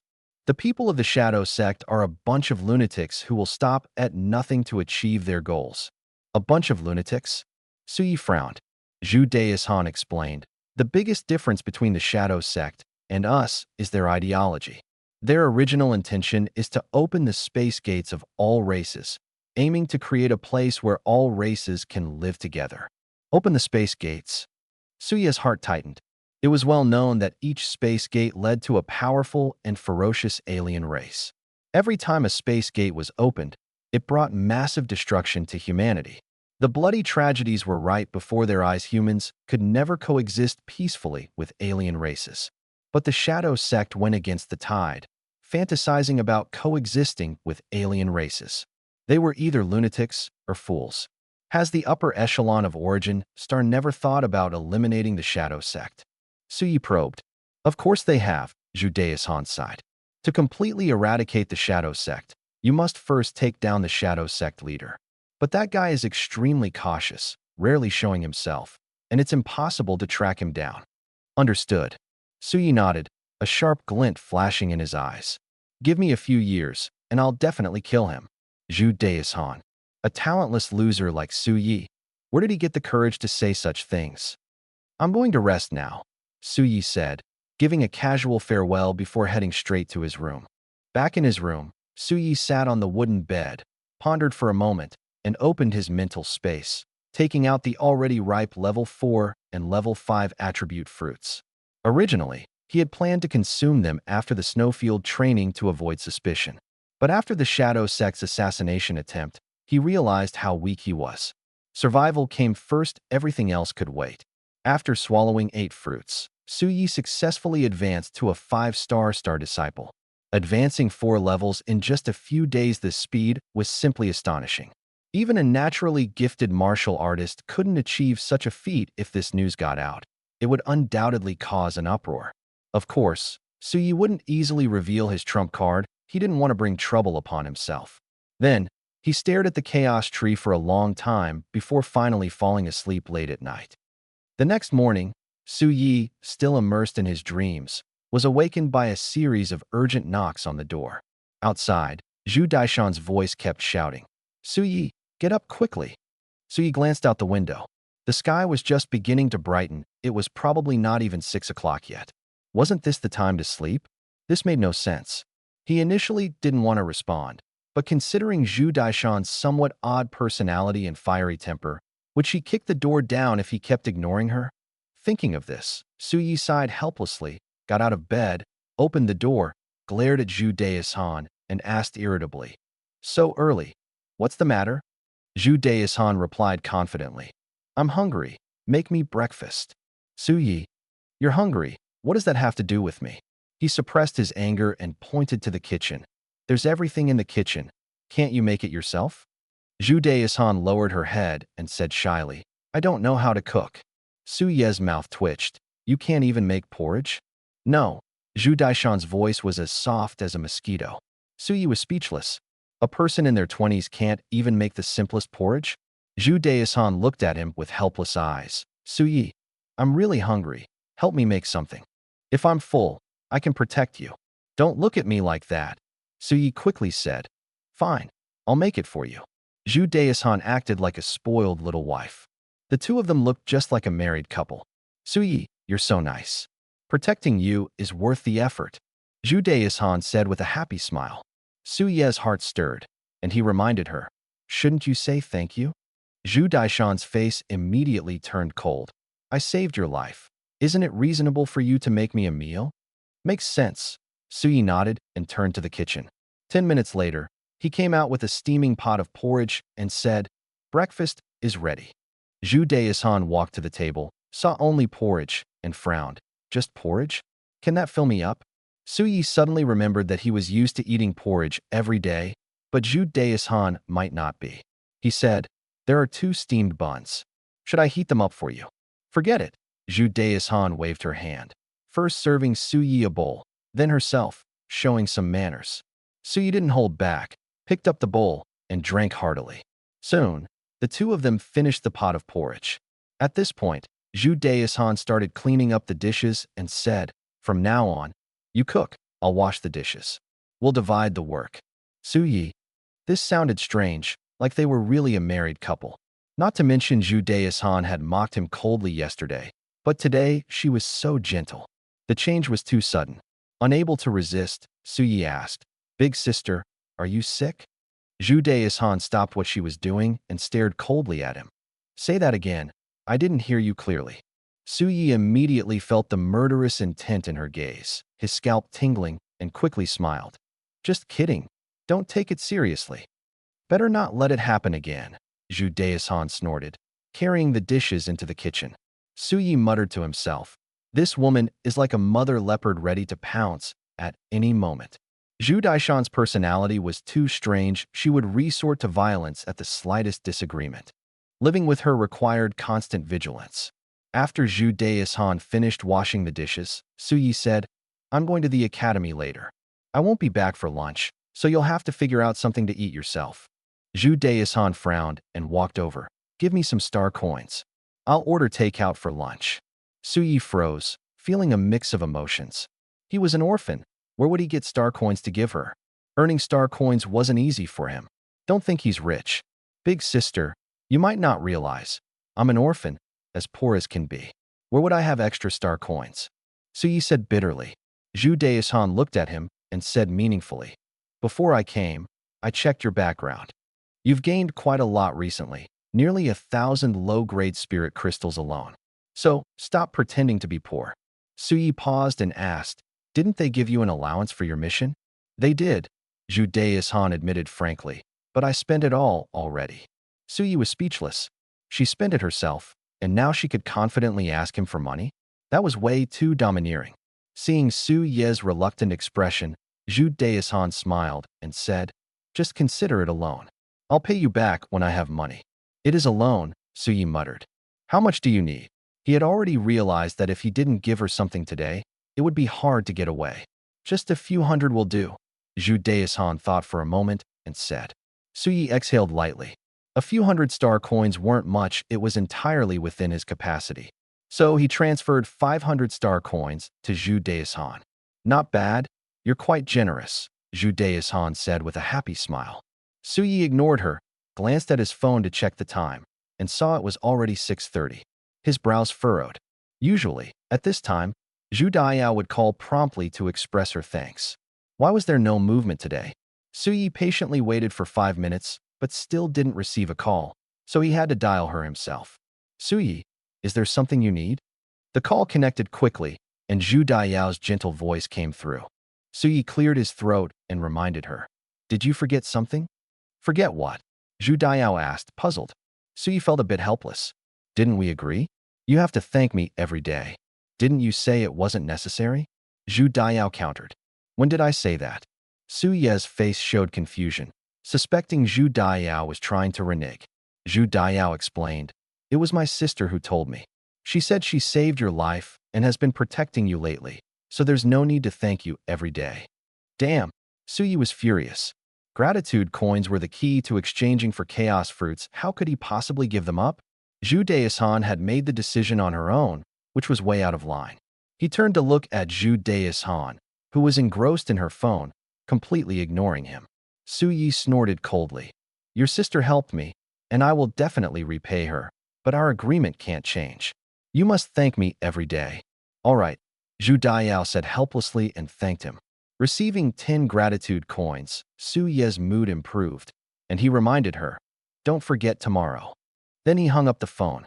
At this moment, Zhu Daishan looked up at him and asked with a smile, Suyi, do you have feelings for my sister? You're overthinking it. I'm only pestering her for the gratitude coins, Suyi replied seriously. Really? Zhu Daishan looked skeptical. Who would bother asking for thanks every day for no reason? In her eyes, Suyi definitely had feelings for Zhu Dayao and was using this as an excuse to get close to her. This tactic was too obvious anyone could see through it. Suyi couldn't be bothered to explain and called out. Let's go. Time for school. Zhu Daishan plopped down on the sofa and waved her hand. Bye. Didn't you say you were going to protect me? Suyi reminded her. Zhu Daishan yawned lazily. There are guards outside secretly protecting you. You don't need me. Guards? Suyi raised an eyebrow. He guessed it must be Li Guanji worrying about his safety and sending people to protect him. But these guards seemed too lax. Zhu Daishan easily slipped into his house, and the guards didn't even notice. If the Shadow Sect's villains broke in, wouldn't he be doomed? I can only rely on myself. Suyi's eyes were resolute as he made up his mind to improve his strength as soon as possible. Without strength, living in constant fear was unbearable. Just as Suyi was about to leave, Zhu Daishan suddenly said, Don't tell anyone about me. Got it. Suyi nodded, opened the door, and walked out. Downstairs, Gao Tantian was already waiting. Old Gao, Suyi greeted as he came out.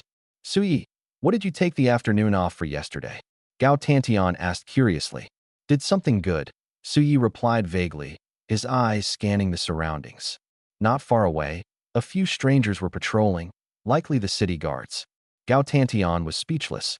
Doing good again? You were normal for a few days, and now you're back at it? Suyi waved him along. Let us go? The two parted ways halfway. Suyi was heading to the first ancient martial academy to train with Gu Shuyi and the others, preparing for the upcoming snowfield trial. First Ancient Martial Academy, Martial Arts Arena. Chang Yuezhi, Gu Shuyi, and Qin Hangsheng had already arrived. Suyi, Chang Yuezhi greeted warmly. Suyi walked up with a smile and asked, You guys came pretty early, huh? Qin Hangsheng glared at Suyi and asked, Suyi, was it you who kicked Zhou Ting out of the team? It was me, Suyi admitted frankly. Suyi, you're so petty. Zhou Ting just clashed with you a bit, and you had to retaliate like this? Qin Hangsheng's face darkened. He was still fuming over their last loss to the Second Ancient Martial Academy. Hearing that Zhou Ting had been replaced only made him angrier. Suyi smiled faintly and said seriously, This snowfield trial affects the rankings of the 4 academies in Silverlight City. It's of great importance. Zhou Ting's strength is too weak. Having him on the team would be a liability and drag everyone down. What is wrong with me removing him? Heh, Qin Hangxing sneered. Everyone knows Zhou Ting's strength. If you say he is weak, fine. But at least replace him with someone stronger, right? Replacing him with Chang Yuezhi? What is that about? Chang Yuezhi's face immediately turned sour. Seriously, why drag me into your argument? He wanted to retort, but had no confidence. The truth was, his strength indeed didn't team match up to Zhou Ting's. Qin Hangxing continued mocking. So, you're just using this as an excuse to get back at Zhou Ting. You're nothing but a petty villain. It's embarrassing to be on the same team as someone like you. Qin Hangsheng, enough? Gu Shuyi quickly intervened, trying to ease the tension. Gu Shuyi, no need to stop me. I'm just stating the facts, Qin Hangsheng said, still fuming. Are you done? Suyi narrowed his eyes at Qin Hangsheng and said coldly, if you think it's such a disgrace to be on the same team as me, why don't you just quit? Qin Hangsheng wanted to act tough in front of him. Suyi wasn't he having it. Why should I quit? Qin Hangxing shouted. Suyi smirked. Because I'm the team captain. If you dare question the captain, I have the authority to kick you out. You're the captain? Who decided that? Gu Shuyi and the others were stunned. Indeed, the team needed a captain, but this team had just been formed, and no one had informed them that Su Yi was the captain. Su Yi calmly replied, I decided it myself. Gu Shuyi. Chang Yuezhi. Qin Hangxing. Appointing yourself as captain? Who gave you that authority? So arrogant. Qin Hangxing's mouth twitched in anger. Su Yi, who gave you the right? What makes you think you can be captain? My fists gave me the right. Su Yi waved his fist and snorted coldly. Whoever has the strongest fists is the boss. That's an ironclad rule. If you don't agree, let's duel. Gu Shuyi and the other two were stunned. So Su Yi wanted to use his strength to seize the captain's position. It was undeniable that Su Yi was indeed very strong. Even the three of them combined couldn't beat him. Based on strength, Su Yi was undoubtedly the most qualified to be captain. Being captain isn't just about fists, it also requires a calm mind and adaptability. You're too impulsive and not steady at all, completely unfit to be captain. Qin Hangxing refused to admit defeat, but knew he couldn't win in a fight, so he could only argue from another angle. Su Yi glared at him. Even if you're right, who else is more suitable than me? Qin Hangxing immediately said, Gu Shuyi is more suitable than you. Gu Shuyi thought to herself, I don't want to be captain, don't drag me into this. Su Yi glanced at Gu Shuyi and said indifferently, I'm always democratic. Let's vote to decide. Whoever gets the most votes will be captain. Chang Yuezhi would definitely support him, so he was confident. If Gu Shuyi also voted for him, the captain's position would be secure. I agree, Qin Hangxing sneered. Su Yi understood his intentions. As long as Qin Hangxing and Gu Shuyi didn't vote for him, he would only get half the votes and wouldn't become captain. We have no objections either, Gu Shuyi and Chang Yuezhi nodded. Su Yi nodded slightly and said, Raise your hand if you agree with me being captain. He was the first to raise his hand. Chang Yuezhi immediately followed suit. Gu Shuyi hesitated for a moment but raised her hand as well. In the past, she would have fought for it, but after being defeated by Su Yi, she felt disheartened and lacked the drive. Losing her edge, she felt she wasn't suitable to be captain. Gu Shuyi. Qin Hangxing's face turned red with anger. He couldn't understand how the once confident Gu Shuyi had become so compromising. 3 votes passed. Su Yi smiled. Qin Hangxing, do you have anything else to say? Qin Hangxing gritted his teeth. Being captain isn't child's play, it requires approval from the school leadership. Our private decision is meaningless.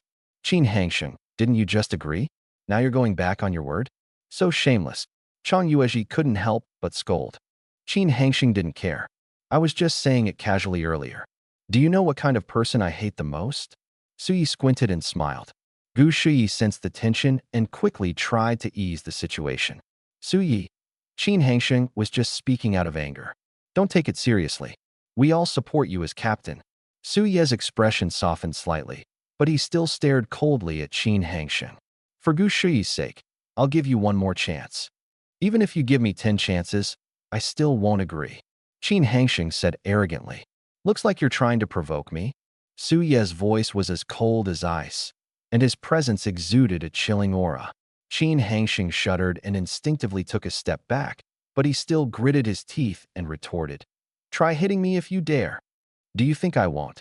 Su Yi raised his fist and slammed it hard into Qin Hongxing's face. He had already been holding back, but he hadn't expected Qin Hongxing to provoke him like this. The most effective way to deal with someone so ungrateful is through violence. If Qin Hongxing isn't beaten to the point where his parents can't recognize him, then Su Yi isn't Su Yi. Bang! A muffled sound echoed. Qin Hongxing was knocked to the ground with a single punch. Although Su Yi didn't use star power, as a 5-star martial artist, his strength was more than sufficient. Moreover, Qin Hongxing hadn't expected Su Yi to make a move and was completely unprepared, leaving him utterly stunned. Su Yi, calm down. Gu Shuyi and Chang Yuezhi were terrified. Acting out in such a situation could get him kicked out of the team.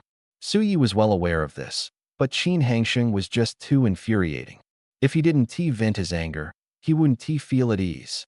Ignoring them, Su Yi raised his foot and delivered a series of fierce kicks. Gu Shuyi and Chang Yuezhi initially wanted to intervene, but at this moment, Su Yi was like a ferocious tiger, exuding an overwhelming and domineering aura that scared them into staying back. Su Yi, how dare you hit me? Qin Hongxing didn't even have time to curse before his mouth was struck by a kick, and his scream was heart-wrenching. That's for acting cocky with me. That's for trying to cheat me. Keep being arrogant, and see how I deal with you. Su Yi cursed as he kicked, leaving Qin Hongxing in unbearable pain, his face swollen like a pig's head. At this moment, Qin Hongxing truly wanted to die.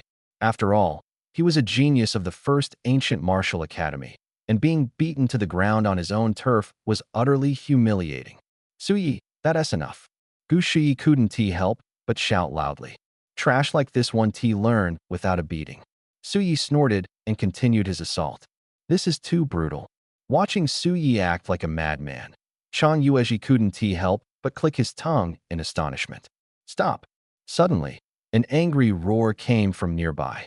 Su Yi paused and turned his head, only to see Fang Qiangwen rushing over. What is going on here?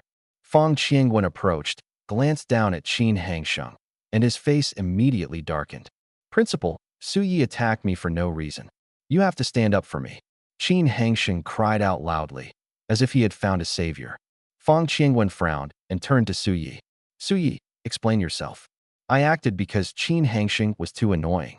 Su Yi snorted and recounted the events. Principal, don't listen to his nonsense. He's just trying to take revenge on me. Qin Hongxing quickly defended himself. Shut up. Fang Qiangwen interrupted sternly, then turned to Su Yi. Qin Hongxing was wrong, but it's also wrong for you to resort to violence. The principal is right. I'll make sure to control my emotions better next time. Su Yi nodded. After all, Fang Qiangwen was the principal, and he had to show some respect. Fang Qiangwen smiled faintly. Young people are bound to have fiery tempers. Learn from this experience and don't be so impulsive next time. Both Su Yi and Qin Hongxing were at fault. Punishing either of them would be difficult, so the matter was temporarily set aside. The main reason was that Su Yi was too important to the team. If it had been someone else, they would definitely have been punished. Chang Yuezhi let out a sigh of relief. From Fang Qiangwen's words, it seemed Su Yi would be fine. Qin Hongxing was stunned. That's it. He got beaten for nothing? Who could tolerate this? The more he thought about it, the angrier he became. He spoke up. Principal, Su Yi openly attacked a teammate. If you don't kick him out of the team, who will respect the rules? Fang Qiangwen glared at him fiercely. Kick Su Yi out? Not only did he lack the authority, but even if he had it, he absolutely wouldn't do so.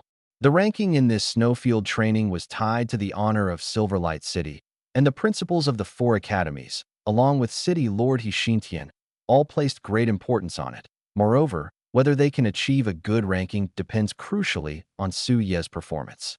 Everyone knows Su Yi's strength, and his importance goes without saying.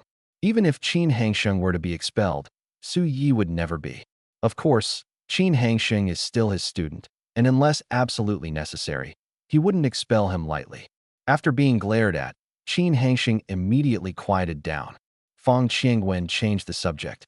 Su Yi, do you really want to be the captain? Su Yi nodded. This training concerns the honor of Silverlight City. No one else has the ability, and I am willing to take on the responsibility. Responsible and bold. This is the spirit a warrior should have. Fang Qiangwen said approvingly. From today on, You are the captain of this team. Great, Chang Yuezhi shouted excitedly. How could this happen? Qin Hangsheng was on the verge of tears. He had thought Su Yi would be kicked out of the team for his actions, but not only was he fine, he was even promoted to captain. What kind of logic was this? He had taken a beating for nothing. Su Yi raised an eyebrow. Principal Fong, since I've been appointed captain, everyone else must follow my arrangements from now on. As long as you don't go overboard, Fong Qingwen reminded. He was genuinely worried that Su Yi would continue to make things difficult for Qin Hangsheng. Su Yi assured him, rest assured, Principal Fong. I am someone who prioritizes the bigger picture and has a broad mind. I want to stoop to Qin Hangsheng's level. That is good. Fong Qingwen smiled and added, Su Yi, you and Qin Hangsheng only have minor conflicts, no deep grudges. Why not heal his injuries? No problem, Su Yi agreed readily. He then used his martial soul, Tree of Life, to cast a healing blessing of light on Qin Hangsheng. Qin Hangsheng only had superficial injuries, and under the blessing of light, he quickly recovered. Fong Qingwen nodded in satisfaction and instructed, there are only 3 days left before you head to the Snowfield Secret Realm for training. Use the time wisely to strategize. I won't disturb you further. After Fong Qingwen left, Su Yi squinted his eyes and stared at Qin Hangsheng with a sinister smile. You dared to badmouth me in front of Principal Fong. The type of person I despise the most is someone like you. Qin Hangsheng. Gu Shiyi. Chang Yuezhi. What did Su Yi mean? Didn't he just say he wouldn't hold a grudge?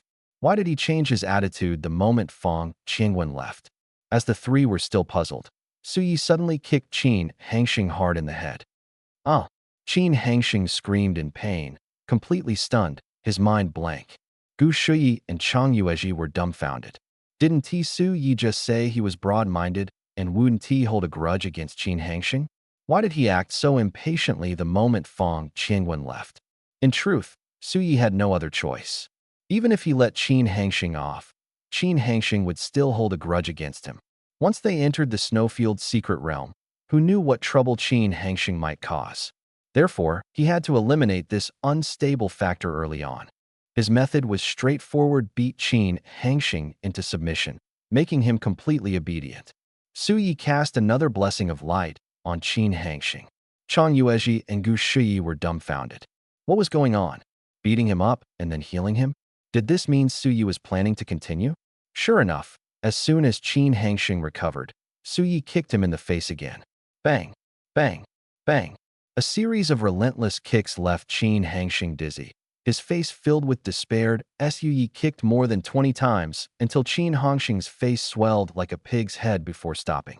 Then, he cast another blessing of light. Su Yi, stop hitting him, Gu Shiyi quickly urged. If this continues, Qin Hangsheng might really be beaten into a fool. Su Yi glanced at Qin Hangsheng coldly and said, you can keep reporting me to Principal Fong. I won't stop you. I won't do it anymore. Please spare me. Qin Hangsheng was on the verge of collapse, begging for mercy. If reporting worked, Fong Qingwen would have punished Su Yi long ago. He could see that Su Yi was simply using this as an excuse to continue dealing with him. Too cunning. Su Yi squinted and said indifferently, I beat you up, you won't hate me for it, will you? Absolutely not. Qin Hangsheng quickly assured. Su Yi smirked. So, you're admitting defeat? I admit it. Completely convinced, utterly submissive. Qin Hangsheng nodded repeatedly. If you don't submit, you get beaten. Who wouldn't submit? After pondering for a moment, Su Yi said, since you've admitted defeat, I'll forgive you. Gu Shiyi and Chang Yuezhi exchanged glances. Wasn't Su Yi just beating up Qin Hangsheng earlier? And now he's saying he forgives him? This was too sudden. Qin Hangsheng, on the other hand, breathed a sigh of relief. He didn't care about anything else as long as Su Yi stopped hitting him. He was satisfied. This showed that he was truly scared of Su Yi and completely subdued. Su Yi continued, I've forgiven you. Shouldn't you express something in return? Qin Hangsheng was a bit confused. What did Su Yi mean by this? Su Yi reminded him, at least say thank you, right? Chang Yuezhi. Gu Shiyi. In this situation, he still had to say thank you? This was too much. Qin Hangsheng swallowed hard. Thank you. Receive Qin Hangsheng's sincere gratitude. Gratitude coin +1. Su Yi raised an eyebrow. Since he received a gratitude coin, It meant Qin Hangsheng was genuinely convinced, and there was no need to target him anymore. Su Yi pulled Qin Hangsheng up, patted his shoulder, and said with a smile, "As the saying goes, no fight, no friendship. From now on, we're friends. If anyone dares to bully you, just call me. I'll back you up." Chang Yueji. Gu Shiyi. What the heck? Is this even possible? He was just beating up Qin Hangsheng, and the next second, they're friends? And now he's going to back him up? The change was too fast. Qin Hangsheng was overwhelmed with gratitude and quickly said, "Su Yi, thank you." Qin Hangsheng's sincere gratitude, gratitude coin, +1. "We're friends? No need to be polite," Su Yi said with a smile, his gaze shifting to Gu Shuyi.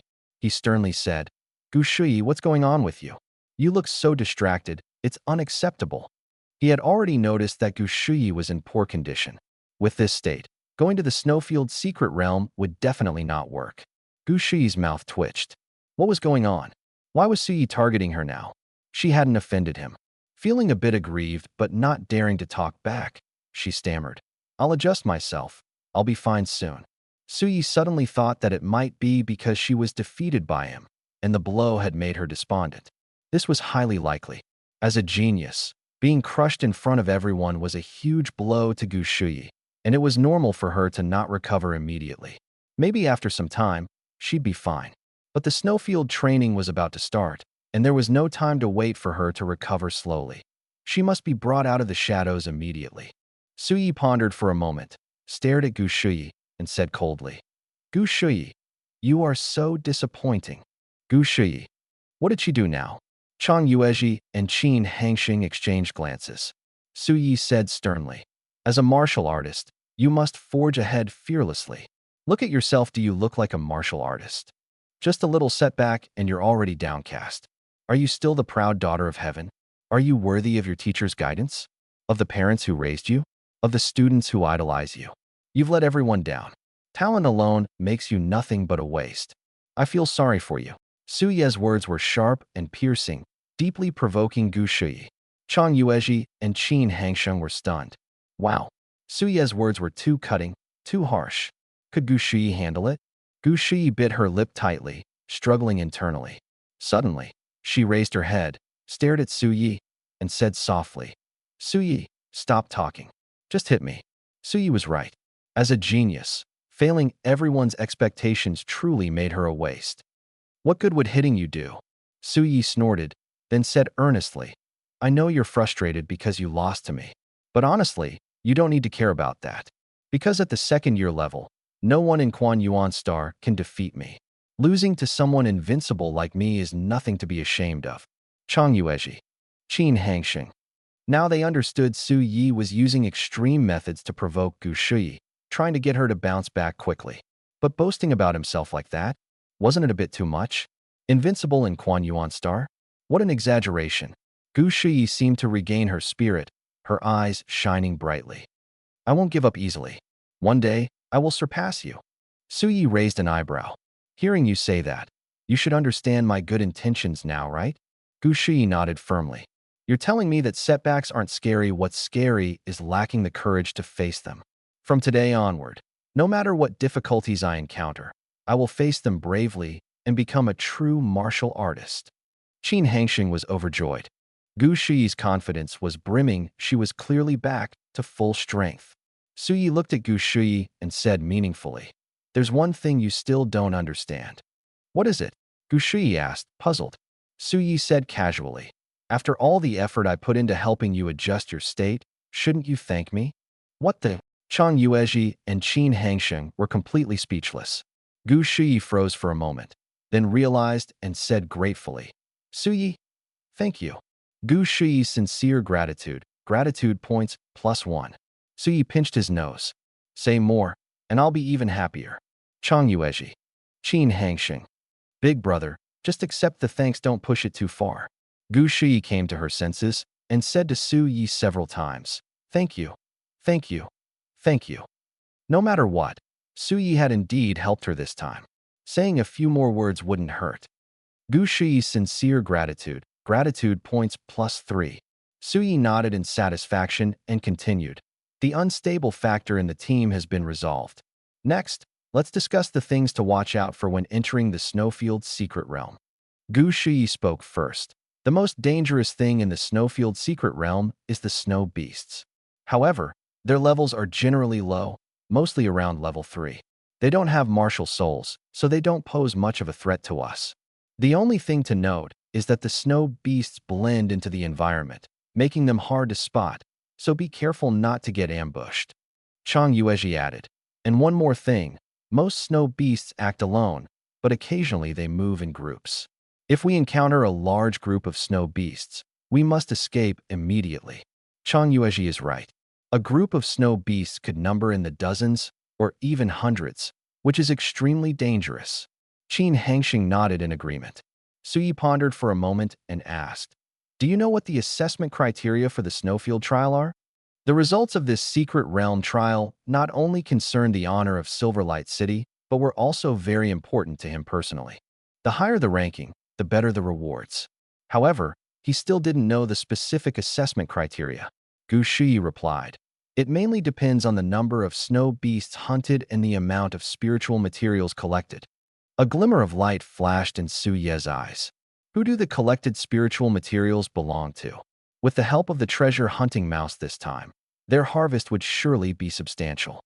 If all the good stuff was taken away in the end, wouldn't it all be for nothing? Gu Shui smiled and said, "Don't worry, the spiritual materials and demon crystals are only counted for statistics. Afterward, they still belong to the team." "That's good." Su Ye's lips curled into a smile. Without any concerns, he could give it his all. Qin Hangxing suggested, "Should we practice our formation in advance? We don't want to be caught off guard when we encounter snow beasts." "Good idea." Suyi nodded, his gaze sweeping over Gu Shui and the other two. He said, "I'll make the arrangements.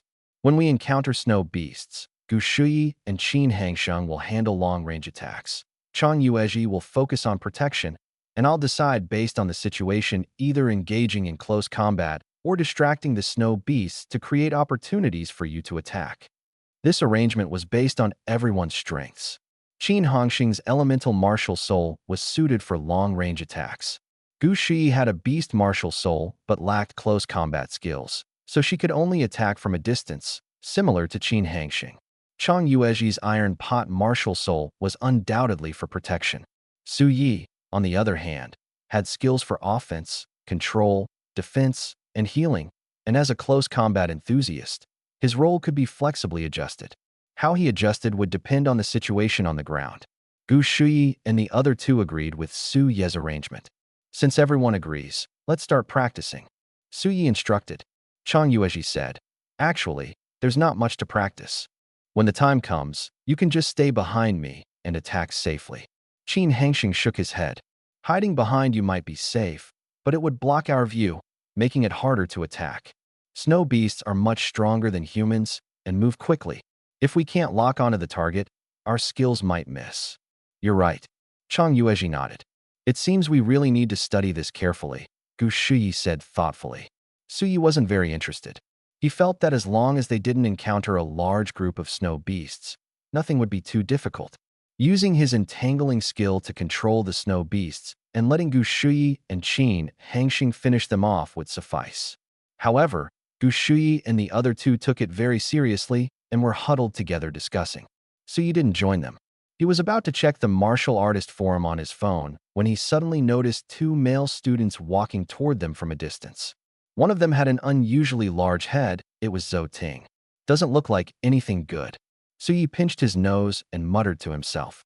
He guessed that Zhou Ting was probably here to cause trouble because he had lost his spot. Sure enough, Zhou Ting approached, pointing at Su Ye's nose and cursing.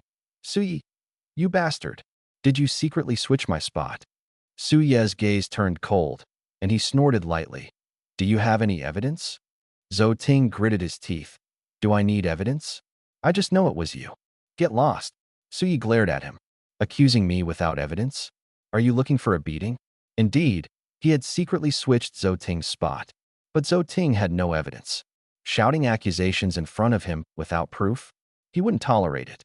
Of course, even if there was evidence, it wouldn't matter. With his current strength, he could easily suppress Zhou Ting. As Suyi got angry, Zhou Ting grew a bit scared and stepped back 2 paces. Look at you, such a useless sight. Luckily, you weren't allowed to participate in the training, or you'd definitely drag everyone down. Su Yi mocked. You? Zhou Ting's mouth twitched in anger, but under Su Ye's gaze, he didn't dare say anything too extreme. Get out of here, stop being an eyesore. Su Yi waved him off. So arrogant. At this moment, a tall boy beside Zhou Ting stepped forward, staring at Su Yi with sharp eyes. Life is unpredictable, and arrogant people will meet their downfall sooner or later. Su Yi, I advise you to tone it down. Su Yi glanced at him and sneered. Who are you? This isn't your place to speak. You're really arrogant. The tall boy's eyes flashed coldly, and he said icily, My name is Tang Dong, Zhou Ting's cousin. You should know why I'm here, right? Su Yi responded calmly. Whatever your purpose is, don't act tough in front of me. Damn it. Tang Dong couldn't help but curse. He had thought that revealing his name would intimidate Su Yi. But instead, Su Yi not only wasn't scared but became even more brazen, completely disregarding him. Su Yi, Tang Dong is a senior in our academy, a genius in the 3rd year, and a star disciple with 7 stars. Don't provoke him, Gu Shuyi advised softly, then turned to Zhou Ting. Zhou Ting, the training spots have already been decided. There's no point in causing trouble for Su Yi. You should just go back. Qin Hangxing gave Zhou Ting a look. Zhou Ting, let it go. Previously, he had always helped Zhou Ting vent his anger and targeted Su Yi. But what was the result? He was beaten by Su Yi into submission, unable to turn the tables. If Zhou Ting continued to provoke Su Yi, he would likely face the same fate. Even with Tang Dong present, it wouldn't help. Because once Su Yi lost his temper, no one could stop him. He had a good relationship with Zhou Ting and didn't want to see him suffer. You guys are actually siding with Su Yi? Zhou Ting was so angry his nose was crooked. They were from the same academy, had spent a year together, and were already close brothers. At this moment, Gu Shuyi and Qin Hangxing should have firmly stood by his side and joined forces against Su Yi, right? Why were they helping Su Yi? Su Yi sneered. They're helping you save yourself.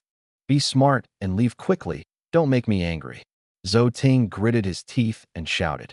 If you're my friends, stand with me against Su Yi. Otherwise, we're cutting ties today.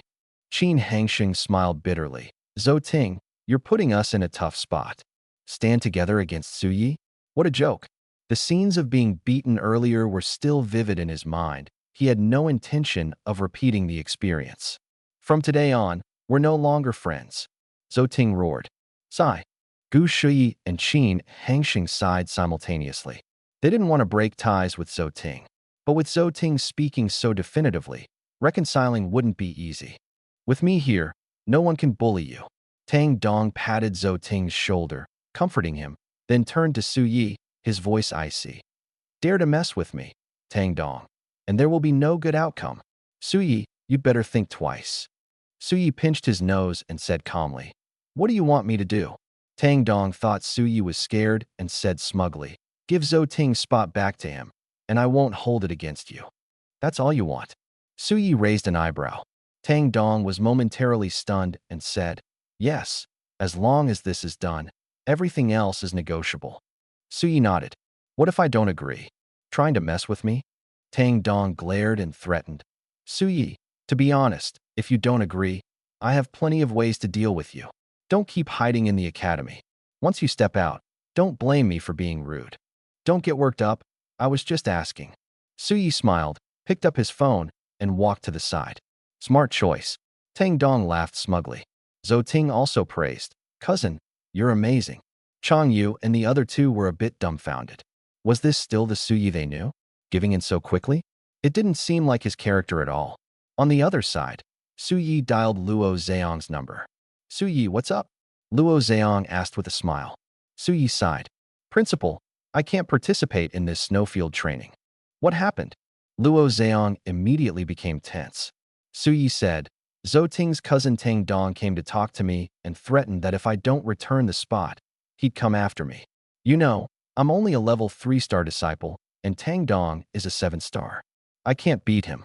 In truth, with his current strength, he wasn't afraid of facing Tang Dong head-on. But doing so would expose his abilities. He needed another way to handle this, with Luo Zhang stepping in. This is unacceptable. Luo Zhang was furious. Suyi, remember, no one in Silverlight City can bully you. I'll contact Fong Qingwen immediately and have him deal with Tang Dong. Suyi wasn't just a key player in the snowfield training, but also seen as the future of Silverlight City. For Tang Dong to dare bully Su Yi was utterly audacious. At this moment, Luo Zheong was seething with anger, wishing he could personally go to the first ancient martial academy and teach Tang Dong a lesson. Su Yi chuckled. Principal, with you backing me, I feel much more at ease. Just wait for the news. Luo Zheong said and hung up. Tang Dong, with your kind of trash, you think you can take me on? A single phone call from me can make you regret it. Su Yi sneered, put away his phone, and returned to the group. How did it go? All settled. Tang Dong asked expectantly. No problem. Principal Fong will announce it soon. Su Yi said with a smile. Hearing this, Chang Yu felt particularly disheartened. Since Su Yi had chosen to compromise, it meant he had no chance of participating in the snowfield training. Then I'll take my leave. Tang Dong nodded in satisfaction.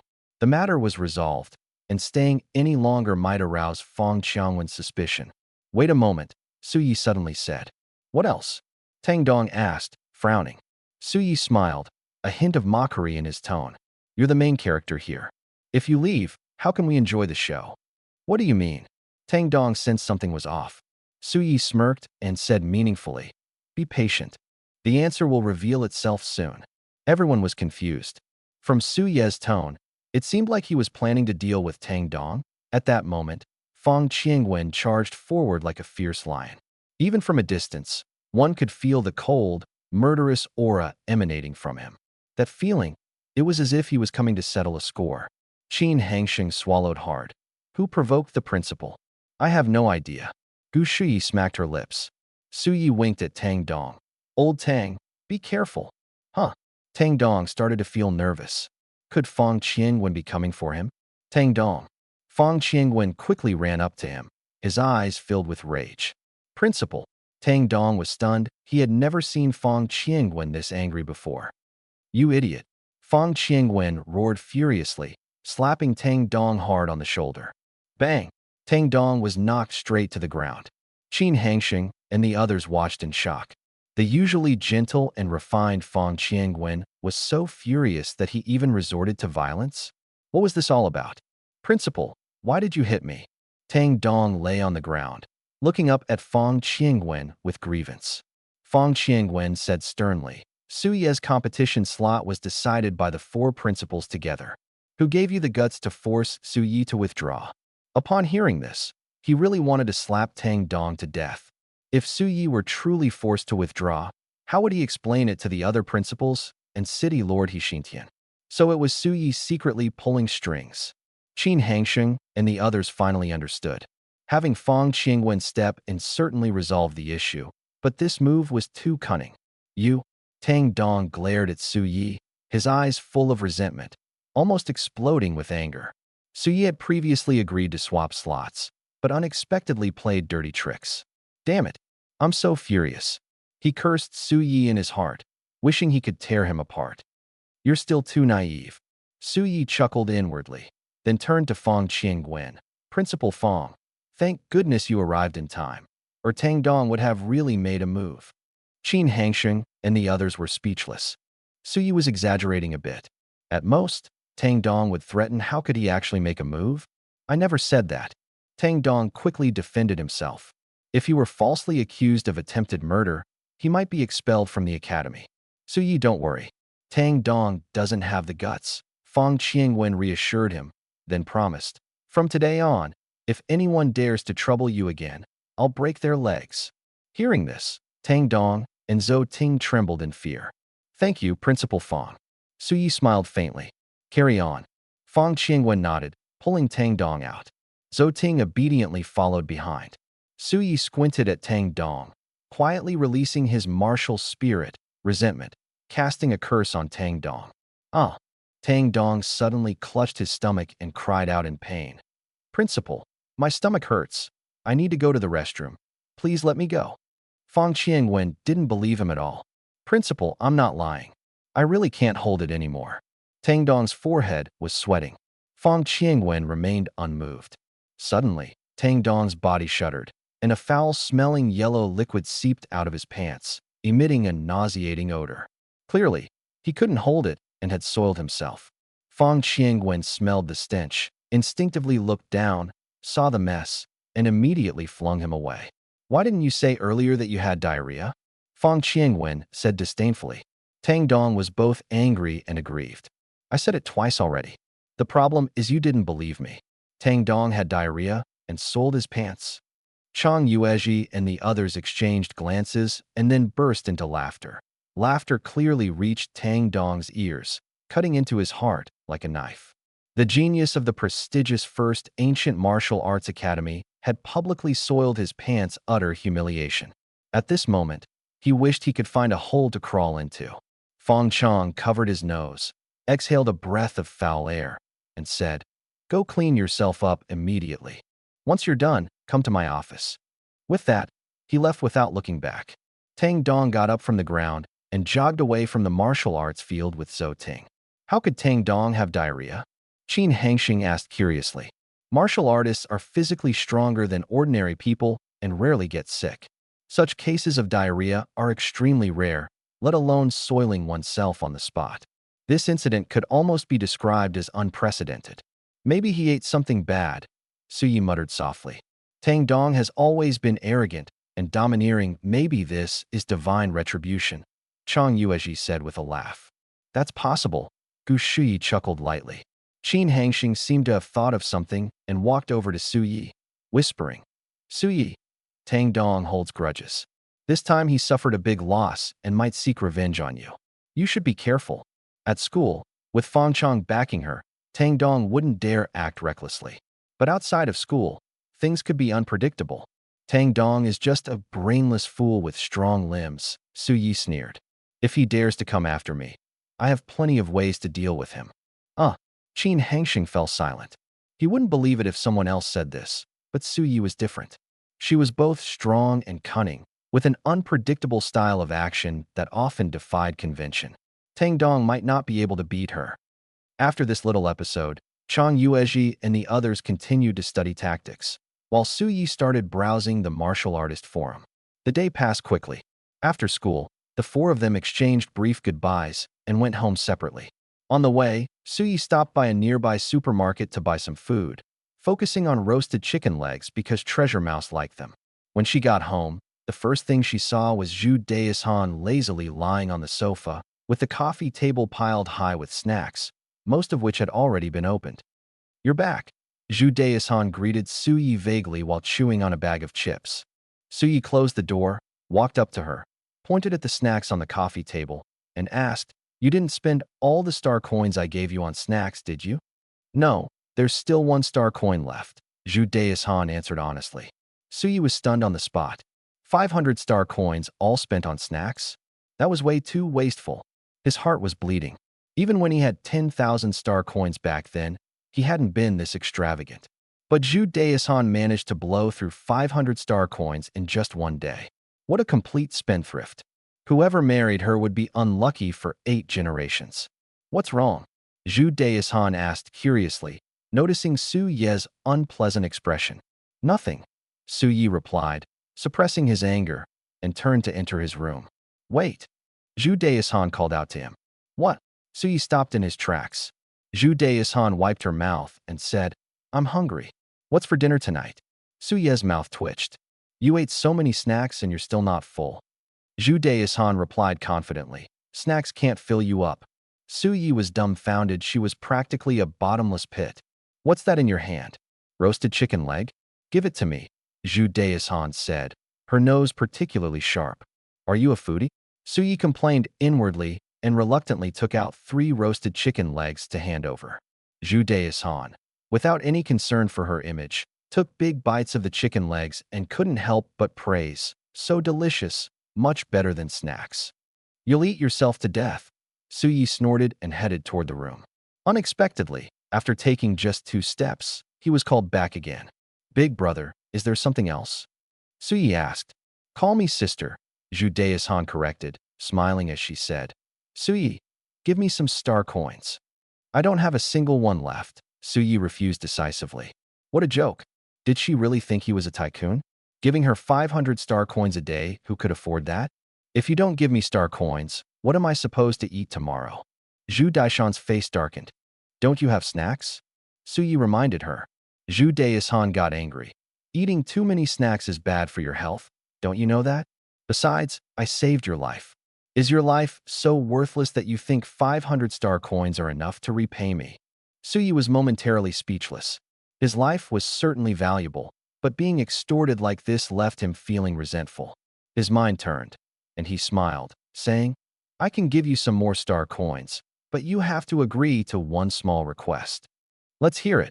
Zhu Daishan raised an eyebrow. Su Yi cleared his throat and half-jokingly said, Dance for me, like those girls on the internet. The more seductive, the better. Zhu Daishan had a petite figure and long legs. If she danced, it would definitely be captivating. As soon as he finished speaking, the atmosphere in the room suddenly turned cold. Zhu Daishan slowly stood up, staring at Su Yi with cold light flashing in her eyes. Say that again. I didn't hear you clearly. Su Yi immediately realized the danger. Zhu Daishan was like a fierce and strong female leopard. She wouldn't even blink when killing someone. Provoking her like this was practically asking for death. I was joking, don't take it seriously. Su Yi smacked his lips and smiled awkwardly. Zhu Daishan's anger hadn't subsided. She glared at Su Yi and warned, There won't be a next time. Transfer the star coins to me. Faced with this domineering female leopard, Su Yi had no choice but to obediently transfer 100 star coins to her. Zhu Daishan's anger gradually dissipated, and she waved her hand, saying, Go about your business. Su Yi didn't say much and turned to enter the room. After finishing the roasted chicken legs with the treasure-hunting mouse, Su Yi, as usual, opened his mental space to check on the chaos tree. Zhu Daishan didn't disturb him the entire time. That night passed quietly. The next day, Su Yi went to the first ancient martial academy as usual. The third day was the same. On the fourth day, it was time to head to the Snowfield's secret realm for training. Su Yi said to Zhu Daishan, Today, I'm going to Bayou City for training and won't be back for a while. Are you planning to stay here? Zhu Daishan thought for a moment and said, There's no danger recently, and my mission is basically complete. It's time for me to leave. Su Yi let out a long sigh of relief. These past few days, Zhu Daishan had been quite a handful. Not only had he spent a lot of star coins, but his life had also felt stifling. Sending off this female leopard felt like the clouds had finally cleared. Zhu Daishan glanced at him and said meaningfully, We're about to part ways, and you don't have anything to say? The days I spent with you were the happiest of my life. Now that you're leaving, I feel so empty inside. Su Yi pretended to speak with deep emotion. Zhu Daishan had a strange temper and loved to pick fights if she heard something she didn't like. TCH, she pouted and snorted lightly. You're lying. Everything I said is true. If you don't believe me, there's nothing I can do. Su Yi responded with a smile. He's a good kid, but unfortunately a bit useless, Zhu Daishan remarked with a sigh, then reminded, The Shadow Sect won't let you go. Without my protection, you'd better be careful. Got it. Su Yi nodded with a dark expression. Zhu Daishan always had useless on the tip of her tongue. Who could tolerate that? He really wanted to curse her and make her have diarrhea, but remembering that she had saved him, he held back. I'm off, Zhu Daishan called out casually and left in style. As the door closed, Su Yi snorted coldly. Just wait until I become a star warrior. If you dare to act high and mighty in front of me again, see how I deal with you. Just as he finished speaking, the door suddenly swung open with a bang. Zhu Daishan poked her head in and sneered. What are you muttering about? Gulp. Su Yi swallowed hard and quickly explained. I was wishing you a safe journey. Oh my god. Zhu Daishan was so sneaky. Was she eavesdropping outside? She pursed her lips and said earnestly, Face reality. Your talent is too poor. Hard work won't help. You'll never become a star warrior in this lifetime. Even if you somehow succeed, I can still easily crush you. Su Yi squinted his eyes. We'll see. Heh. Zhu Daishan chuckled disdainfully and closed the door. This time, she really left. Within a year, I'll deal with you easily. Su Yi snorted and went back to his room to pack his luggage. Heading to the Snowfield secret realm would take at least 4 or 5 days, maybe even 7 or 8. Warm clothing and food were essential. Half an hour later, Su Yi, fully prepared with his backpack, headed to the first ancient martial academy. A school bus was parked at the gate, and Fang Qingwen and Chang Yuezhi were standing in front of it. This time, Fang Qingwen was the leading teacher and would be accompanying them. Principal Fang, Su Yi greeted as he approached. Fang Qingwen nodded and instructed, "It's about time. Get on the bus, we're leaving." Su Yi and the other three boarded the bus one by one and found seats. As soon as he sat down, Su Yi noticed a middle-aged man with dark skin and black sunglasses sitting in the last row of the bus. His expression was stern, and he seemed quite formidable.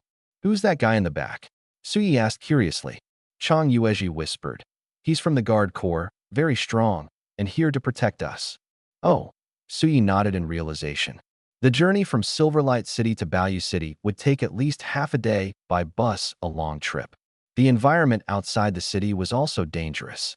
Every time a spatial gate opened, a large number of creatures from other worlds would flood into Origin Star.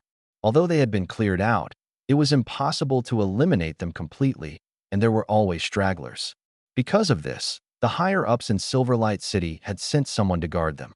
After Fang Qingwen boarded, the school bus started and headed out of the city. Sitting in the front row, he turned to Su Yi and the others and asked, "Have you prepared everything?" "All set," the four replied in unison. Fang Qingwen nodded, then took out 4 small cloth bags from his pocket and distributed them to the group. Su Yi opened his bag and found 4 spirit crystals inside, each radiating a strong spiritual energy, far surpassing mid-grade spirit crystals. Could these be high-grade spirit crystals? Su Yi's eyes lit up. 1 high-grade spirit crystal was worth the equivalent of 100 low-grade spirit crystals. 4 of them amounted to 400 low-grade spirit crystals, an impressive value. Fang Qingwen smiled and said, "These 4 high-grade spirit crystals are for emergencies. Once you're in the Snowfield secret realm, don't be stingy. It's crucial to use spirit crystals to maintain sufficient star power." Although the snow beasts in the Snowfield secret realm weren't high-level, they were extremely strong and ferocious. Without star power protection, being attacked by them could easily cost one's life. Compared to low-grade and mid-grade spirit crystals, high-grade ones not only have abundant spiritual energy, but also absorb faster, making them the most suitable for use in the Snowfield secret realm. "Thank you, Principal." Gu Shuyi and the other 2 were overjoyed. Su Yi thought to himself, Silverlight City really went all out this time. 16 high-grade spirit crystals were no small expense for Silverlight City. This showed that the upper echelons of Silverlight City placed great importance on this snowfield training. Providing high-grade spirit crystals was clearly intended to help them achieve good results. Fang Qingwen then asked, "Do you have confidence in this snowfield training?" Gu Shuyi and the other 2 all turned to look at Su Yi. Su Yi was the team leader and the strongest among them. Whether they could achieve a good ranking in the snowfield training depended largely on Su Yi's performance. Su Yi didn't answer directly. "Principal Fang, what is the reward for first place in this training?" Fang Qingwen was momentarily stunned. The competition hadn't even started, and he was already thinking about the reward? After a brief pause, he said, "The reward for first place is 100 mid-grade spirit crystals." "That's it." Su Yi was visibly disappointed. 100 mid-grade spirit crystals were equivalent to 1,000 low-grade ones. Divided among the 4 of them, each would only get 250. Fang Qingwen clicked his tongue. 100 per person isn't a small amount, is it? "Oh, it's 100 per person." Chang Yuezhi and the other 2 became excited. Su Yi's eyes lit up. "Principal Fang, we will definitely aim for first place this time." Such a generous reward was not to be missed. Sitting in the back of the vehicle, a dark-skinned man heard Su Yi's words, and his eyes flickered slightly. So confident. Fang Qingwen was surprised. This snowfield training involved 10 teams, and in terms of strength across the city, Silverlight City was at best mid to lower tier. Achieving first place would be extremely difficult. However, Su Yi had recently performed miracles, giving them hope that it might actually be possible. Su Yi smiled and said, "Gu Shuyi, Chang Yuezhi, and Qin Hangsheng are all top-tier experts in Silverlight City's second year. With my support, getting first place isn't impossible." Gu Shuyi, Chang Yuezhi, Qin Hangsheng. "We're top-tier experts? Brother Su Yi, you must be joking. In front of you, We're all weaklings. You're raising us so high. We're embarrassed. Fang Qiangwen chuckled and reminded them. It's good to aim for first place, but safety is the most important. Don't take risks for the sake of results. It's not worth it. Understood. The four of them nodded solemnly. All right, you can chat now. Fang Qiangwen turned around, leaned back in his seat, and closed his eyes to rest. Su Yi also closed his eyes, pretending to rest, but in reality, he activated his mental space to observe the chaos tree. Chang Yuezhi and the other two gathered together, chattering away. 20 minutes later, the school bus slowly drove out of Silverlight City. Surrounding the city were several small villages and towns. As the school bus passed a small village called Guaken Village, the sound of intense fighting and anguished screams could be heard. Hearing the commotion, Su Yi suddenly opened his eyes and looked toward the village. The village was in chaos, with a large group of armed thugs wantonly slaughtering bandits. Su Yi was stunned. There were many bandits on Origin Star, but they usually targeted merchant caravans and rarely attacked villages. The reason was simple. Small villages didn't have much of value and weren't worth the effort. More importantly, these villages were under the protection of nearby cities. If attacked, the cities would immediately dispatch troops to eliminate the threat. Since raiding villages was unprofitable, why would these bandits dare to do it? Su Yi felt something was off but couldn't figure out what was wrong. Stop the bus. Fang Qiangwen shouted loudly. The school bus screeched to a halt. Fang Qiangwen opened the door and charged into Guaken Village like a raging lion. A bandit raised a large machete and swung it at him viciously, courting death. Fang Qiangwen shouted coldly, throwing a punch to counter. Though he didn't use star power, as a 5-star star warrior, his body was incredibly strong. The punch was fast and powerful. With a muffled sound, the bandit's head exploded on the spot, killing him instantly. Fang Qiangwen didn't stop, continuing to kill other bandits. Old Fang is truly fierce. Su Yi admired him inwardly. Gu Shi glanced outside and suggested, should we go help too? Although the bandits were numerous, their cultivation levels were low, at most 3-star disciples, and they didn't have martial souls.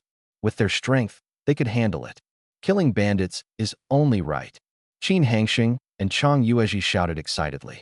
Su Yi didn't object. Then, the four of them rushed off the bus together. The dark-skinned man silently followed behind them. Kill. As soon as they got off the bus, Chang Yuezhi and the other two immediately summoned their martial souls, attacking the surrounding bandits furiously. Su Yi chose a 2-star bandit to fight one-on-one. To avoid exposing his strength, he didn't summon his martial soul or use his full power. But as a 5-star disciple, his physical abilities were extremely strong, and coupled with the mastery fruits of level 10 boxing and Muay Thai, he easily suppressed the 2-star bandit. Su Yi nimbly dodged the opponent's swinging machete, then delivered a heavy left hook to the bandit's face. The bandit saw stars and staggered. Su Yi quickly stepped forward, unleashing a flurry of punches, each one landing on the bandit's head. After a smooth combination of strikes, the bandit collapsed unconscious. Su Yi moved on to find his next target. A 2-star bandit had his jawbone shattered by Su Yi's strike, screaming in agony as he fell. Bang! Another bandit was knocked unconscious by his fierce attack. In less than a minute, Su Yi had taken down 3 bandits in succession like a hunting falcon, showcasing his formidable strength. The dark-skinned man watched this scene with a complex expression, muttering, "This kid's combat skills are truly impressive, clean and efficient moves." Just as Su Yi was in the heat of battle, a thatched hut suddenly exploded. Immediately, a massive black longsword flew out from the debris, its blade shimmering with starlight, slashing straight at Su Yi. Martial soul. Su Yi's face changed drastically. This black sword was clearly summoned by a martial soul, and its wielder was extremely powerful, likely a star warrior. Su Yi's heart tightened. Someone was using a martial soul to ambush him, clearly intending to kill him. Without hesitation, he summoned his martial soul, the Tree of Life. A golden light shone, and golden wooden armor appeared on his body as he activated the star skill, Wooden Armor. Even when facing a star warrior, he would not give up easily. Whoosh! The black sword sliced through the air, its sword energy sweeping ahead, causing the golden wooden armor to begin cracking. As the armor was about to completely shatter, a thunderous roar suddenly erupted. Not a chance. The dark-skinned man wielded a massive blue iron hammer, hurling it forcefully to collide with the black sword. Boom! A deafening explosion sounded, as if the heavens and earth were collapsing. A surge of star power erupted from the collision point, spreading outward. Suyi was caught in the shockwave and thrown several meters away. When he landed, the wooden armor had completely shattered. Without the armor, his skin was left with multiple gashes, blood flowing freely, a gruesome scene. Fortunately, they were only superficial wounds and did not affect vital areas. Sui endured the pain and used Blessing of Light twice in a row, instantly healing his wounds. On the other side, Fang Qingwen, seeing Su Yi being ambushed, burned with rage and charged forward furiously. However, after just a few steps, several men emerged from nearby houses, one of them a star warrior. Together, they firmly blocked Fang Qingwen. What is going on? Chang Yuezhi and the other two were utterly confused. Why had so many powerful individuals suddenly appeared here? What were they trying to do? You deserve to die, a dark-skinned man roared as he lunged at a man in a black robe. The black-robed man was the one who had just ambushed Su Yi. Heh. The black-robed man sneered sinisterly, showing no intention of retreating as he engaged in a fierce battle with the dark-skinned man. Su Yi squinted, scanning his surroundings with a furrowed brow. These people were definitely not ordinary bandits, they were most likely imposters. Their attack on the village was merely a cover for their true objective, killing him. So, who harbored such deep hatred against him? The answer was obvious: the Shadow Sect. The Shadow Sect had issued a kill order against him and set up an ambush here to eliminate him. Since it was the Shadow Sect, the situation was extremely dangerous. The dark-skinned man and Fang Qingwen were both being held back. If another star warrior appeared, they would surely not survive. Just as Su Yi thought of this, a man shrouded in starlight with an ugly appearance lunged at him. This was a 4-star star warrior. Su Yi, watch out! Chang Yuezhi shouted anxiously. Without hesitation, Su Yi turned and ran.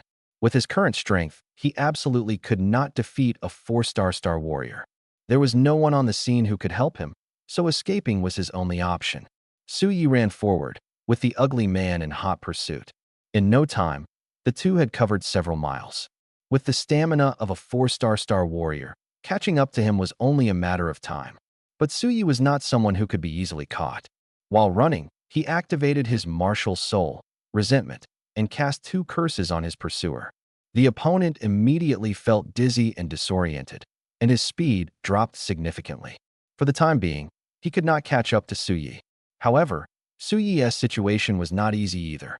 Casting star techniques like curses consumed a large amount of star power.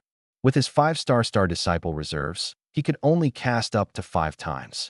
Once his star power was depleted, he would still be unable to escape his pursuer. I can't keep running. Su Yi gritted his teeth and stopped in his tracks. The pursuing ugly man was momentarily stunned, then sneered viciously as he approached. Su Yi squinted his eyes and cast another curse. Ugh! The ugly man's expression changed drastically, and he suddenly groaned. He felt his stomach churning violently and couldn't help but bend over and start vomiting. Now is my chance. A glint flashed in Su Yi's eyes as he hurled 5 frozen fruits, striking the ugly man hard. Frozen fruits were ineffective against a 10-star star warrior, but they should work against a 4-star star warrior. The ugly man, who had just finished vomiting, felt a wave of coldness rapidly spreading through his body. Under the assault of the chill, his body began to freeze, and he was on the verge of turning into an ice sculpture. What is this? The ugly man shouted in fear, hastily releasing star power to break the ice. But Su Yi didn't give him the chance and cast another curse. The ugly man clutched his stomach, groaning in pain, and the star power he had just gathered instantly dissipated.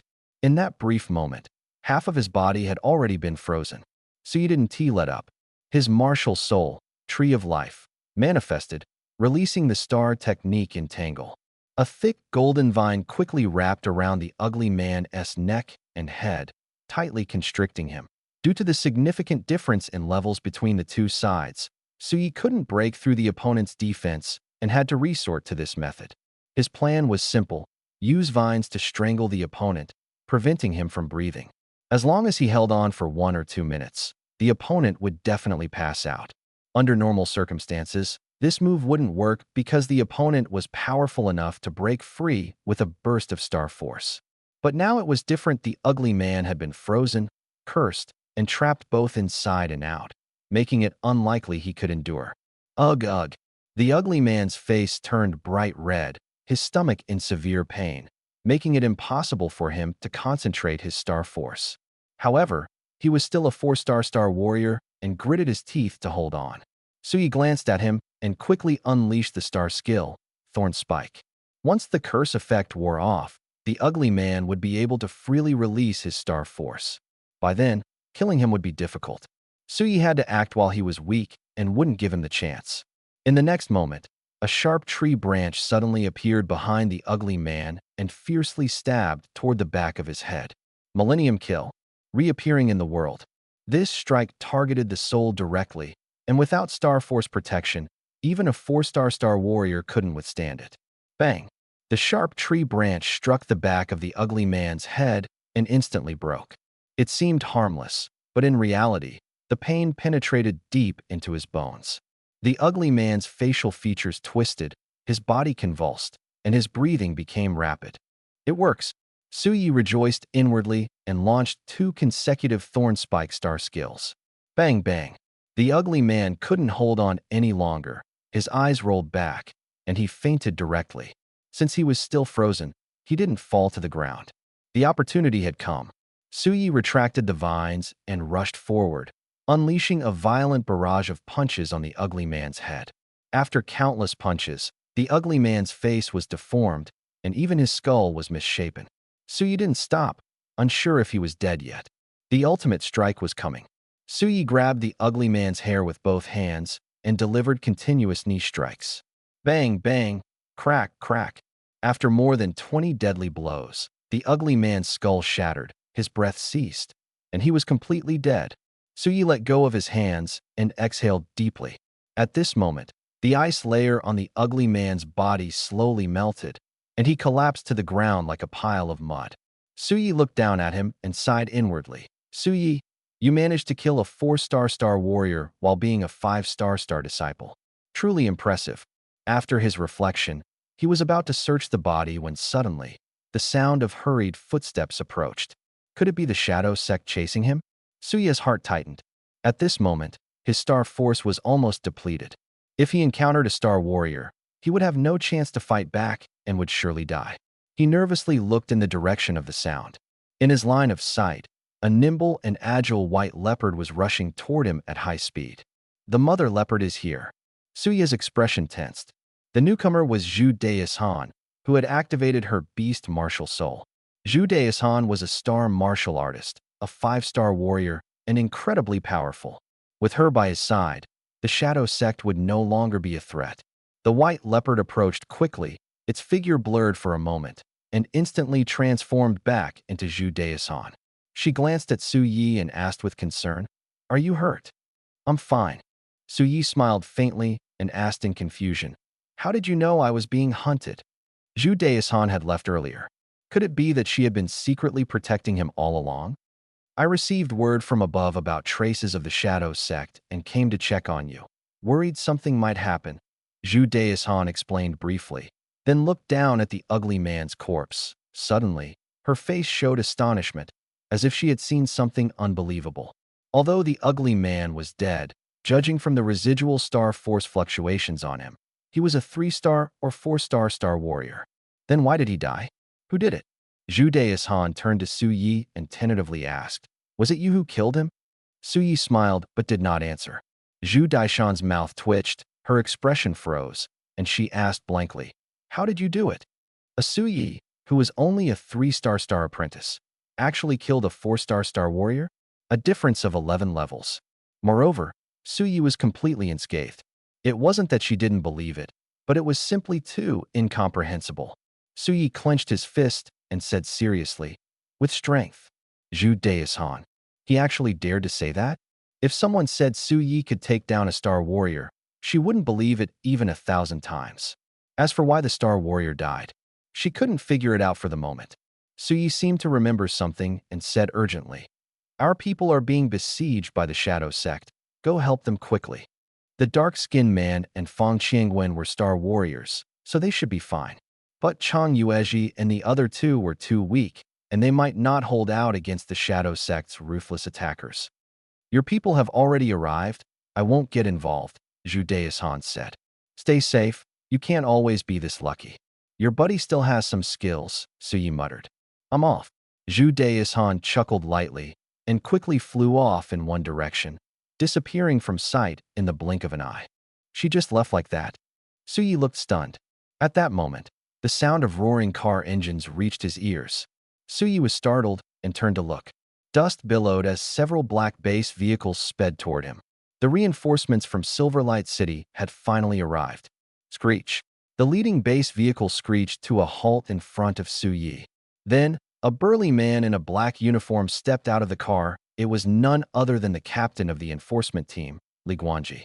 Seeing Yi unharmed, Li Guanji let out a long sigh of relief and asked, "Yi, what are you doing here?"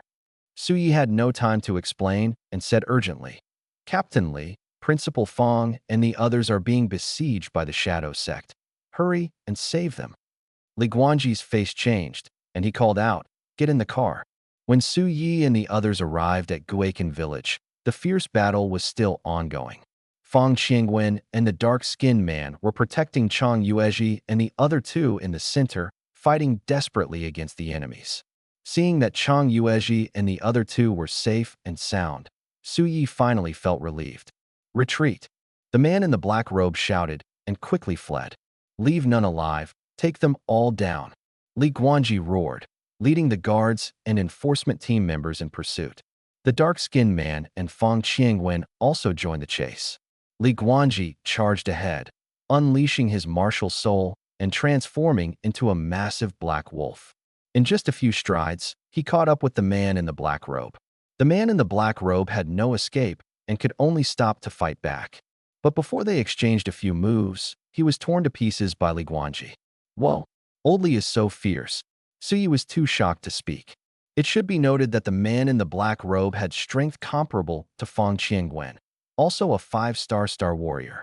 Yet in front of Li Guanji, he was instantly killed upon meeting him. This was enough to show how terrifying Li Guanji was. "Yi, you're alive. That's great."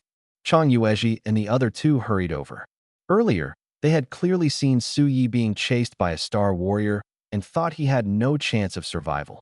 Unexpectedly, Yi was safe and sound, which made them extremely excited. "Are you all okay? Are you hurt?" Yi asked. "We're all fine," Chang Yuezhi immediately replied. "Good. No injuries," Yi nodded, his gaze sweeping around. Guaken village had suffered a catastrophe, with many villagers dead and numerous injured. "Shadow Sect, when I have the time, I will completely eradicate you." A cold light flashed in Yi's eyes as he gritted his teeth and muttered. The tragedy of Guaken village was caused by the Shadow Sect. The anger in his heart would not subside unless the enemy was completely eliminated. Of course, he didn't have the strength to do so now and could only plan slowly. Yi took a deep breath to calm his emotions, then pulled out a high-quality spirit crystal to restore his star power. Once his star power was mostly recovered, he began treating the injured villagers. He wasn't doing this out of gratitude, but simply to contribute his part and alleviate his inner guilt. The Shadow Sect's ambush was aimed at killing him, and the villagers of Guaken village were innocently implicated and suffered. Yi focused on saving people without any distractions. Although he didn't seek gratitude, those he saved actively expressed their thanks to him. Unknowingly, he had collected over 100 gratitude coins. The battle had already ended. Not a single one of the dozens of Shadow Sect members was left. All were completely slain. Li Guanji and the others returned one after another. Although the battle was a resounding victory, Fang Qiangwen's face showed no trace of joy. He had already learned that those who came to attack them were not bandits, but ruthless killers from the Shadow Sect. Moreover, it was very likely that they were targeting Yi. The Shadow Sect had already attempted to assassinate Yi twice. Why were they so fixated on him? Fang Qiangwen couldn't figure it out. "Principal Fang, what's wrong?" Li Guanji noticed his troubled expression and asked softly.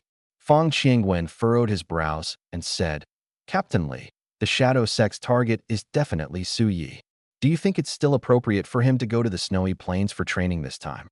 Silverlight City was far from Bayou City, and they might encounter Shadow Sect assassins along the way. Without the protection of Silverlight City and no backup, could they handle the Shadow Sect? Li Guanji fell into deep thought. Su Yi had an invisible talent and had awakened an SSSS-level martial soul with immense potential. He was already being cultivated as the future guardian of Silverlight City. His safety was extremely important and could not be compromised. However, this Snowy Plains training exam was also crucial as it affected the distribution of interests among major cities. If Su Yi didn't participate, Silverlight City would undoubtedly rank at the bottom. Therefore, Su Yi had to go. Li Guanji thought for a long time and finally decided. Principal Fong, I'll go with him. You're going too? Fong Xiangwen's eyes lit up. Li Guanji was a 10-star warrior, just one step away from the Star Emperor realm. He was among the top 5 strongest in Silverlight City. With him accompanying them, the journey to Bayou City would be no problem. Yes, Li Guanji nodded. Good. Fong Qiangwen said happily and immediately gathered Su Yi and the others. Li Guanji also gave some instructions to the guard troops. Once everything was arranged, Fong Qiangwen led the group onto the school bus and continued heading toward Bayou City. Su Yi had just sat down and was about to rest when a dark-skinned man walked over with an apologetic expression. Su Yi, I'm sorry for not protecting you earlier. Su Yi didn't mind. Uncle, don't blame yourself. If it weren't for your timely intervention, I would have been done for. Honestly, I should be thanking you. At that time, the dark-skinned man had desperately held off the Shadow Sect's strong fighters otherwise, so you wouldn't have had any chance to escape. The dark-skinned man scratched his head, looking a bit embarrassed. My name is Yi Xing. I'm 23 this year. You can call me Big Brother. Su Yi looked at Yi Xing, his mouth suddenly agape. Yi Xing's face was resolute, full of weariness. He didn't look like someone in his early 20s at all. To be honest, he looked a bit old. Everyone says I look old, Yi Xing said with an awkward smile. Su Yi snapped back to reality and said with a smile, Brother Yi isn't old, he's mature. Mature men are attractive. Hearing this, Yi Xing laughed heartily, his honest smile spreading across his face. His impression of Su Yi grew increasingly favorable. Sitting nearby, Fong Qiangwen seemed to have thought of something and suddenly asked, Su Yi, how did you escape from that star warrior? Chang Yuezhi and the others were also curious, all perking up their ears to listen. Su Yi thought for a moment and replied, Someone saved me. If he said he had taken down that ugly man himself, no one would believe him. Besides, he didn't want to reveal his strength, so he had to come up with an excuse to muddle through. Who saved you? Fong Qiangwen pressed further. It was that white leopard, Su Yi said. Zhu Deishan had instructed him not to reveal her identity. It again, Li Guanji murmured in surprise. Last time, when Kai Yong tried to kill Su Yi, it was the white leopard that intervened to save him. And now, it had done so again. Who exactly was this creature? Why did it always appear in time whenever Su Yi was in danger? Fong Qiangwen asked curiously. Did you ask who it was? I did, but it didn't say, Su Yi lied. Who could it be? Fong Qiangwen frowned in thought. Li Guanji said with understanding. If it doesn't want to reveal its identity, it must have its reasons. We don't need to press further. You're right, Fong Qiangwen nodded. Since it was here to protect Su Yi, confirming that was enough, its identity wasn't important. After experiencing an intense battle, everyone was exhausted and began to rest. The school bus sped along, passing several cities along the way. The journey was peaceful, without any attacks from the Shadow Sect. After more than 3 hours, the school bus finally arrived in front of a massive city, Bayou City. Bayou City was the largest city in Minlu County, with a population close to 5 million. Looking across the entire origin star, this city ranked among the top 20 largest cities. Su Yi gazed out the bus window and saw that Bayou City's walls were 50 meters high, built entirely from massive green stones, giving off a sense of solemnity and solidity. At the city gate stood a team of guards, and all vehicles entering the city had to undergo strict inspections. At this moment, a long line had formed outside the gate, with vehicles orderly queuing for inspection. The entire process was very organized, and no one dared to cut in line. The Silverlight City school bus obediently joined the queue. After waiting for 20 minutes, Suddenly, a base vehicle sped over, heading straight for the city gate, clearly intending to cut in line. Seeing this, the people on site were displeased. A guard captain coldly glanced at the vehicle and sternly ordered, "Get to the back of the line." Click. The base vehicle's passenger door opened, and an elderly man with graying hair stepped out, explaining to the guard captain, "I'm from Dingyuan City's Sanyan Chamber of Commerce. Someone in our group is seriously injured and urgently needs treatment in the city. Could you make an exception?" The guard captain replied expressionlessly, "No matter who you are, you must follow the rules." The elderly man's face turned grim. Rules were rules, and the captain's words were not wrong.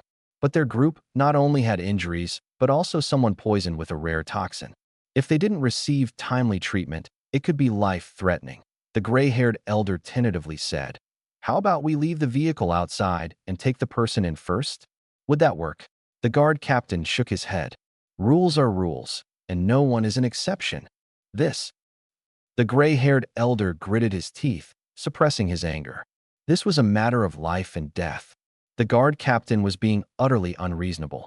But despite his frustration, there was nothing he could do. Causing trouble in Baoyu City was not something they could afford. Sigh. The gray-haired elder let out a long sigh and was about to turn back.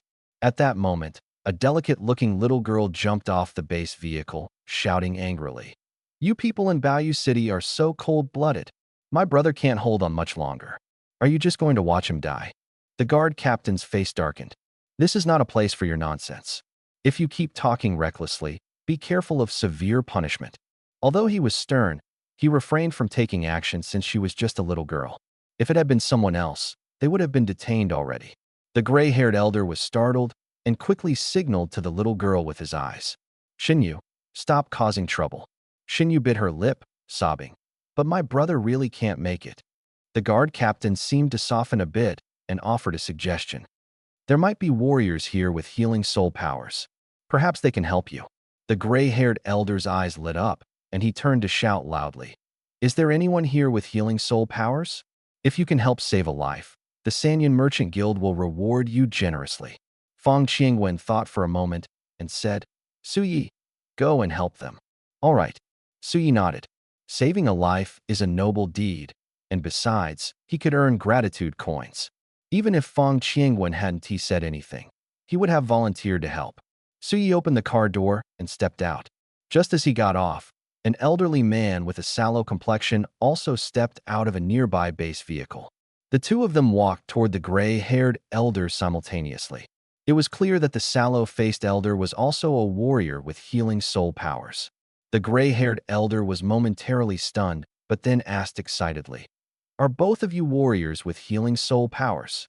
"Yes," Suyi nodded. The sallow-faced elder raised his head and responded indifferently, "Correct." The gray-haired elder became even more elated. "Which one of you will help save the person?" "I can do it," Suyi immediately agreed. He never missed an opportunity to earn gratitude coins. The sallow-faced elder cast a cold glance at Suyi and said disdainfully, "You're just a novice warrior in the Star Disciple stage, with a newly awakened soul power. Even if it's a healing soul power, your abilities are mediocre at best. Don't meddle." "Damn, who are you to act so high and mighty?" Suyi felt indignant and was about to retort when the sallow-faced elder spoke again. "I am Wang Hai, a 5-star warrior with a plant-based soul power, golden silkworm grass. I have some reputation in Baoyu City." P.S. Wang Hai. There are only 7 warriors with healing soul powers in Baoyu City. Wang Hai may not be the strongest, but he is definitely in the top 3 famous and powerful. Many people had heard of Wang Hai's name, and upon learning his identity, they began discussing him. Suyi, however, was unimpressed. Golden silkworm grass was a healing soul power and decent enough, but it was only an S-rank soul power, essentially trash. How could someone with such a lousy soul power be so smug? The gray-haired elder clearly recognized Wang Hai and said excitedly, "Mr. Wang, please help save the person quickly." "Saving a life is not a problem," Wang Hai said coldly, "but my fees are high." "How much do you want?" the gray-haired elder asked anxiously. Using the healing star technique consumes a large amount of star power, so it's normal for the other party to ask for some compensation. Therefore, he didn't pay much attention to it. Wang Hai said in a deep voice. Fixed price, 500 low-grade spirit crystals. That's too expensive. Su Yi clicked his tongue. Kong Hung from Silverlight City also had the golden silkworm grass, martial soul, and his cultivation level was about the same as Wang Hai's. But Kong Hung only charged 200 low-grade spirit crystals each time. Wang Hai's opening price of 500 was simply too greedy. Su Yi didn't want him to succeed, so he said, I'll do it for just 100 low-grade spirit crystals. As soon as he finished speaking, there was a moment of silence around him, followed by a burst of laughter. Where did this kid come from? So overconfident. Exactly, just a student, and he wants to compete with Wang Hai? Everyone thought Su Yi was just trying to steal the spotlight. But where did Su Yi get his confidence? What made him think he could compete with Wang Hai? Heh. Wang Hai glanced at him and sneered mockingly, then said to the old man, You get what you pay for. Decide for yourself who you want to treat him. Mr. Wang, I choose you. The old man didn't hesitate. This choice was within everyone's expectations. After all, Su Yi was too young, inexperienced, and his cultivation level was low. In every aspect, he couldn't compare to Wang Hai. It was like choosing a doctor between an experienced veteran and a newly graduated rookie. Anyone would choose the veteran. Su Yi shook his head. Although he was a bit annoyed, he didn't say much. Wang Hai nodded. Bring the injured person out. All right. The old man quickly returned to the base vehicle and, together with the driver, carried out a young man in his 20s. The man had his eyes closed and was unconscious. Where's the wound? Wang Hai asked. The old man gently laid the man down and pointed to a bloody hole in his chest, saying, Here. Su Yi squinted and frowned deeply. Although the wound was no longer bleeding, the flesh inside was filled with black threads, like wriggling worms, and emitted a rotting smell. Su Yi had seen such a wound before. Zhou Guangqing had been bitten by a silent scorpion. The silent scorpion was a highly venomous insect beast, which meant this young man was not only injured but also poisoned. Wang Hai, with his rich experience, also noticed this and sighed. I can't save him. The martial soul, golden silkworm grass, S-star technique, morning mist, could only heal injuries but couldn't detoxify. The young man was poisoned by the silent scorpion, and there was nothing he could do. Huh. The old man was stunned. Shen Yu shouted angrily. You just said you could save him, and now you're going back on your word? Wang Hai snorted coldly. He's not just injured, he's also poisoned. Not just me. Even the top healing master in Baoyu City can't save him. Hearing this, the old man looked despondent and cautiously asked, Is there really no way? Wang Hai shook his head. Including me, there are 7 healing martial artists in Baoyu City, but none of us can cure this poison. Brother. Shen Yu lay on the young man, crying. Su Yi watched for a moment and suddenly said, Why don't I give it a try? What? Everyone was stunned. This young student dared to step in? Was this a joke? Even Wang Hai couldn't do anything, and he thought he could? Wang Hai's face darkened, and he mocked. Kid, stop pretending. Do you even know what kind of poison this is?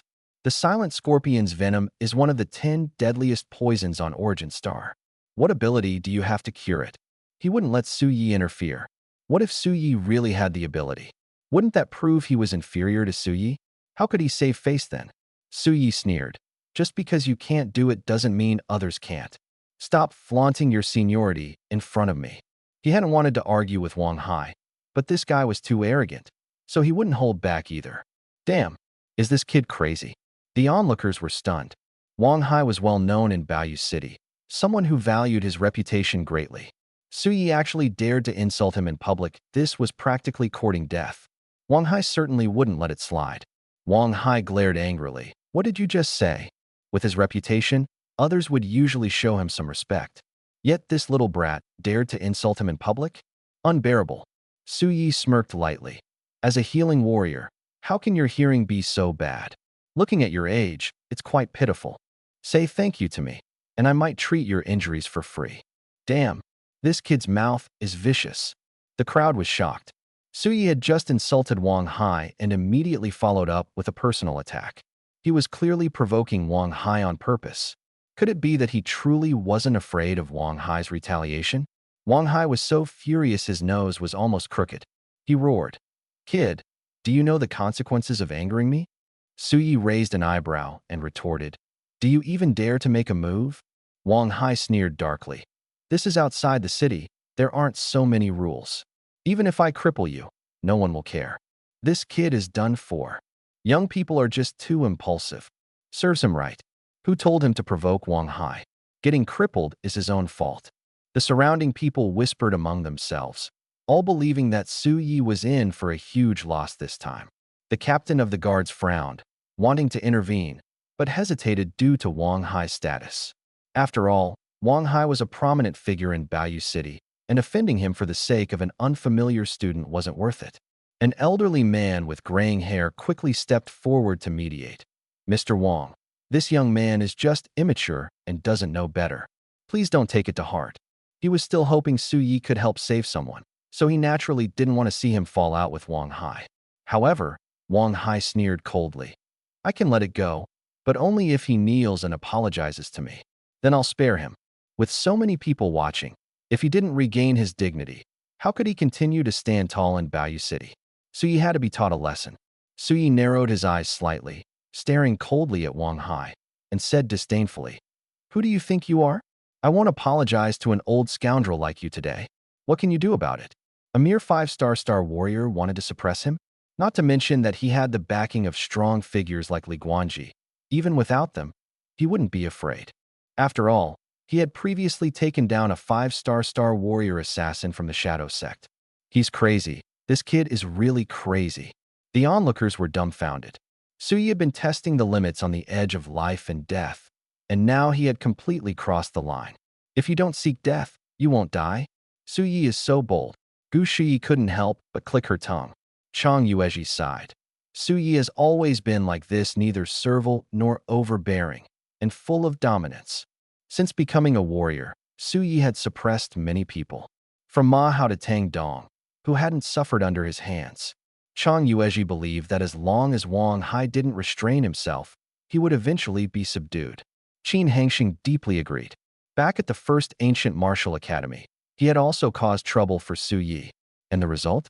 In the end, he was subdued by Su Yi and completely convinced. That incident taught him one thing: never mess with Su Yi, because he had 100 ways to make you regret it. This is the kind of spirit a warrior from Silverlight City should have. Li Guanji laughed heartily as he stepped off the school bus. Su Yi was just a star disciple warrior, far weaker than Wang Hai. There was no way Li Guanji would stand by and watch Su Yi suffer. Wang Hai's chest heaved violently, his eyes flashing with cold light.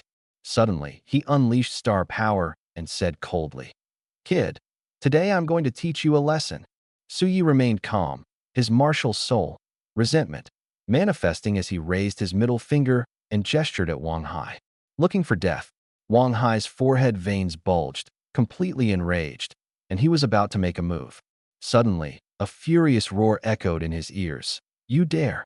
The voice was like a thunderclap on a clear day, stunning Wang Hai. The onlookers were also startled and turned to look in the direction of the voice. They saw Li Guanji striding forward, his steps steady and powerful, his aura raging like ocean waves, sweeping over the surroundings. Oh my, could he be a Star Emperor level expert? The crowd was shocked. Although Li Guanji was only a 10-star warrior, his aura was no less than that of a 1-star Emperor. Being mistaken for a Star Emperor level expert was understandable. As soon as Li Guanji appeared, he immediately intimidated everyone. Su Yi thought to himself, people with real strength are truly different. Li Guanji walked up to Wang Hai and sneered. You still want to bully people from Silverlight City? Wang Hai trembled in fear, his teeth chattering, and quickly explained, Senior, it was a misunderstanding just now. I was only joking. In Baoyu City, Star Emperor level warriors were top-tier experts. Although Wang Hai had some status, he was nothing in front of a Star Emperor and dared not act recklessly. Don't make the same mistake again. Get lost, Li Guanji said coldly. Thank you, Senior. Wang Hai breathed a sigh of relief and turned to run toward the base vehicle. But after just a few steps, his stomach suddenly cramped painfully. Ah! Wang Hai clutched his stomach in agony and hurriedly ran outside. Judging by his expression, it was clear he had diarrhea and couldn't hold it in. The crowd exchanged puzzled glances. A star warrior with a healing martial soul having diarrhea? Su Yi's lips curled into a sly smile. The reason Wang Hai had diarrhea was because Su Yi had cast a curse on him. Watching Wang Hai's miserable state, Su Yi muttered to himself, "Today, I'll make sure you learn your lesson." As soon as he finished speaking, he cast another curse on Wang Hai. With a sudden sound, Wang Hai, who was running, seemed to suffer a fatal blow. His body jerked violently, and a splash of yellow-brown liquid sprayed out from behind, soaking his pants completely. The crowd was stunned by the scene. Wang Hai actually soiled his pants? Right in his trousers? Oh my, this was an enormous joke.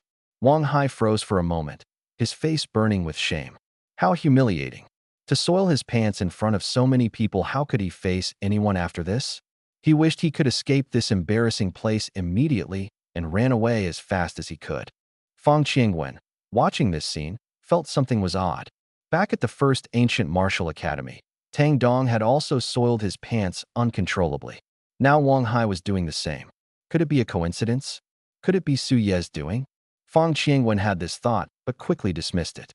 Making someone soil their pants unknowingly, how could Su Yi possibly have such a strange ability? After Wang Hai left, Xin Yu walked up to Su Yi and asked, "Little brother, can you really save my brother?" "No problem," Su Yi replied with a slight smile. Back when he was just a one-star disciple, he could save Zhou Guanqing. Now, as a five-star disciple, his blessing light was even stronger, so it would definitely work. "Then please help save him quickly," the elderly man with graying hair urged anxiously. In truth, he didn't believe Su Yi could do it, but he had no choice but to try. Now that Su Yi wasted no time and immediately summoned his martial soul, the Tree of Life. What a unique martial soul. Everyone was seeing this form of martial soul for the first time and exclaimed in amazement. Under everyone's gaze, Su Yi unleashed the star skill blessing of light. A milky white beam of light fell on the injured person, seeping into the wound like flowing water. Sizzle. Suddenly, the wound emitted a strange sound. The black threads attached to the wound seemed to be scorched, turning into black mist and disappearing. As the black threads vanished, the wound healed at a speed visible to the naked eye. 1 second, 2 seconds. In just 10 seconds, the wound was completely restored. Oh my God! Everyone was stunned. Initially, they thought Su Yi was boasting. They didn't expect him to truly possess such abilities. Moreover, his healing star skill was extraordinary. Not only could it heal injuries, but it could also remove toxins, truly a divine skill. Far superior to people like Wang Hai. Those who had mocked Su Yi earlier now blushed, feeling as if they'd been slapped in the face. It can even remove toxins. Li Guanji was overjoyed. Su Ye's healing star skill not only healed injuries, restored energy, and stabilized the mind, but now it also had the effect of detoxification. One skill with 4 functions. It was incredible, almost unbelievable. However, he also thought of a question. Su Yi had healed the injured person with just one move. Could a 3-star disciple achieve this? Had he leveled up again? Thinking of this, Li Guanji's heart raced. He wanted to ask, but felt the occasion was inappropriate, so he held back. The injured person's wound healed, and his complexion became rosy as he slowly opened his eyes. He's awake. The elderly man with graying hair was so excited he was about to cry. Xin Yu rushed over, crying tears of joy. "Brother, you're awake. That's wonderful." The young man looked at Xin Yu in confusion. "I'm still alive." Xin Yu wiped her tears and pointed at Su Yi, saying, "This young man saved you. He has a healing martial soul, and his star skill is incredibly powerful. He healed your wound with just one move. So amazing." The young man stood up, moved, and walked to Su Yi. Sincerely, he said, "Thank you for saving me. Gratitude from Shun Hao, gratitude coins +1. It was just a small effort. No need to thank me." Su Yi replied with a smile, then looked at the elderly man with graying hair. The meaning was clear. I've saved someone, so it's time for the payment, right? The elderly man immediately understood, took out a cloth bag, and handed it to Su Yi. "Young man, thank you. This is your reward. Gratitude from Tian Hong, gratitude coins +1. Su Yi weighed the cloth bag lightly, feeling it contained more than 100 low-grade spirit crystals, and said, "Old Tian, we agreed on just 100 low-grade spirit crystals. You've given me extra, haven't you?" Tian Hong was a bit surprised. How did Su Yi know his surname was Tian? But he didn't think much of it and smiled. It's not too much at all. I only have 200 low-grade spirit crystals with me otherwise. I would have given you more. Rest assured, our Sanyun Chamber of Commerce will definitely reward you generously in the future. Old Tian, you're too kind. Su Yi was overjoyed inside. Tian Hong had given him an extra 100 low-grade spirit crystals and promised additional rewards. What a trustworthy person. It's only right, Tian Hong said with a smile, then asked for Su Ye's phone number. The two exchanged contact information, and after a brief chat, Su Yi and Li Guanji returned to the school bus. After this small episode, the crowd gradually dispersed. The city gate returned to normal order. Su Yi, come over for a moment. Li Guanji called out to Su Yi, walked to the back row, and asked softly, "Did you level up?" Su Yi nodded. "I fought with someone from Shadow Sect earlier and leveled up." The characteristic of the stealth talent is rapid leveling through continuous battles, so this explanation made sense. Li Guanji's eyes lit up. "Has your talent improved?" "Not yet, I think." Su Yi shook his head. "Then it's not time yet," Li Guanji said thoughtfully. Hearing this, Su Yi began to ponder. The stealth talent not only boosts level, but should also enhance cultivation talent simultaneously. If the level increases but the talent remains unchanged, it wouldn't make sense. Next, he would need to improve his talent. Only by upgrading both level and talent together would he avoid suspicion. Li Guanji paused and reminded, "Don't reveal your strength for now." "Got it," Su Yi agreed. Li Guanji didn't say more and returned to his seat to chat with Fang Qingwen. With nothing to do, Su Yi opened his mental space and began observing the chaos fruit. Half an hour passed, and the Silverlight City school bus slowly entered Baoyu City. Baoyu City was bustling, with people coming and going on both sides of the streets, and various shops lined up, far surpassing Silverlight City. Chang Yuezhi and the other two leaned against the window, looking around curiously, their faces full of excitement. Su Yi wasn't interested and kept staring at the chaos fruit. About 20 minutes later, the school bus arrived at Baoyu City's first ancient martial academy. Before entering the Snowfield Secret Realm, they needed to rest for a day. The resting place was at the first ancient martial academy. "Does the ancient martial academy have dormitories?" Su Yi asked curiously. Gu Shuyi explained. Baoyu City hosts several large-scale competitions every year. To accommodate participating students, the first ancient martial academy built dormitory buildings. That's considerate. Su Yi raised an eyebrow. At this moment, Fang Qingwen reminded. "Later, there will be a receptionist to take you to the dormitory. Once there, focus on resting and don't wander around." "Understood, Principal." Gu Shuyi and the other three replied in unison. After waiting for a while, a young female receptionist indeed arrived and led Su Yi and the other three to room 201 in the dormitory building. The room wasn't too large, about a dozen square meters, with 4 wooden beds neatly arranged in a row. "This is where you'll be staying," the female receptionist said before leaving. Su Yi looked at the 4 beds, feeling a bit stunned. For people in one room? It wouldn't be a problem if they were all boys, but there was a girl among them. Mixed gender accommodation? That was quite bold. What was even stranger was that Chang Yuezhi and the other two didn't show any surprise, as if they already knew. Su Yi couldn't help but ask, "Is it appropriate for 3 guys and 1 girl to stay together?" Chang Yuezhi laughed. "Over the years, students participating in training have always been arranged this way. We're all martial artists, it's not a big deal." "Really?" Su Yi muttered, turning to Gu Shuyi. "You don't mind either?" "Mind what?" Gu Shuyi's eyes flashed slightly as she countered. Su Yi fell silent. Since Gu Shuyi didn't care, he decided not to dwell on it. However, there was one thing he had to address. Su Yi cleared his throat and reminded, "When sleeping, everyone should keep their clothes on." Gu Shuyi, Chang Yuezhi, Qin Hangxing. That goes without saying, who wouldn't know that? By saying it, you've made the atmosphere awkward. Chang Yuezhi laughed. "Su Yi, you're not overthinking, are you?" "I'm upright and honorable, why would I overthink?" Su Yi snorted. "Let's assign the beds first." "No need, just pick one," Qin Hangxing said casually. "No way." Su Yi firmly refused. "Rules can't be broken." Qin Hangxing was speechless. Was it necessary to be so serious about such a trivial matter? "Su Yi, how do you plan to assign them?" Chang Yuezhi asked. Su Yi said, Gu Shuyi sleeps on the innermost bed, I'll take the second, and you two sleep on the outer ones. Huh. Chang Yuezhi and Qin Hangsheng were puzzled. Why this arrangement? Why did Su Yi want to be right next to Gu Shuyi? If it were random, it wouldn't matter, but this deliberate arrangement made people overthink. Could it be that Su Yi had feelings for Gu Shuyi? The more Chang Yuezhi and Qin Hangsheng thought about it, the more they felt something was off. Oh my, this is bold. Was Su Yi planning to make a move on Gu Shuyi first? Haha. Qin Hangsheng suddenly chuckled, his smile carrying a knowing look. What are you trying to say? Su Yi rubbed his nose. Qin Hangsheng said meaningfully. Su Yi, why did you deliberately sit next to Gu Shuyi? You must have a motive, right? Gu Shuyi, who hadn't thought much of it at first, blushed instantly upon hearing this and shyly lowered her head. What motive? Su Yi said righteously. I arranged it this way mainly to keep an eye on you too. What?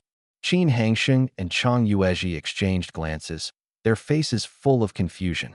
Su Yi explained, when we first entered the room, I noticed something off in your eyes. Do you think I can't see through your little schemes?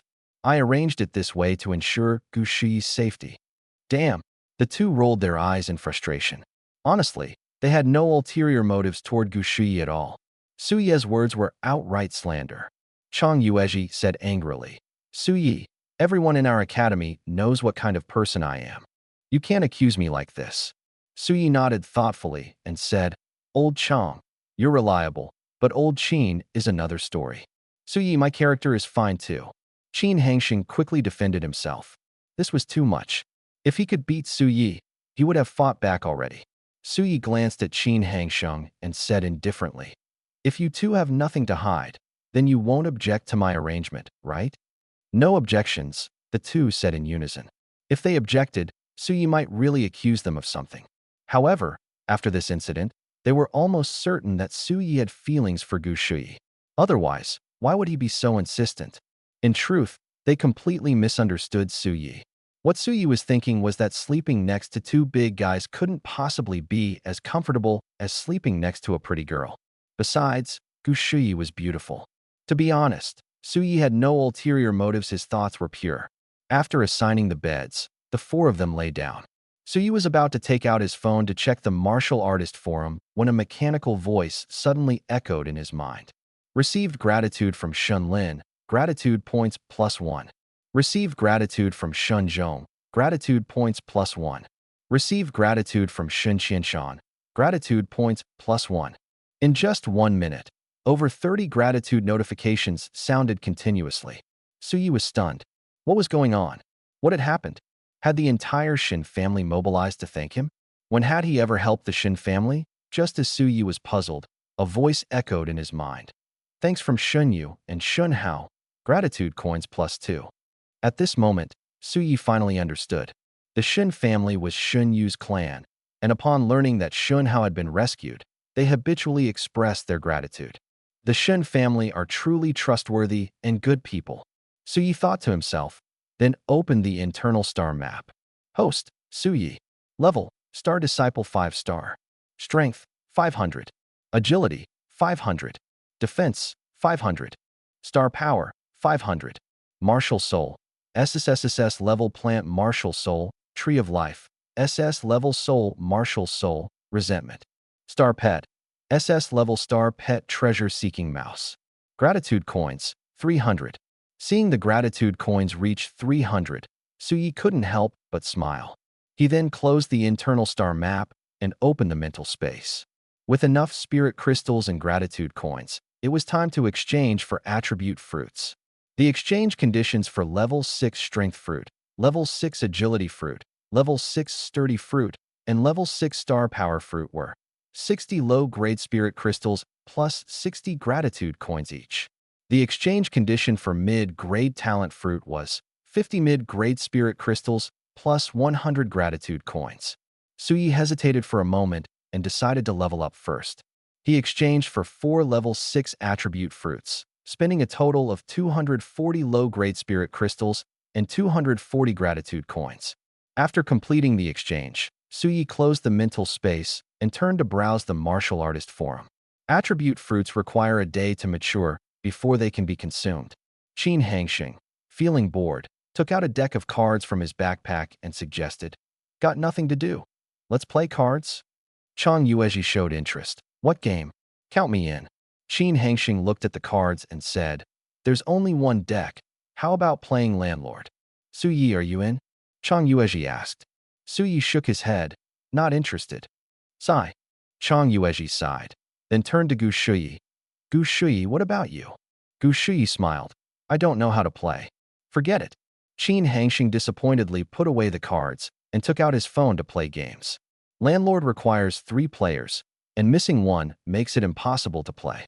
Chang Yuezhi flopped onto the bed, closed his eyes, and rested. The room suddenly fell silent. Suddenly, a woman's singing voice came from the next room. The voice was low and tinged with sadness, as if telling a heart-wrenching story, making listeners feel a pang of sorrow. "She sings so beautifully," Gu Shuyi said softly, her eyes slightly red. Qin Hangxing and Chang Yuezhi also perked up their ears to listen attentively. After a while, Qin Hangxing said thoughtfully, "To sing with such emotion, she must be a great beauty." Chang Yuezhi asked curiously, "How do you know?" Qin Hangxing looked dazed. "Just guessing." "Humph." Chang Yuezhi pouted. Su Yi smiled faintly. "Without experiencing a few heartbreaks, you can't sing with that kind of feeling." Although he didn't know exactly what song the woman was singing, the emotions conveyed by the song were clear. It was obviously the sadness and reluctance after a breakup. He had heard many songs like this. "Su Yi." Gu Shuyi glared at him fiercely. The originally beautiful atmosphere was completely ruined by Su Ye's words. Su Yi pinched his nose. "Stop talking, just keep listening to the song." 5 minutes later, the song ended. Gu Shuyi and the other two seemed to still be immersed in the lingering emotions, their faces showing a hint of sorrow. "It's just a song. Why are you all so serious?" Su Yi teased. Ji Shuyi took a deep breath and said, "Su Yi, you don't understand. This song is so moving, you probably can't feel it. People who haven't experienced love can't understand its meaning." Qin Hangxing said with a mature expression. Chang Yuezhi also nodded. "Gu Shuyi and Qin Hangxing are right. Su Yi, your emotions are way too rich, aren't they?" Su Yi shook his head and was about to continue browsing the martial artist forum when suddenly the voice of Heavens Will echoed in his mind. "Heavens Will mission activated. Use your singing to defeat your opponent and make them wholeheartedly convinced. Upon success, you will receive a chance to draw for a spatial storage item." "What the heck? There's a mission like this?" Su Yi immediately perked up. Spatial storage items include spatial storage bags, rings, bracelets, and even pet rings. Each one is a treasure, and he had long wanted one. However, these items require a large amount of spirit crystals and gratitude coins to exchange, which he simply couldn't afford. Unexpectedly, Heavenswell had given him a chance to win one. Of course, Su Yi wouldn't let this opportunity slip by. But while he could sing, his skill level was average and couldn't compare to his opponent. How could he make them wholeheartedly convinced? "I've got it." Su Yi suddenly had a flash of inspiration. The Chaos Fruit contained specialized fruits for enhancing singing ability, similar to the boxing fruits, ranging from level 1 to level 10. As long as he consumed a level 10 singing fruit, he would instantly transform into a singing god, easily defeating his opponent. He quickly opened his mental space and spent 20 gratitude coins to exchange for 2 types of fruits. 1 level 10 singing fruit and 1 level 10 mimicry fruit. The mimicry fruit could imitate someone else's voice for singing, such as Dahua, Jay, Shueyo, and others. The opponent had just sung a sentimental love song, then he would sing the same song, using the voice of that singer to perform it. This way, defeating the opponent would be effortless, and it would be even more convincing. After exchanging the fruits, the next step was to issue a challenge. Su Yi took a deep breath and strode to the wall connecting the neighboring room. Gu Shuyi and the other two saw this action and were full of confusion. What was Su Yi doing? Reflecting against the wall. Suddenly, Su Yi shouted loudly, "With this level, you dare to sing? Who gave you the courage? Don't sing in public anymore." To be honest, the opponent sang quite well. But if he didn't say this, the opponent might not agree to compete with him. This was all for completing the Heavenswell mission. He had no choice. Gu Shuyi and the other two were stunned. Out of nowhere, why was Su Yi humiliating someone? Did he suffer some kind of blow? Gu Shuyi couldn't help but ask, Suyi, the opponent sang really well. Why would you say that? Suyi turned around and said calmly, you haven't heard anything better. If I sang, it would definitely be 10,000 times better than her. Gu Shuyi, Chang Yuezhi, Qin Hangxing. Suyi could sing, and better than the opponent by 10,000 times? That was some serious bragging.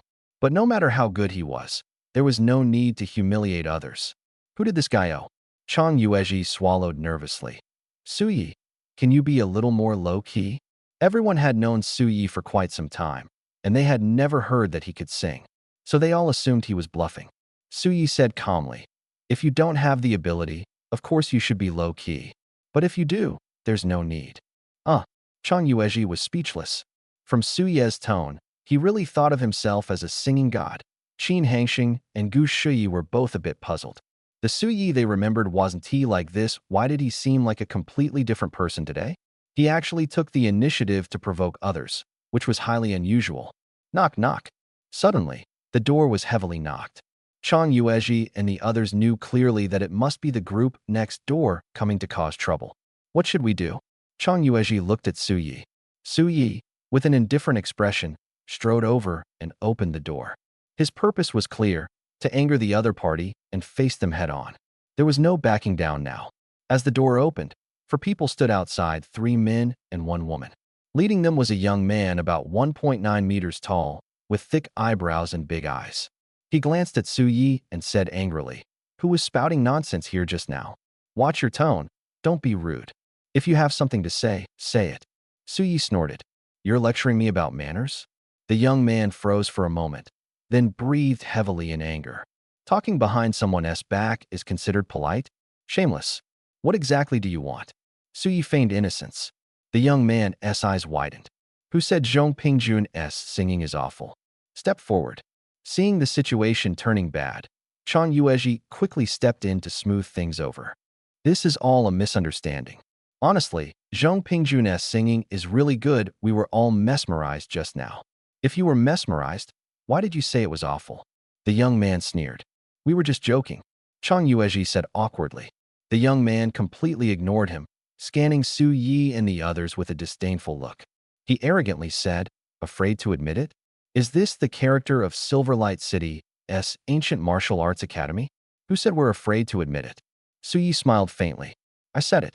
Kid, you're pretty arrogant. The young man's face darkened. The atmosphere was tense, and Chang Yuezhi quickly signaled Suyi with his eyes. But Suyi paid no attention, calmly saying, it's just average. What do you think? The young man clenched his fists tightly. Suyi had said something offensive and was still acting so brazenly, making it unbearable for him. If this were somewhere else, he would have already made a move. Don't get angry. Suyi smiled. Although my words were a bit harsh, they're the truth. Zhong Pingjun's singing is indeed average. Chang Yuezhi, Gu Shuyi, Qin Hangxing. Oh my god. Isn't this just adding fuel to the fire? You won't stop until things escalate, will you? What did Zhong Pingjun ever do to offend you? Damn it. The young man's eyes were practically blazing. Talking behind someone's back, wasn't he enough? Now you're humiliating her face to face? Infuriating. Seeing the young man about to explode, a female student with black curly hair, about 1.6 meters tall, pulled his arm. Gao Hu, calm down. After calming Gao Hu, the curly-haired girl turned to Suyi and questioned, what gives you the right to say my singing is awful? Suyi glanced at her. This girl must be Zhong Pingjun. She was quite pretty, especially her pair of delicate, captivating eyes that made people want to protect her at first glance. Suyi withdrew his gaze, cleared his throat, and said seriously, as the god of singing, of course I have the right to judge. What? Suyi is the god of singing? Who acknowledged that? Chang Yuezhi and the other 3 were all stunned. Zhong Pingjun looked at him doubtfully. You're the god of singing? Of course it's true. Suyi wore a confident expression. I'm also known as the Prince of Love Songs, especially skilled at singing romantic ballads. As he said this, even he felt awkward. But in order to complete the task and earn the reward, he had no choice but to push through. Gao Hu couldn't help but bend over and retch. The 2 boys behind him mocked. We've seen shameless people before, but never someone as thick-skinned as you. Chang Yuezhi and the others looked uncomfortable. After all, Suyi was their teammate, and this made them feel a bit embarrassed. Zhong Pingjun froze for a moment, then sneered. Since you're so amazing, do you dare to sing a song for us? Suyi had been waiting for this line and chuckled lightly. You really want to hear? Then I'll show you the power of a singing god. Is Suyi serious? Chang Yuezhi and the others were dumbfounded. Gao Hu scoffed. Kid, stop pretending and just sing already. I have a habit of preparing before I sing. Give me a minute, Suyi said. The chaos fruit still had a minute before it ripened without eating the fruit. He wouldn't dare to start singing. Impatient, Gao Hu grumbled. Zhong Pingjun, however, didn't mind. It's fine, we can wait. Suyi gestured. Come on in, don't just stand outside. Gao Hu and the others didn't hold back and entered the room one after another. Would you like something to drink? Suyi asked enthusiastically. Don't bother with that. Gao Hu snorted coldly. Suyi shrugged and said no more. After all, he was about to defeat Zhong Pingjun and claim the heavenly Dao reward. He was in a great mood and saw no need to argue with Gao Hu. Time ticked by. Gao Hu urged. Time's up, you should start singing. Just a moment, Suyi said, turning to the bed. He reached into his backpack and pulled out 2 chaos fruits, chewing them in big bites. The chaos fruits looked just like ordinary apples, so they wouldn't arouse suspicion. Everyone was stunned by his actions. They had asked him to sing, but he started eating apples instead? Gao Hu couldn't hold back anymore. Are you going to sing or not? Suyi swallowed the 2 chaos fruits, cleared his throat, and said, Next, I'll sing an original song for everyone, called Has Anyone Told You? Original? What a show-off. Gao Hu sneered disdainfully. Zhong Pingjun's expression shifted slightly as she stared at Suyi, waiting for him to begin. When everyone's eyes were fixed on Suyi, he started singing. When the train enters this unfamiliar city, it's the neon lights I've never seen before. After just 2 lines, everyone was stunned. Because Suyi was using Chun Chuxing's voice clear, slightly melancholic, and perfectly matched with the song's atmosphere, instantly capturing everyone's hearts. Suyi continued singing. I opened the letter you gave me when we parted, suddenly feeling an overwhelming longing. Has anyone told you that I love you? Has anyone cried in your diary? Has anyone told you that I care about you? Care about the distance of this city? When the chorus reached its climax, everyone's hearts tightened, as if they were transported into a scene filled with the sorrow and reluctance of parting. 5 minutes later, the song ended. The room fell silent. Everyone's eyes were dazed, as if the music had carried them away, unable to escape the emotions it evoked. Suddenly, Zhong Pingjun broke down, clutching her head and crying uncontrollably. Her sobs were heart-wrenching, as if she had remembered something deeply painful. Even Gao Hu, the rugged man, had reddened eyes and comforted her. It's all in the past. Don't be sad anymore. Zhong Pingjun did not respond, only immersed in her own sorrow. Suyi frowned. He was still waiting for Zhong Pingjun to admit defeat, but with her crying like this, how long would it go on? Just as Suyi was about to speak, Zhong Pingjun stopped crying, looked up at him, and softly said, Your singing is so moving, indeed better than mine. I admit defeat. Gao Hu and the others fell silent. Although they disliked Su Ye's attitude, the truth was undeniable. Su Ye's talent was indeed remarkable, leaving no room for objection. Chang Yuezhi and Qin Hangsheng exchanged glances, their eyes filled with shock and disbelief. Wow, truly impressive.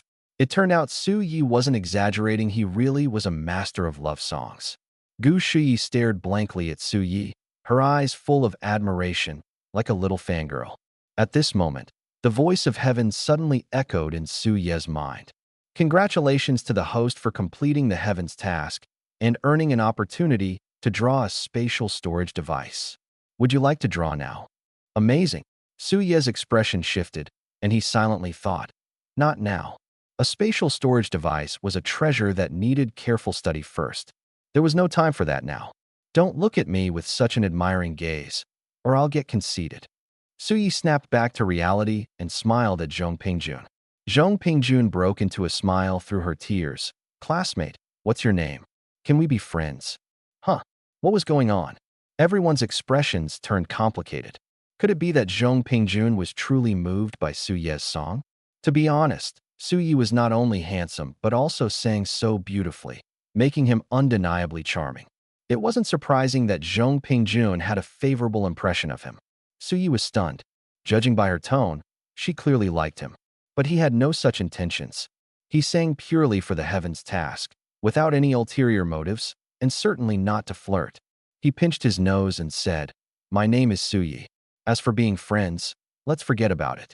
After all, we're students, so let's focus on cultivation first." Zhong Pingjun blushed and softly said, "You might have misunderstood. I meant just ordinary friends. If there's a chance, maybe you could teach me to sing." Suyi awkwardly smiled. "Ordinary friends are fine. Can I have your phone number?" Zhong Pingjun asked. "Sure." Suyi didn't think much of it. After exchanging phone numbers, Suyi spoke again. "Do you know why I humiliated you earlier?" Zhong Pingjun was puzzled. "Wasn't it because my singing was bad?" Suyi said seriously, "I humiliated you for your own good. It was well-intentioned." What was going on? Everyone was dumbfounded. Humiliating someone could be for their own good? Was there such a thing? They were curious to see what kind of reasoning Suyi would come up with. Suyi continued, "From your singing, it's obvious you've been through something, and your mood is particularly low." "Yes." Zhong Pingjun lowered her head. "But you're a martial artist. Carrying such emotions is unacceptable. It's foolish and disappointing." Suyi's tone turned stern. Gao Hu frowned and said discontentedly, "Suyi, Zhong Pingjun is already very upset. How can you say that to her?" "Shut up," Suyi said sharply. "I'm saying this for your own good. Don't forget to be grateful." Gao Hu, "For our own good?" That reasoning was too far-fetched, wasn't it? Just as Gao Hu was about to retort, Zhong Pingjun's glance stopped him. Suyi continued, "As martial artists, we should forge ahead fearlessly. A little setback and you're defeated? Do you even deserve it? Continuing to wallow in despair is not only irresponsible to yourself, but also a betrayal of everyone's expectations of you. Moreover, we're about to enter the Snowfield's secret realm. With your current low spirits, you won't be able to protect yourself in case of danger, and you might even endanger your teammates. Have you thought about the consequences?" As the words fell, the room plunged into silence again. Everyone was quiet. They had to admit, Suye's words made a lot of sense. The Snowfield's secret realm was full of dangers. Even with full concentration, there was still a risk to life, let alone in Zhong Pingjun's current state.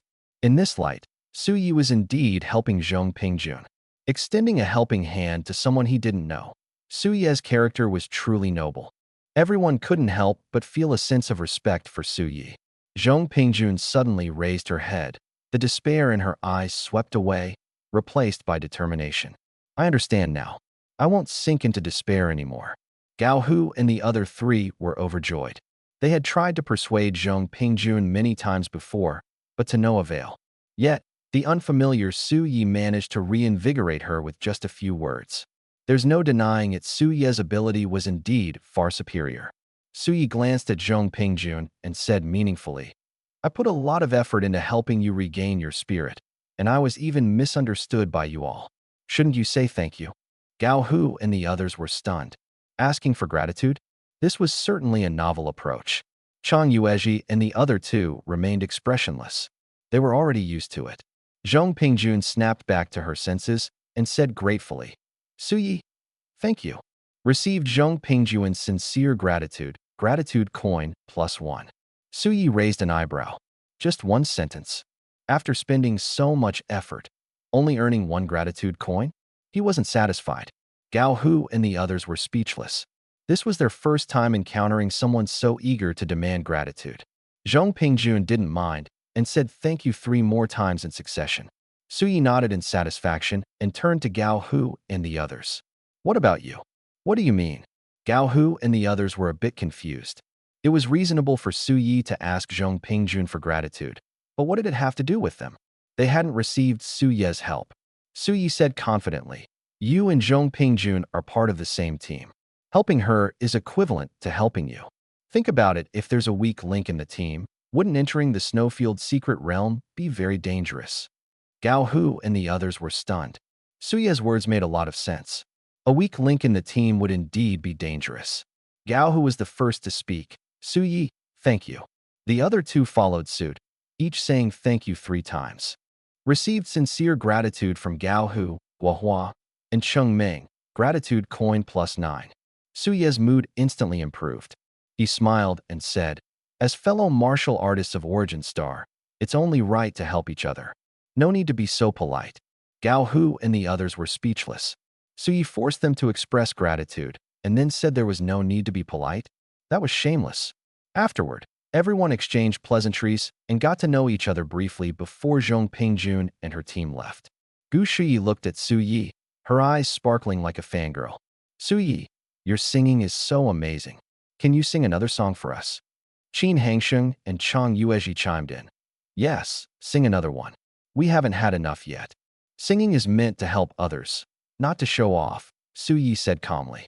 As martial artists, we should focus our energy on training instead of indulging in these frivolous things.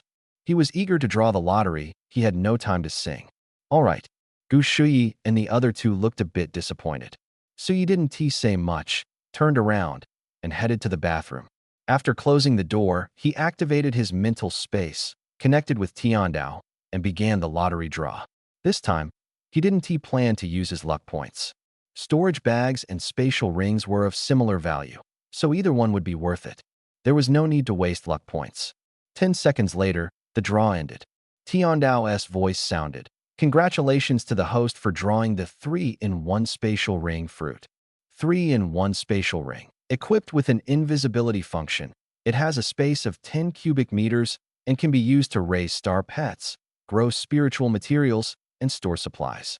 Not bad. Suyi nodded slightly. The 3-in-1 spatial ring had comprehensive functions, with the only drawback being its relatively small space. Compared to the 100 cubic meters of a storage bag, it was 10 times smaller. However, for Suyi's current needs, it was just right. He could place the treasure-hunting mouse inside, which was much more convenient than keeping it in his pocket. Before long, Suyi claimed the fruit. The ring looked no different from an ordinary ring. When he put it on, it disappeared directly into his finger, as if merging with his skin. Of course, with just a thought, the ring would reappear. Perfect. Suyi was very satisfied. A spatial storage device was undoubtedly a treasure. If others discovered it, who knew if they might try to steal it? With the invisibility function, he didn't have to worry about that anymore. Afterward, Suyi placed the treasure-hunting mouse into the ring and walked out of the bathroom. Suyi, you didn't get an upset stomach, did you? Qin Hangsheng immediately asked when he saw him come out. Recently, many people had been dealing with stomach issues, first Tang Dong, then Wang Hai. Suyi had been in the bathroom for quite a while, so it was natural for him to be suspicious. You're the one with an upset stomach. Suyi shot him a glare. Qin Hangsheng gave an awkward laugh. I was just worried about you. If you really had an upset stomach, you'd need to treat it quickly. Otherwise, it'd be troublesome when we enter the Snowfield's secret realm. Don't worry, I have healing star techniques. Suyi snorted and returned to his bed. He took out paper and a pen from his backpack and began drawing. Gu Shuyi asked curiously, Suyi, what are you drawing? Without looking up, Suyi replied, planning a reasonable route. What for? Qin Hangsheng and Chang Yuezhi leaned over to take a look. Suyi quickly sketched a few lines, placed the drawing in front of them, and explained, after entering the Snowfield's secret realm, I plan to head straight to the Ice Valley. The three of them turned pale. The Ice Valley was one of the 3 most dangerous areas in the Snowfield's secret realm, home to nearly 100 snow beasts, a few of which were level 5 powerhouses. Forget a single team, even if 10 teams from Minlu County joined forces, they might still be wiped out by the snow beasts in the Ice Valley. Qin Hangsheng asked shakily, Suyi, you're not seriously planning to go to the Ice Valley to collect ice crystal grass, are you? In addition to the numerous snow beasts, the Ice Valley was also home to ice crystal grass. Although it was a low-level spiritual material, it was quite valuable. 1 stalk of ice crystal grass could be exchanged for 10 low-level spirit crystals. Yes, Suyi nodded. There's quite a bit of ice crystal grass in the Ice Valley. If we can collect it all at once, even without fighting the snow beasts, we'll still gain a lot. All at once. Chang Yuezhi and the other 2 were stunned. Qin Hangsheng swallowed hard. Suyi, stop joking around. The snow beasts in the Ice Valley were not to be trifled with. Any human who approached would face a frenzied attack. Forget collecting ice crystal grass, just staying alive would be a challenge. Chang Yuezhi advised. Suyi, you should be aware of the dangers of the Ice Valley. We simply can't handle the snow beasts inside. Suyi smiled faintly, unconcerned. Don't worry, I already have a plan. He had consumed 4 level 6 attribute fruits, raising his level to Star Disciple 6 star. With the star skill Wooden Armor, even a level 5 snow beast couldn't break through his defense. What was there to fear? What plan do you have? The three looked skeptical. Suyi smiled mysteriously. You'll find out when the time comes. They exchanged glances and sighed. They really couldn't understand where Suyi's confidence came from. Relax, I won't lead you into trouble, Suyi joked as he began drawing a route. The Snowfield Secret Realm had 3 dangerous areas: the Ice Valley, the Ice Cavern, and the Gate of the Sacred Ruins. The Gate of the Sacred Ruins was a boundary passage to the higher dimensional world, and the snow beasts emerged from there. However, the passage had been modified and equipped with formations, allowing only snow beasts below level 6 to come through. Moreover, human experts guarded the area. Outsiders were strictly forbidden from approaching. Anyone who trespassed would face severe punishment, possibly even death. Of course, Suyi wouldn't go there. His target was the Ice Cavern. The situation in the Ice Cavern was similar to the Ice Valley, and it wasn't far away. He thought that if things went smoothly in the Ice Valley, he could stop by the Ice Cavern on the way. If he could collect the spiritual materials from both places, victory was assured. Naturally, there was no need to tell anyone about this plan for now. While Suyi was drawing the route, Chang Yuezhi and the other two huddled together, whispering about something. Time quickly reached 6 p.m. Earlier, the female receptionist had informed them that dinner was at 6 p.m., and they could go to the academy cafeteria to get their meals, which were free. Let's go eat, Suyi called out. Finally, food. Qin Hangsheng, starving, lit up at the mention of dinner.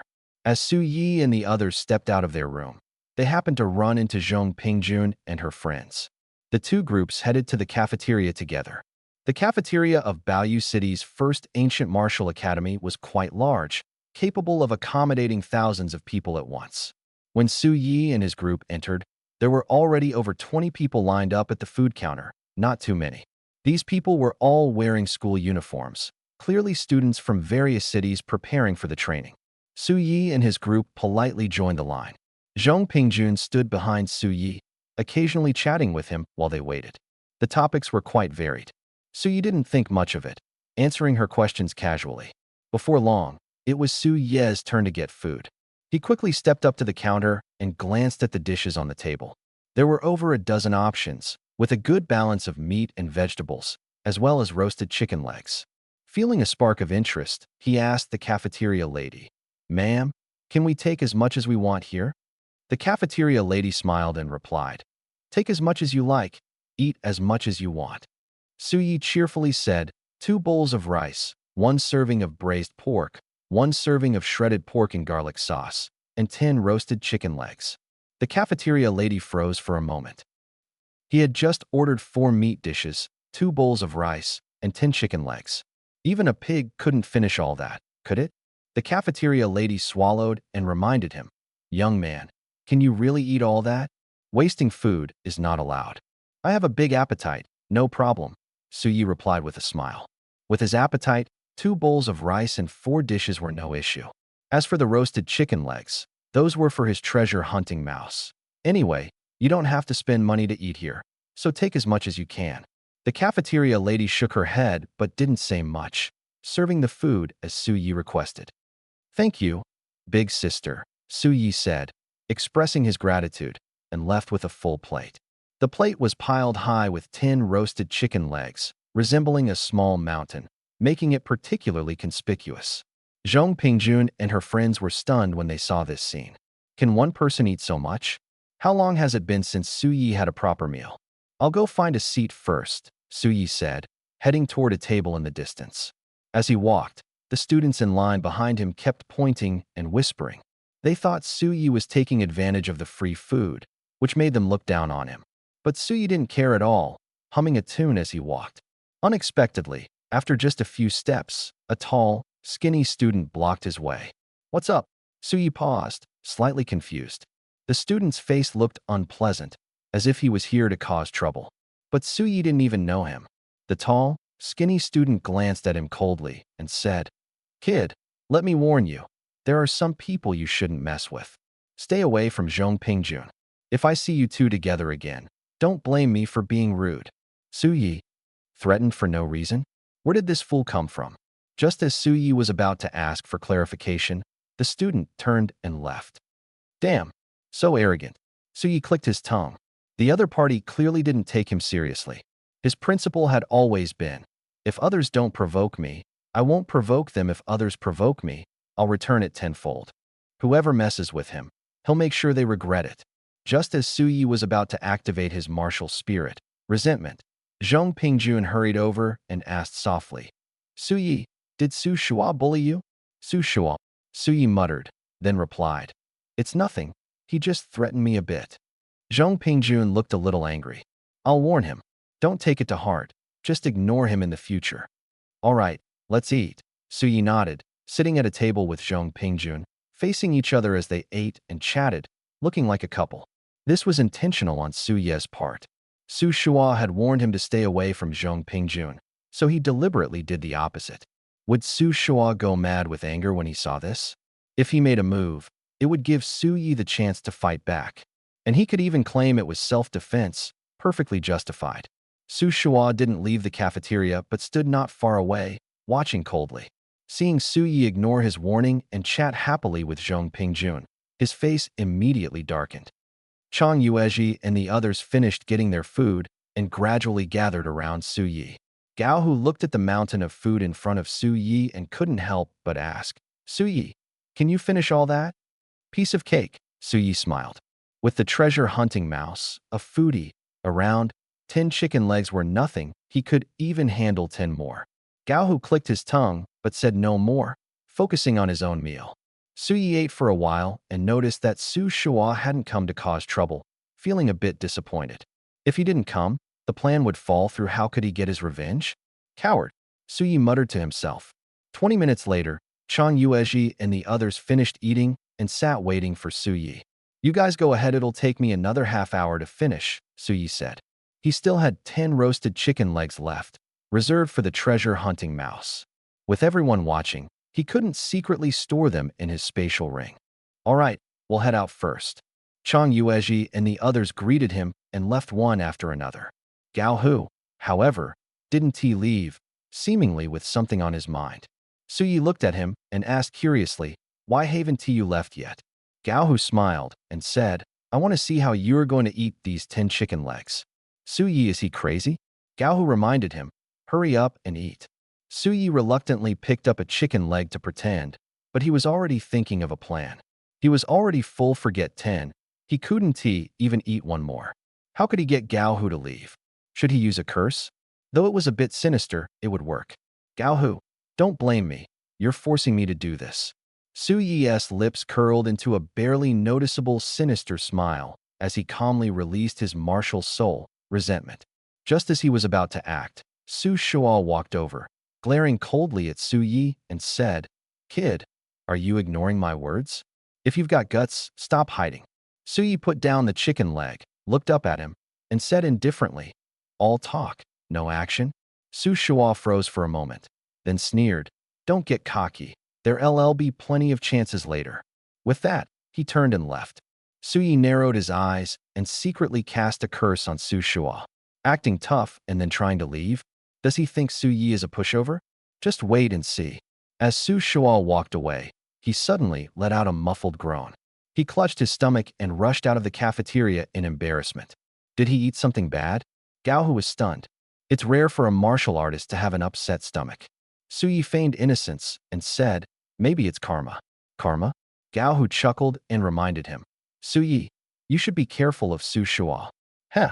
Su Yi scoffed dismissively. Honestly, at this stage in his second year of high school, everyone was like a little brother in his eyes. If Su Shua provoked him again, forget an upset stomach, he'd definitely suffer worse. Seeing Su Yi completely unconcerned, Gao Hu frowned and said, Su Shua is a genius from Jinlua City's first ancient martial academy. He has already advanced to Star Disciple 4-star and has awakened an SS grade weapon martial soul, Azure Thunder Sword. His strength is as good as a Star Disciple 5-star. Not bad, Su Yi replied indifferently. Su Shua was indeed much stronger than Gu Shui, a true talent. But compared to him, Su Shua was still just a little brother. You really don't take Su Shua seriously? Gao Hu looked at Su Yi in surprise and said in a low voice, "Do you know why Su Shua is giving you trouble?" Su Yi raised an eyebrow and guessed, "Is Su Shua pursuing Zhong Pingjun? Did he get jealous seeing me with her?" Gao Hu shook his head. "You guessed wrong." "Oh." Su Yi was curious. What is the real reason? If it wasn't he because of Zhong Pingjun, why was Su Shua targeting him? Gao Hu explained, "It's indeed related to Zhong Pingjun, but Su Shua isn't doing it for himself, it's for his cousin, Chao Yuan." The more Su Yi listened, the more confused he became. How did this involve someone else? Gao Hu continued, "Chao Yuan is a third-year student at Jinlua City's first ancient martial academy. He used to be in a relationship with Zhong Pingjun, but Chao Yuan liked to flirt around, and Zhong Pingjun broke up with him after finding out." Su Yi was puzzled. If they broke up, why is Su Shua causing trouble? Gao Hu said, "Although they broke up, it was only Zhong Pingjun's decision. Chao Yuan still hasn't gotten over her and has declared that no one is allowed to approach Zhong Pingjun. Su Shua is Chao Yuan's cousin. Seeing you close to Zhong Pingjun, it's understandable why he's giving you trouble. So that is how it is." Su Yi suddenly understood, his expression darkening as he sneered. Chao Yuan, that trash, is quite domineering. Messing around himself, but forbidding others from getting close to Zhong Pingjun, what a scumbag. Su Yi particularly disliked this kind of person. Gao Hu gave a bitter smile. Although Chao Yuan is trash, his strength and background are extraordinary. Even if he's overbearing, no one dares to provoke him. Su Yi became interested. "Tell me more." Gao Hu said, "Chao Yuan is the most outstanding genius in the history of Jinlua City's first ancient martial arts academy. His talent is exceptional. He is now a 5-star warrior and has awakened an SSSS-level weapon soul, greatsword. More importantly, his father is Chao Yuliang, the city lord of Jinlua City." Damn! Su Yi clicked his tongue in disbelief. No wonder Chao Yuan dared to be so arrogant. He indeed had the capital to back it up. Gao Hu glanced at Su Yi and said meaningfully, "So, if you really have feelings for Zhong Pingjun, you must be careful of Chao Yuan's retaliation." Su Yi, who the hell has feelings for Zhong Pingjun? Just as Su Yi was about to retort, Gao Hu gave a sly smile and quickly left like the wind. Su Yi was so angry that he almost couldn't hold back from cursing him out. After Gao Hu left, Su Yi scanned his surroundings, confirmed that no one was paying attention to him, and stored 10 chicken legs into his space ring before leaving the cafeteria. Back in the dormitory, Chang Yuezhi and the other two were gathered together discussing something. Su Yi walked over and curiously asked, "What are you guys doing?" Chang Yuezhi looked up and said, "We're checking the Warrior Forum. There's a post about our rankings." "What rankings?" Su Yi asked further. Chang Yuezhi explained, "It's the rankings of the students participating in the Snowfield Secret Realm training." "Oh." Su Yi raised an eyebrow and calmly asked, "Who's ranked first?" This time, 40 students participated in the Snowfield Secret Realm training, all top experts from the second year of high school in various cities. The rankings could roughly indicate the strength of students from each city. The first place is Wei Junhan from Xiang'an City's first ancient martial arts academy. He's a 5-star disciple and has awakened an SS-level elemental soul, Jinghong Melody. 5-star disciple? Su Yi was surprised. Reaching 5-star disciple at the beginning of the second year of high school was no ordinary feat. For example, Gu Shui also had excellent talent, but she was currently only a 3-star disciple, 2 levels behind Wei Junhan, a significant gap. Of course, she had reached 5-star disciple by consuming attribute fruits, which was considered a shortcut. But Wei Junhan had improved step by step on his own, making his strength more solid. This showed that Wei Junhan was undoubtedly a super genius. So Yi thought for a moment and continued to ask, "What star skills does Wei Junhan's soul, Jinghong Melody, have?" The strength of a soul largely depended on its star skills. After all, once inside the Snowfield Secret Realm, there might be fights over spiritual materials. Knowing the opponent's abilities would help in better preparation. Chang Yuezhi thought for a moment and said, "The forum didn't go into detail, but it's rumored that Jinghong Melody's star skill can cause dizziness. Then it should be a control-type star skill." Su Yi nodded and then asked, What about second and third place? Qin Hangxing spoke up. Second and third place are both from Sankai City's first ancient martial arts academy. Second is Xiong Qiongzhou, a 4-star disciple with an SS-level weapon soul, bell, and drum.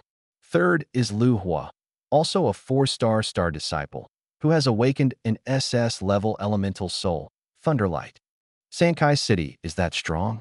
Suya's lips curved slightly. Both second and third place were from Sankai City, making their overall strength even greater than Xiang'an City's. Qin Hangxing nodded. Besides Lu Hua and Xiong Qiongzhou, the other two from Sankai City are also in the top 20. They're truly the strongest team. Fourth place, Suyi continued to ask. Sankai City was indeed strong, but it was nothing in front of Su Yi. With his strength, he could handle 4 people alone without any pressure.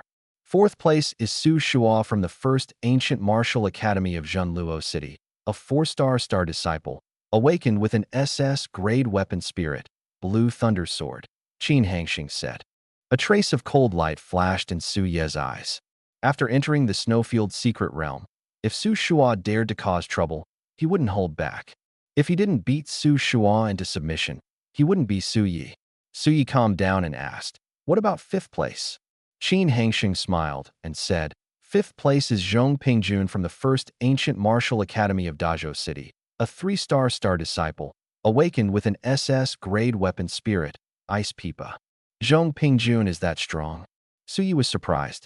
Looking at her delicate appearance, he hadn't expected her to rank 5th. Am I 6th or is it Gu Shui? Su Yi raised an eyebrow. Since neither of them was in the top 5, who would rank 6th? Gu Shui smiled awkwardly. I'm ranked 7th.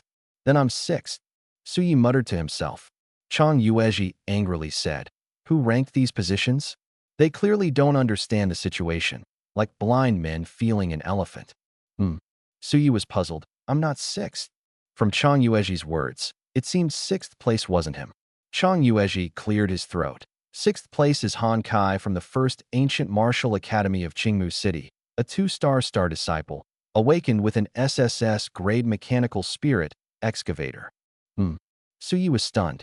He remembered Han Kai was a student at the Central Academy of Jixin Town. How did he become part of Qingmu City? Soon, Su Yi understood. Han Kai's spirit grade was too high, so he was definitely recruited by the first ancient martial academy of Qingmu City. Then what rank am I? Su Yi steadied himself and asked. See for yourself. Chang Yuezhi placed his phone in front of Su Yi. Su Yi stared at it. His name wasn't in the top 10, nor the top 20. It wasn't until the 21st spot that he saw his name. Damn, Su Yi almost swore. Who ranked these positions? They actually placed him at 21st? This was too disrespectful. Indeed, he had hidden most of his strength, but he was still a 3-star disciple and had awakened an SSS-grade spirit. Looking at the 20th ranked Gao Hu, he was only a 2-star disciple, with an S-grade beast spirit, Battle Wolf. In terms of cultivation and spirit, he was inferior to Su Yi. Why was he ranked higher? The more he thought about it, the angrier he became, and Su Ye's face turned gloomy. Gu Shui glanced at him and comforted. Su Yi, the person who ranked you probably doesn't understand your situation and might have categorized you as a support type. That's possible. Su Ye's expression eased slightly. Externally, his spirit only had 1 healing star skill. Generally, warriors with healing star skills were considered healers, essentially support roles. Support roles typically didn't have much combat power. Being ranked 21st made sense. Moreover, his level was quite high otherwise. He might have been ranked even lower. Qin Hangxing said angrily. The person who ranked this is an idiot. With Su Ye's strength, even if he's not first, he should be in the top 3. Chang Yuezhi and Gu Shui both nodded in agreement. In the last martial arts competition, Su Yi led the second ancient martial academy of Silverlight City to win the championship and easily defeated Gu Shui. His strength was undeniably impressive, but the person who ranked him actually categorized him as a support? What kind of support is this strong? Gu Shui suggested. How about we talk to the ranking guy and have Su Ye's rank adjusted upward? Su Yi smiled faintly. No need. He had already figured it out. Having a lower rank was actually advantageous. This way, he could feign weakness, suffer losses, and gain more benefits. All right, Gu Shui nodded. Since Su Yi had said so, Everyone could only let it go. Just take a look, don't take it too seriously. Suyi handed the phone back to Chang Yueji and returned to bed.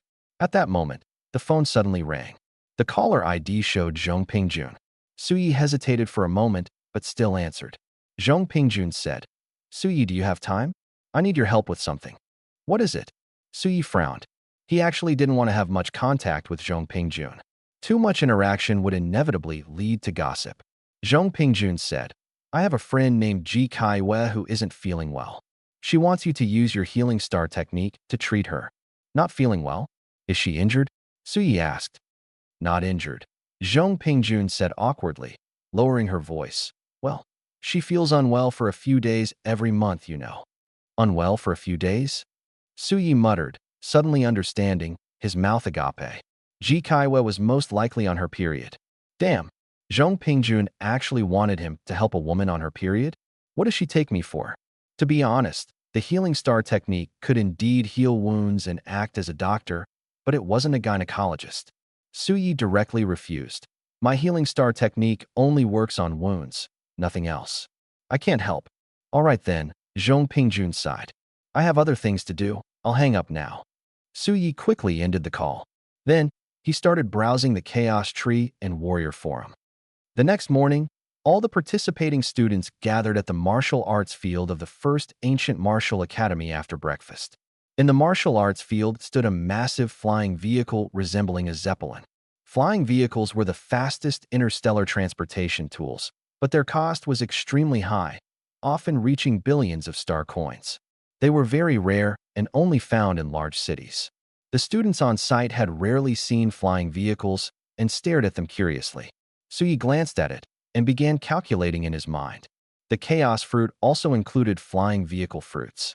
As long as he saved enough spirit crystals and gratitude coins, exchanging for one wouldn't be a problem. However, Suyi wasn't interested in flying vehicles. He preferred smart combat vehicles.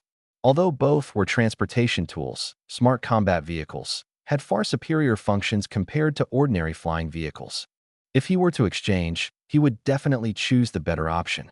However, the exchange conditions for smart combat vehicles were too stringent. For now, Suyi could only stare helplessly.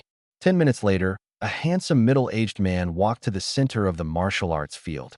He scanned the crowd and said loudly, Hello, students. I am Du Yueshing, the leader of this Snowfield Secret Realm training. Du Yueshing first introduced himself and then explained in detail the precautions for entering the Snowfield Secret Realm. Afterward, he led the group of students into the flying vehicle. The interior of the flying vehicle was similar to a regular passenger plane. There was an aisle in the middle, with 4 seats on each side, just enough for a small team to sit together. Suyi chose a seat near the aisle and had just sat down when Su Shua passed by him, glaring coldly. Kid, wait until we get to the Snowfield's secret realm. I'll show you how I'll deal with you. I'll be waiting. Suyi sneered, not taking Su Shua seriously at all.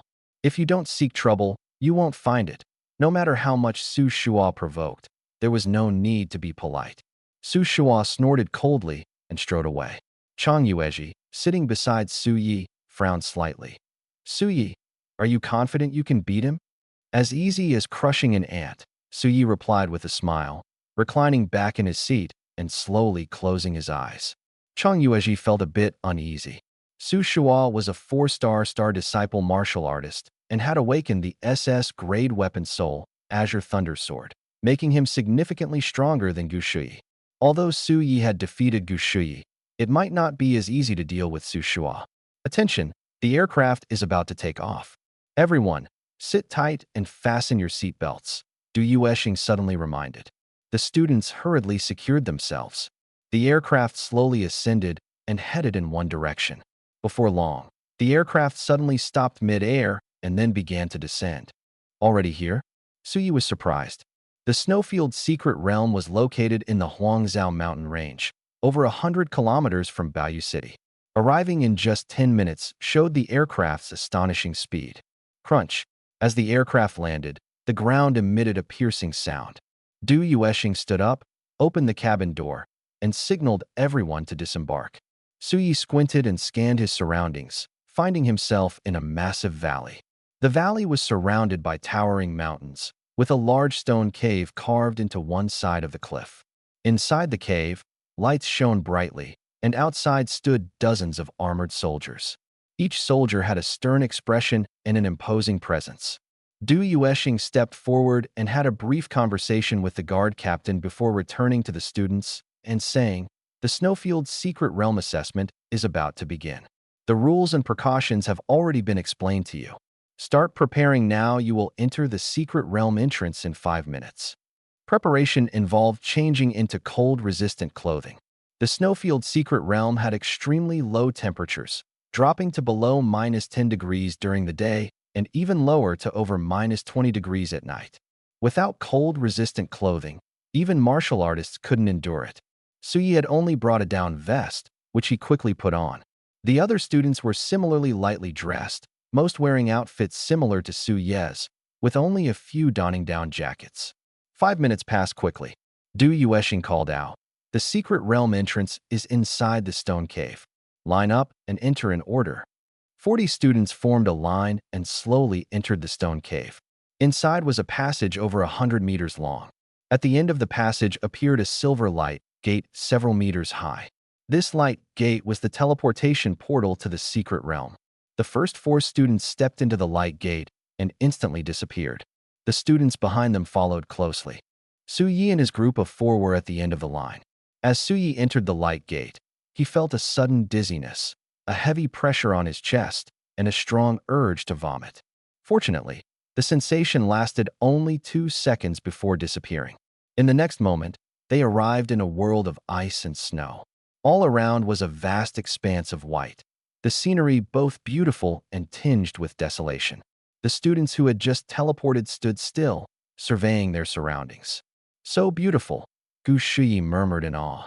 "When you encounter snow beasts later, you won't think so," Chang Yuezhi whispered, then turned to Su Yi and asked, "Suyi, where should we go?" Suyi took out the map he had prepared in advance, glanced at it, and pointed to the forest ahead, saying, "Let's head into the forest first." The shortcut to Ice Valley was through this forest.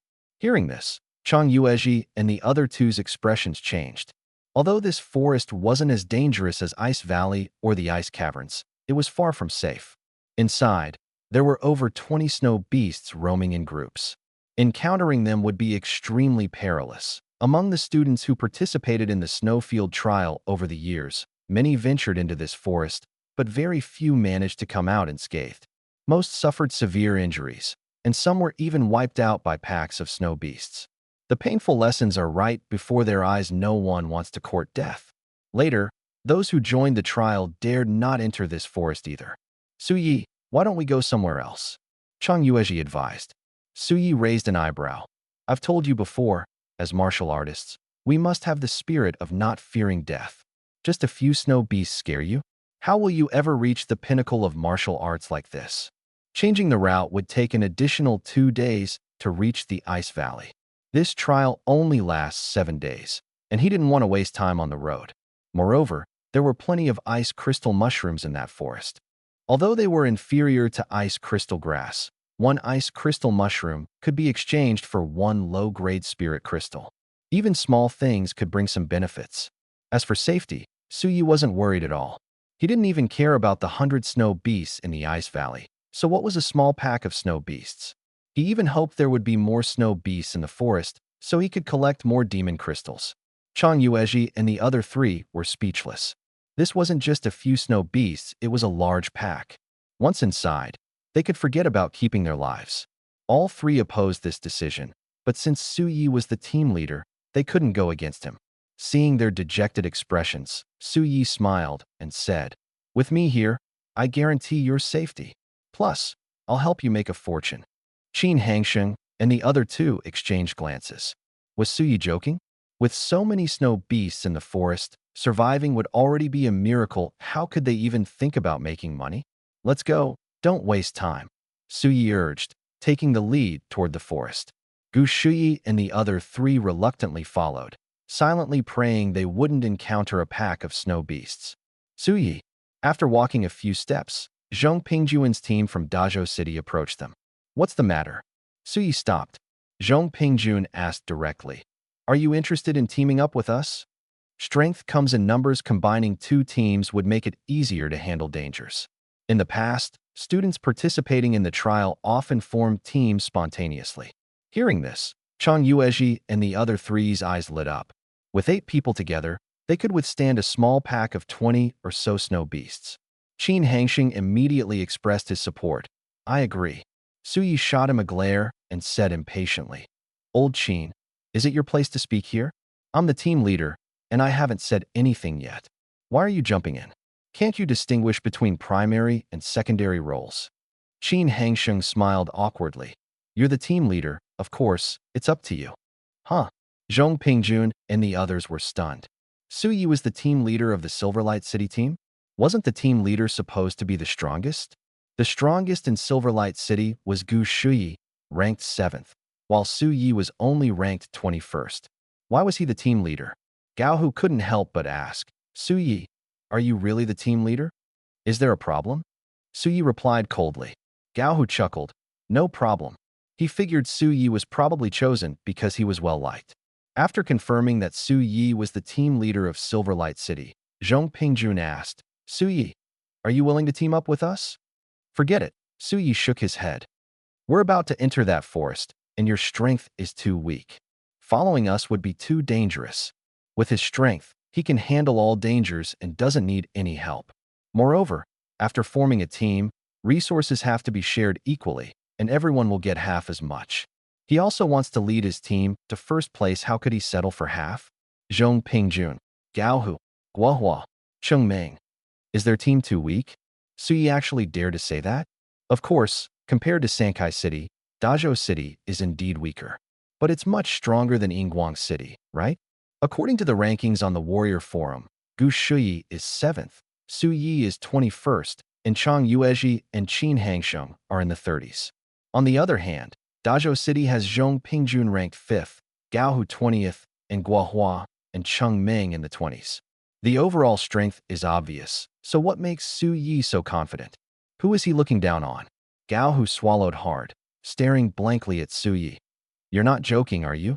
Our team's strength is weaker than yours. Su Yi replied seriously.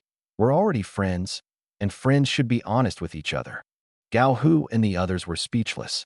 Su Yi didn't say it outright, but his attitude was clear. He indeed looked down on them. Gao Hu was a bit angry. What makes you so sure? Su Yi said bluntly, strength. Gao Hu froze. Your rankings aren't higher than ours. How could your strength be better? Su Yi patted Gao Hu's shoulder and said meaningfully, rankings are just superficial, they don't reflect reality. Based on combat power, I should be number 1. Gao Hu and the others were stunned. Su Yi is a support? A support can rank first? Is this a joke? Gu Shuyi and the other 2 remained expressionless. They were well aware of Su Yi's strength and knew he had the qualifications to say such things. That's enough talk. Maybe I'm being a bit too confident. All right, let's go. Su Yi smiled and left with Chang Yueji and the other 2. Watching Su Yi's departing figure, Gao Hu couldn't help but complain. That's not confidence, that's bragging.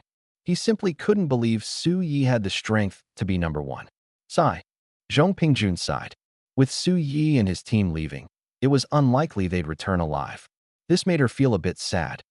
Su Shua squinted his eyes, staring at the distant Su Yi, a cold glint flashing across his face. Captain, the 4 from Yinguang City have gone far. Should we follow them? Asked a chubby male student beside him. Su Shua's lips curled into a cold smile. Anyone who dares to oppose me never ends well. I must cripple that brat Su Yi to vent my anger. Follow them, Su Shua ordered, preparing to set off. Another male student beside him reminded. Captain, it seems they've entered that forest. Su Shua stopped in his tracks, his gaze fixed on Su Yi and the others. After confirming they had indeed entered the forest, he couldn't help but laugh. The chubby male student asked, Captain, should we follow them? Follow? Are you kidding me? Su Shua sneered darkly. The forest is home to over 20 snow beasts, extremely dangerous. Entering recklessly is almost certain death. He wouldn't foolishly go in and throw his life away. Meanwhile, other teams around them noticed Su Yi and his team's actions and began discussing. Where is this team from? Are they looking for death? Seems like they're from Yinguang City. That's just stupid, completely clueless. Yinguang City's strongest, Gu Shuyi, is only ranked 7th, while the other 3 are outside the top 20. Their strength isn't great, and overall, they're quite weak. Daring to enter the forest? In everyone's eyes, the Silverlight City team was simply heading to their doom. After some discussion, the teams gradually departed. Soon, only the 3 Kai City team remained. At this moment, a skinny male student asked Xiong Qiongzhou, "Captain, where are we heading next?"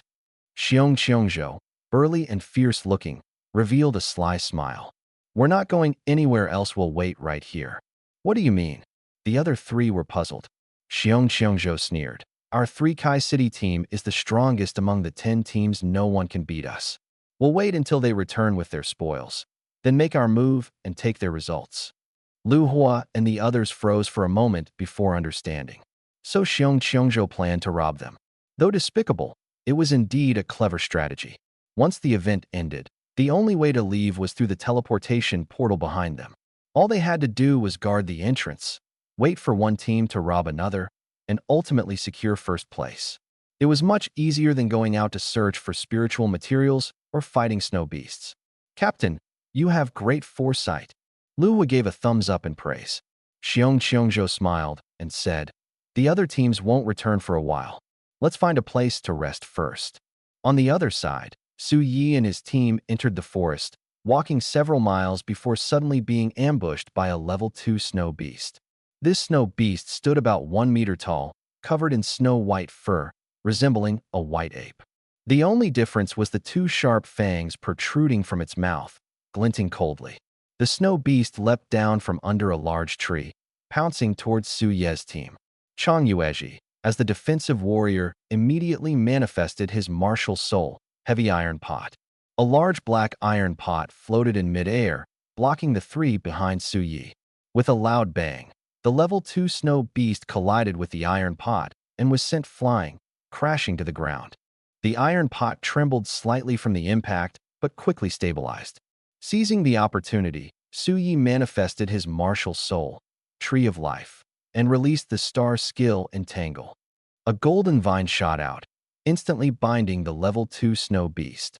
Qin Hangsheng then manifested his martial soul, Cursed Flame, preparing to use a star skill to deliver a fatal blow to the snow beast. However, Su Yi interrupted him. "Don't kill it." Qin Hangsheng froze, looking at Su Yi in confusion. Su Yi offered no explanation, instead controlling the vine to pull the snow beast closer, then stomped on one of its hind legs.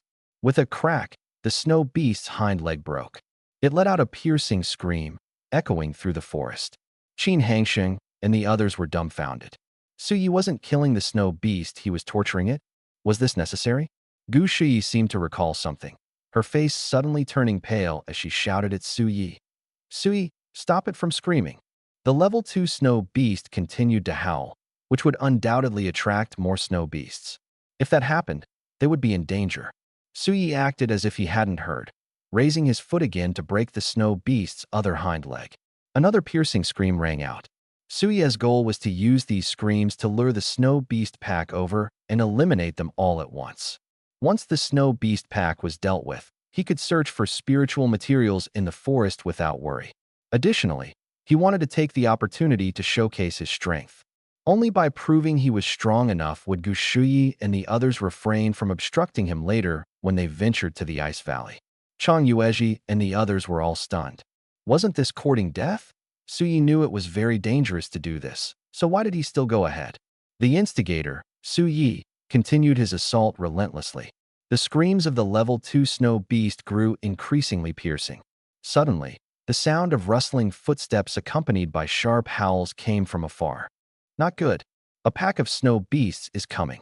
The faces of Gu Shuyi and the other 2 turned pale. Qin Hangsheng shouted in alarm. "Su Yi, let's run." Su Yi stepped on the neck of the level 2 snow beast, breaking it with a snap, and smiled faintly. "Get ready to fight." "Fight!" Chang Yuezhi and the other 2 gaped in shock. It was a whole pack of snow beasts. There were only 4 of them, how could they possibly win? Wasn't this a death wish? "They're here." Qin Hangsheng's teeth chattered. Before long, sharp howls echoed all around. In front of them, more than 20 white figures charged forward like the wind, exuding a heavy killing intent that made it hard to breathe. It's over. Chang Yuezhi and the other two felt their hearts sink. It was too late to run now. You three stick together and defend, Su Yi reminded. Gritting her teeth, Gu Shuyi was the first to manifest her martial soul, sky-splitting eagle. A black eagle shadow several meters tall hovered above her head, majestic and imposing. Since they couldn't escape, they had no choice but to fight. Chang Yuezhi and Qin Hangsheng also manifested their martial souls. Chang Yuezhi held a large iron pot and stood at the front, while Gu Shuyi and Qin Hangsheng stood on either side of him. This was the strategy they had discussed beforehand. Su Yi also manifested his martial soul, Tree of Life. Facing more than 20 ferocious snow beasts, it would be impossible to kill them all without using martial souls. Whoosh! A sound of something slicing through the air. From the pack of snow beasts, a particularly large one charged forward first. As it approached, it leaped into the air, pouncing towards Su Yi. Judging by the energy fluctuations emanating from it, it was clearly a level 4 snow beast. Qin Hangsheng, let's take it down together, Gu Shuyi shouted. A level 4 snow beast was equivalent to a 4-star star disciple among martial artists. Su Yi was only a 3-star star disciple and might not be able to withstand it. Just as Gu Shuyi and Qin Hangsheng were about to unleash their skills, Su Yi extended a hand. The small golden tree in front of him shot out a thick golden branch like a spear, instantly piercing toward the level 4 snow beast. With a puff sound, the golden branch went through the gaping maw of the level 4 snow beast, directly impaling its body. It felt as effortless as skewering a candied hawthorn. Holy crap! Qin Hangsheng and the other two were dumbfounded at the sight, utterly incredulous. Su Yi had one-shot the level 4 snow beast? Was this real? Even though they had seen it with their own eyes, they still found it hard to believe. As the snow beast fell, an eerie silence suddenly enveloped the surroundings. Even the charging snow beasts stopped in their tracks, all staring at Su Yi with eyes full of fear. However, snow beasts were known for their ferocity. After a brief moment of silence, the fear gradually faded, replaced by a murderous glint in their eyes. Roar! A level 3 snow beast suddenly let out a roar, as if issuing some kind of signal. In an instant, all the snow beasts launched an attack on Su Yi simultaneously. Gu Shuyi and Qin Hangsheng also unleashed their star techniques at the same time. A massive black eagle claw descended from the sky, slamming down on a level 2 snow beast. Boom! With a loud explosion, the snow beast's head was crushed on the spot, killing it instantly. Qin Hangsheng's fireball technique was slightly weaker, but still managed to blast away one snow beast. However, compared to the more than 20 snow beasts, their attacks were far from enough and barely provided any assistance to Su Yi. Su Yi used the star skill Spike and killed 3 snow beasts in succession, but was soon surrounded by a large number of them. Each snow beast showed a fierce look, opening its huge mouth, ready to engulf Su Yi in an instant. Su Yi, Gu Shuyi and the other two felt as if their hearts were being torn apart, tears almost streaming down. In their eyes, surrounded by so many snow beasts, Su Yi was surely doomed. I'll fight you to the death. Chang Yuezhi, holding a large iron pot, charged forward desperately. But after just 2 steps, he saw all the snow beasts surrounding Su Yi being blasted away. What was going on? Chang Yuezhi froze, looking up. In front of him, Su Yi was wearing a golden wooden armor, radiating dazzling golden light, exuding an intimidating aura, standing there like a war god. Whenever a snow beast lunged at him, the golden wooden armor emitted a brilliant golden light, easily repelling the beast. From start to finish, he hadn't suffered a single injury. Star skill. Su Yi has a defensive star skill too. Gu Shuyi and Qin Hangsheng were dumbfounded. They had already seen 3 of Su Ye's star skills before, but they hadn't expected him to have a 4th one. Moreover, the defensive power of this 4th star skill was astonishing. The snow beasts couldn't break through his defense at all. With this protection, Su Yi was practically invincible. Chang Yuezhi snapped out of it and quickly retreated to his original position. With Su Ye's defense being so strong, going over to help would only cause trouble. After withstanding several waves of attacks, Su Yi began to counterattack. This time, He didn't use star skills, but turned into a close combat maniac. Star power enveloped his fists, and his boxing technique was pushed to the limit, with each punch taking down a snow beast. Bang, bang, bang. After a series of sounds, more than 20 snow beasts lay in pools of blood. In the blink of an eye, only 3 were left alive. Su Yi is too strong. Is he really a 3-star star disciple? Chang Yuezhi was so shocked he couldn't speak. Snow beasts had decent defense, and logically, a 3-star star disciple shouldn't be able to take down so many with just his fists. How did he manage it? Su Yi seems to be a 5-star star disciple, Gu Shi said softly. Her words were like a bolt from the blue. Chang Yuezhi and Qin Hangsheng were stunned. Su Yi, with only a low-grade talent, had actually advanced to a 5-star star disciple? This was unbelievable. The remaining 3 snow beasts stopped attacking. Although they were naturally fierce, they couldn't help but feel fear in the face of a powerhouse like Su Yi. Suddenly, the 3 snow beasts seemed to reach a mutual understanding and fled. Su Yi snorted coldly, releasing the star skill spike, instantly killing 2 of them.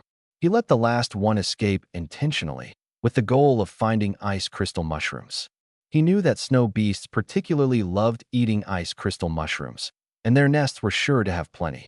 The treasure-seeking mouse could not only sense treasures, but also track scents. Earlier, he had opened his spatial ring and let the treasure-seeking mouse lock onto the scent of that snow beast, so he could track it later. After the battle ended, Qin Hangsheng and the other 2 were still in shock, frozen in place. The scene before them was too overwhelming. Su Yi had single-handedly taken down more than 20 snow beasts. Once this news spread, it would surely shock many people. Su Yi took a deep breath and shouted to Chang Yuezhi and the others. What are you standing there for? Hurry up and dig out the demon crystals. This assessment was based on the number of snow beasts killed and the amount of spiritual materials collected. As long as they dug out the demon crystals, it would count as killing a snow beast. It concerns the ranking the demon crystals must be obtained. Chang Yuezhi and the other 2 snapped out of their daze and began to act. Su Yi did not take action, but instead held a high-grade spirit crystal to replenish his star power. The Snowfield's secret realm was fraught with dangers, and he had to keep his star power full. 10 minutes later, Chang Yuezhi handed the 24 snow beast demon crystals they had dug up to Su Yi. It was Su Yi's first time seeing demon crystals. He examined them carefully and found that their shape was similar to spirit crystals, except their color was not as translucent. What can demon crystals do? Su Yi asked. After simple processing, demon crystals can be used as spirit crystals and can also feed star pets, Gu Shi explained. Su Yi's heart stirred. Can star pets level up by eating demon crystals? They can, Gu Shi confirmed. Excellent. Su Yi's lips curved into a slight smile. If the treasure-hunting mouse could level up by eating demon crystals, what changes would occur? Would its treasure-hunting range expand? Su Yi decided to test it out when they returned. Su Yi, are you really a 5-star star disciple? Chang Yuezhi suddenly asked. Qin Hangsheng and Gu Shuyi also looked at him curiously. Su Yi nodded slightly. Yes, I have already advanced to a 5-star star disciple. Since they were heading to the Ice Valley next, where his strength would inevitably be revealed, there was no need to hide it anymore. A real 5-star star disciple. Chang Yuezhi and the other 2 exclaimed repeatedly. From the time Su Yi began condensing star power until now, it had only been half a month. Advancing 4 levels in half a month was astonishingly fast. Gu Shi couldn't help but ask, Su Yi, how did you do it? If Su Yi had a divine grade talent, it would make sense. But he was clearly a waste with weak grade talent. Su Yi thought for a moment and said, I can tell you, but you must promise to keep it a secret and not let outsiders know. Gu Shuyi and the other 2 nodded in agreement. Su Yi continued, Actually, I don't have weak grade talent, I have an invisible talent. Since he would continue to level up in the future and it would be hard to hide, he might as well reveal it. After all, they were friends. Invisible talent? What is that? Chang Yuezhi and Qin Hangsheng looked puzzled. It was their first time hearing about such a talent.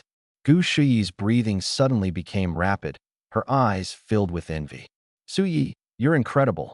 You can definitely be considered the #1 genius of Origin Star. #1 genius? Is invisible talent that powerful? Chang Yuezhi muttered. then turned to Gu Shuyi. Gu Shuyi, what exactly is the deal with invisible talent? Gu Shuyi took a deep breath to calm herself and slowly explained. Invisible talent is extremely rare. Its characteristic is the ability to rapidly improve cultivation levels through continuous combat, and the talent itself also upgrades. Its capability is even stronger than divine-grade talent. Chang Yuezhi and Qin Hangsheng were stunned on the spot. Invisible talent is stronger than divine-grade talent? Doesn't that mean Su Yi truly is the #1 genius of Origin Star? This is unbelievable. Once considered a waste, Su Yi had now transformed into a super genius. It was simply incredible. On the path of cultivation, talent is undoubtedly important, but effort is equally crucial. As long as you put your heart into it, your achievements won't fall too far behind. Your talents are all decent, work hard, and you can definitely catch up to me, Su Yi said with a smile. We'll do our best. Chang Yuezhi and Gu Shuyi were clearly motivated, nodding vigorously. Qin Hangsheng was silent for a moment, then suddenly cursed. What blind fools! What was going on? Su Yi and the other two were a bit confused. Qin Hangsheng, who are you cursing? Old Qin, what's wrong with you? Chang Yuezhi asked tentatively. Qin Hangsheng's reaction seemed crazy. Could there be something wrong with his brain? Nothing. Qin Hangsheng exhaled heavily and explained. I'm cursing that guy ranked at the bottom. Su Yi is so amazing, yet he only ranked 21st. Do you think the judges are blind? Su Yi smiled bitterly. It's just an empty title, no need to take it seriously. When he first learned about the ranking, he was a bit upset. But after thinking it through, he let it go. Qin Hangsheng muttered, I just think it's unfair. Su Yi doesn't mind. So why are you making a fuss? Gu Shuyi rolled her eyes at him. Su Yi interrupted. The snow beasts have been cleared out. Next, we move on to the next step. What's the next step? Chang Yuezhi asked. There are ice crystal mushrooms in this forest. Next, we'll go look for them, Su Yi said with a smile. The eyes of Chang Yuezhi and the other two lit up.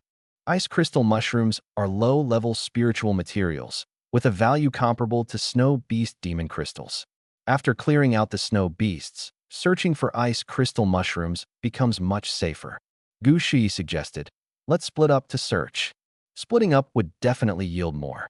Su Yi immediately shook his head. No need to split up. I know where the ice crystal mushrooms are. Chang Yuezhi was curious. How do you know? Su Yi pondered for a moment and said lightly, Intuition. Chang Yuezhi, Gu Shui, and Qin Hangsheng exchanged glances. Could it really be that magical? Follow me, Su Yi called out, and quickly walked in one direction. Although the three had doubts, they still followed him. Su Yi originally intended to let the treasure-seeking mouse lead the way, but after running for a while, he felt it was unnecessary. On the thick snow-covered ground, the footprints of snow beasts were clearly visible.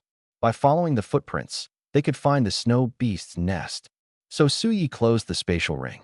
As they ran, the footprints suddenly disappeared. Su Yi stopped to observe carefully and soon noticed claw marks on nearby trees. These were traces of snow beasts escaping via the trees. By following the claw marks on the trees, they could also find the nest. However, observing the claw marks was troublesome. So Su Yi reopened the spatial ring and let the treasure-seeking mouse continue leading the way. 10 minutes later, the four arrived at a massive crevice and stopped. The treasure-seeking mouse indicated that the snow beast had escaped into this crevice. Su Yi approached the edge of the crevice and squinted down. The crevice was a full 30 meters deep. Su Yi, are the ice crystal mushrooms in this crevice? Chang Yuezhi asked doubtfully. Yes, Su Yi nodded. Again relying on intuition? Qin Hangsheng couldn't help but ask.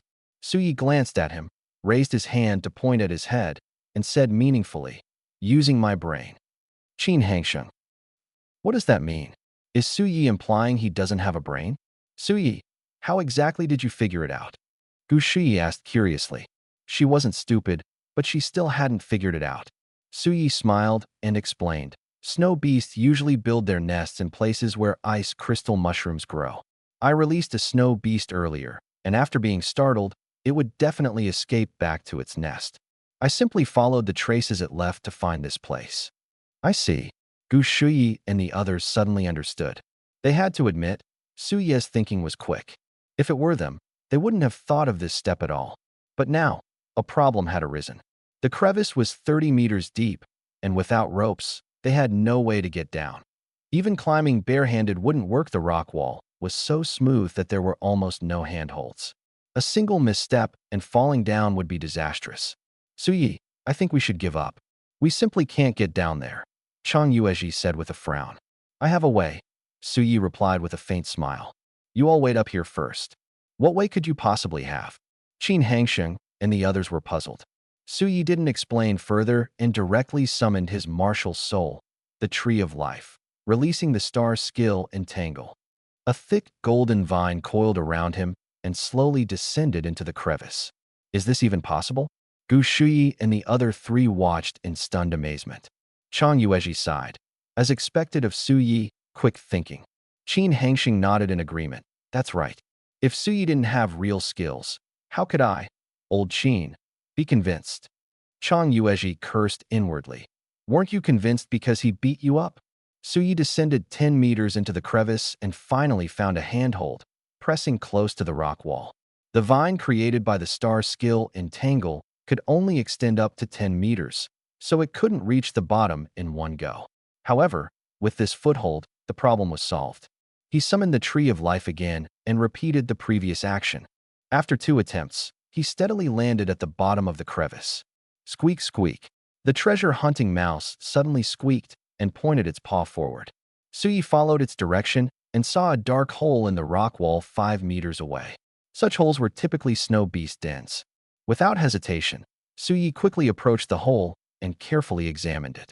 The entrance was narrow, allowing only one person to pass through, and it was pitch black inside, making it impossible to see where it led. He hesitated for a moment at the entrance, then released the star skill, Wood Armor, and quietly entered. Not knowing if there would be danger inside, he decided to protect himself first. Once inside, he felt his way along the rock wall and slowly moved forward. After walking about 50 meters, he encountered a corner. Turning the corner, his view suddenly opened up. It was a massive cavern. The cavern walls were embedded with several glowing white stones, making the interior as bright as daylight. Suyi approached the cavern and looked closely. His breathing quickened instantly. The ground was covered with crystal-clear ice mushrooms, estimated to be 500 or 600 in number. At the center of the cavern stood a large ice mushroom, about the size of a basketball. Nearby, 3 snow beasts were crouched, occasionally sniffing the ice mushrooms as if absorbing their spiritual energy. Seeing this, Suyi withdrew his gaze, his heart filled with excitement. If he could collect all these ice mushrooms, even without going to the ice valley, this trip would be worthwhile. However, to collect them safely, he would first need to deal with the 3 snow beasts and quickly. Otherwise, a fight could easily damage the ice mushrooms. After a moment of contemplation, Suyi leapt into the cavern.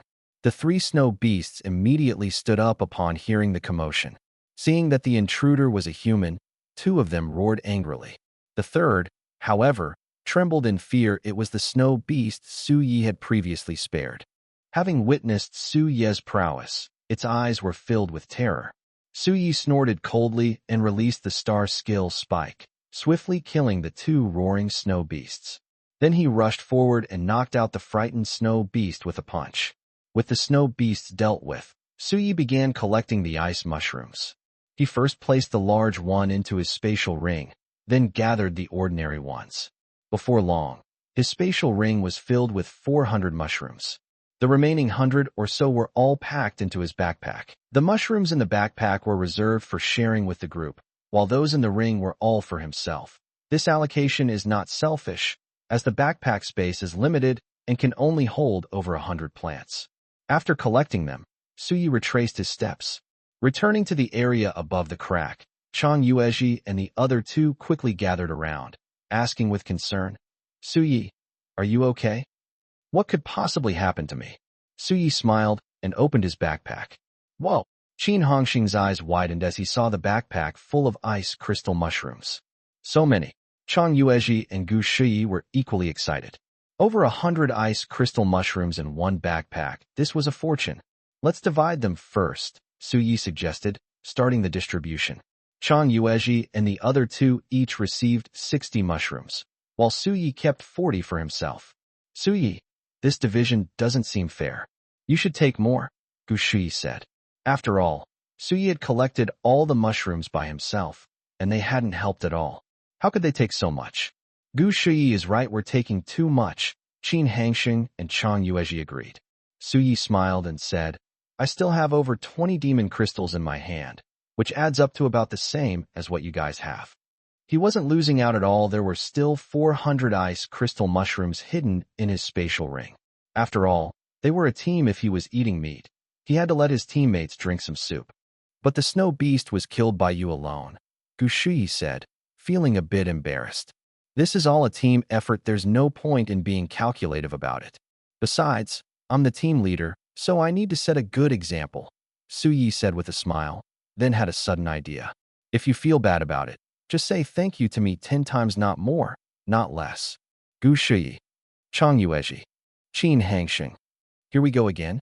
They were speechless at Suyi's thank you routine. However, considering all the ice crystal mushrooms he had collected, he did deserve their gratitude. Gu Shui was the first to speak, saying exactly 10 thank yous.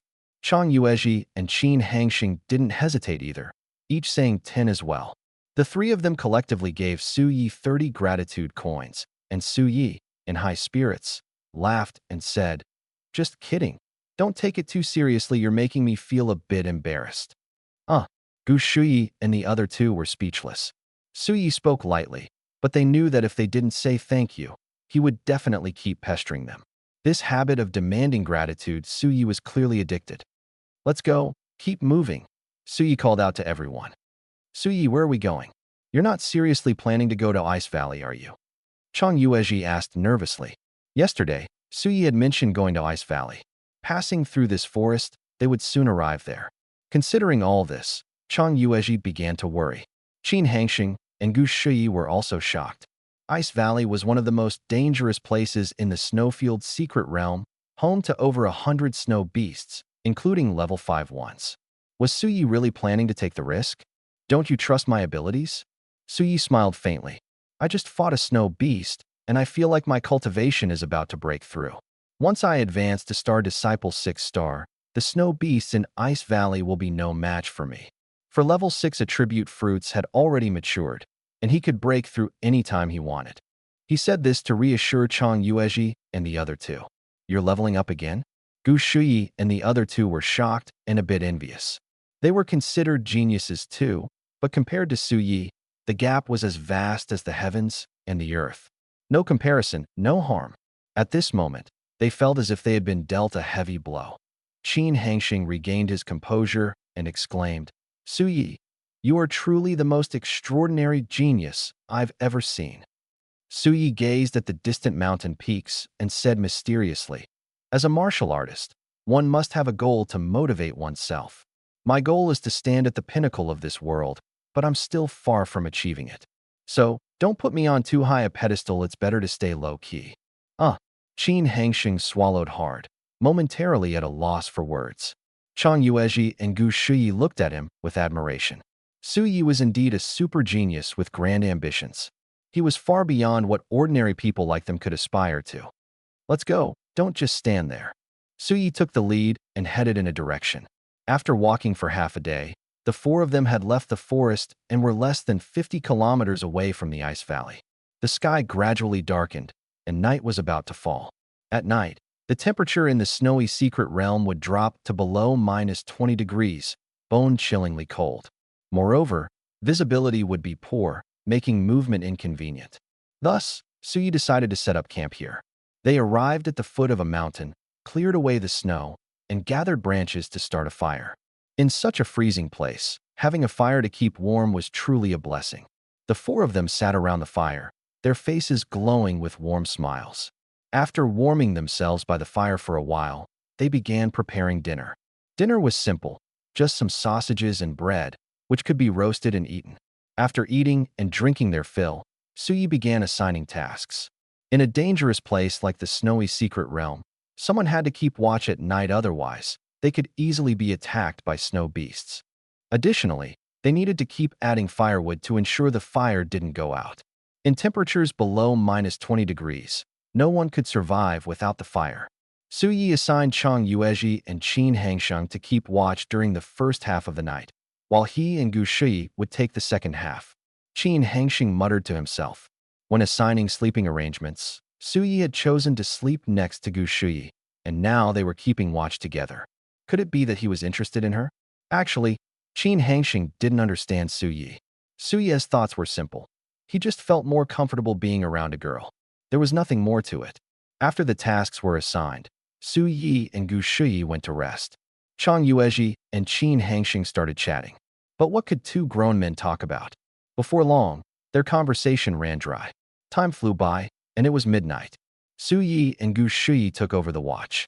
After a moment of silence, Gu Shui suddenly spoke. Su Yi, do you like Zhong Pingjun? Su Yi was slightly taken aback. The question came out of nowhere, leaving him a bit puzzled. No, I don't, Su Yi answered straightforwardly. Zhong Pingjun was indeed beautiful, but liking someone couldn't be based solely on appearance. After all, he wasn't the type to judge people by their looks alone. Gu Shui's eyes flickered as she tentatively asked, Zhong Pingjun has high talent, strong abilities, and she's beautiful. You don't feel anything for her at all. Su Yi shook his head with a bitter smile. There are plenty of beautiful people. If I liked everyone I saw, wouldn't I end up being as useless as Chao Yuan? So, you really don't like Zhong Pingjun. A faint trace of happiness appeared on Gu Shui's face, almost imperceptible. Su Yi keenly noticed her change in expression and furrowed his brows slightly. My goodness, this is not simple. Could it be that Gu Shui, this little girl, has feelings for me? The possibility is high. Otherwise, she wouldn't have shown that expression after learning I don't like Zhong Pingjun. But why would Gu Shui like me? Su Yi thought for a moment and felt it was probably because he was too outstanding. This wasn't boasting, the facts were clear. He had looks, talent, strength, and could sing. Adding it all up, he was practically perfect. So, it made sense that Gu Shui had feelings for him. Su Yi felt a bit troubled. Right now, he was fully focused on cultivation, with no time or interest in romance. If Gu Shui truly had feelings for him, what should he do? Su Yi, what are you thinking about? Gu Shui noticed his dazed expression and asked softly. I'm thinking about this assessment, Su Yi casually replied, then added, why don't you go to sleep? I can keep watch alone. I'm not sleepy, Gu Shui said with a smile. All right. Su Yi nodded, broke off a tree branch, and threw it into the fire. The flames immediately leapt up, crackling loudly. After that, Su Yi remained silent, staring at the fire and occasionally tossing in more branches. Gu Shui also stayed quiet, resting her chin on her hands and watching him quietly. Under the firelight, her delicate face was flushed, making her look especially captivating. Time passed bit by bit, and the sky gradually lightened. Suddenly, the sound of intense fighting came from not far away. Su Yi's heart tightened as he turned to look into the distance. In the forest several hundred meters away, a lightning bolt as long as 10 feet descended from the sky, colliding with a fireball the size of a basin. The deafening roar shook the earth, and the surrounding trees were affected, falling in patches. Seeing this scene, Su Yi felt puzzled. The fighters were definitely human martial artists, as the lightning and fireball were clearly star techniques released by martial souls, and the snow beasts in the Snowfield secret realm didn't possess martial souls. But he couldn't understand this secret realm was meant for training, so who would be fighting here? Chang Yuezhi and Qin Hangsheng were also awakened by the commotion. Su Yi, what's going on? Who's fighting? Chang Yuezhi asked with a serious expression. I'm not sure either, Su Yi shook his head. This place isn't safe, we need to leave quickly. Judging by the level of destruction, the fighters were likely strong star warriors. They were definitely not people to provoke. Gu Shui and the others agreed, quickly packing up and leaving the area. An hour later, as they approached the ice valley, the group suddenly noticed a middle-aged man lying under a snow pile not far ahead, his body completely charred. Could he be one of the fighters from earlier? Su Yi wondered. The man was likely struck by a lightning-based star technique, which would explain his condition. One of the fighters earlier had indeed used lightning-based star techniques. He's still alive, Chang Yuezhi reminded. Su Yi squinted and saw the middle-aged man struggling to open his eyes, seemingly pleading for help. Should we help him? Gu Shui asked. Not knowing the man's identity, helping him recklessly could be dangerous. What if he was a bad person? but seeing his pitiful state made it hard not to feel sympathy. Suyi hesitated briefly before saying, "You all wait here, I'll go take a look." The man was severely injured, likely hanging on by a thread. Even if he was a star warrior, there was no need to worry. "Suyi, be careful," Gu Shuyi reminded. Suyi nodded and quickly walked over. The middle-aged man glanced at him and pleaded, "Young man, help me." Suyi squinted and asked, "Who are you?" Without knowing his identity, Suyi wouldn't help easily. "You don't have the right to know my identity." The middle-aged man coughed lightly and said, "I asked for your help, actually to save you." Suyi frowned. "Explain." The middle-aged man took a deep breath and said urgently, "An expert from the Shadow Sect has infiltrated the Snowfield's secret realm. This guy intends to destroy the defensive formation of the Holy Ruins Gate. You must leave here immediately and notify the guards outside. The longer you delay, the more dangerous your lives will be." "What?"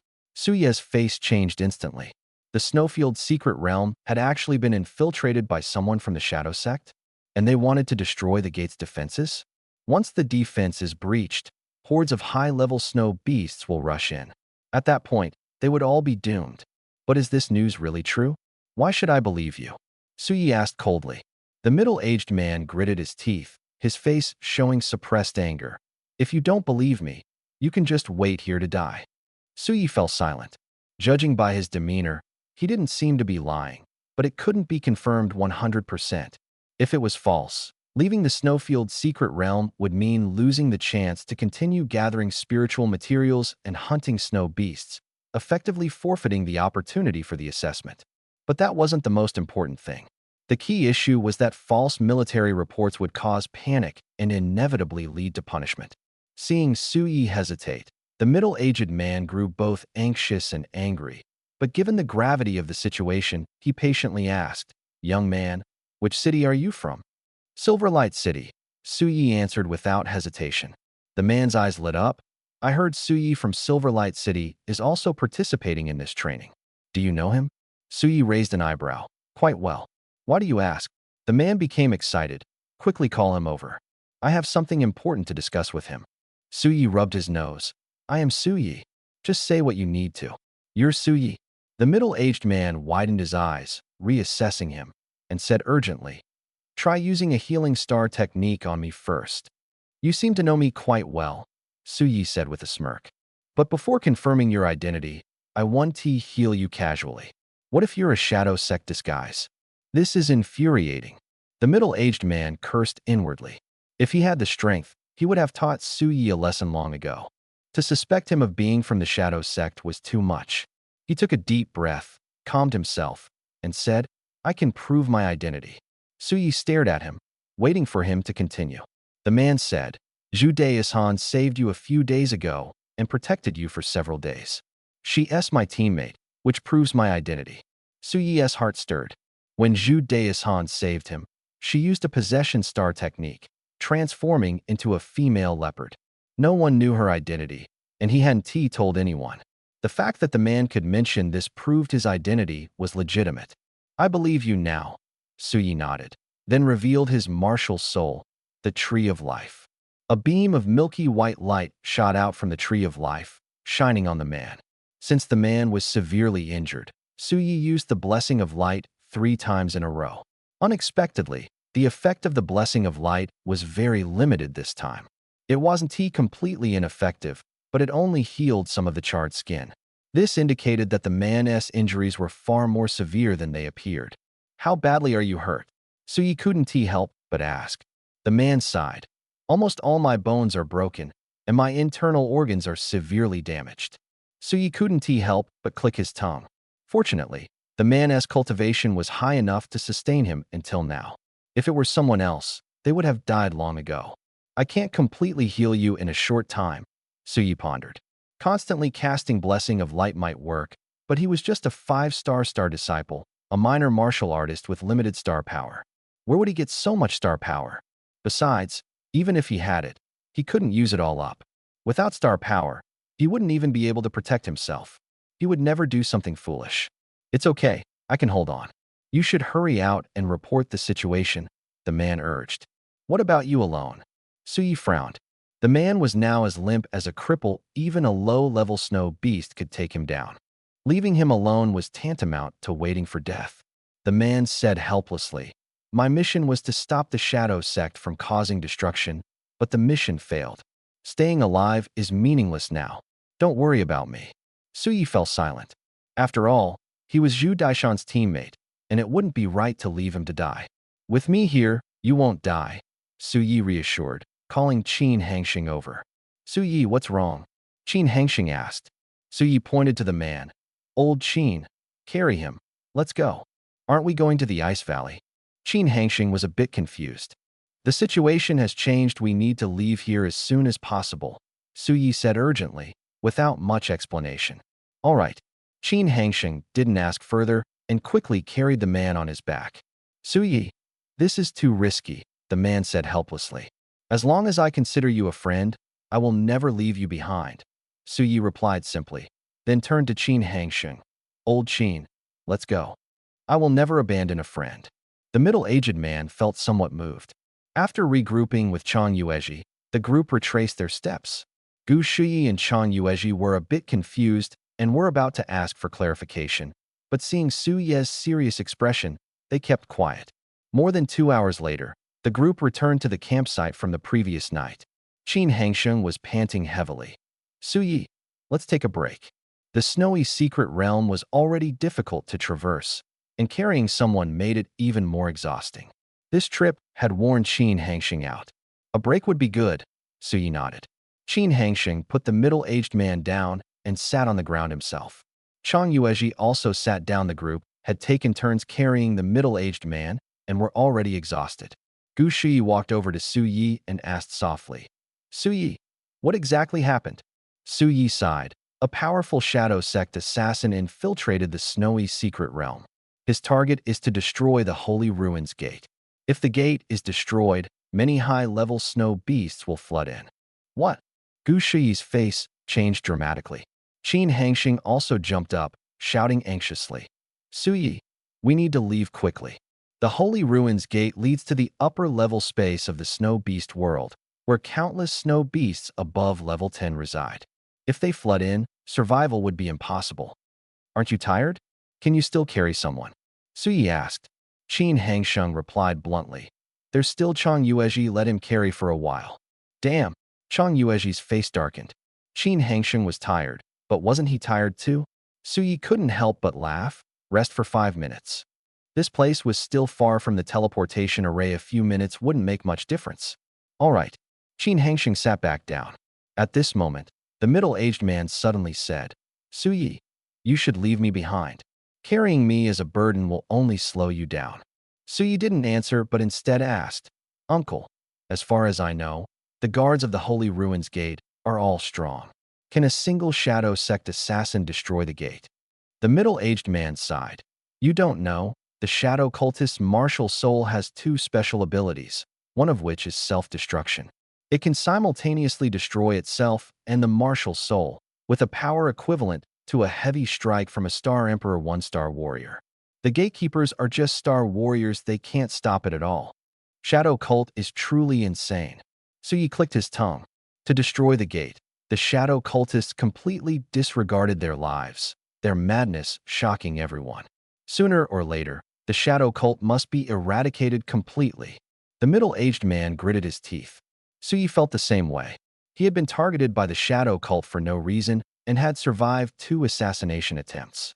Unless the Shadow Cult was eliminated, the hatred in his heart would never be resolved.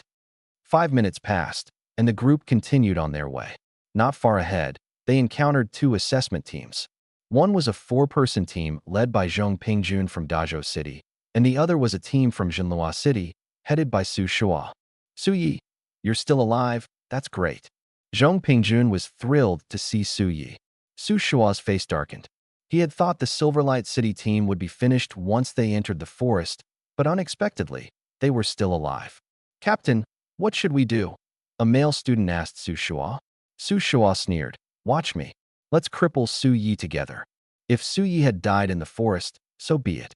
But now that he was alive and had crossed paths with him, Su Shua wouldn't let him go easily. "Understood." The other 3 nodded. Zhong Pingjun, you four come with us, Su Yi said, wasting no time explaining. Huh? Zhong Pingjun and her team were puzzled. Where was Su Yi planning to take them? Chang Yuezhi whispered a reminder. If you want to live, don't ask too much. Just follow us. The four from Dazhou City were even more confused. What exactly was going on? Did I say you could leave? Su Shua snorted coldly, leading his three teammates to block the way. Su Shua, what are you trying to do? Zhong Pingjun frowned. Su Shua smirked playfully. This has nothing to do with you. I'm here for Su Yi. Su Yi is my friend. His business is my business. Zhong Pingjun's attitude was firm, showing no intention of backing down. Gao Hu and the other two exchanged glances and all stood by Zhong Pingjun's side. Although they didn't want to clash with Su Shua, since Zhong Pingjun had stepped forward, they had to support her. So, you're saying you're tired of living? Su Shua's face grew even darker. Zhong Pingjun standing up for Su Yi at this moment indicated their relationship was not ordinary, which Su Shua found intolerable. You may scare others, but you can't scare me. Zhong Pingjun stood her ground. Then don't blame me for being rude.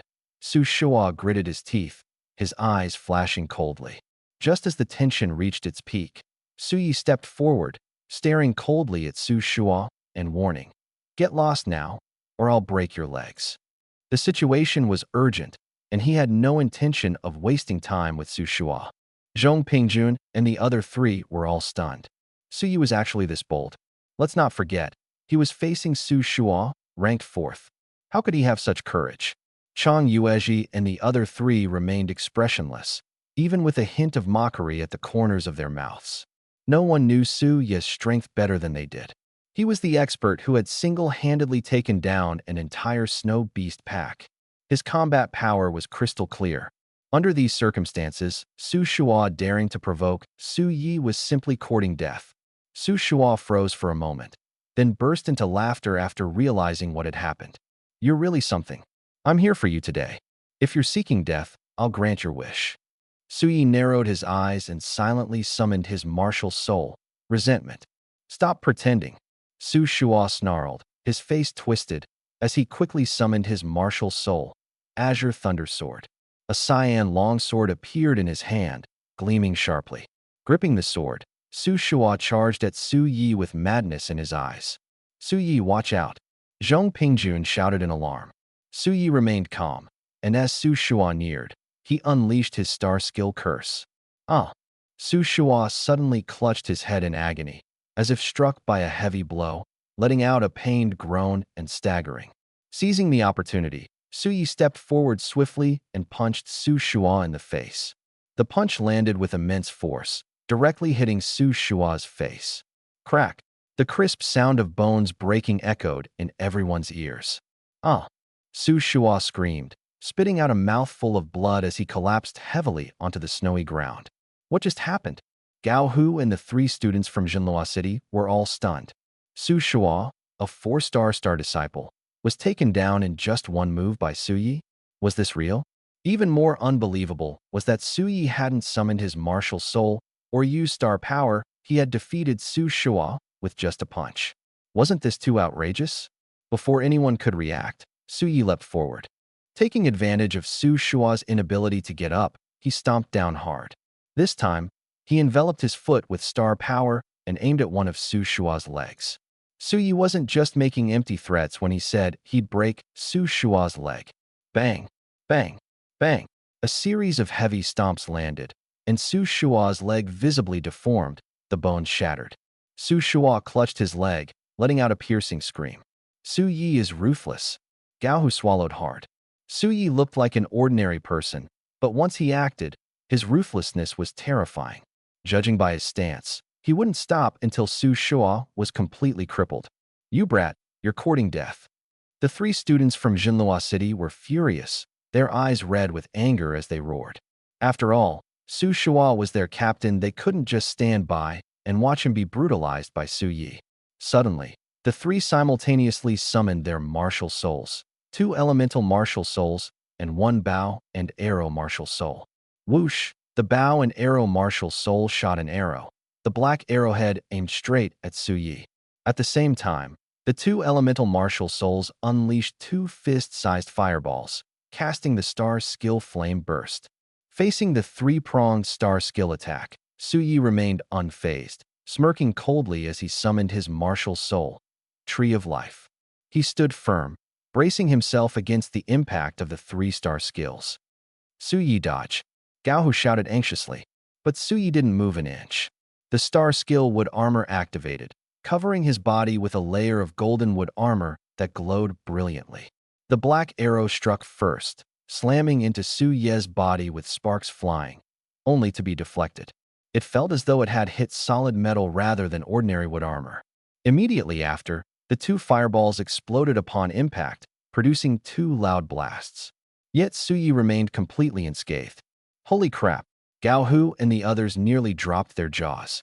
To withstand three-star skills without a scratch, Su Ye's defensive star skill was terrifying. The three students from Jinlua City were dumbfounded. They had used their trump cards, yet they couldn't even breach Su Ye's defense. How could they possibly fight him now? Their hearts were filled with deep fear. At this moment, even Su Shua stopped screaming, staring blankly at Su Yi. Su Ye's strength far exceeded his imagination, leaving him utterly intimidated. Su Yi exhaled lightly, his gaze sweeping over the three students from Jinlua City. Run! Sensing danger, the three turned and fled. After just 2 steps, he was entangled by several golden vines, unable to move. Impossible. Gao Hu was so shocked he couldn't speak. Didn't the martial artist forum say Su Yi only had one healing star technique and was just a support? This misinformation was truly harmful. Su Yi clearly had 3-star techniques, and each one was exceptionally powerful. Calling him a support? He was a complete battle maniac. Zhong Pingjun and the other two were stunned on the spot. Earlier, when Su Yi claimed his combat power was ranked first, they thought he was bragging. Unexpectedly, Su Yi hadn't exaggerated at all. His strength was truly this formidable. After restraining the 3 students from Jinlua City, Su Yi strode forward. Su Yi, what are you trying to do? One of the students asked in a trembling, terrified voice. Nothing much, just making sure you learn a lesson. Su Yi sneered and unleashed a flurry of punches on the student. After more than a dozen punches, the student's face was swollen, and he passed out directly. The other 2 students were so scared they wet their pants and quickly begged for mercy. Su Yi, we were wrong. Please stop hitting us, we beg you. Su Yi sternly reprimanded. A team advances and retreats together. How could you try to escape while your teammates were being beaten? What? The 2 were dumbfounded. This reasoning sounded so bizarre. Hold on for a bit, and I'll go easy on you, Su Yi said with a smile, slowly approaching them. Noah. Miserable screams echoed once again. After teaching the 3 a lesson, Su Yi called out, "Let's go." Chang Yuezhi and the other 2 followed closely behind. Gao Hu and his group hesitated for a moment, but eventually followed as well. Gao Hu hurried to catch up with Su Yi and asked, Su Yi, what exactly happened? I'll explain later, Su Yi replied with a serious expression. The most important thing now was to keep moving. There would be time to talk during a break. All right, Gao Hu said, not pressing further, and silently followed. They hadn't gone far when a series of screams came from behind. The snow beasts are coming. Zhong Pingjuan's face turned pale. The Jinlua City team is doomed. Gao Hu sighed. The snow beasts were undoubtedly attracted by the noise of the earlier fight, and their target was Su Shua's group. Even under normal circumstances, a small team would struggle to fend off a pack of snow beasts, let alone when all 4 members had been severely injured by Su Yi. Their fate was predictable. Sure enough, it wasn't long before Su Shua and his group's screams echoed. Hearing the commotion, a cold smile appeared on Su Ye's lips. Su Shua and his group had brought this upon themselves. They deserved their fate. After running for 2 hours, the group entered the forest they had passed through earlier. Su Yi signaled for a rest. I'm exhausted, Gao Hu complained. Because of his strong physique, he had carried the middle-aged man the longest and was utterly worn out. Better tired than dead, Qin Hangxing said meaningfully. What do you mean? Gao Hu asked, puzzled. Qin Hangxing didn't answer, instead looking at Su Yi. Whether to reveal the Shadow Sect's sabotage was up to Su Yi. Stop being so cryptic, Gao Hu snorted and turned to Su Yi. What's going on? Su Yi didn't hold back and explained everything he knew in detail. After hearing it all, Gao Hu and the others' faces turned pale. They felt a deep sense of unease. They were fortunate to have encountered Su Yi. If the Sacred Ruins Gate had been destroyed, everyone trapped in the Snowfield Secret Realm would have been doomed. Gao Hu's voice trembled as he said, Su Yi, we've rested enough. Let's hurry and leave. Knowing the truth, he couldn't wait to escape the Snowfield Secret Realm. Su Yi smiled. Don't rush. We're at most half a day's journey from the teleportation gate. Even if the Sacred Ruins Gate is destroyed, there's still enough time to get out. That's good. Gao Hu let out a sigh of relief. After a short rest, the group set off again. Over 3 hours later, they finally emerged from the forest. The teleportation portal was only a few kilometers away, meaning they would soon leave the Snowfield Secret Realm. Push on, Su Yi shouted, quickening his pace toward the portal. The group, energized, followed closely behind him. When they were less than 500 meters from the portal, a nearby team suddenly rushed past them. Su Yi felt something was off. It was only the second day of the Secret Realm training, and logically, all participating teams should still be out gathering spiritual materials or hunting snow beasts. Why was this team heading straight here? Could it be that they had also heard about the Shadow Sect's sabotage? Zhong Pingjun suddenly reminded them. It's the Sankai City team. The group became alert. The Sankai City team included Xiong Qiongzhou, ranked 2nd, and Lu Hua, ranked 3rd, making them the strongest of the 10 teams and a force to be wary of.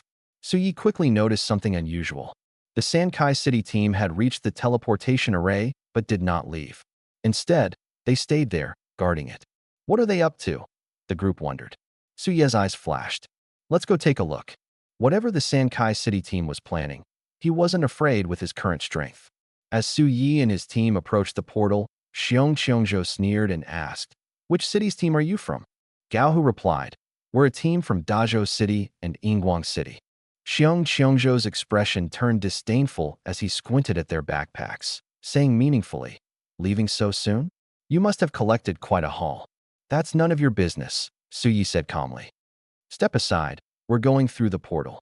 Lu Hua sneered maliciously. You think you can just go through? Did you ask for our permission? Su Yi frowned slightly. What do you mean? Xiong Qiongzhou chuckled darkly. If you want to pass through here, you need to pay a toll. Leave your backpacks behind, and then you can leave in peace. You want to rob us? Gao Hu was furious.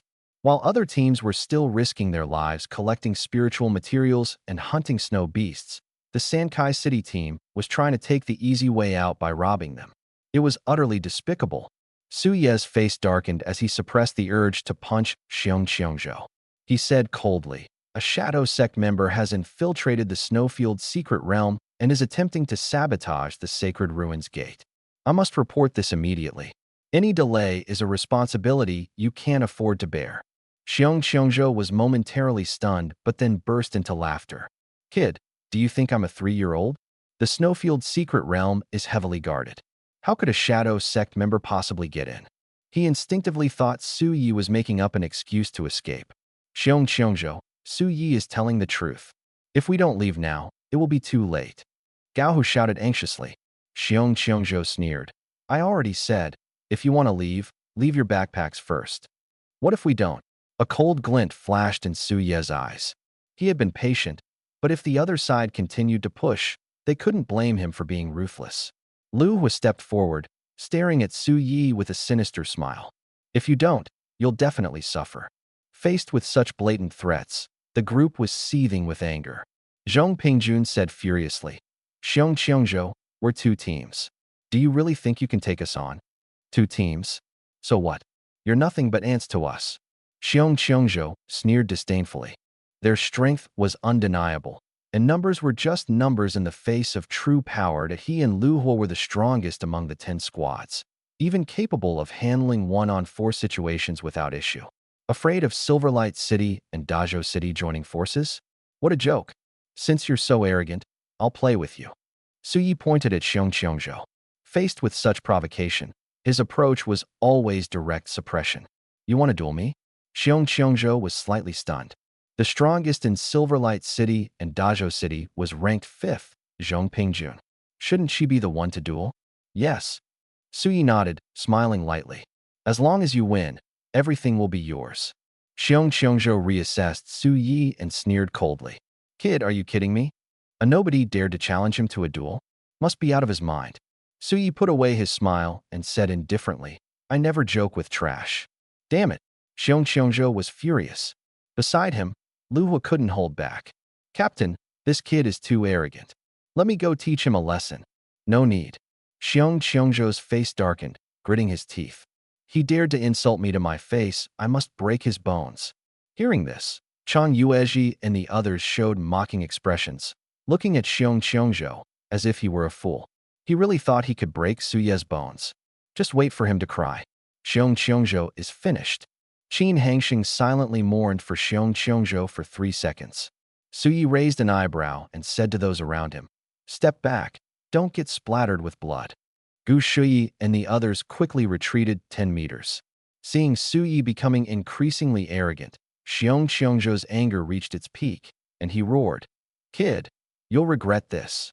With that, he manifested his martial soul, Bell Drum. Bell Drum looked like an ordinary large drum, just bigger. Su Yi glanced at him and then manifested his martial soul, Tree of Life. He beckoned Xiong Qiongzhou with his finger, making a provocative gesture. Courting death, Xiong Qiongzhou roared. His martial soul trembled, and a drumbeat sounded.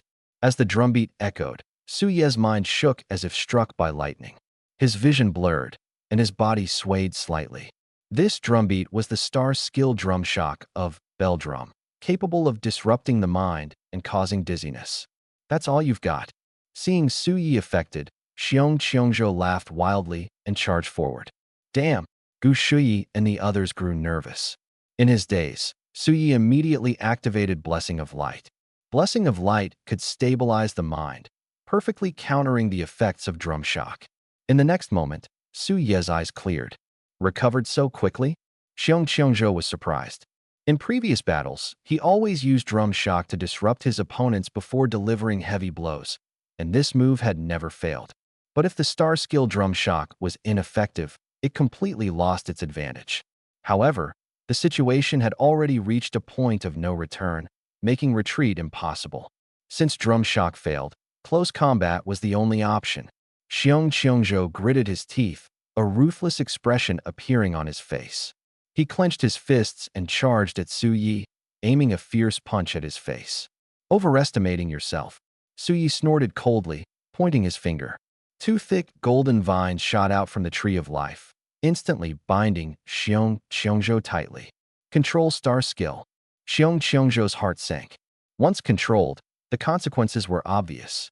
But he wouldn't sit idly by. He immediately unleashed star power, repeatedly striking the golden vines.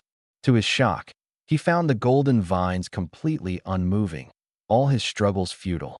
This. Xiong Qiongzhou was dumbfounded. Su Yi stepped forward and delivered a punch straight to Xiong Qiongzhou's face. Bang! A muffled sound echoed. Xiong Qiongzhou was hit so hard that stars danced before his eyes, his head spun, and blood seeped from the corner of his mouth. Beautiful hit. Qin Hangxing and Chang Yuezhi cheered loudly. Gao Hu and the others were utterly shocked. They had long known of Su Ye's strength, but they never expected him to be this powerful. Even Xiong Qiongzhou, ranked second, was effortlessly crushed by him. It was simply unbelievable. Courting death, Lu Hua froze for a moment, then roared in fury. He would never stand by and watch Xiong Qiongzhou get beaten. He immediately unleashed his martial soul, Thunderlight. A basketball-sized blue orb of light floated in front of him. With a flash of blue light, a lightning beam shot out fiercely, heading straight for Su Yi. Despicable. Su Yi, watch out. Chang Yuezhi and the others were furious. It was supposed to be a one-on-one fight, yet Lu Hua launched a sneak attack. Truly shameless. Su Yi's pupils contracted. As the lightning beam approached, he willed it, and a layer of wooden armor instantly appeared on his body. Bang! The lightning beam struck the wooden armor and exploded. Su Yi only felt a momentary numbness throughout his body, but quickly recovered. He can actually ignore a star technique attack? Lu Hua's eyes widened in shock, nearly scaring him senseless. The powerful thunder strike he had just used was a high-level star technique. A normal person hit by it would at least be severely injured. Yet Su Yi was completely unharmed. His strength was terrifying. After blocking the sneak attack, Su Yi suddenly turned around, his eyes filled with murderous intent as he stared at Lu Hua. Lu Hua's heart raced, and he instinctively stepped back.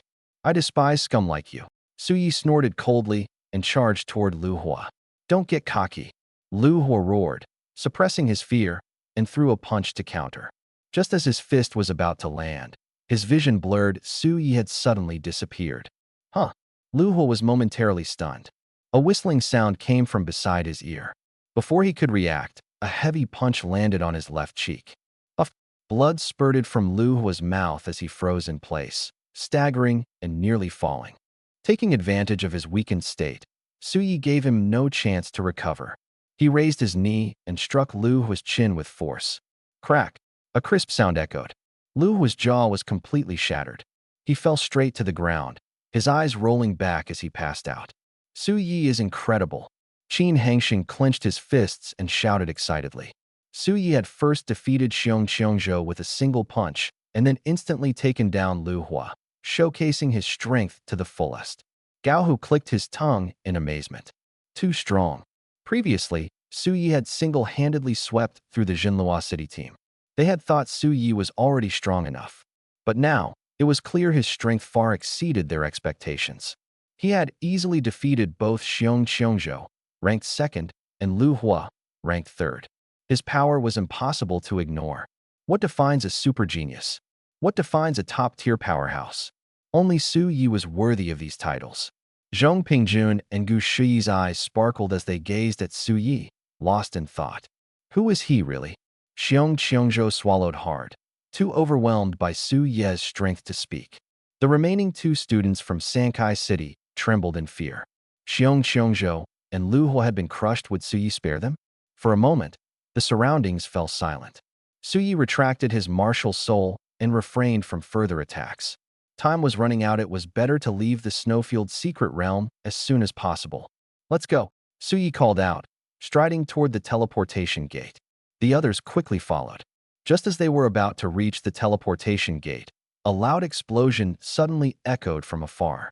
The deafening sound made everyone's ears buzz. The entire snowfield secret realm shook violently, as if an earthquake had struck. What's happening? Everyone was terrified. The defensive array of the Sacred Ruins Gate has been destroyed.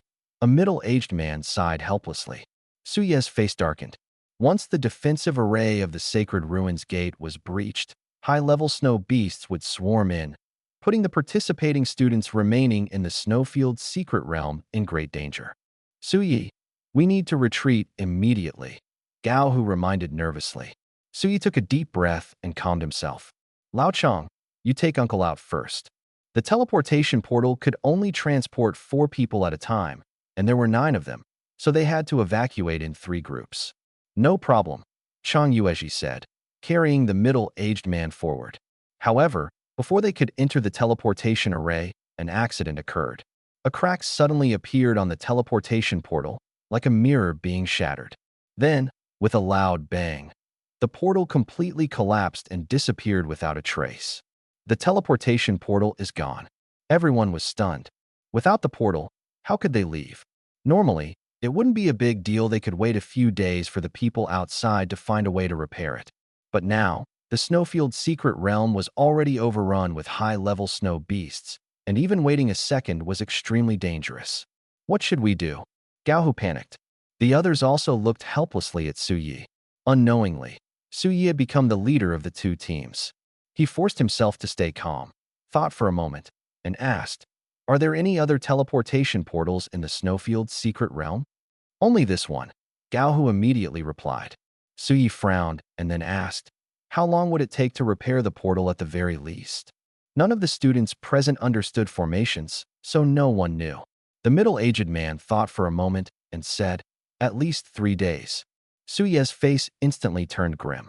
3 days was more than enough time for the snow beasts to turn the entire secret realm upside down. Would they even have a chance to survive? Everyone's hearts tightened, filled with anxiety. We can't just sit here and wait to die. Su Yi squinted his eyes, his mind racing.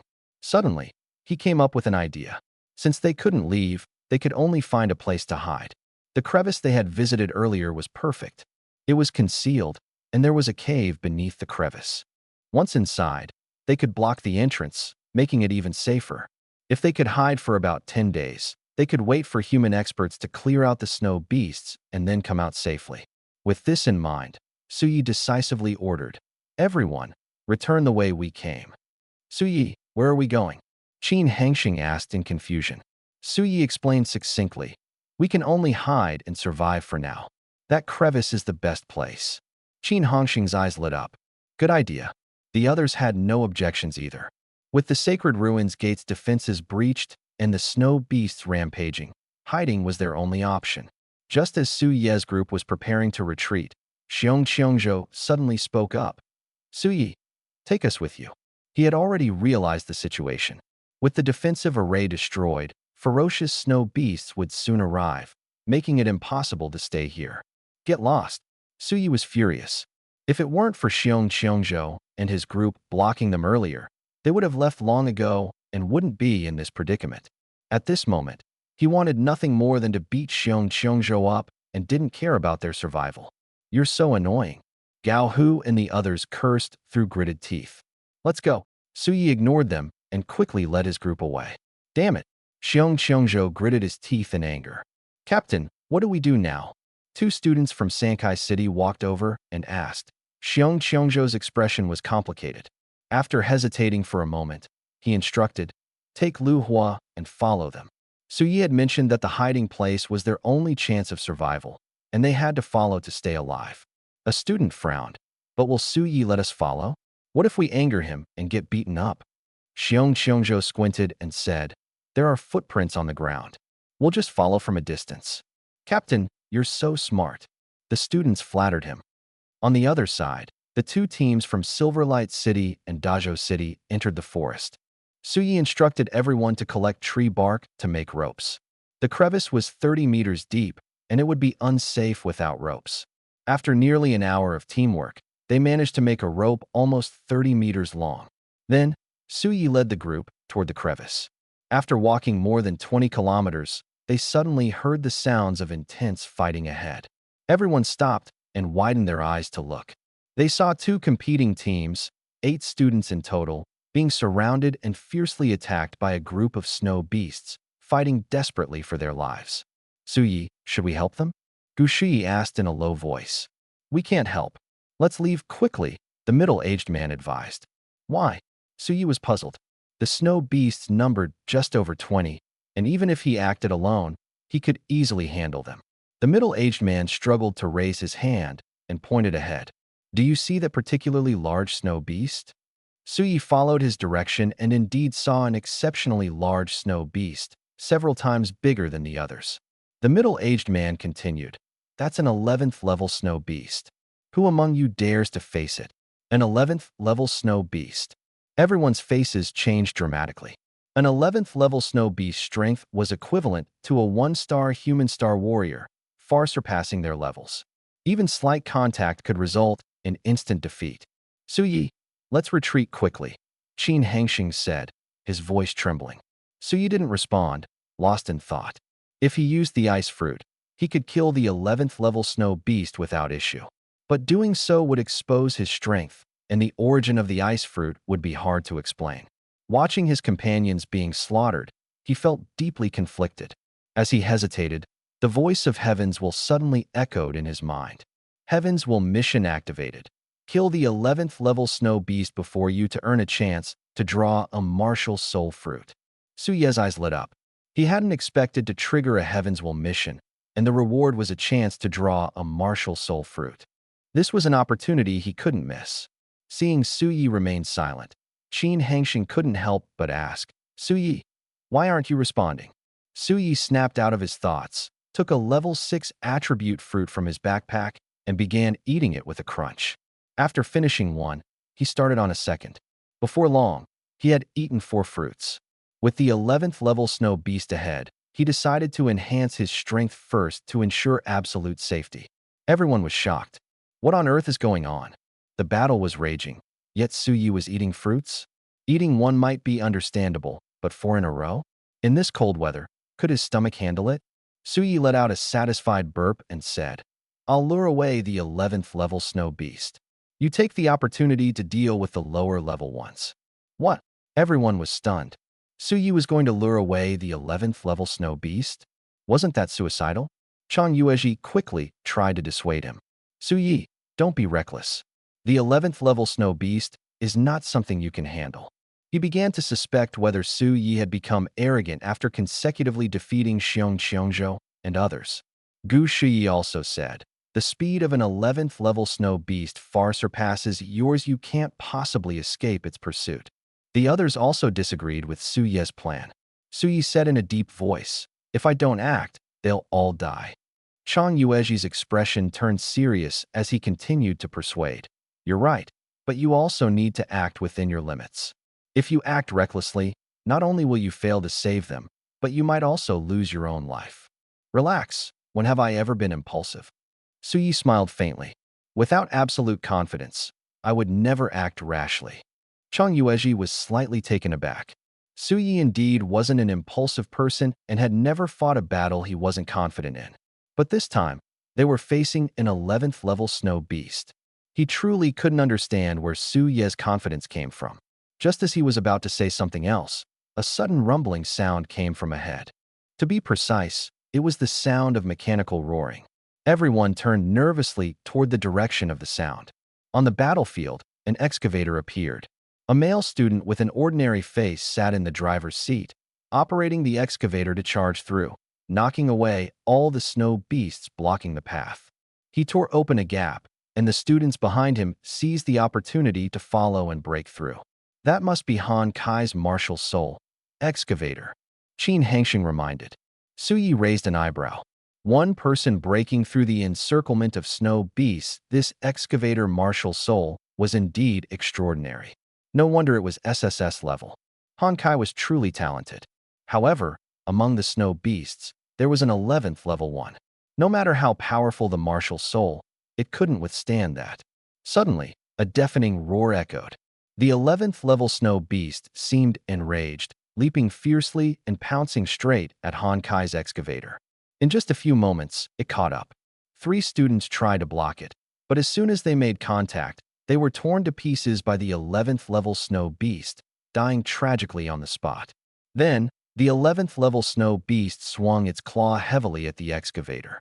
With a loud bang, the excavator shook violently, shattering instantly and disappearing without a trace. Han Kai, who was in the driver's seat, fell to the ground, spitting out a mouthful of blood as his aura weakened rapidly. Clearly, he had suffered a severe injury.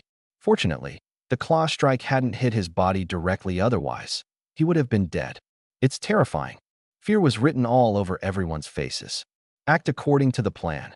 Su Yi shouted in a low voice, quickly rushing forward.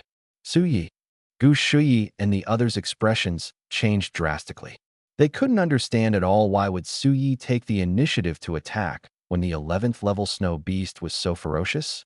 After destroying Han Kai's excavator martial soul, the 11th level snow beast defeated 2 more students in succession. By now, only 3 students, including Han Kai, were left. Just when they thought they were doomed, Su Yi suddenly charged forward, holding a massive ice crystal mushroom in his hand, shouting at the 11th level snow beast. He had taken out the large ice crystal mushroom specifically to attract the 11th level snow beast's attention. Didn't snow beasts love ice crystal mushrooms the most? As long as he ran with this large ice crystal mushroom, the 11th level snow beast would undoubtedly chase him relentlessly. Once out of everyone's sight, Su Yi could focus on dealing with the snow beast. The 11th level snow beast paused slightly, turning its gaze towards Su Yi. When it saw the large ice crystal mushroom in Su Ye's hand, a fiery gleam suddenly flashed in its blood-red eyes. Su Ye's heart stirred, and he immediately turned and ran. Roar! The 11th level snow beast roared furiously, chasing after him closely. Both the man and the beast moved at incredible speed, disappearing from everyone's sight in the blink of an eye. What should we do? Qin Hangxing asked in confusion. Zhong Pingjun gritted her teeth and said, follow Su Ye's lead. Hunt the snow beast. Kill. Gao Hu took the lead, charging toward the snow beast. On the other side, Su Yi kept running, and just as the level 11 snow beast was about to catch up to him, 4 figures suddenly appeared ahead. It was Xiong Qiongzhou, and his 3 teammates from the Sankai City squad. Heh. Su Yi sneered coldly and headed straight for the 4. He had already formed a grudge with Xiong Qiongzhou's group, and leaving them alive would only bring trouble. Su Yi had long harbored the intent to kill them, but due to their numbers and the presence of witnesses, he hadn't dared to act. Now, with the help of the level 11 Snow Beast, it was the perfect opportunity to eliminate these 4. At the same time, Xiong Qiongzhou and his team noticed Su Yi and were even more alarmed to see the Snow Beast chasing behind him. Judging by the star energy fluctuations emanating from the Snow Beast, it was clearly a level 10 or higher Snow Beast. Damn it! Xiong Qiongzhou's face turned pale as he shouted, "Run!" A Snow Beast above level 10 was equivalent in strength to a human Star Warrior, far beyond what they, as Star Disciples, could contend with. If caught, it would mean certain death. Lu Hua and the other 3 didn't hesitate and turned to flee. But Su Ye's goal was to eliminate Xiong Qiongzhou's group, and he wouldn't let them escape. Before long, Su Yi caught up with them and deliberately approached Xiong Qiongzhou. "Get lost!" Xiong Qiongzhou shouted in panic and anger. Su Ye's actions clearly aimed to bring disaster upon them. With a cold smile on his lips, Su Yi suddenly accelerated, overtaking Xiong Qiongzhou. The level 11 Snow Beast instinctively mistook Xiong Qiongzhou for Su Ye's companion and struck him with a powerful blow. Xiong Qiongzhou had no time to react. His head was hit, and he died instantly. Seeing this, Lu Hua and the other 3 were terrified out of their wits and fled with all their might. But once Su Yi had set his sights on a target, their fate was already sealed. Using the same method, Su Yi successively lured and killed Lu Hua and the other 3. At this point, he decided not to run anymore. The level 11 Snow Beast didn't immediately attack Su Yi, but instead fixed its gaze on the large ice crystal mushroom in his hand. "You can't take this," Su Yi sneered coldly. After smashing the ice crystal mushroom with Hankai's excavator martial soul, the level 11 Snow Beast struck down 2 more students. Now, only 3 people, including Hankai, were still alive. Just when everyone thought they were doomed, Su Yi rushed forward, holding a large ice crystal mushroom, and roared at the level 11 Snow Beast. Beast! He had taken out the large ice crystal mushroom to attract the Snow Beast's attention. Snow Beasts loved ice crystal mushrooms. As long as he carried this large ice crystal mushroom and ran, the level 11 Snow Beast would undoubtedly chase him relentlessly. Once he reached a place where no one could see, he could focus on dealing with the Snow Beast. The level 11 Snow Beast hesitated for a moment, then turned its gaze to Su Yi. Seeing the large ice crystal mushroom in his hand, the beast's scarlet eyes instantly lit up with a fiery glow. Su Ye's heart stirred, and he immediately turned to flee. Roar! The level 11 Snow Beast roared furiously and gave chase. Both man and beast moved at incredible speed, disappearing from everyone's sight in the blink of an eye. "What should we do?" Qin Hengxing asked in confusion. Zhong Pingjun gritted her teeth and said, "Follow Su Ye's lead. Hunt the Snow Beast. Kill." Gao Hu took the lead, charging toward the Snow Beast. On the other side, Su Yi ran for a while. Just as the level 11 Snow Beast was about to catch up, he suddenly saw 4 people ahead: Xiong Qiongzhou and the other 3 from the Sankai City team. Heh! Su Yi sneered and headed straight for the 4. He had long been at odds with Xiong Qiongzhou, and his group, keeping them alive, was a threat. He had wanted to kill them before, but it was difficult to act with so many eyes around. Now, he could use the level 11 Snow Beast to deal with these 4 nuisances. At the same time, Xiong Qiongzhou and the others noticed Su Yi and also saw the Snow Beast chasing behind him. Judging from the star power fluctuations emanating from the Snow Beast, it was a level 10 or higher creature. Damn it! Xiong Qiongzhou's face turned pale as he shouted, "Run!" A Snow Beast above level 10 was comparable to a human Star Warrior, and those in the Star Disciple stage were no match for it. If caught, death was certain. Lu Hua and the other 2 didn't hesitate and turned to flee. But Su Ye's goal was to eliminate Xiong Qiongzhou and his group, so he naturally wouldn't let them escape. Before long, Su Yi caught up with them and deliberately got close to Xiong Qiongzhou. "Get lost!" Xiong Qiongzhou was both shocked and furious. Su Ye's actions clearly aimed to shift the trouble onto them. With a cold smile, Su Yi suddenly accelerated, overtaking Xiong Qiongzhou. The pursuing level 11 snow beast instinctively assumed Xiong Qiongzhou was Su Ye's accomplice and swiped at him. Caught off guard, Xiong Qiongzhou's head was struck, killing him instantly.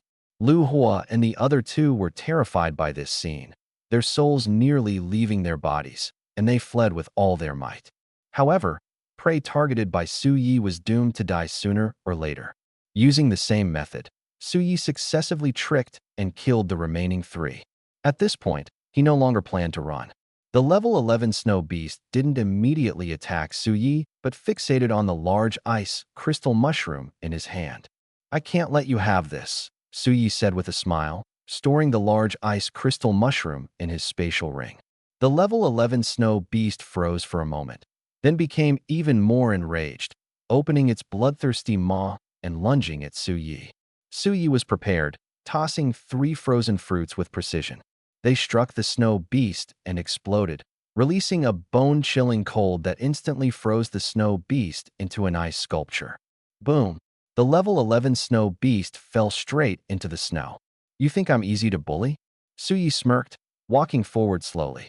Now that the level 11 snow beast was immobilized, the next step was to kill it. Where should I strike? Su Yi pondered. The body of a level 11 snow beast was extremely tough, so he needed to find a weak spot. Suddenly, an idea struck him.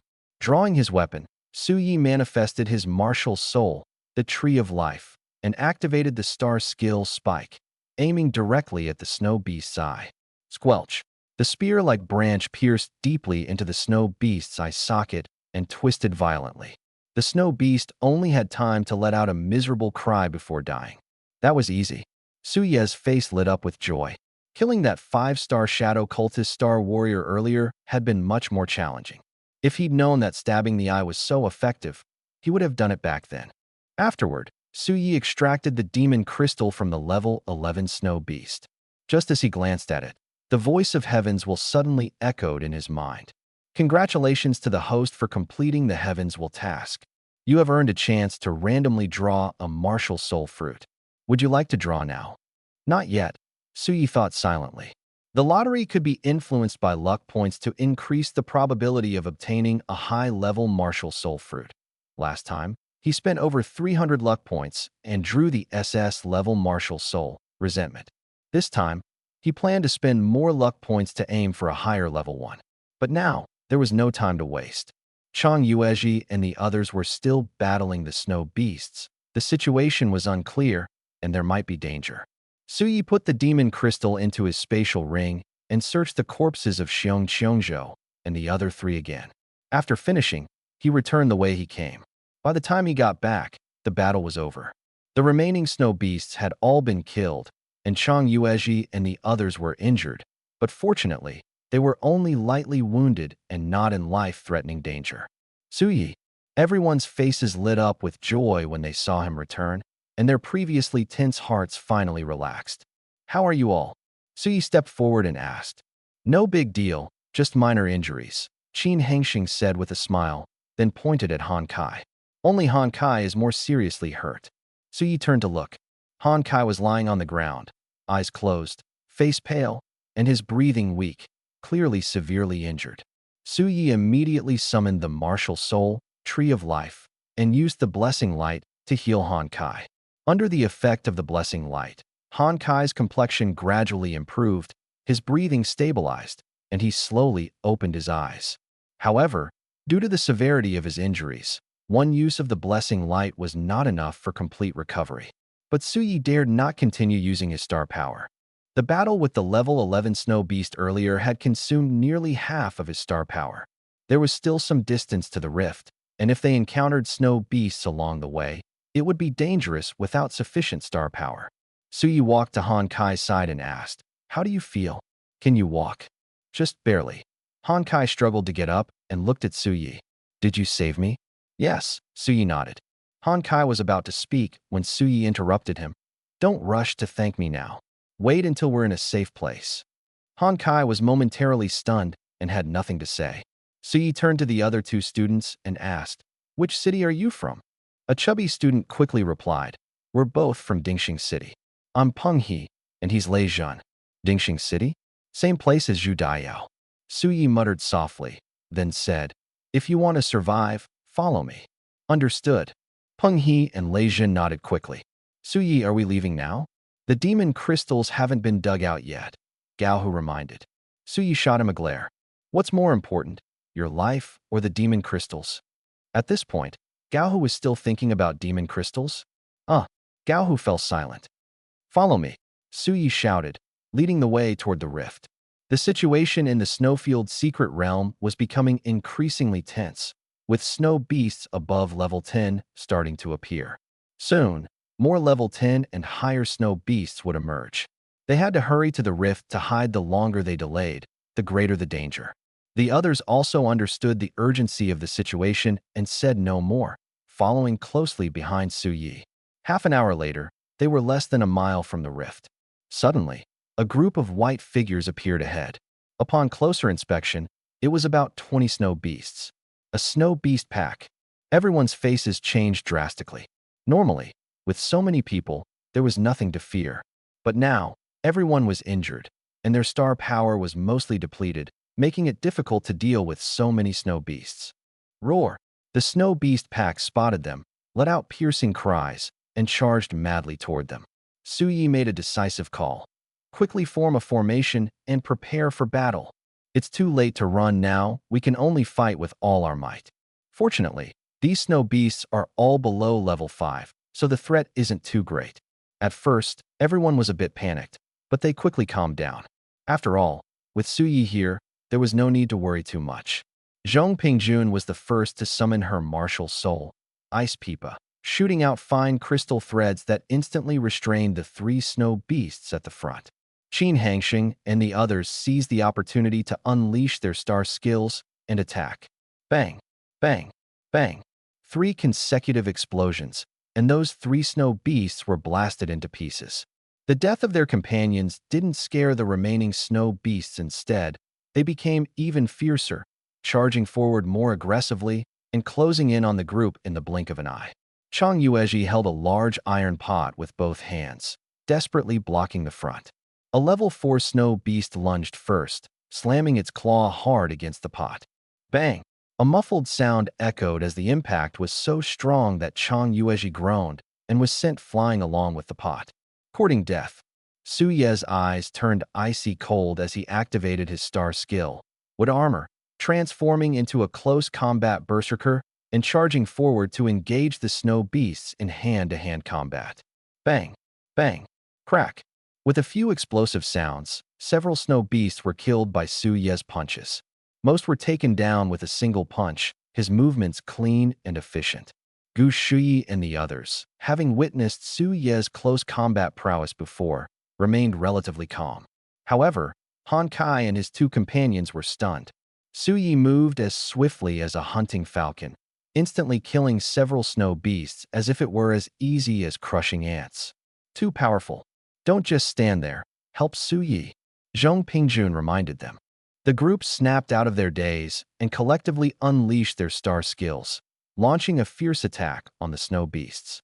With Su Yi, the powerhouse, holding the front line, it was the perfect opportunity to hunt the snow beasts. In less than 3 minutes, more than 20 snow beasts were all eliminated. Su Yi took a deep breath and instructed, "Take a few snow beast corpses and retreat quickly."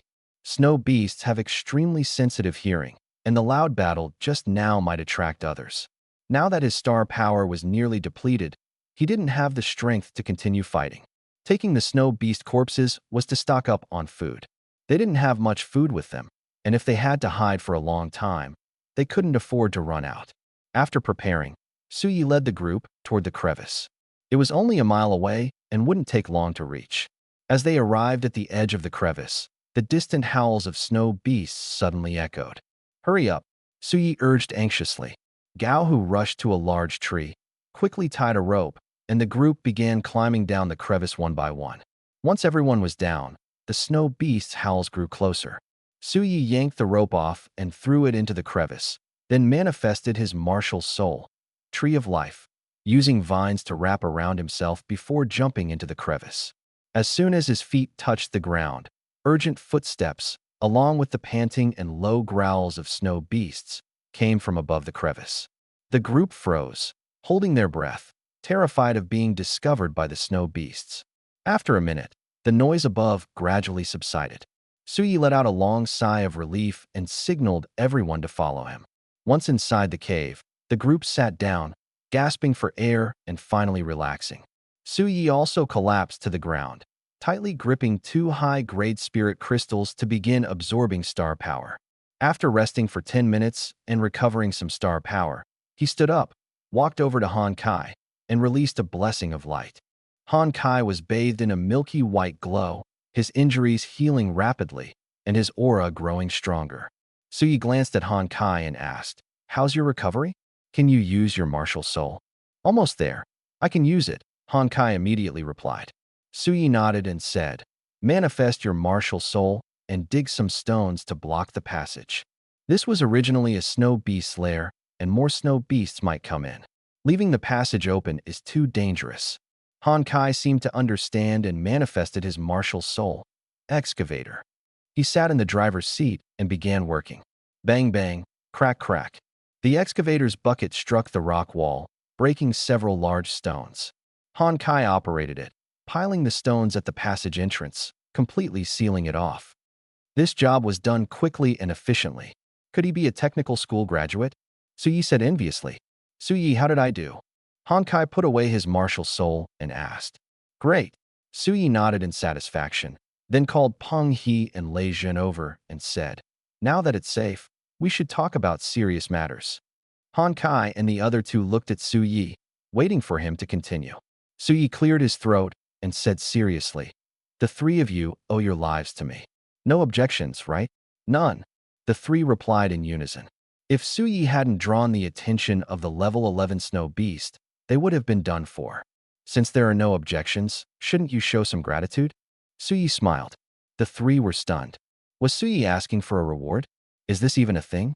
Suyi said meaningfully, "To save you. I was almost taken out by the level 11 snow beast. I also spent quite a few high-grade spirit crystals, which was a big loss. Without spirit crystals to replenish my star power, I won't be able to save you next time."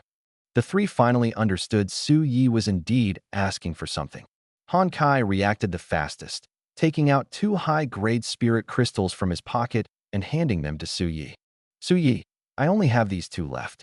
They're all yours. Is this appropriate?" Suyi pinched his nose, pretending to feel a bit embarrassed. Han Kai smiled bitterly. "This is just a token of my appreciation. You must accept it." Suyi was clearly asking for spirit crystals, so why pretend? But regardless, Suyi had saved him and even helped him recover from his injuries. It was only right to give something in return. "Old Han, you're so thoughtful," Suyi praised, then turned to look at Peng He and Lei Zhen. They hesitated briefly before each taking out a high-grade spirit crystal and handing it over. Suyi accepted the 4 spirit crystals, feeling great.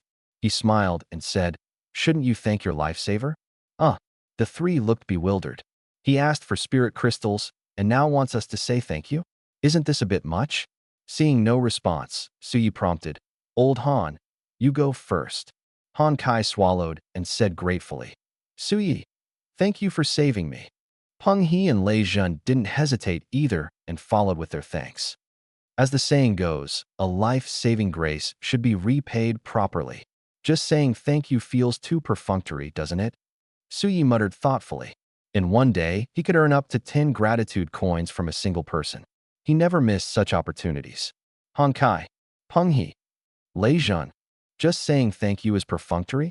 How many times do we have to say it to be sincere? What kind of logic is this? Is there something wrong with his head? Suyi glanced at the three and said calmly, "Say it 9 more times. Then I'll feel it's worth it."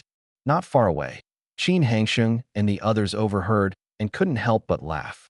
They had also been asked for gratitude by Suyi before and knew the feeling all too well. All right. Although Han Kai was speechless, he still began expressing his thanks, saying thank you 9 more times in a row. With 9 gratitude coins in hand, Suyi's lips curled into a slight smile. Peng He also followed with thanks, saying 9 thank yous as well. Another 9 gratitude coins were credited, and Suyi's smile grew even brighter. Lei Zhen had no choice but to say 9 thank yous too. However, this time, Suyi only received 3 gratitude coins. This indicated that 6 of Lei Zhan's thank yous were insincere just to fool him. Su Ye's face immediately darkened, and he stared at Lei Zhan intently. Lei Zhan, feeling a chill down his spine under the gaze, looked utterly confused. After Han Kai and Peng He finished their thanks, Su Yi was all smiles. So why did his mood change when it came to Lei Zhan? What went wrong? Lei Zhan sensed something was off and timidly asked, Su Yi, what's wrong? Useless. Su Yi snorted coldly and turned to walk toward Gao Hu and the others. Lei Zhan was stunned. What just happened? How did he offend Su Yi? He was scolded out of nowhere. Could reasoning help? Han Kai and Peng He were equally puzzled, but cast sympathetic glances at Lei Zhan. To be scolded for no apparent reason, Lei Zhan was truly unlucky. When Su Yi reached Gao Hu and the others, he asked softly, Is everyone okay? Su Yi, we're all fine. Zhong Pingjun replied with a smile. Su Yi pursed his lips. As long as you're okay, I can rest easy. It wasn't in vain that I risked my life to save you. Sensing something was off, Gao Hu couldn't help but ask, Su Yi, you're not planning to ask us for something, are you? Su Yi was slightly taken aback. Gao Hu might seem a bit slow, but his instincts were sharp. How could I? Su Yi chuckled. We're friends. Why would I ask you for spirit crystals? That's good. Gao Hu sighed in relief, but he quickly realized something was amiss. If not spirit crystals, Su Yi could ask for gratitude. After spending a few days together, Gao Hu had a general understanding of Su Yi. Su Yi was great in many ways, but he had an extreme obsession with collecting gratitude, almost to a fanatical degree. Gao Hu was willing to bet that Su Yi would definitely target them. Sure enough, just as Gao Hu thought of this, Su Yi said, The gate to the sacred ruins is destroyed, and the Snowfield's secret realm has become the territory of snow beasts. If I hadn't brought you here, no one would have made it out alive. So, don't you think you owe me something? Gao Hu and the others were helpless. What else could they say? Of course, they had to say thank you. It was obvious. Being able to return to reality alive was all thanks to Su Yi, so expressing gratitude was a must. But the key issue was that Su Yi didn't want just one thank you. He wanted 10. This made them somewhat resistant. Zhong Pingjun, don't you have something to say? Su Yi prompted. Zhong Pingjun froze for a second, then smiled and said, Su Yi, thank you. She said, thank you 10 times in one breath. She understood that if she didn't meet Su Ye's demands, he would keep pestering her. Whether she said it sooner or later, she had to say it anyway, so she might as well not provoke him. Received Zhong Pingjuan's sincere gratitude, gratitude coins plus 10. Hearing this, Su Ye's face lit up with a radiant smile again. He turned to Gao Hu and the other two. Your turn. The three sighed deeply in resignation and expressed their thanks to Su Yi one by one. With 40 gratitude coins in hand, Su Yi was satisfied and turned to face Chang Yuezhi and the other two. Qin Hangxing was a bit dumbfounded. Su Yi, we're all on the same team. You're not going to ask us for gratitude too, are you? Su Yi plopped down beside Qin Hangxing and said earnestly, I've risked my life to protect you all. As the team leader, I have no complaints. But you can't take it for granted that would break my heart. The lottery is coming up soon. If I don't save up more gratitude coins to exchange for luck points, how can I draw a high-level martial soul? So, even my own people can't be spared. This guy is so bizarre. Han Kai clicked his tongue. He had never seen Su Yi so crazily demanding gratitude before. Qin Hangxing and the other two were stunned. No matter what was said, it always sounded particularly reasonable coming from Su Ye's mouth. It was truly a bit magical. According to Su Ye's logic, if they didn't say thank you, wouldn't they be ungrateful people? They definitely couldn't be like that. So, the three of them said their thanks together, each saying it 10 times, sincerely, without a hint of perfunctoriness. 30 gratitude coins were successfully obtained. Su Yi raised his eyebrows and began looking for the next target. Seeing Su Ye's gaze turn toward him, the middle-aged man couldn't help but swallow nervously, a sense of unease rising in his heart. Su Yi walked over to him with a smile and asked with concern, Uncle, how's your recovery going? Not bad. The middle-aged man forced a smile and tentatively asked, Su Yi, is there something you need? Su Yi raised an eyebrow. Uncle, you're smart. You should have guessed, right? Is it gratitude coins you want? The middle-aged man asked instinctively.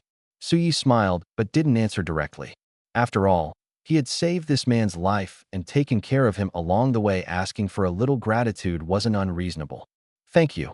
The middle-aged man struggled for a long time before finally saying a single thank you.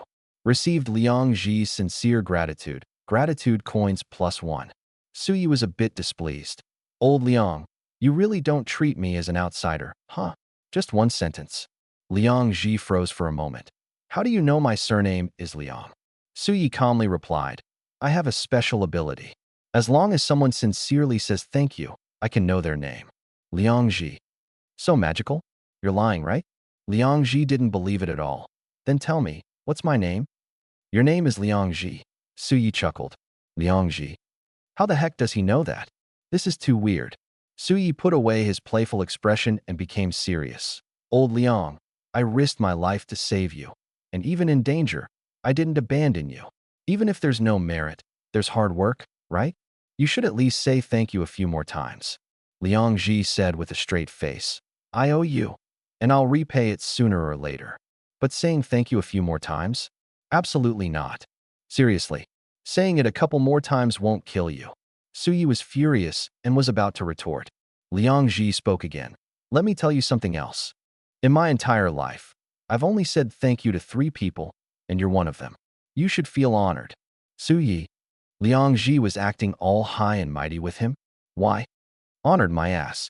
Suyi cursed inwardly, giving up on asking for more gratitude. Liang Ji was truly stubborn, like a stone in a latrine, both smelly and hard. If he kept pushing, he might not even get the little gratitude he had already received. Suyi didn't want to waste any more time, glared at Liang Ji, and turned to leave. After counting the spirit crystals and gratitude coins, he kept 2 high-quality spirit crystals as backup and exchanged the rest for luck points, totaling exactly 1,000 points. I should be able to draw a high-level martial soul now, right? Suyi took a deep breath, opened his mind space, and communicated with the Heavenly Tao. Heavenly Tao, consume 1,000 luck points for the lottery. Heavenly Tao, the lottery begins.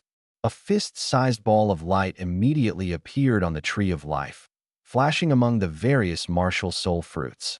10 seconds later, the ball of light stopped on one of the fruits. Suyi stared at the martial soul fruit, and information immediately appeared in his mind.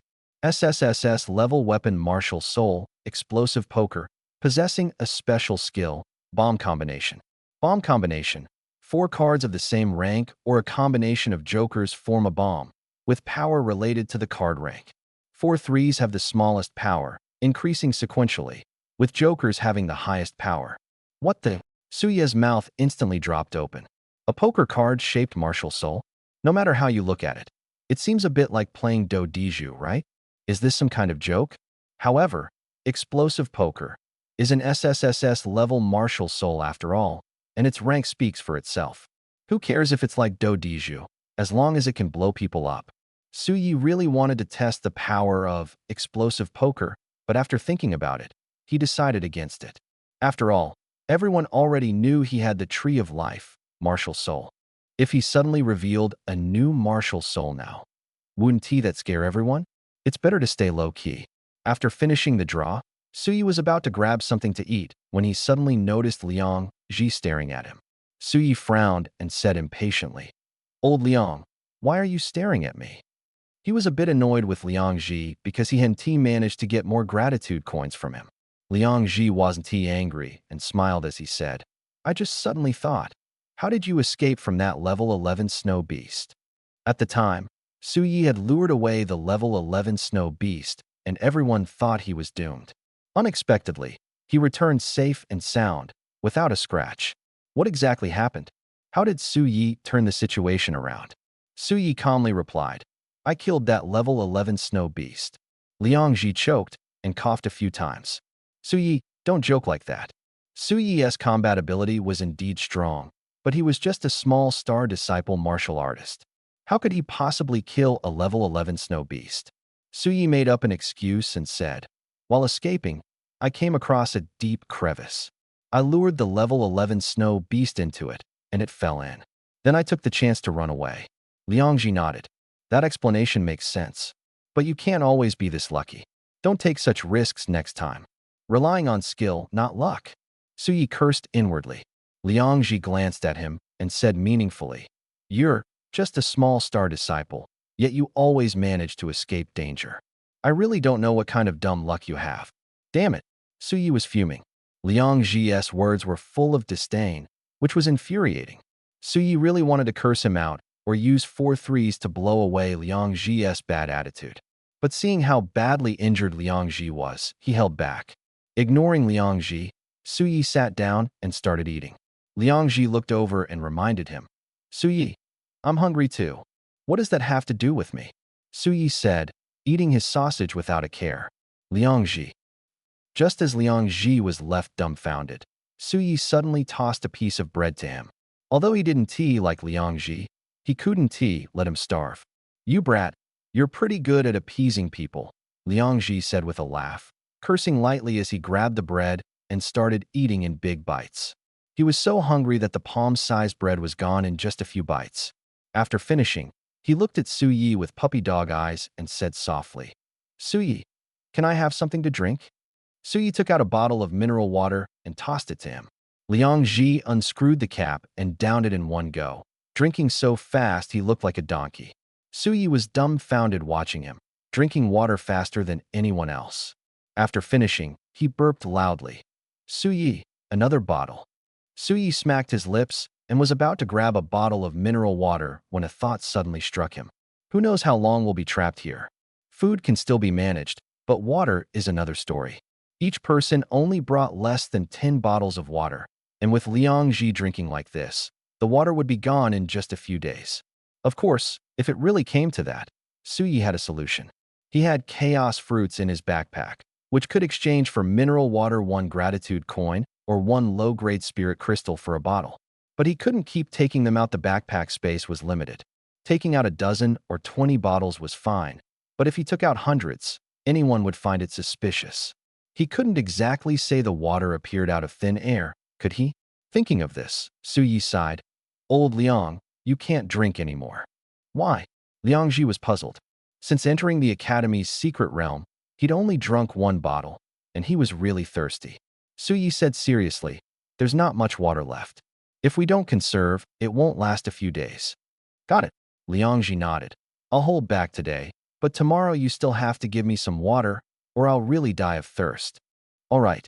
Su Yi agreed and immediately informed Qin Hangxing and the others about the situation, asking everyone to conserve water. Gao Hu said casually, "Su Yi, the water problem is actually easy to solve." Su Yi raised an eyebrow. "How do we solve it?" Gao Hu pointed at Peng He. Peng He awakened the weapon spirit, Water Tower, and can use a star skill called Water Arrow. It can not only attack, but also be used for drinking water.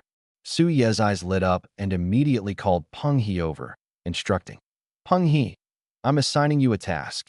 Use your star skill to create a water source." "Huh?" Peng He looked speechless.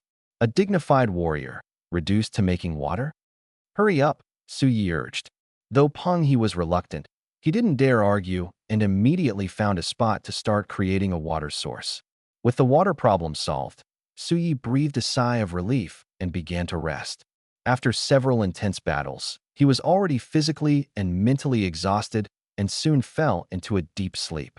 He didn't know how long he had slept, but when he woke up, the aroma of meat wafted to his nose.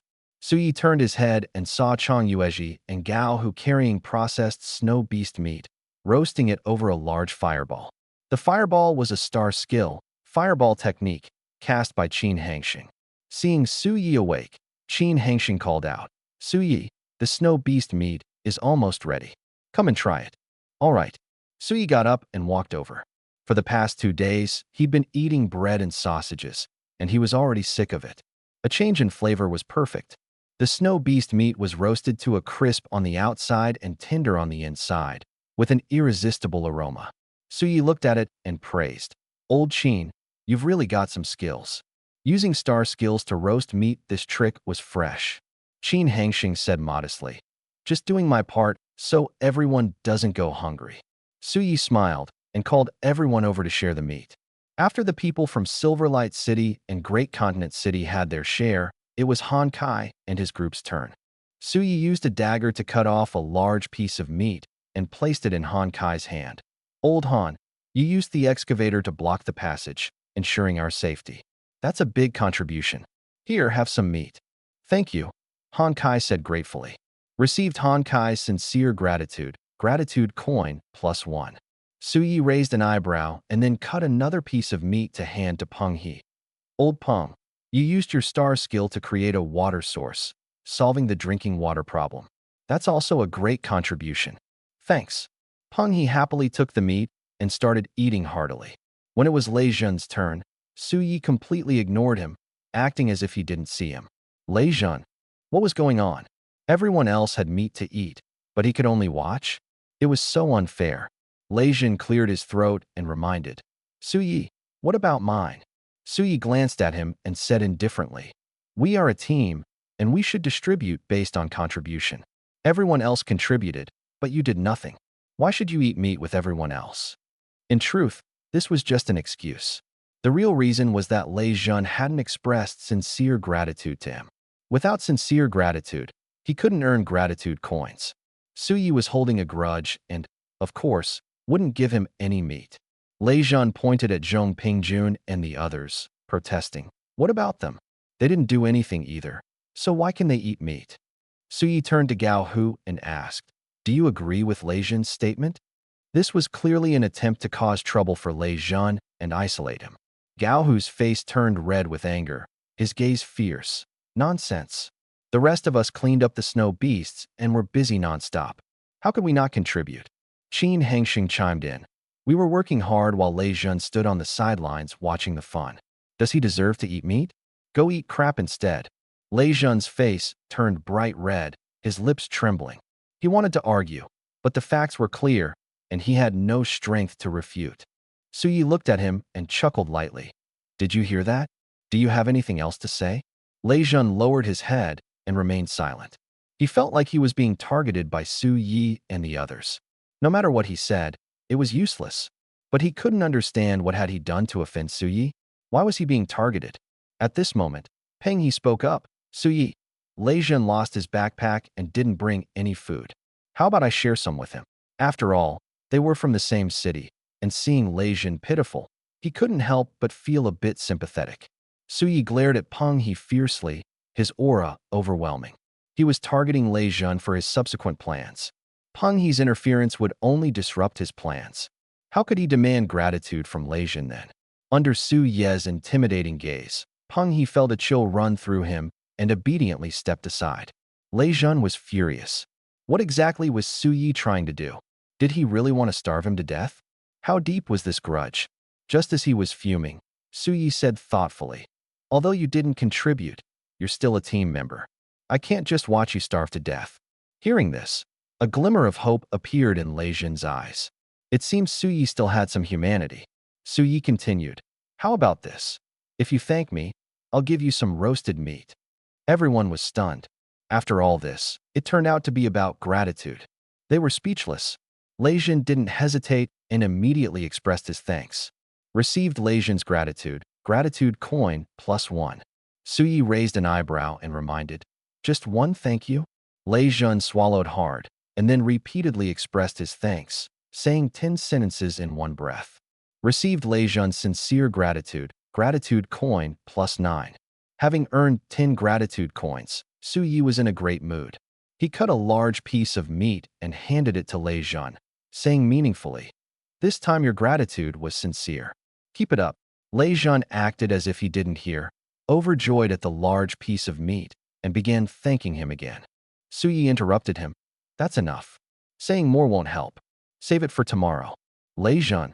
After eating and drinking their fill, Su Yi called Han Kai over and asked, how's your recovery going?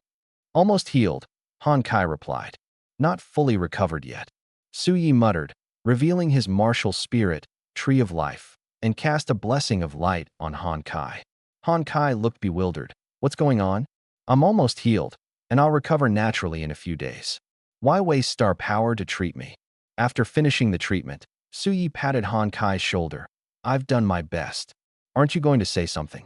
Han Kai froze for a second before quickly catching on. Su Yi wanted him to express gratitude. Although Han Kai didn't quite understand, he still thanked him repeatedly, saying it 9 times in one breath.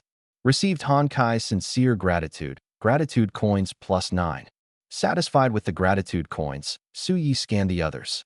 When he noticed a small scratch on Gao Hu's arm, he immediately strode over. Gao Hu sensed trouble and was about to speak when Su Yi preemptively said, "Old Gao, how did you get hurt?" "Just a minor scratch, it's nothing serious," Gao Hu replied casually. Su Yi frowned. "How can this be nothing serious? If you don't treat it quickly, your arm might be ruined." Gao Hu was speechless. It was just a small cut, there was no need to exaggerate. Su Yi directly cast Blessing of Light on Gao Hu, and the wound healed instantly. Gao Hu felt invigorated, as if he'd been injected with adrenaline. Luckily, the treatment was timely. "Your arm is finally saved," Su Yi sighed in relief. Gao Hu felt awkward, already guessing what Su Yi would say next. Sure enough, Su Yi leaned in and said calmly, "Old Gao, aren't you going to say something?" "Thank you." Gao Hu obediently repeated it 10 times. Gao Hu's sincere gratitude, gratitude coins +10. Su Yi's lips curled slightly as he continued searching for his next target. The others quickly avoided Su Yi's gaze and began heading out. Seeing this, Su Yi felt a bit disappointed. "It's just saying thank you. Why is everyone so afraid?" At that moment, Liang Ji called out, "Su Yi." "What?" Su Yi walked over to Liang Ji with a stern expression. Liang Ji said calmly, "Shouldn't you treat me first?" "I'm out of star power," Su Yi replied coldly.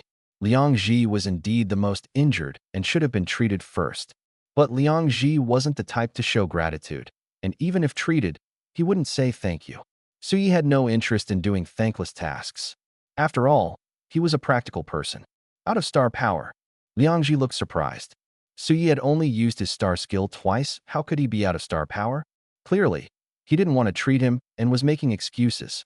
Liang Ji was somewhat annoyed but patiently said, "Su Yi, although we're safe hiding here, it's not absolute. If high-level snow beasts break in, you guys definitely won't be able to hold them off. And I'm a 5-star warrior. If I recover my strength, we won't have to worry about that." Su Yi pondered for a moment and reluctantly cast Blessing of Light on Liang Ji twice. Although he disliked him, he had to admit Liang Ji made a valid point. "You're a cheeky one, but your healing star skill is indeed impressive," Liang Ji said, squinting and enjoying the treatment. Su Yi ignored him and turned to look for others. Over the next few days, the group stayed in the cave, eating, drinking, chatting, and sleeping, living quite comfortably. Su Yi kept himself busy, trying every possible way to earn gratitude. With his efforts, the total gratitude coins increased to 200. Time flew by, and on the 7th day, Liang Ji finally recovered. Su Ye's mind started to turn.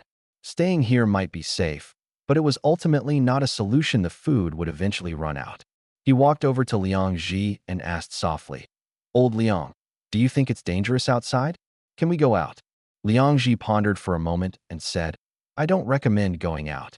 After the defense array at the gate of the sacred ruins was destroyed, a large number of high-level snow beasts flooded into the snowfield's secret realm. Even if human experts repair the teleportation array and enter, they can't clear out so many snow beasts in a short time. Going out now is too dangerous. Then how long do we have to wait? Su Yi frowned. Liang Ji thought for a moment and said, "Wait 5 days. I'll go out and scout the path myself. If it's safe, I'll come back and take you all out." "All right." Su Yi nodded. For safety, this was the only option. When the 5 days were up, Su Yi had Han Kai dig out the stones blocking the passage and urged Liang Ji impatiently. "Old Liang, hurry up and take action." Liang Ji swallowed nervously. "Aren't you worried about me at all? You're a star warrior. What do I have to worry about?" Su Yi joked with a smile. "If I were a star warrior, I'd have gone out and swept everything away already. Snow beasts wouldn't dare to be so arrogant." Liang Ji was speechless. After all, there were quite a few snow beasts above level 30, with strength comparable to star warriors. Encountering one might be manageable, but a group of them could be life-threatening. Clearly, Su Yi was all talk and no action, unwilling to take the risk himself. "Be careful, I'm leaving now." Liang Ji gave a brief reminder and turned to enter the passage. After Liang Ji left, Su Yi had Han Kai block the passage again. What followed was a long wait. 3 days passed, and Liang Ji still hadn't returned. Su Ye's expression darkened. If it were safe outside, Liang Ji would have returned by now. 3 days without news, could something have happened? If that were the case, it would be a big problem. If even someone like Liang Ji, a 5-star warrior, couldn't handle it, just how strong were the snow beasts outside? The others began to grow anxious as well, gathering around Su Yi and bombarding him with questions. Su Yi, could something have happened to old Liang? Qin Hangxing asked worriedly. I don't know. Su Yi shook his head. Zhong Pingjun was also anxious. Then what do we do? Just keep waiting. Su Yi sighed. Let's wait 2 more days. If old Liang still hasn't returned, we'll go out and take a look.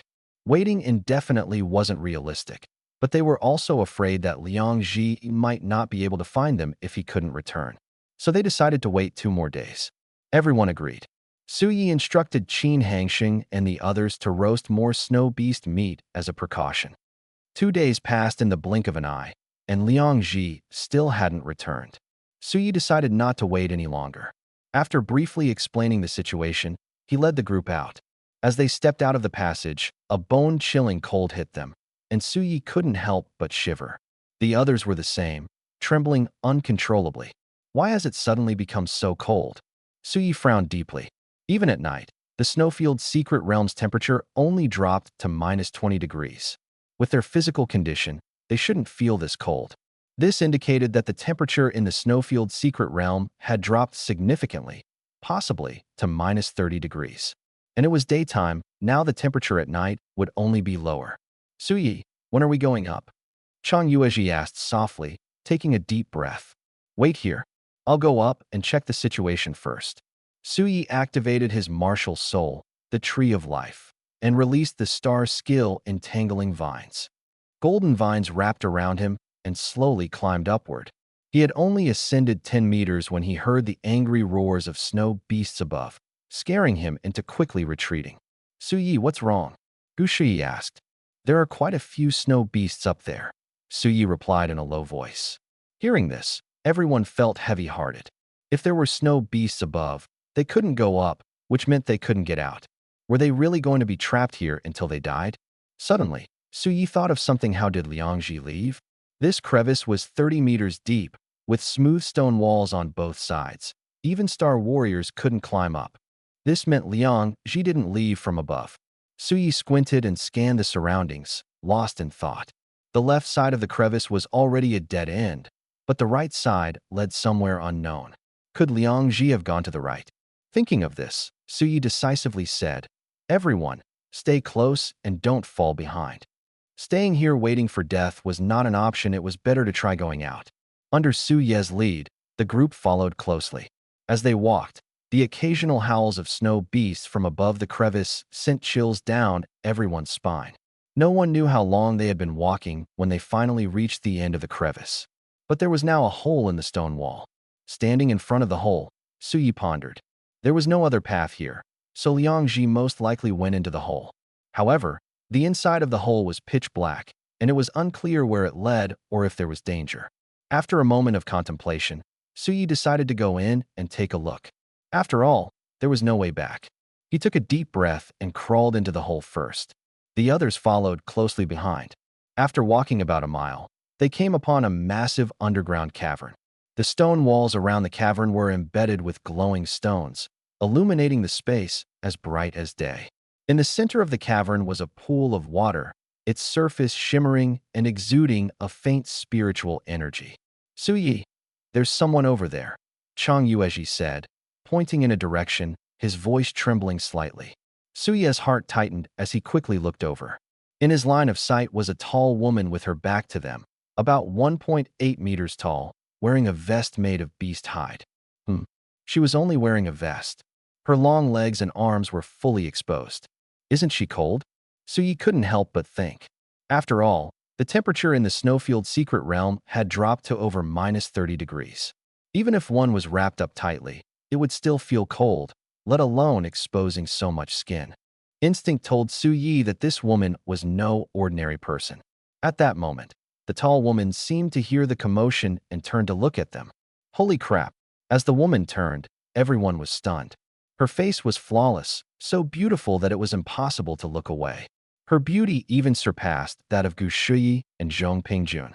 What was even more striking were the two proud peaks on her chest, an absolutely breathtaking sight. However, unlike Gu Shuyi and Zhong Pingjun, there was not a trace of fragility in her. Instead, she exuded a wild allure. Is she injured? Suyi noticed that the woman's face was pale, and there was blood at the corner of her mouth. She was clearly hurt. Suyi, she doesn't seem to be from the Source Star human race, Gu Shuyi reminded. The tall woman was wearing a vest and shorts made of snow beast hide, which was completely different from the clothing style of the Source Star human race. Not from the Source Star human race. Suyi raised an eyebrow. This place was connected to the upper dimension of the snow beasts. Could she have come from the snow beast continent? But the snow beast continent was teeming with high-level snow beasts. How could there still be humans there? As Suyi was pondering, the tall woman suddenly collapsed to the ground, breathing heavily. Suyi, what should we do? Chang Yuezhi asked nervously. Suyi was momentarily at a loss. Originally, they came to find Liang Ji, but he was nowhere to be found. Instead, they encountered a strange woman. Dragging things out like this wasn't a solution. So Suyi said, "You all wait here. I'll go take a look." With that, he slowly walked toward the woman. As he approached, the woman raised her head and glanced at him, her lips moving slightly as she uttered a string of incomprehensible sounds. Suyi was baffled. What language is this? It's so hard to understand. Who could make sense of it? Clearing his throat, he asked, "What are you trying to say?" The woman seemed to understand and pointed behind her. Following her gesture, Suyi saw a crack in the stone wall, just wide enough for a person to pass through. Curious, he moved closer and peered inside. Inside the crack was a massive underground cavern, chaotic and blood-stained, with the air thick with the stench of blood. Over a dozen people wearing animal skin vests lay in pools of blood, their deaths gruesome. Some were even torn to pieces. This is horrible. Suyi clicked his tongue in shock. Just as he was about to look away, he suddenly noticed a familiar figure, Liang Ji. Liang Ji was lying in a corner, so inconspicuous that one wouldn't notice him without a closer look. Could old Liang be okay? Suyi's heart tightened as he quickly squeezed through the crack. Reaching Liang Ji's side, he called out to him, but there was no response. He reached out to feel Liang Ji's nose. Thankfully, Liang Ji was still breathing, which meant he could be saved. Suyi immediately cast the blessing of light twice. Liang Ji's breathing gradually steadied, and he slowly opened his eyes. "Suyi, why are you here?" Liang Ji's eyes were full of surprise when he saw him. Suyi chuckled, "Old Liang, you're something else. As a star warrior, you keep making me, a mere star disciple, come to your rescue. Aren't you embarrassed?" A Liang Ji fell silent, then changed the subject. "Have the others arrived?"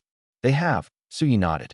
Liang Ji urgently said, "Quick, get them in here so we can take down that snow beast together." "There's a snow beast here?" Suyi's expression changed as he scanned the surroundings. Soon, he spotted a snow beast in the corner, even larger than the level 11 snow beast from earlier. Generally speaking, the larger the snow beast, the higher its level. Just how strong was this snow beast? Suyi couldn't help but swallow nervously. "Old Liang, what level is this snow beast?" Liang Ji replied gravely, "Level 36 snow beast." "Good heavens!" Suyi exclaimed. A level 36 snow beast was equivalent to the strength of a 6-star warrior. Could they, as mere star disciples, possibly defeat it? Was Liang Ji joking? Liang Ji reminded him, "This snow beast is already severely injured and temporarily incapable of fighting.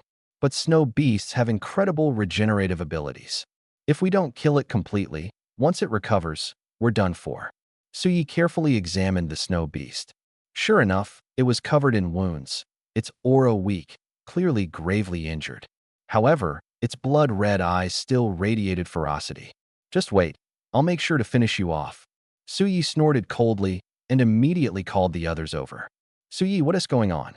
Chang Yuezhi asked. Suyi pointed at the level 36 snow beast and instructed, "Everyone, attack together and take it down." The group followed his gesture and, upon seeing the massive snow beast, all gasped in shock. Qin Hangxing stammered nervously, "Suyi, can we really kill such a huge snow beast?" Suyi smiled faintly. "It's already severely injured and has no strength to fight back." Now is the perfect opportunity to deliver a fatal blow. Seize the moment. Upon hearing that the level 36 snow beast was severely injured, everyone breathed a sigh of relief, manifested their martial spirits, and began attacking. The cavern instantly erupted with the roar of star techniques. Suyi did not join the battle but turned to ask Liang Ji, "Old Liang, who are those people wearing animal skins?" Liang Ji replied, "They are a branch of the human race called the barbarian tribe. We teamed up earlier to severely injure this snow beast. So, the barbarian tribe is our ally?" Suyi squinted his eyes, deep in thought. "That's right, they are friends." Liang Ji nodded, then suddenly asked, "Is that woman still alive?" "She's alive, but she's seriously injured," Suyi answered.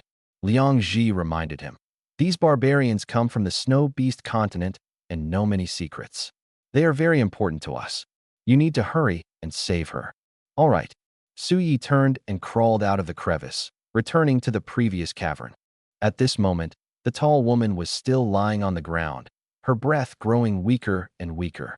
Suyi lowered his head and glanced at her, suddenly feeling parched. There was no helping it, the woman was not only beautiful, but also had an exceptional figure.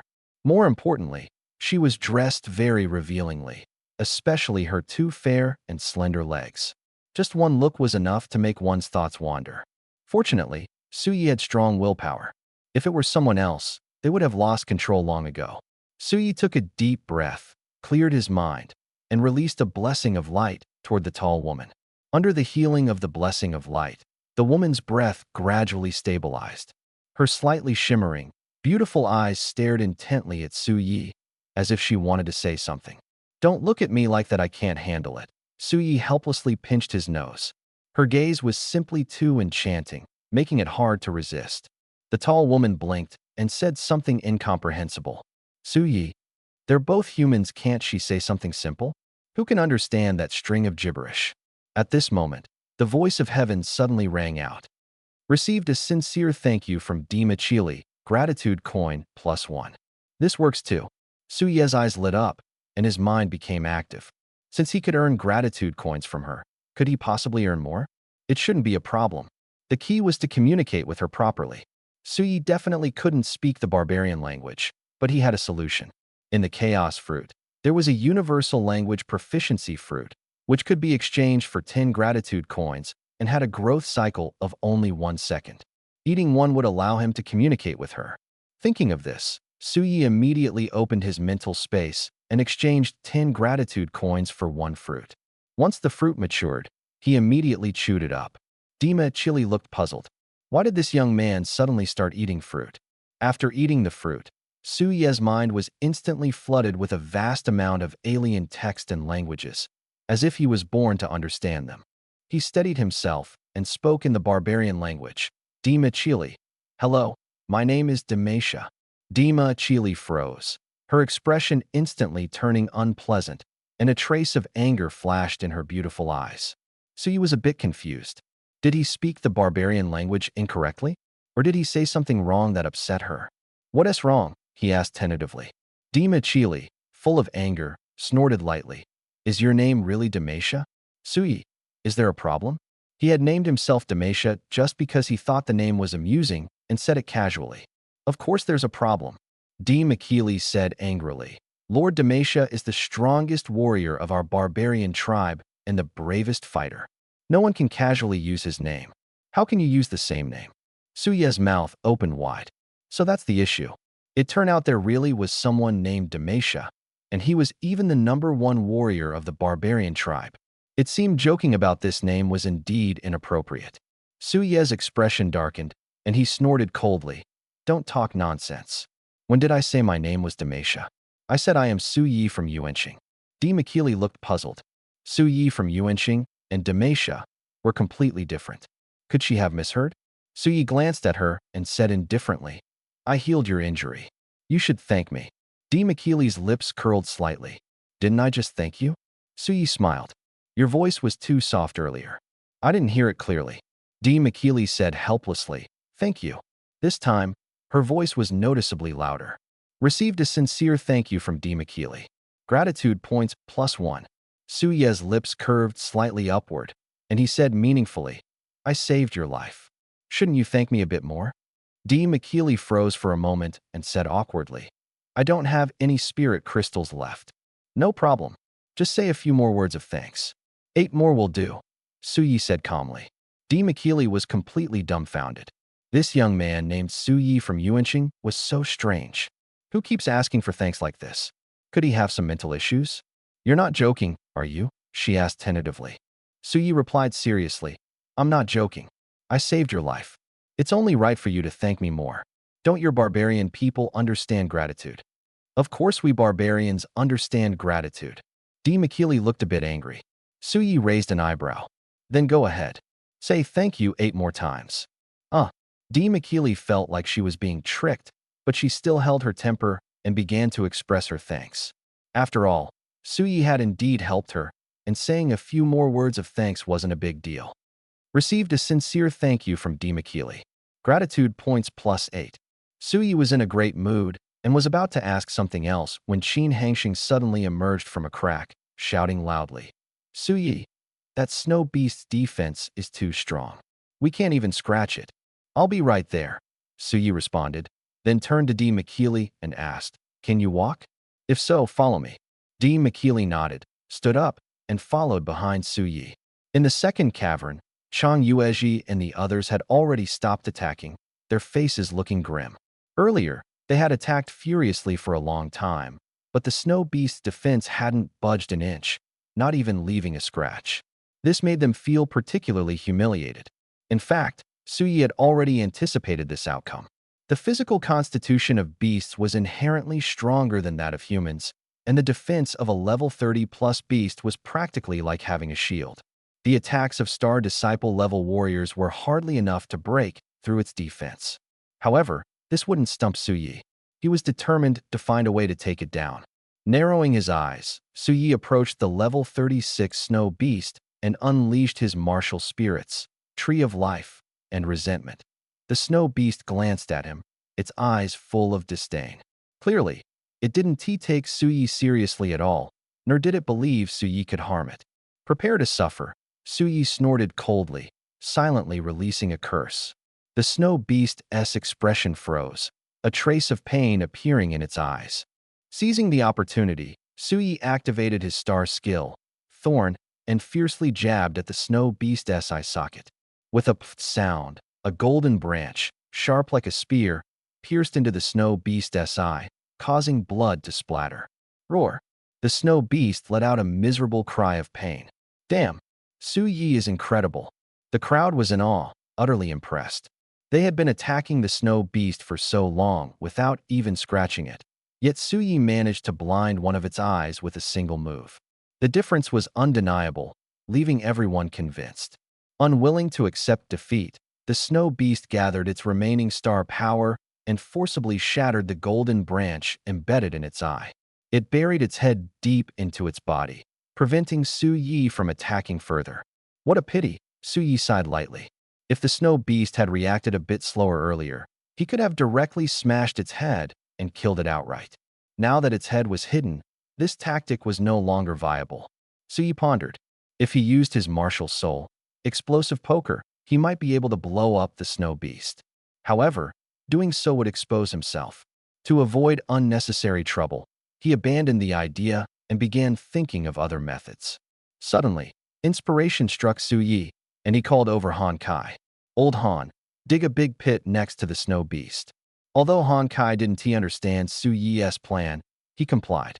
Soon, a massive, deep pit appeared beside the snow beast. Following Suyi's signal, Han Kai used the excavator to push the snow beast into the pit. Is Suyi planning to bury the snow beast alive? The crowd wondered. Killing a level 30+ snow beast by burying it? That seemed far-fetched.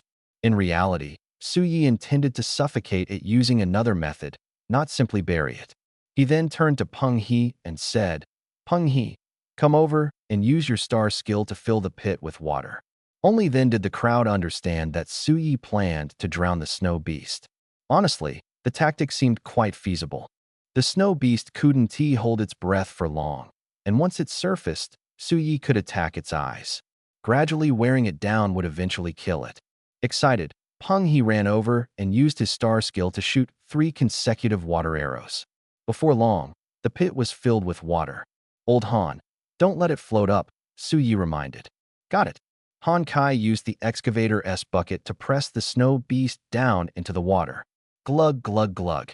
Soon, bubbles began to rise to the water S surface. Clearly, the snow beast couldn't hold its breath any longer. However, due to its severe injuries, it couldn't break free from the bucket and could only surface its head. As soon as its head emerged, Su Yi mercilessly attacked. The thick golden branches targeted its eyeballs with deadly precision. The snow beast had no choice but to retreat back into the water. After several rounds of this, Su Yi finally managed to accidentally pierce its eyeball and smash its head, killing it. The level 36 snow beast never imagined it would be defeated by a mere star apprentice using such a humiliating method. It's finally dead. The students cheered excitedly. Qin Hangxing admired him, saying, Su Yi, you're full of ideas. So many people had been unable to deal with the snow beast, yet Su Yi resolved it in one move. Everyone's admiration for him grew. Su Yi smiled and corrected, these aren't ideas, it's called wisdom. Qin Hangxing was speechless. Su Yi continued giving instructions. Everyone, drag the snow beast out and cut it into pieces. We'll roast it later. Also, dig out its demon crystal. The snow beast is dead, its defense greatly reduced, and its fur is easy to cut open. Understood. The students immediately got to work. Su Yi walked over to Liang Ji, smiling as he said, just a level 36 snow beast managed to beat you up like this? You're too weak. Look at me. I took it down effortlessly. That's the difference between us. You need to work harder and improve your skills. I can't save you every time. Hearing this, Liang Ji's face darkened, his chest heaving violently. Clearly, it was he and the barbarians who had worked together to severely injure the level 36 snow beast, giving Su Yi the opportunity to strike. If not for that, with Su Yi's limited abilities, wouldn't he have been slapped to death by the snow beast? Does he have no self-awareness? What a joke. And you didn't even thank me? Who else should I annoy if not you? Seeing Liang Ji fuming with rage, Su Yi couldn't help but chuckle and added, it's one thing for your skills to be lacking, but that's not my fault. Yet you dare talk back to me? Don't you know I'm the one who saved your life? Liang Ji was left speechless. These words hit him like a heavy blow, leaving him utterly defeated. Seeing Liang Ji's worsening expression and worried he might take it too hard, Su Yi quickly said, Old Liang, I was just joking earlier. Don't take it to heart. Liang Ji exhaled deeply. Get lost. I don't want to see you right now. Joking? That was clearly an insult. Su Yi shrugged and turned to walk toward Dima Chili. Dima Chili stood there, staring at the pile of barbarian corpses on the ground, her face heavy with grief, seemingly lost in deep thought. Su Yi comforted her. The dead can't come back. My condolences. Dima Chili responded blankly. Su Yi then asked, Why did you come here? Dima Chili suddenly turned to look at Su Yi, a complex glint flashing in her eyes. We came seeking help. Su Yi noticed the strange look in her eyes and frowned. What kind of help? Dima Chili admitted. Lord Demacia is seriously injured and needs someone among you with a healing martial soul to help treat him. Isn't Demacia the strongest among your barbarians? Even he can get injured. Su Yi was puzzled. Dima Chili sighed. You don't understand. There are also extremely powerful beings among the snow beasts. Demacia was seriously injured while fighting a level 51 snow beast king and hasn't recovered yet. Su Yi was stunned on the spot. A level 51 snow beast was equivalent to a human star sovereign powerhouse. That level of snow beast was terrifying beyond words. After regaining his composure, he said, There are indeed some martial artists with healing martial souls on Origin Star. Once we leave here, I'll help you inquire. However, they may not agree to go and help. Honestly, the snow beast continent was fraught with danger, even housing level 51 snow beasts. Entering, it was like stepping into hell. Unless someone had a death wish, no one would dare go. Dima Chili blinked. No need to trouble yourself. I've already found the right person. Who is it? Su Yi was momentarily stunned before quickly realizing. You don't mean me, do you? Dima Chili smiled without saying a word. Su Yi's jaw dropped, and 1,000 curses ran through his mind. He was just a small martial artist in the Star Disciple stage. Why him? Dima Chili actually wanted him to go save someone? This was clearly pushing him into the fire pit. Only a fool would go. Suyi forced a bitter smile. You're overestimating me. I'm only a 6-star disciple. Even if I have a healing martial soul, my cultivation is too low to save anyone. Dimachili smiled faintly. Although your cultivation level is low, your martial soul level is exceptionally high. As long as you advance to Star Warrior, saving Lord Demasha won't be a problem. Suyi waved his hand. Stop flattering me. My martial soul is just SSS level, not as amazing as you say. Going to the Snow Beast continent was a death sentence. Even if he had the ability, he wouldn't agree to go. Dimachili's expression changed. She stared at Suyi for a moment and said meaningfully, Stop lying to me. Your martial soul isn't just SSS level. What do you mean? Suyi was startled. Could Dimachili have seen through him? Dimachili said seriously, When you helped heal me before, I sensed that your martial soul was stronger than SSSS level. It might even be the legendary SSSSS level. What the? Suyi was shocked. The Tree of Life was indeed an SSSSS level martial soul, but he had never told anyone about it. How did Dimachili know? Was it just a guess? Suyi forced himself to stay calm and smiled. My martial soul is indeed SSS level. That's the truth. No matter how Dimachili knew, he would never admit it. The implications were too great, even life-threatening. Just like the Shadow Sect, if they found out he had an SSSSS level martial soul, they would stop at nothing to kill him. Dimachili exposed him directly. Stop pretending. You can fool others, but not me. I was born with the ability to sense martial soul levels. No martial soul can hide from me. Suyi still denied it. That's just what you think. You have no proof. Dimachili squinted her eyes and said, You're such a strange person. You're obviously so powerful, so why hide your strength? And not only do you have an SSSSS level martial soul, but you also have a second martial soul. That's extremely rare. What? Suya's expression changed. The martial soul, resentment, had the ability to remain hidden, and ordinary people couldn't detect it. This meant Dimachili truly could sense martial souls. Now there was a problem. Dimachili already knew so many of his secrets. What should Suyi do? His gaze turned cold. Dimachili seemed to sense it and asked nervously, You wouldn't kill me to silence me, would you? Suyi did have that thought. He couldn't let such an uncertain factor threaten him. But Dimachili hadn't wronged him. It wouldn't make sense to harm her. As he hesitated, the voice of Heavens will echoed. Heavens will mission activated. Save the barbarian warrior Demasha. Completion will grant an opportunity to draw a transportation fruit. Suye's eyes lit up. Every Heavens will mission came with generous rewards. This time, the reward was even more exciting. Because among the transportation fruits was the Intelligent War Chariot. The Intelligent War Chariot was incredibly powerful. Once upgraded to its ultimate stage, it could fly, burrow, and traverse interstellar space. Its capabilities were beyond imagination. Suyi had been eyeing it for a long time and wouldn't miss this chance. But to get the fruit, he had to complete the mission. And he couldn't kill Dimachili. Suyi smiled. You're overthinking. I wouldn't kill you. Huh? Dimachili was puzzled. She had felt killing intent just now. So why was it gone all of a sudden? Suyi continued. Helping you save someone is no problem, but you have to agree to 2 conditions. All right, Dimachili said excitedly. What conditions? As long as she could save Lord Demasha, 2 conditions, even 10, were fine. Suyi said, First, you must keep my martial soul a secret. Second, say 10 heartfelt thank yous to me every day from now on. Dimachili was dumbfounded. The first condition was understandable, but the second saying thank you 10 times a day sounded a bit absurd. How about it? Do you agree? Suyi asked. Dimachili didn't hesitate, agreed. When do we leave? The sooner they returned, the sooner they could save Lord Demasha. She was eager to take Suyi back. Suyi said helplessly, The outside is full of high-level snow beasts. Forget about entering the gate of the holy ruins, even showing up would get us killed. Don't ask me to go to my death. To complete the mission, they definitely had to go to the Snow Beast continent. But they couldn't rush at the very least. They needed to wait until their cultivation improved and they had the ability to protect themselves. Dimachili nodded. Then when will we go? Suyi was right, they didn't have the ability to return now. He thought for a moment. How long can Demasha hold on? D. McKeely's face darkened. The injuries are too severe at most, 3 to 5 years. That's enough. Suyi calculated in his mind. In 1 or 2 years, when I advance to Star Emperor or Star Sovereign, we'll act.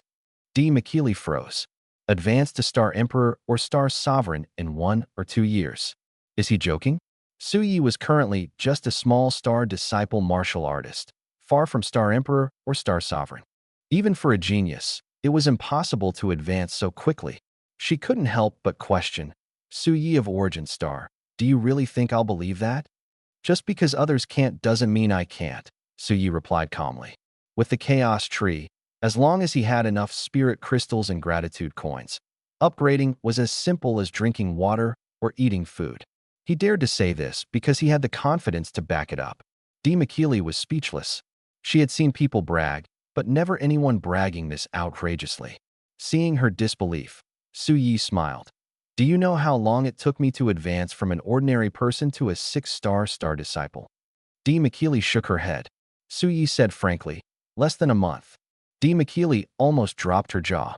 Less than a month to reach 6-star star disciple? What kind of genius is this? Even more impressive than the barbarian tribe's top genius, Demasha. Could such a person really exist in this world? Or was Suyi just bragging? D. McKeely was full of doubt. In fact, she didn't know Suyi was being completely honest. If he weren't afraid of arousing jealousy, he would have already advanced to Star Warrior. Suyi said seriously, if you believe me, then it's settled. If not, find someone else. D. McKeely was silent for a moment, then gritted her teeth and said, I believe you. Having just arrived on Origin Star, she was completely unfamiliar with the environment here. Finding another suitable person was almost impossible. Since Suyi had agreed, she decided to trust him. Suyi was secretly pleased and was about to ask something else when Qin Hangxing walked over with a grin.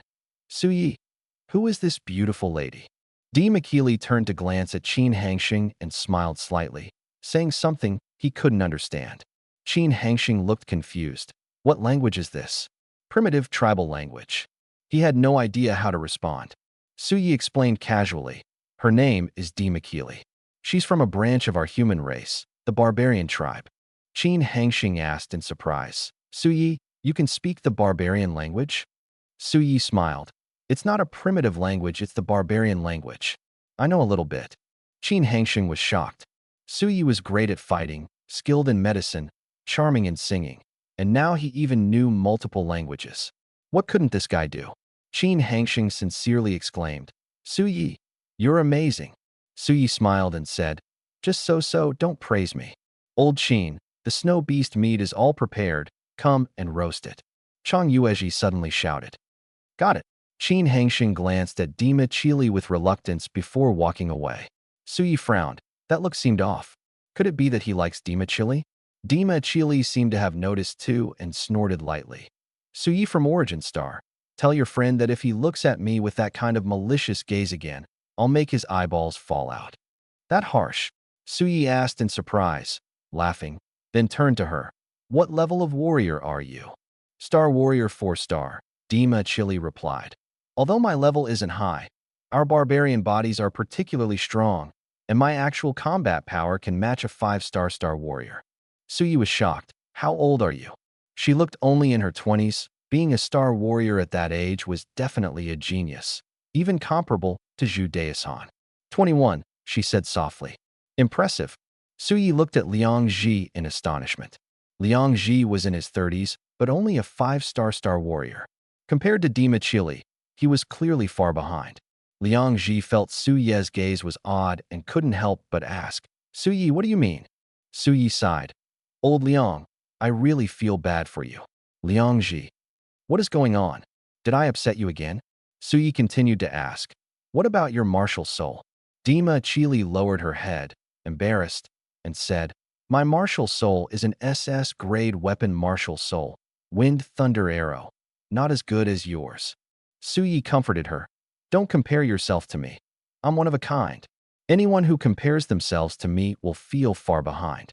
But compared to others, you're still very impressive. Dima Chili was speechless. This way of comforting was truly unique, making her feel a bit like punching him. Suyi changed the subject. What are your plans next? Dima Chili said seriously. Follow you. Wherever you go, I go. She had just arrived at Origin Star and only knew Suyi.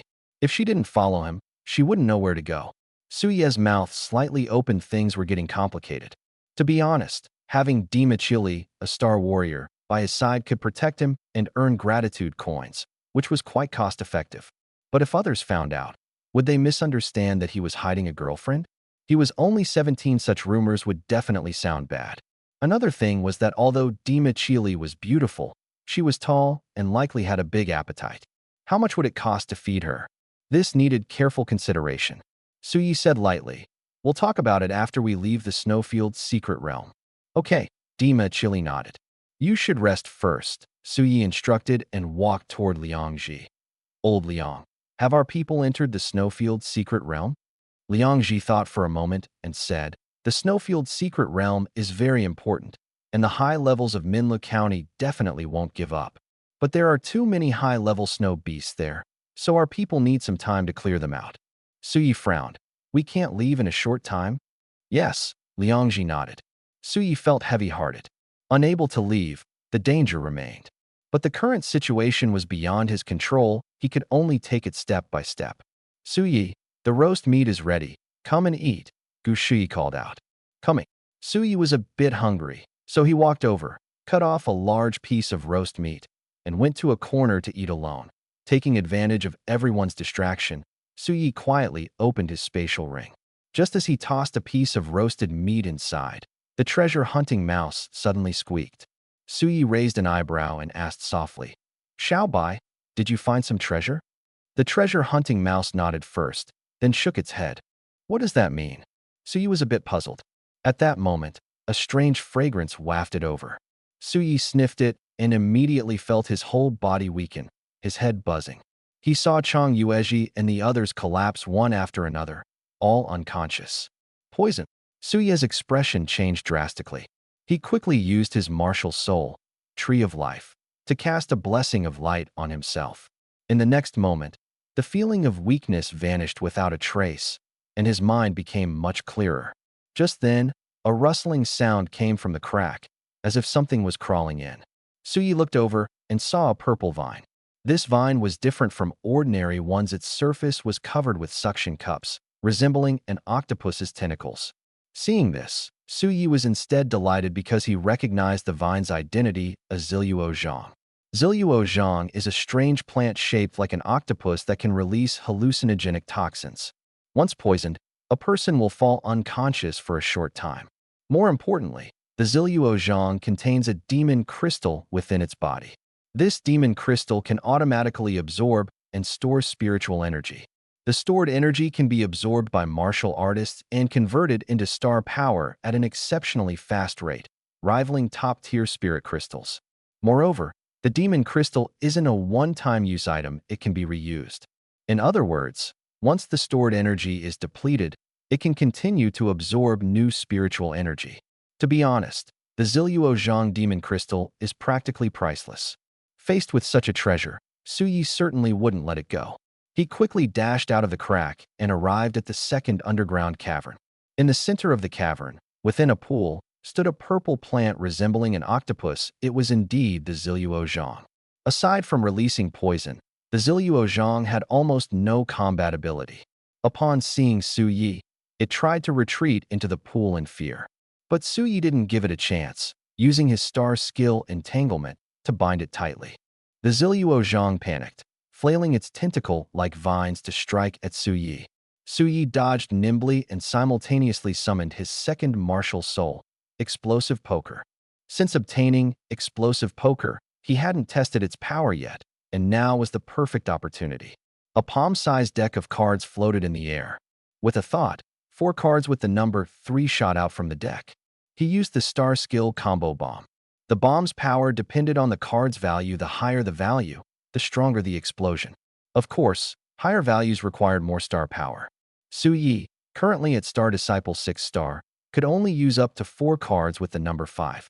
The 4 threes fused into a cluster, flashed brightly, and struck the Ziluo Zhang. "Buddy, let me teach you how to play landlord," Suyi said with a grin. With a loud bang, the 4 threes exploded, blowing the Ziluo Zhang to pieces. Not bad. Suye's lips curled into a slight smile. The power was roughly equivalent to a standard fireball spell. But don't forget, this was the lowest value card. If he used the King Bomb, the power would undoubtedly be earth-shattering.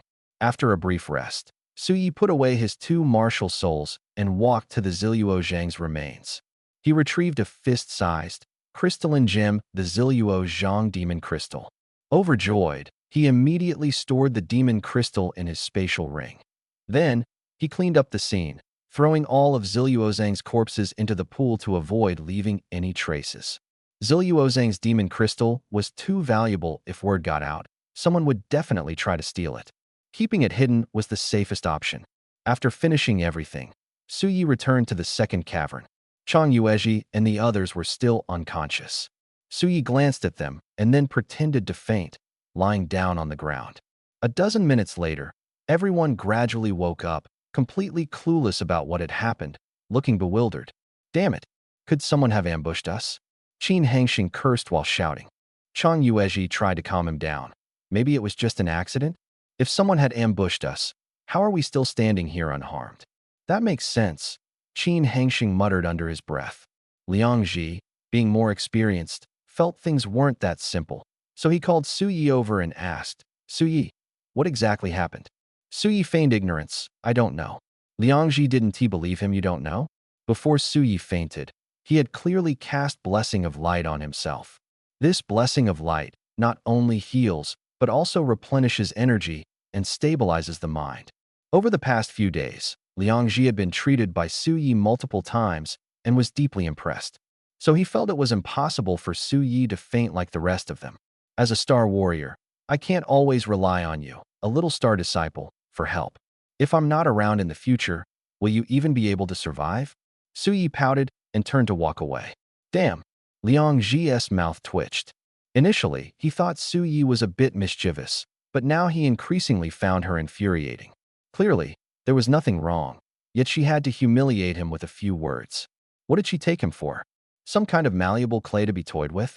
Liang Ji really wanted to curse her out, but after thinking it over, he held back. He still needed Suyi's treatment later and couldn't afford to offend her. Endure for now, and the storm will pass. Take a step back, and the sea will be calm. Liang Ji took a deep breath and consoled himself. After the commotion settled, the cavern returned to its usual calm. Everyone gathered together, chatting while eating roasted meat. Suyi took the opportunity to introduce Dimichili to the group. However, due to the language barrier, there wasn't much interaction between them. But there was one exception, Qin Hangxing. This guy seemed genuinely interested and kept trying to strike up a conversation with Dimichili.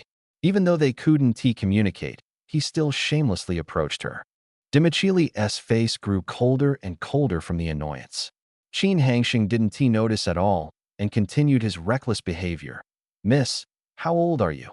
Suyi glanced over and felt the situation was turning bad. Dimichili was clearly on the verge of exploding, and if Qin Hangxing kept pestering her, he was bound to get beaten up. Since they were friends, Suyi couldn't just watch him dig himself deeper. So, he pulled Qin Hangxing aside and earnestly advised, Old Qin, Dimichili seems to dislike you. Stop bothering her. Qin Hangxing's face darkened, glaring at Suyi. Suyi, I thought of you as a brother, but I didn't expect you to disappoint me like this. Suyi, what was going on? Qin Hangxing's sudden remark left him completely baffled. Old Qin, what do you mean? Suyi couldn't help but ask. Suyi, stop pretending. I've already figured out your little scheme. Qin Hangxing sneered, his gaze as if he had seen through everything. Suyi was even more confused. Explain yourself. Qin Hangxing continued. You want to drive me away so you can have Dimichili all to yourself, don't you? Suyi was stunned. How could Qin Hangxing come up with such an idea? Is your brain okay? Qin Hangxing glanced at Suyi and continued. Your behavior clearly shows you want to eat from the pot while eyeing the bowl. Aren't Gu Shuyi and Zhong Pingjun enough for you? Why not give me a chance? Damn. Suyi was furious and said coldly. Fine. I don't care anymore. I'll give you a chance. Kindness treated like donkey liver and lungs. If Qin Hangxing wants to court disaster, let him go ahead. A little suffering might teach him a lesson. Suyi, don't go back on your word. Qin Hengxing said with a smug smile. Su Yi waved his hand, not wanting to deal with him.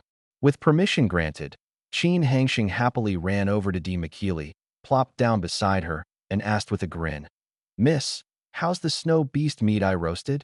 Di Makili lowered her head without saying a word. Qin Hengxing didn't mind. "I know you don't understand, but that's okay. Communicate a few more times, and you'll get it. What is old Qin doing? Could he really be interested in her? Looks like it, but Di Makili doesn't seem to like old Qin." Gao Hu and the others whispered among themselves.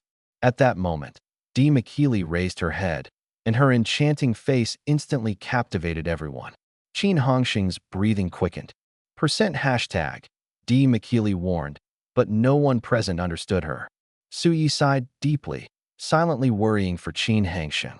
"Miss, speak slower, I didn't catch that," Qin Hengxing said with a smile, clearly unaware of the danger. A glint of coldness flashed in Di Makili's eyes. She suddenly grabbed Qin Hengxing by the back of his collar and threw him forcefully. Whoosh! Qin Hengxing instantly disappeared from everyone's sight. Shortly after, a heavy thud was heard in the distance, accompanied by a scream. Everyone looked over and saw Qin Hengxing sprawled out over 10 meters away, his face full of pain. Holy crap! Everyone was stunned. With just one throw, she had sent him flying over 10 meters. Di Makili's strength was terrifying. Serves him right. Su Yi shook his head, walked over to Qin Hengxing, and asked, "Now do you believe I wasn't lying to you?" Qin Hengxing gasped for air, still shaken, and said, "Di Makili is a demoness. I'll never dare provoke her again." "Good to know." Su Yi smiled and walked away. Qin Hengxing suddenly shouted, "Su Yi, help me heal my injuries." That throw had left him badly hurt, feeling like his bones were falling apart. Su Yi stopped in his tracks and reminded him, "I can heal you, but first, say thank you." Qin Hengxing immediately caught on and thanked him repeatedly, saying it 10 times in total. Earning 10 gratitude coins, Su Yi was satisfied and sent a beam of blessing light to Qin Hengxing. Qin Hengxing instantly recovered, full of energy. The two then returned to their spot and continued eating roasted meat. During this time, Qin Hengxing no longer dared to speak to Di Makili and even deliberately avoided her. Everyone stayed in the underground cavern. With Su Ye's treatment, Di Makili and Liang Ji gradually recovered. 3 days passed in the blink of an eye. Su Yi grew impatient and walked over to Liang Ji, saying, "Old Liang, we can't just keep waiting like this. Why don't you go out and check the situation?" Liang Ji glared at him and said irritably, "Why don't you go?" Outside, snow beasts roamed in groups, many of them level 30 and above. Stepping out would mean being surrounded and possibly losing one's life. "Fine, I won't go." "Why are you so angry?" Su Yi sighed, turned, and walked away. Acting rashly now is indeed dangerous. But waiting indefinitely, who knows how long it will take. "I need to think of a way," Su Yi muttered to himself. Suddenly, a loud noise came from outside. Instead of being alarmed, Su Yi was delighted because he could clearly tell it was the sound of a star technique explosion. Snow beasts would never release star techniques, which meant human warriors had entered. After waiting for so many days, there was finally hope. The others realized this too and were all extremely excited. Liang Ji immediately stepped forward and said, "Su Yi, I'll go out and take a look." With that, he quickly rushed out of the underground cavern. Su Yi turned to the group and said, "Everyone, get ready. We might be able to leave soon." The group began to busy themselves. Not long after, Liang Ji returned. "Old Liang, how's the situation?" Su Yi asked urgently. Liang Ji smiled awkwardly. "I can't climb up."